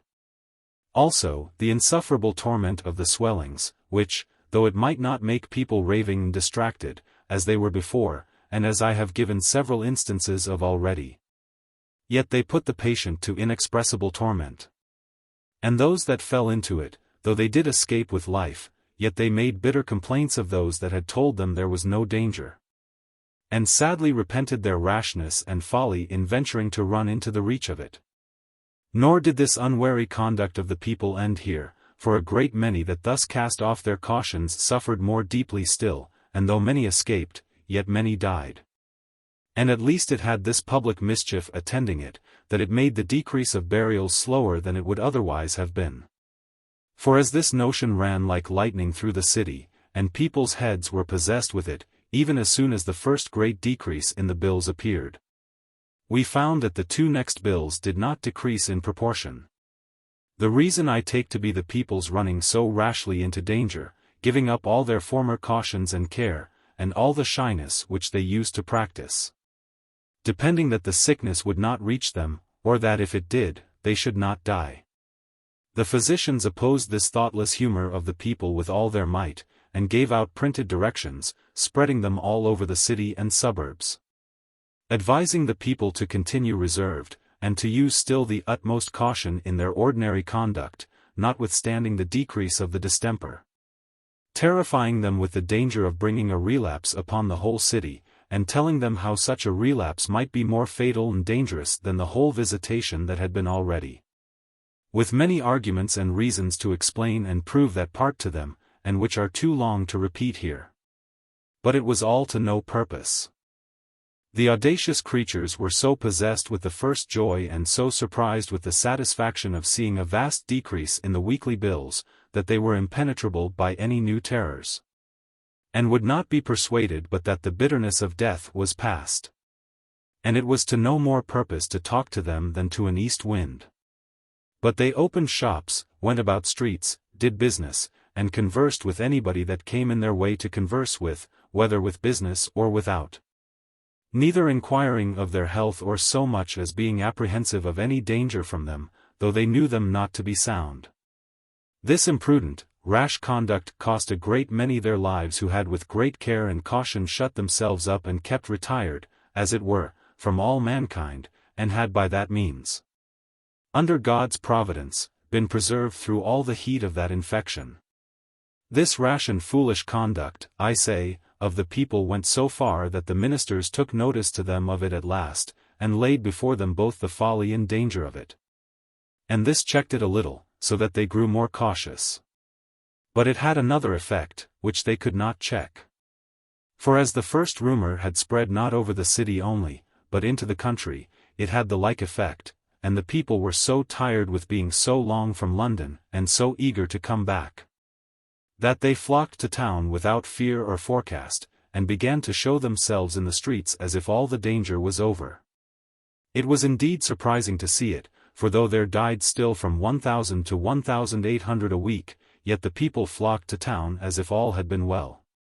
The consequence of this was, that the bills increased again 400 the very first week in November. And if I might believe the physicians, there was above 3,000 fell sick that week, most of them newcomers, too. One John Cock, a barber in St. Martin's-le-Grand, was an eminent example of this. I mean of the hasty return of the people when the plague was abated. This John Cock had left the town with his whole family, and locked up his house, and was gone in the country, as many others did. And finding the plague so decreased in November that there died but 905 per week of all diseases, he ventured home again. He had in his family 10 persons.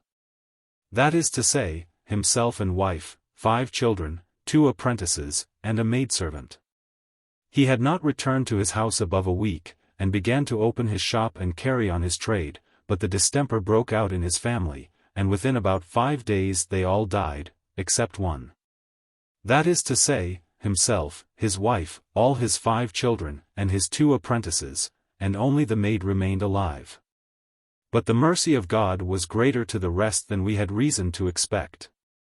For the malignity, as I have said, of the distemper was spent, the contagion was exhausted, and also the winter weather came on apace, and the air was clear and cold, with sharp frosts.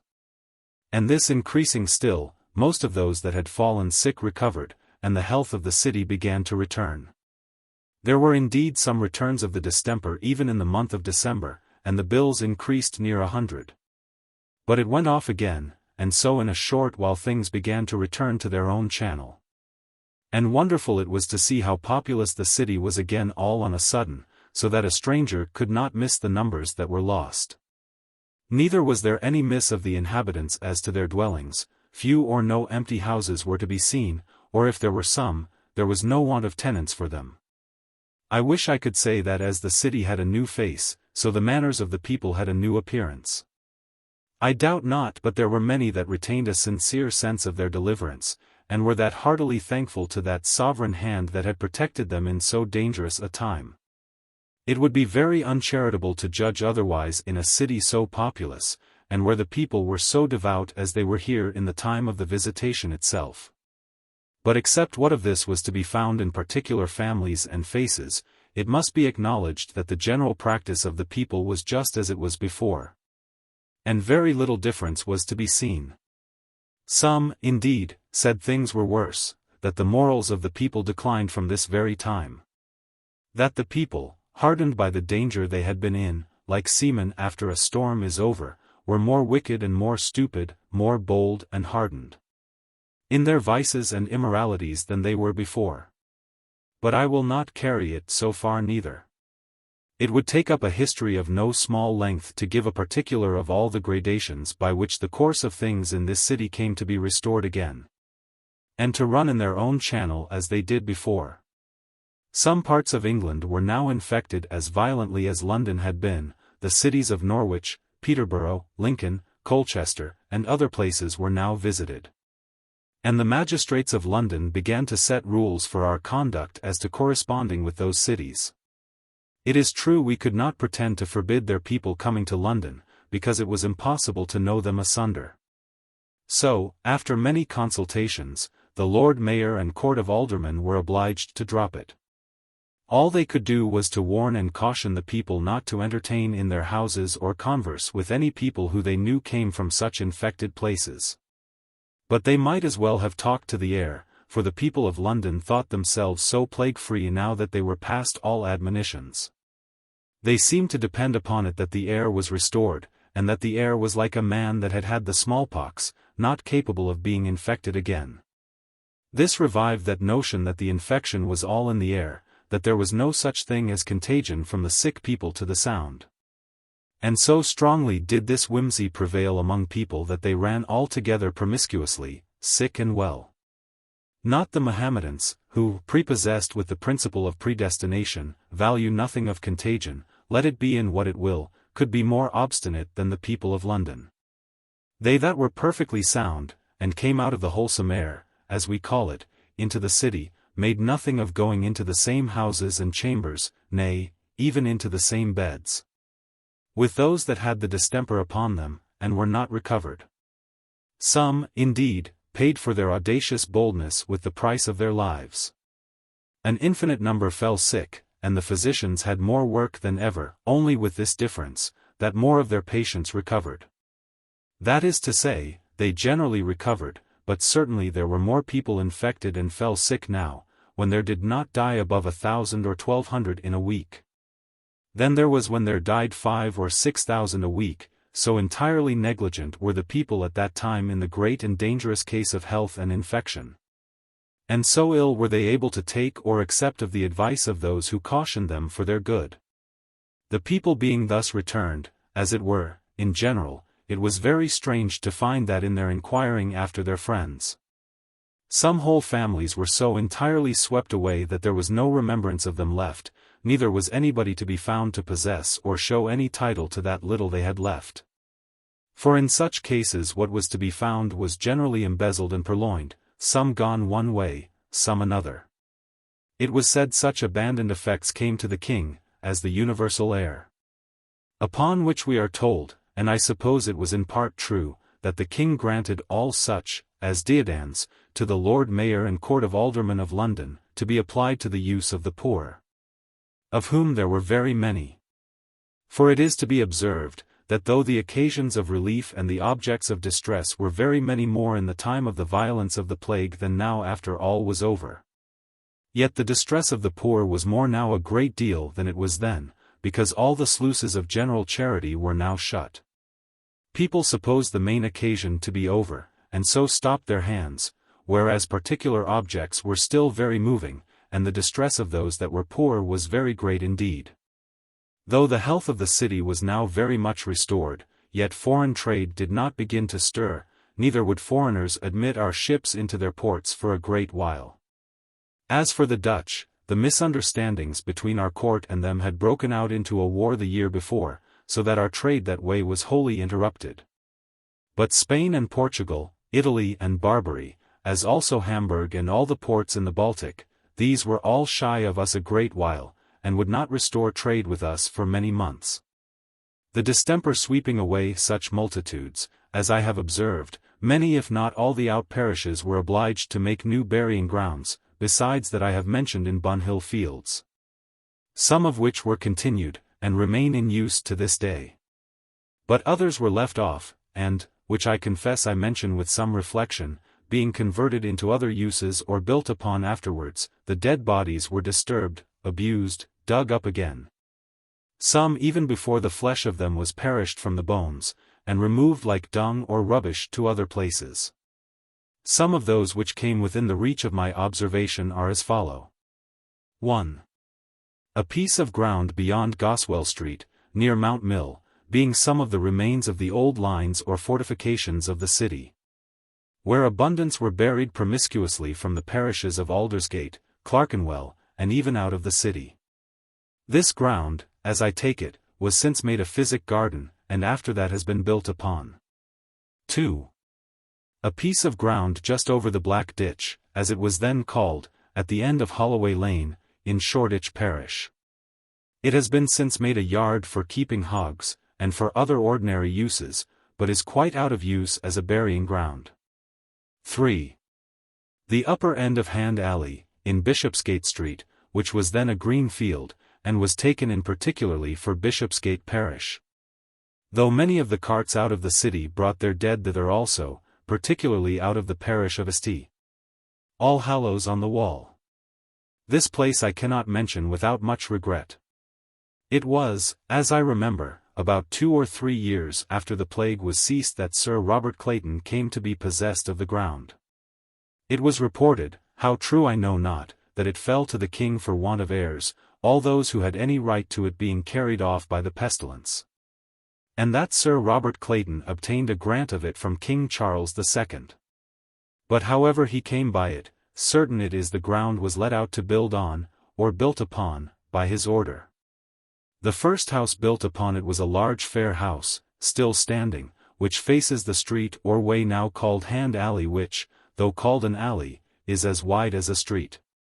The houses in the same row with that house northward are built on the very same ground where the poor people were buried, and the bodies, on opening the ground for the foundations, were dug up. Some of them remaining so plain to be seen that the women's skulls were distinguished by their long hair, and of others the flesh was not quite perished.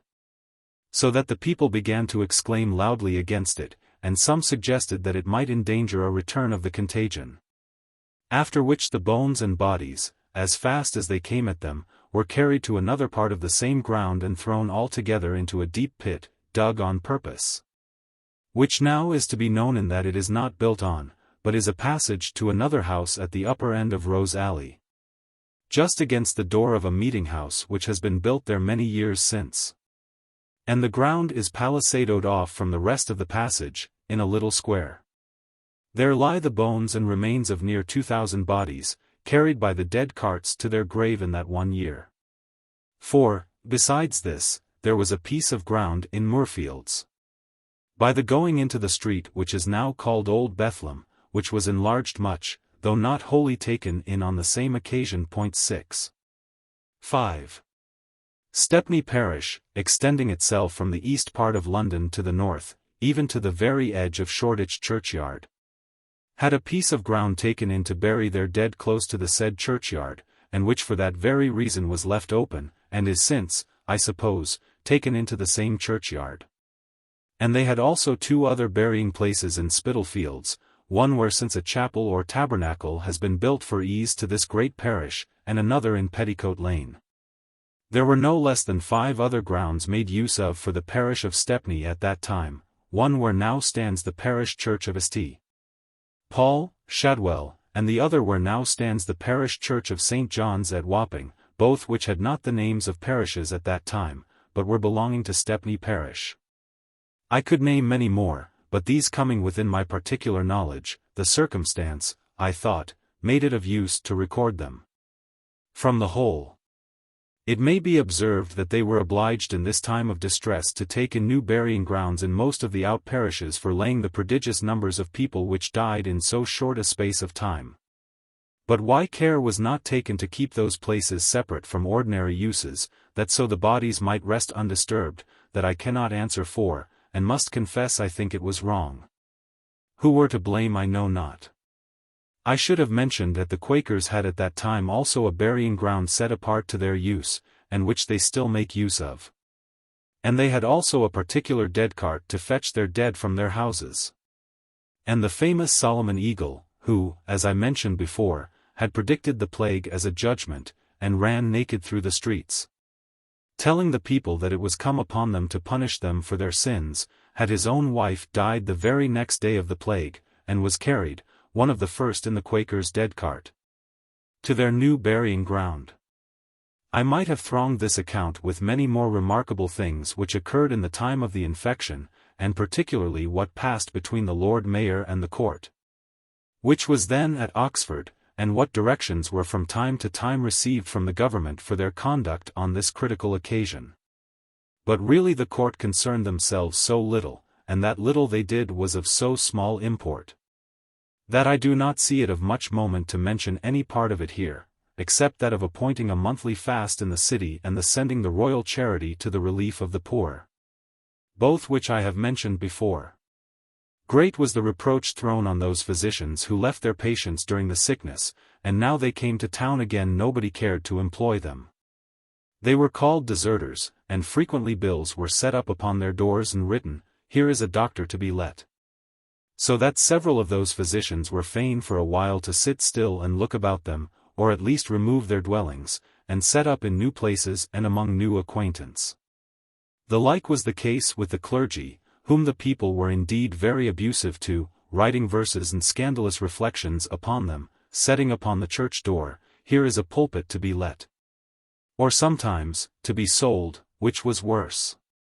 It was not the least of our misfortunes that with our infection, when it ceased, there did not cease the spirit of strife and contention, slander and reproach, which was really the great troubler of the nation's peace before. It was said to be the remains of the old animosities, which had so lately involved us all in blood and disorder. But as the late Act of Indemnity had laid asleep the quarrel itself, so the government had recommended family and personal peace upon all occasions to the whole nation. But it could not be obtained. And particularly after the ceasing of the plague in London, when anyone that had seen the condition which the people had been in, and how they caressed one another at that time, promised to have more charity for the future, and to raise no more reproaches. I say, anyone that had seen them then would have thought they would have come together with another spirit at last. But, I say, it could not be obtained. The quarrel remained. The Church and the Presbyterians were incompatible. As soon as the plague was removed, the dissenting ousted ministers who had supplied the pulpits which were deserted by the incumbents retired. They could expect no other but that they should immediately fall upon them and harass them with their penal laws, accept their preaching while they were sick, and persecute them as soon as they were recovered again. This even we that were of the Church thought was very hard, and could by no means approve of it. But it was the government, and we could say nothing to hinder it. We could only say it was not our doing, and we could not answer for it. On the other hand, the dissenters reproaching those ministers of the Church with going away and deserting their charge, abandoning the people in their danger, and when they had most need of comfort, and the like, this we could by no means approve, for all men have not the same faith and the same courage, and the Scripture commands us to judge the most favorably and according to charity. A plague is a formidable enemy, and is armed with terrors that every man is not sufficiently fortified to resist or prepared to stand the shock against. It is very certain that a great many of the clergy who were in circumstances to do it withdrew and fled for the safety of their lives. But 'tis true also that a great many of them stayed, and many of them fell in the calamity and in the discharge of their duty. It is true some of the dissenting turned-out ministers stayed, and their courage is to be commended and highly valued, but these were not abundance. It cannot be said that they all stayed, and that none retired into the country, any more than it can be said of the church clergy that they all went away. Neither did all those that went away go without substituting curates and others in their places, to do the offices needful and to visit the sick, as far as it was practicable. So that, upon the whole, an allowance of charity might have been made on both sides, and we should have considered that such a time as this of 1665 is not to be paralleled in history, and that it is not the stoutest courage that will always support men in such cases. I had not said this, but had rather chosen to record the courage and religious zeal of those of both sides, who did hazard themselves for the service of the poor people in their distress, without remembering that any failed in their duty on either side. But the want of temper among us has made the contrary to this necessary, some that stayed not only boasting too much of themselves, but reviling those that fled, branding them with cowardice, deserting their flocks, and acting the part of the hireling, and the like. I recommend it to the charity of all good people to look back and reflect duly upon the terrors of the time, and whoever does so will see that it is not an ordinary strength that could support it. It was not like appearing in the head of an army or charging a body of horse in the field, but it was charging death itself on his pale horse. To stay was indeed to die, and it could be esteemed nothing less, especially as things appeared at the latter end of August and the beginning of September. And as there was reason to expect them at that time. For no man expected, and I dare say believed, that the distemper would take so sudden a turn as it did, and fall immediately 2,000 in a week. When there was such a prodigious number of people sick at that time as it was known there was. And then it was that many shifted away that had stayed most of the time before. Besides, if God gave strength to some more than to others, was it to boast of their ability to abide the stroke, and upbraid those that had not the same gift and support? Or ought not they rather to have been humble and thankful if they were rendered more useful than their brethren? I think it ought to be recorded to the honor of such men, as well clergy as physicians, surgeons, apothecaries, magistrates, and officers of every kind. As also all useful people who ventured their lives in discharge of their duty, as most certainly all such as stayed did to the last degree. And several of all these kinds did not only venture but lose their lives on that sad occasion. I was once making a list of all such, I mean of all those professions and employments who thus died, as I call it, in the way of their duty. But it was impossible for a private man to come at a certainty in the particulars. I only remember that there died 16 clergymen, 2 aldermen, 5 physicians, 13 surgeons, within the city in liberties before the beginning of September. But this being, as I said before, the great crisis and extremity of the infection, it can be no complete list. As to inferior people, I think there died 46 constables and headboroughs in the 2 parishes of Stepney and Whitechapel. But I could not carry my list on, for when the violent rage of the distemper in September came upon us, it drove us out of all measures. Men did then no more die by tale and by number. They might put out a weekly bill, and call them 7 or 8,000, or what they pleased. 'Tis certain they died by heaps, and were buried by heaps, that is to say, without account. And if I might believe some people, who were more abroad and more conversant with those things than I, though I was public enough for one that had no more business to do than I had, I say. If I may believe them, there was not many less buried those first 3 weeks in September than 20,000 per week. However, the others aver the truth of it, yet I rather choose to keep to the public account. 7 and 8,000 per week is enough to make good all that I have said of the terror of those times. And it is much to the satisfaction of me that write, as well as those that read, to be able to say that everything is set down with moderation, and rather within compass than beyond it. Upon all these accounts, I say, I could wish, when we were recovered, our conduct had been more distinguished for charity and kindness in remembrance of the past calamity. And not so much valuing ourselves upon our boldness in staying, as if all men were cowards that fly from the hand of God. Or that those who stay do not sometimes owe their courage to their ignorance, and despising the hand of their Maker, which is a criminal kind of desperation, and not a true courage. I cannot but leave it upon record that the civil officers, such as constables, headboroughs, lord mayors and sheriffs' men, as also parish officers, whose business it was to take charge of the poor, did their duties in general with as much courage as any, and perhaps with more, because their work was attended with more hazards. And lay more among the poor, who were more subject to be infected, and in the most pitiful plight when they were taken with the infection. But then it must be added, too, that a great number of them died. Indeed it was scarce possible it should be otherwise. I have not said one word here about the physic or preparations that we ordinarily made use of on this terrible occasion, I mean we that went frequently abroad and up Down Street, as I did. Much of this was talked of in the books and bills of our quack doctors, of whom I have said enough already. It may, however, be added, that the College of Physicians were daily publishing several preparations, which they had considered of in the process of their practice, and which, being to be had in print, I avoid repeating them for that reason. One thing I could not help observing, what befell one of the quacks, who published that he had a most excellent preservative against the plague, which whoever kept about them should never be infected or liable to infection.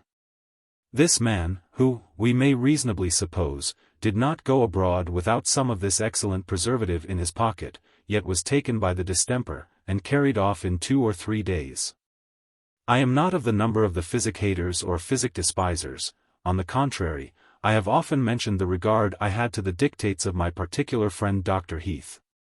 But yet I must acknowledge I made use of little or nothing, except, as I have observed, to keep a preparation of strong scent to have ready, in case I met with anything of offensive smells or went too near any burying place or dead body. Neither did I do what I know some did, keep the spirits always high and hot with cordials and wine and such things. And which, as I observed, one learned physician used himself so much to as that he could not leave them off when the infection was quite gone, and so became a sot for all his life after. I remember my friend the doctor used to say that there was a certain set of drugs and preparations which were all certainly good and useful in the case of an infection, out of which, or with which, physicians might make an infinite variety of medicines. As the ringers of bells make several hundred different rounds of music by the changing an order or sound but in 6 bells, and that all these preparations shall be really very good, therefore, said he, I do not wonder that so vast a throng of medicines is offered in the present calamity, and almost every physician prescribes or prepares a different thing, as his judgment or experience guides him. But, says my friend, let all the prescriptions of all the physicians in London be examined, and it will be found that they are all compounded of the same things, with such variations only as the particular fancy of the doctor leads him to. So that, says he, every man, judging a little of his own constitution and manner of his living, and circumstances of his being infected, may direct his own medicines out of the ordinary drugs and preparations. Only that, says he, some recommend one thing as most sovereign and some another. Some, says he, think that pill rough, which is called itself the antipestilential pill, is the best preparation that can be made. Others think that Venice treacle is sufficient of itself to resist the contagion. And I, says he, think as both these think, viz., that the last is good to take beforehand to prevent it, and the first, if touched, to expel it. According to this opinion, I several times took Venice treacle, and a sound sweat upon it, and thought myself as well fortified against the infection as anyone could be fortified by the power of physic.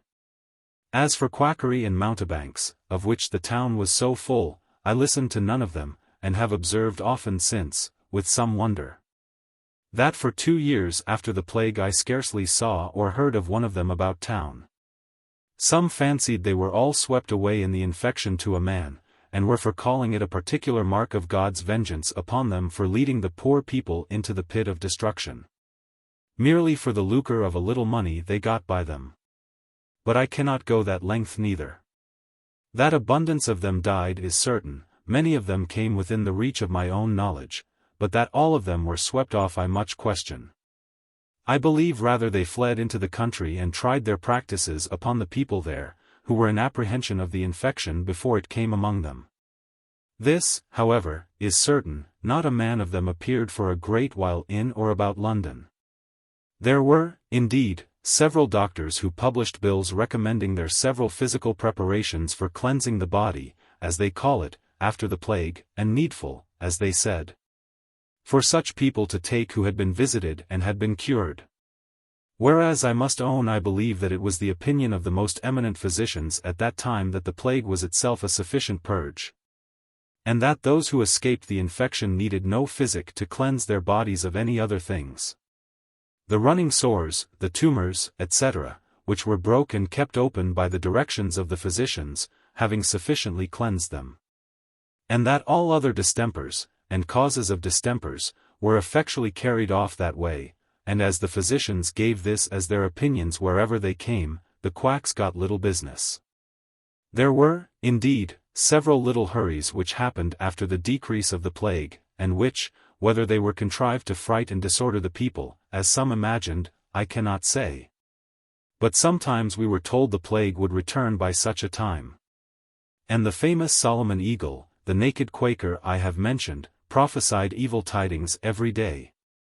And several others telling us that London had not been sufficiently scourged, and that sorer and severer strokes were yet behind. Had they stopped there, or had they descended to particulars, and told us that the city should the next year be destroyed by fire, then, indeed, when we had seen it come to pass, we should not have been to blame to have paid more than a common respect to their prophetic spirits.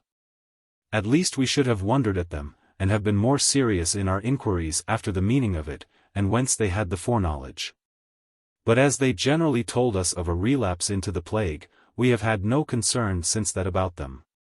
Yet by those frequent clamors, we were all kept with some kind of apprehensions constantly upon us.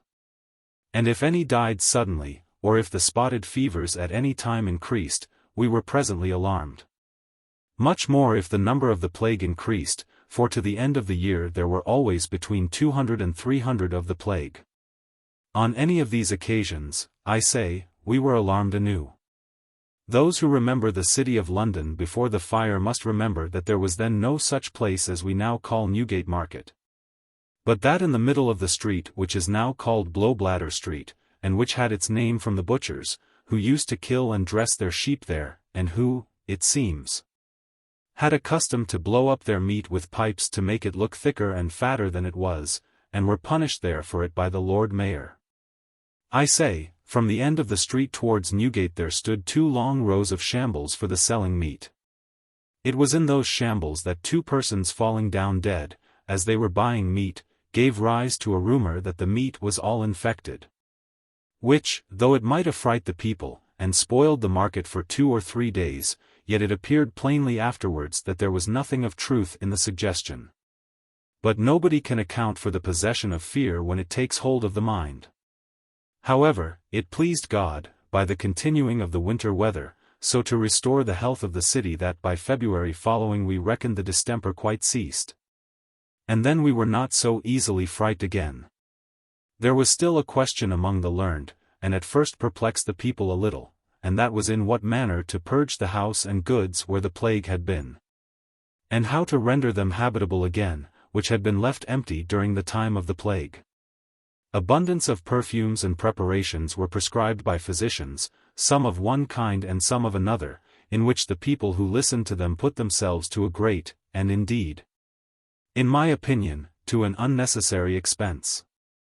And the poorer people, who only set open their windows night and day, burned brimstone, pitch, and gunpowder, and such things in their rooms, did as well as the best.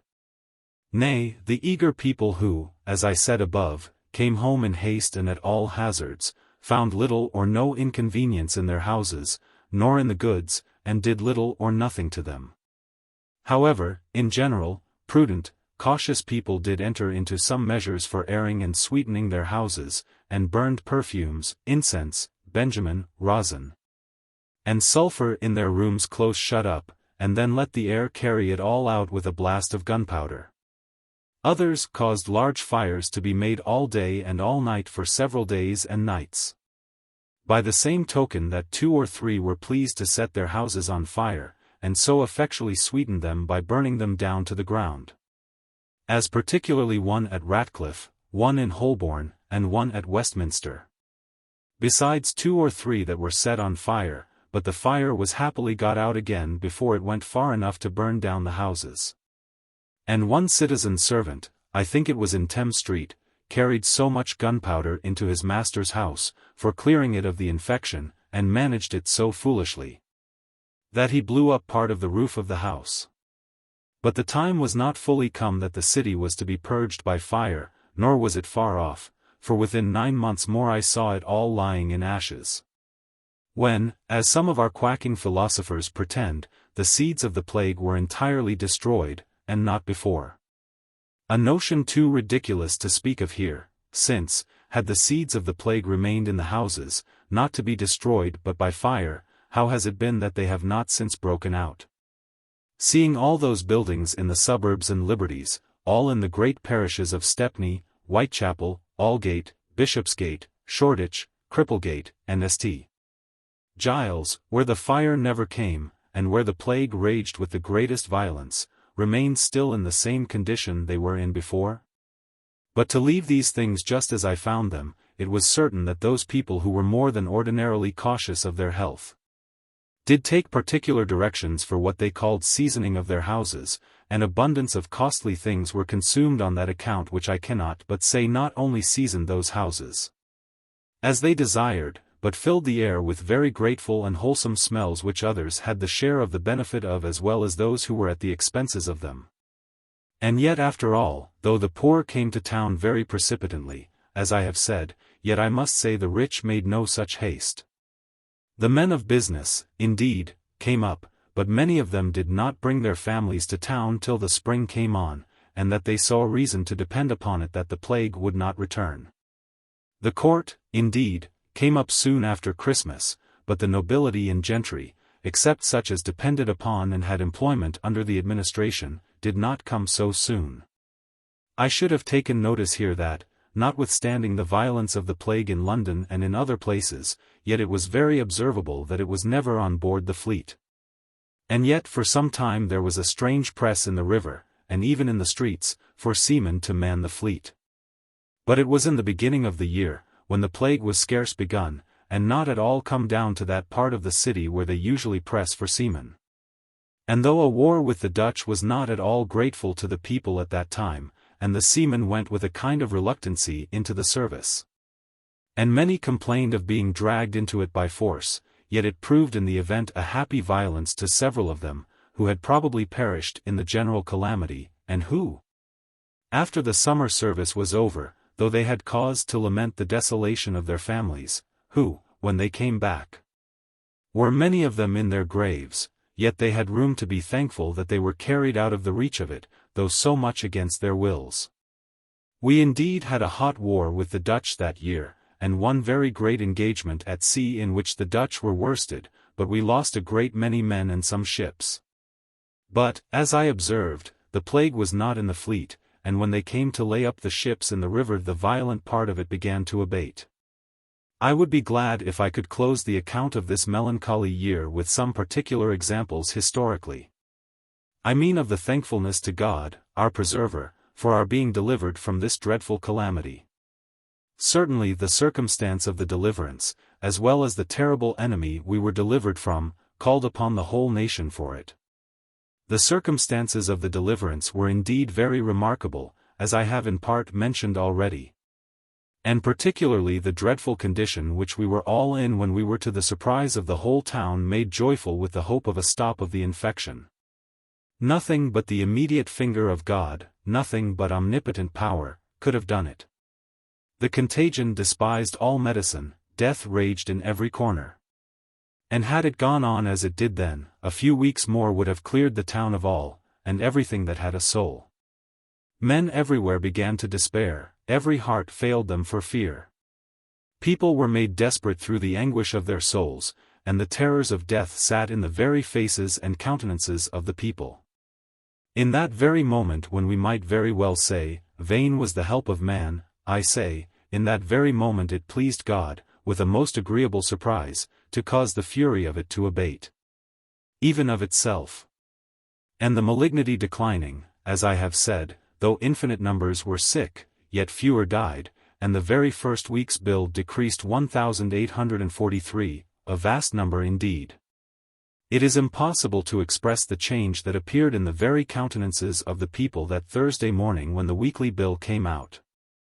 It might have been perceived in their countenances that a secret surprise and smile of joy sat on everybody's face.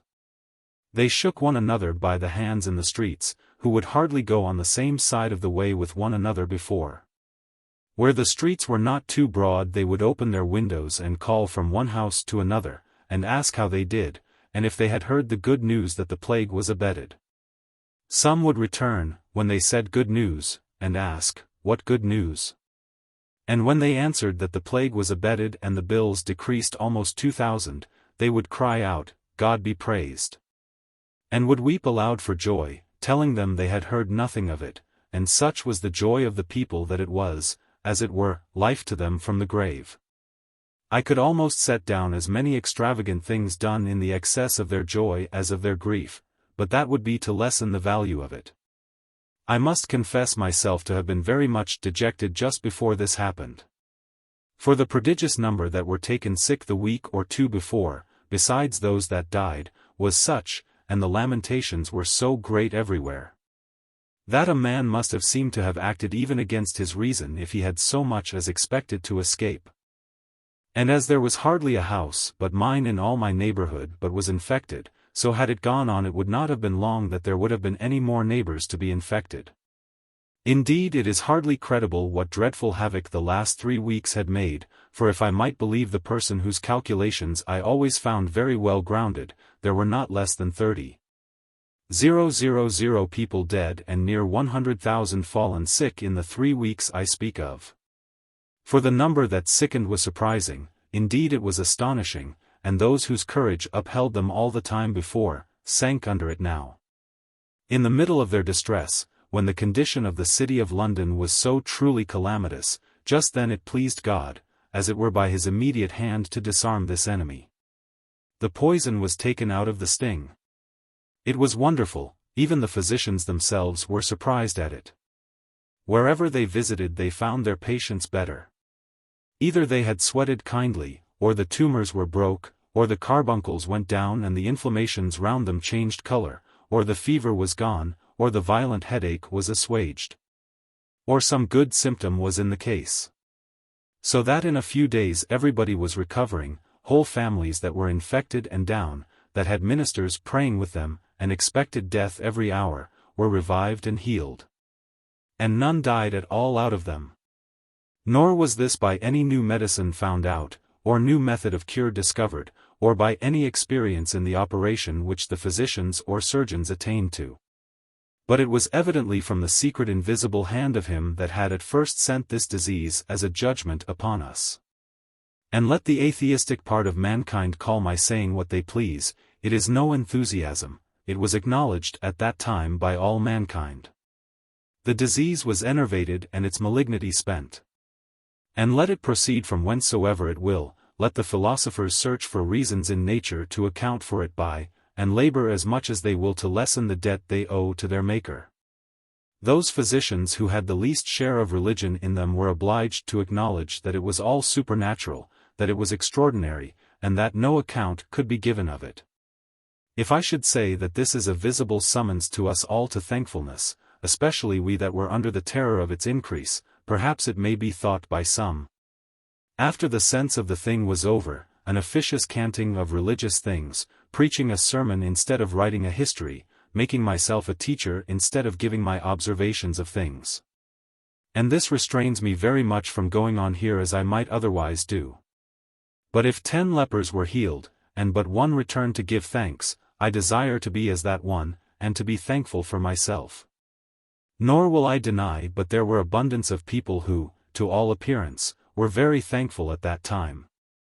For their mouths were stopped, even the mouths of those whose hearts were not extraordinary long affected with it. But the impression was so strong at that time that it could not be resisted. No, not by the worst of the people.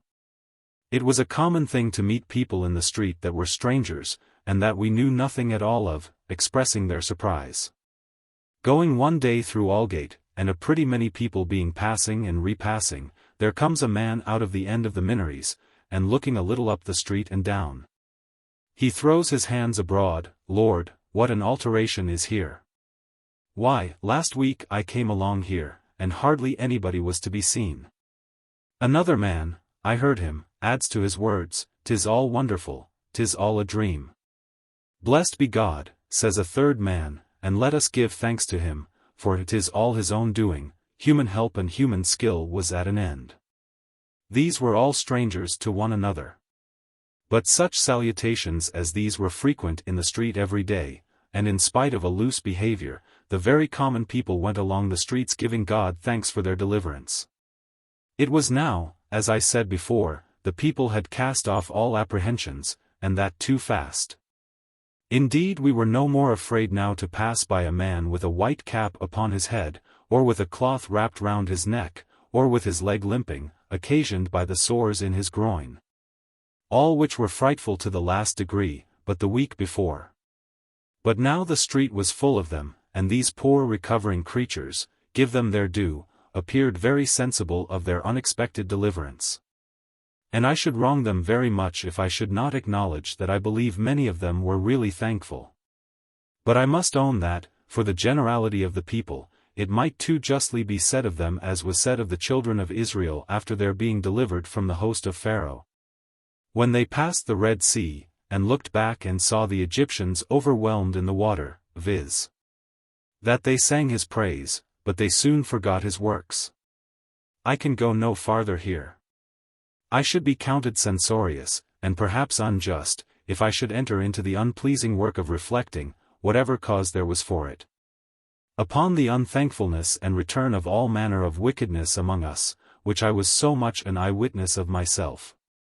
I shall conclude the account of this calamitous year therefore with a coarse but sincere stanza of my own, which I placed at the end of my ordinary memorandums the same year they were written. A dreadful plague in London was, in the year 65, which swept 100,000 souls away. Yet I alive. H. F. How do you find this book? Any thoughts about the book or the author? Any suggestion for improvement? Please take a moment to share your thoughts in a comment. If you like it, share it with your friends who might enjoy it as well. Subscribe to keep in touch. Visit CompleteAudiobooks.com for more quality content.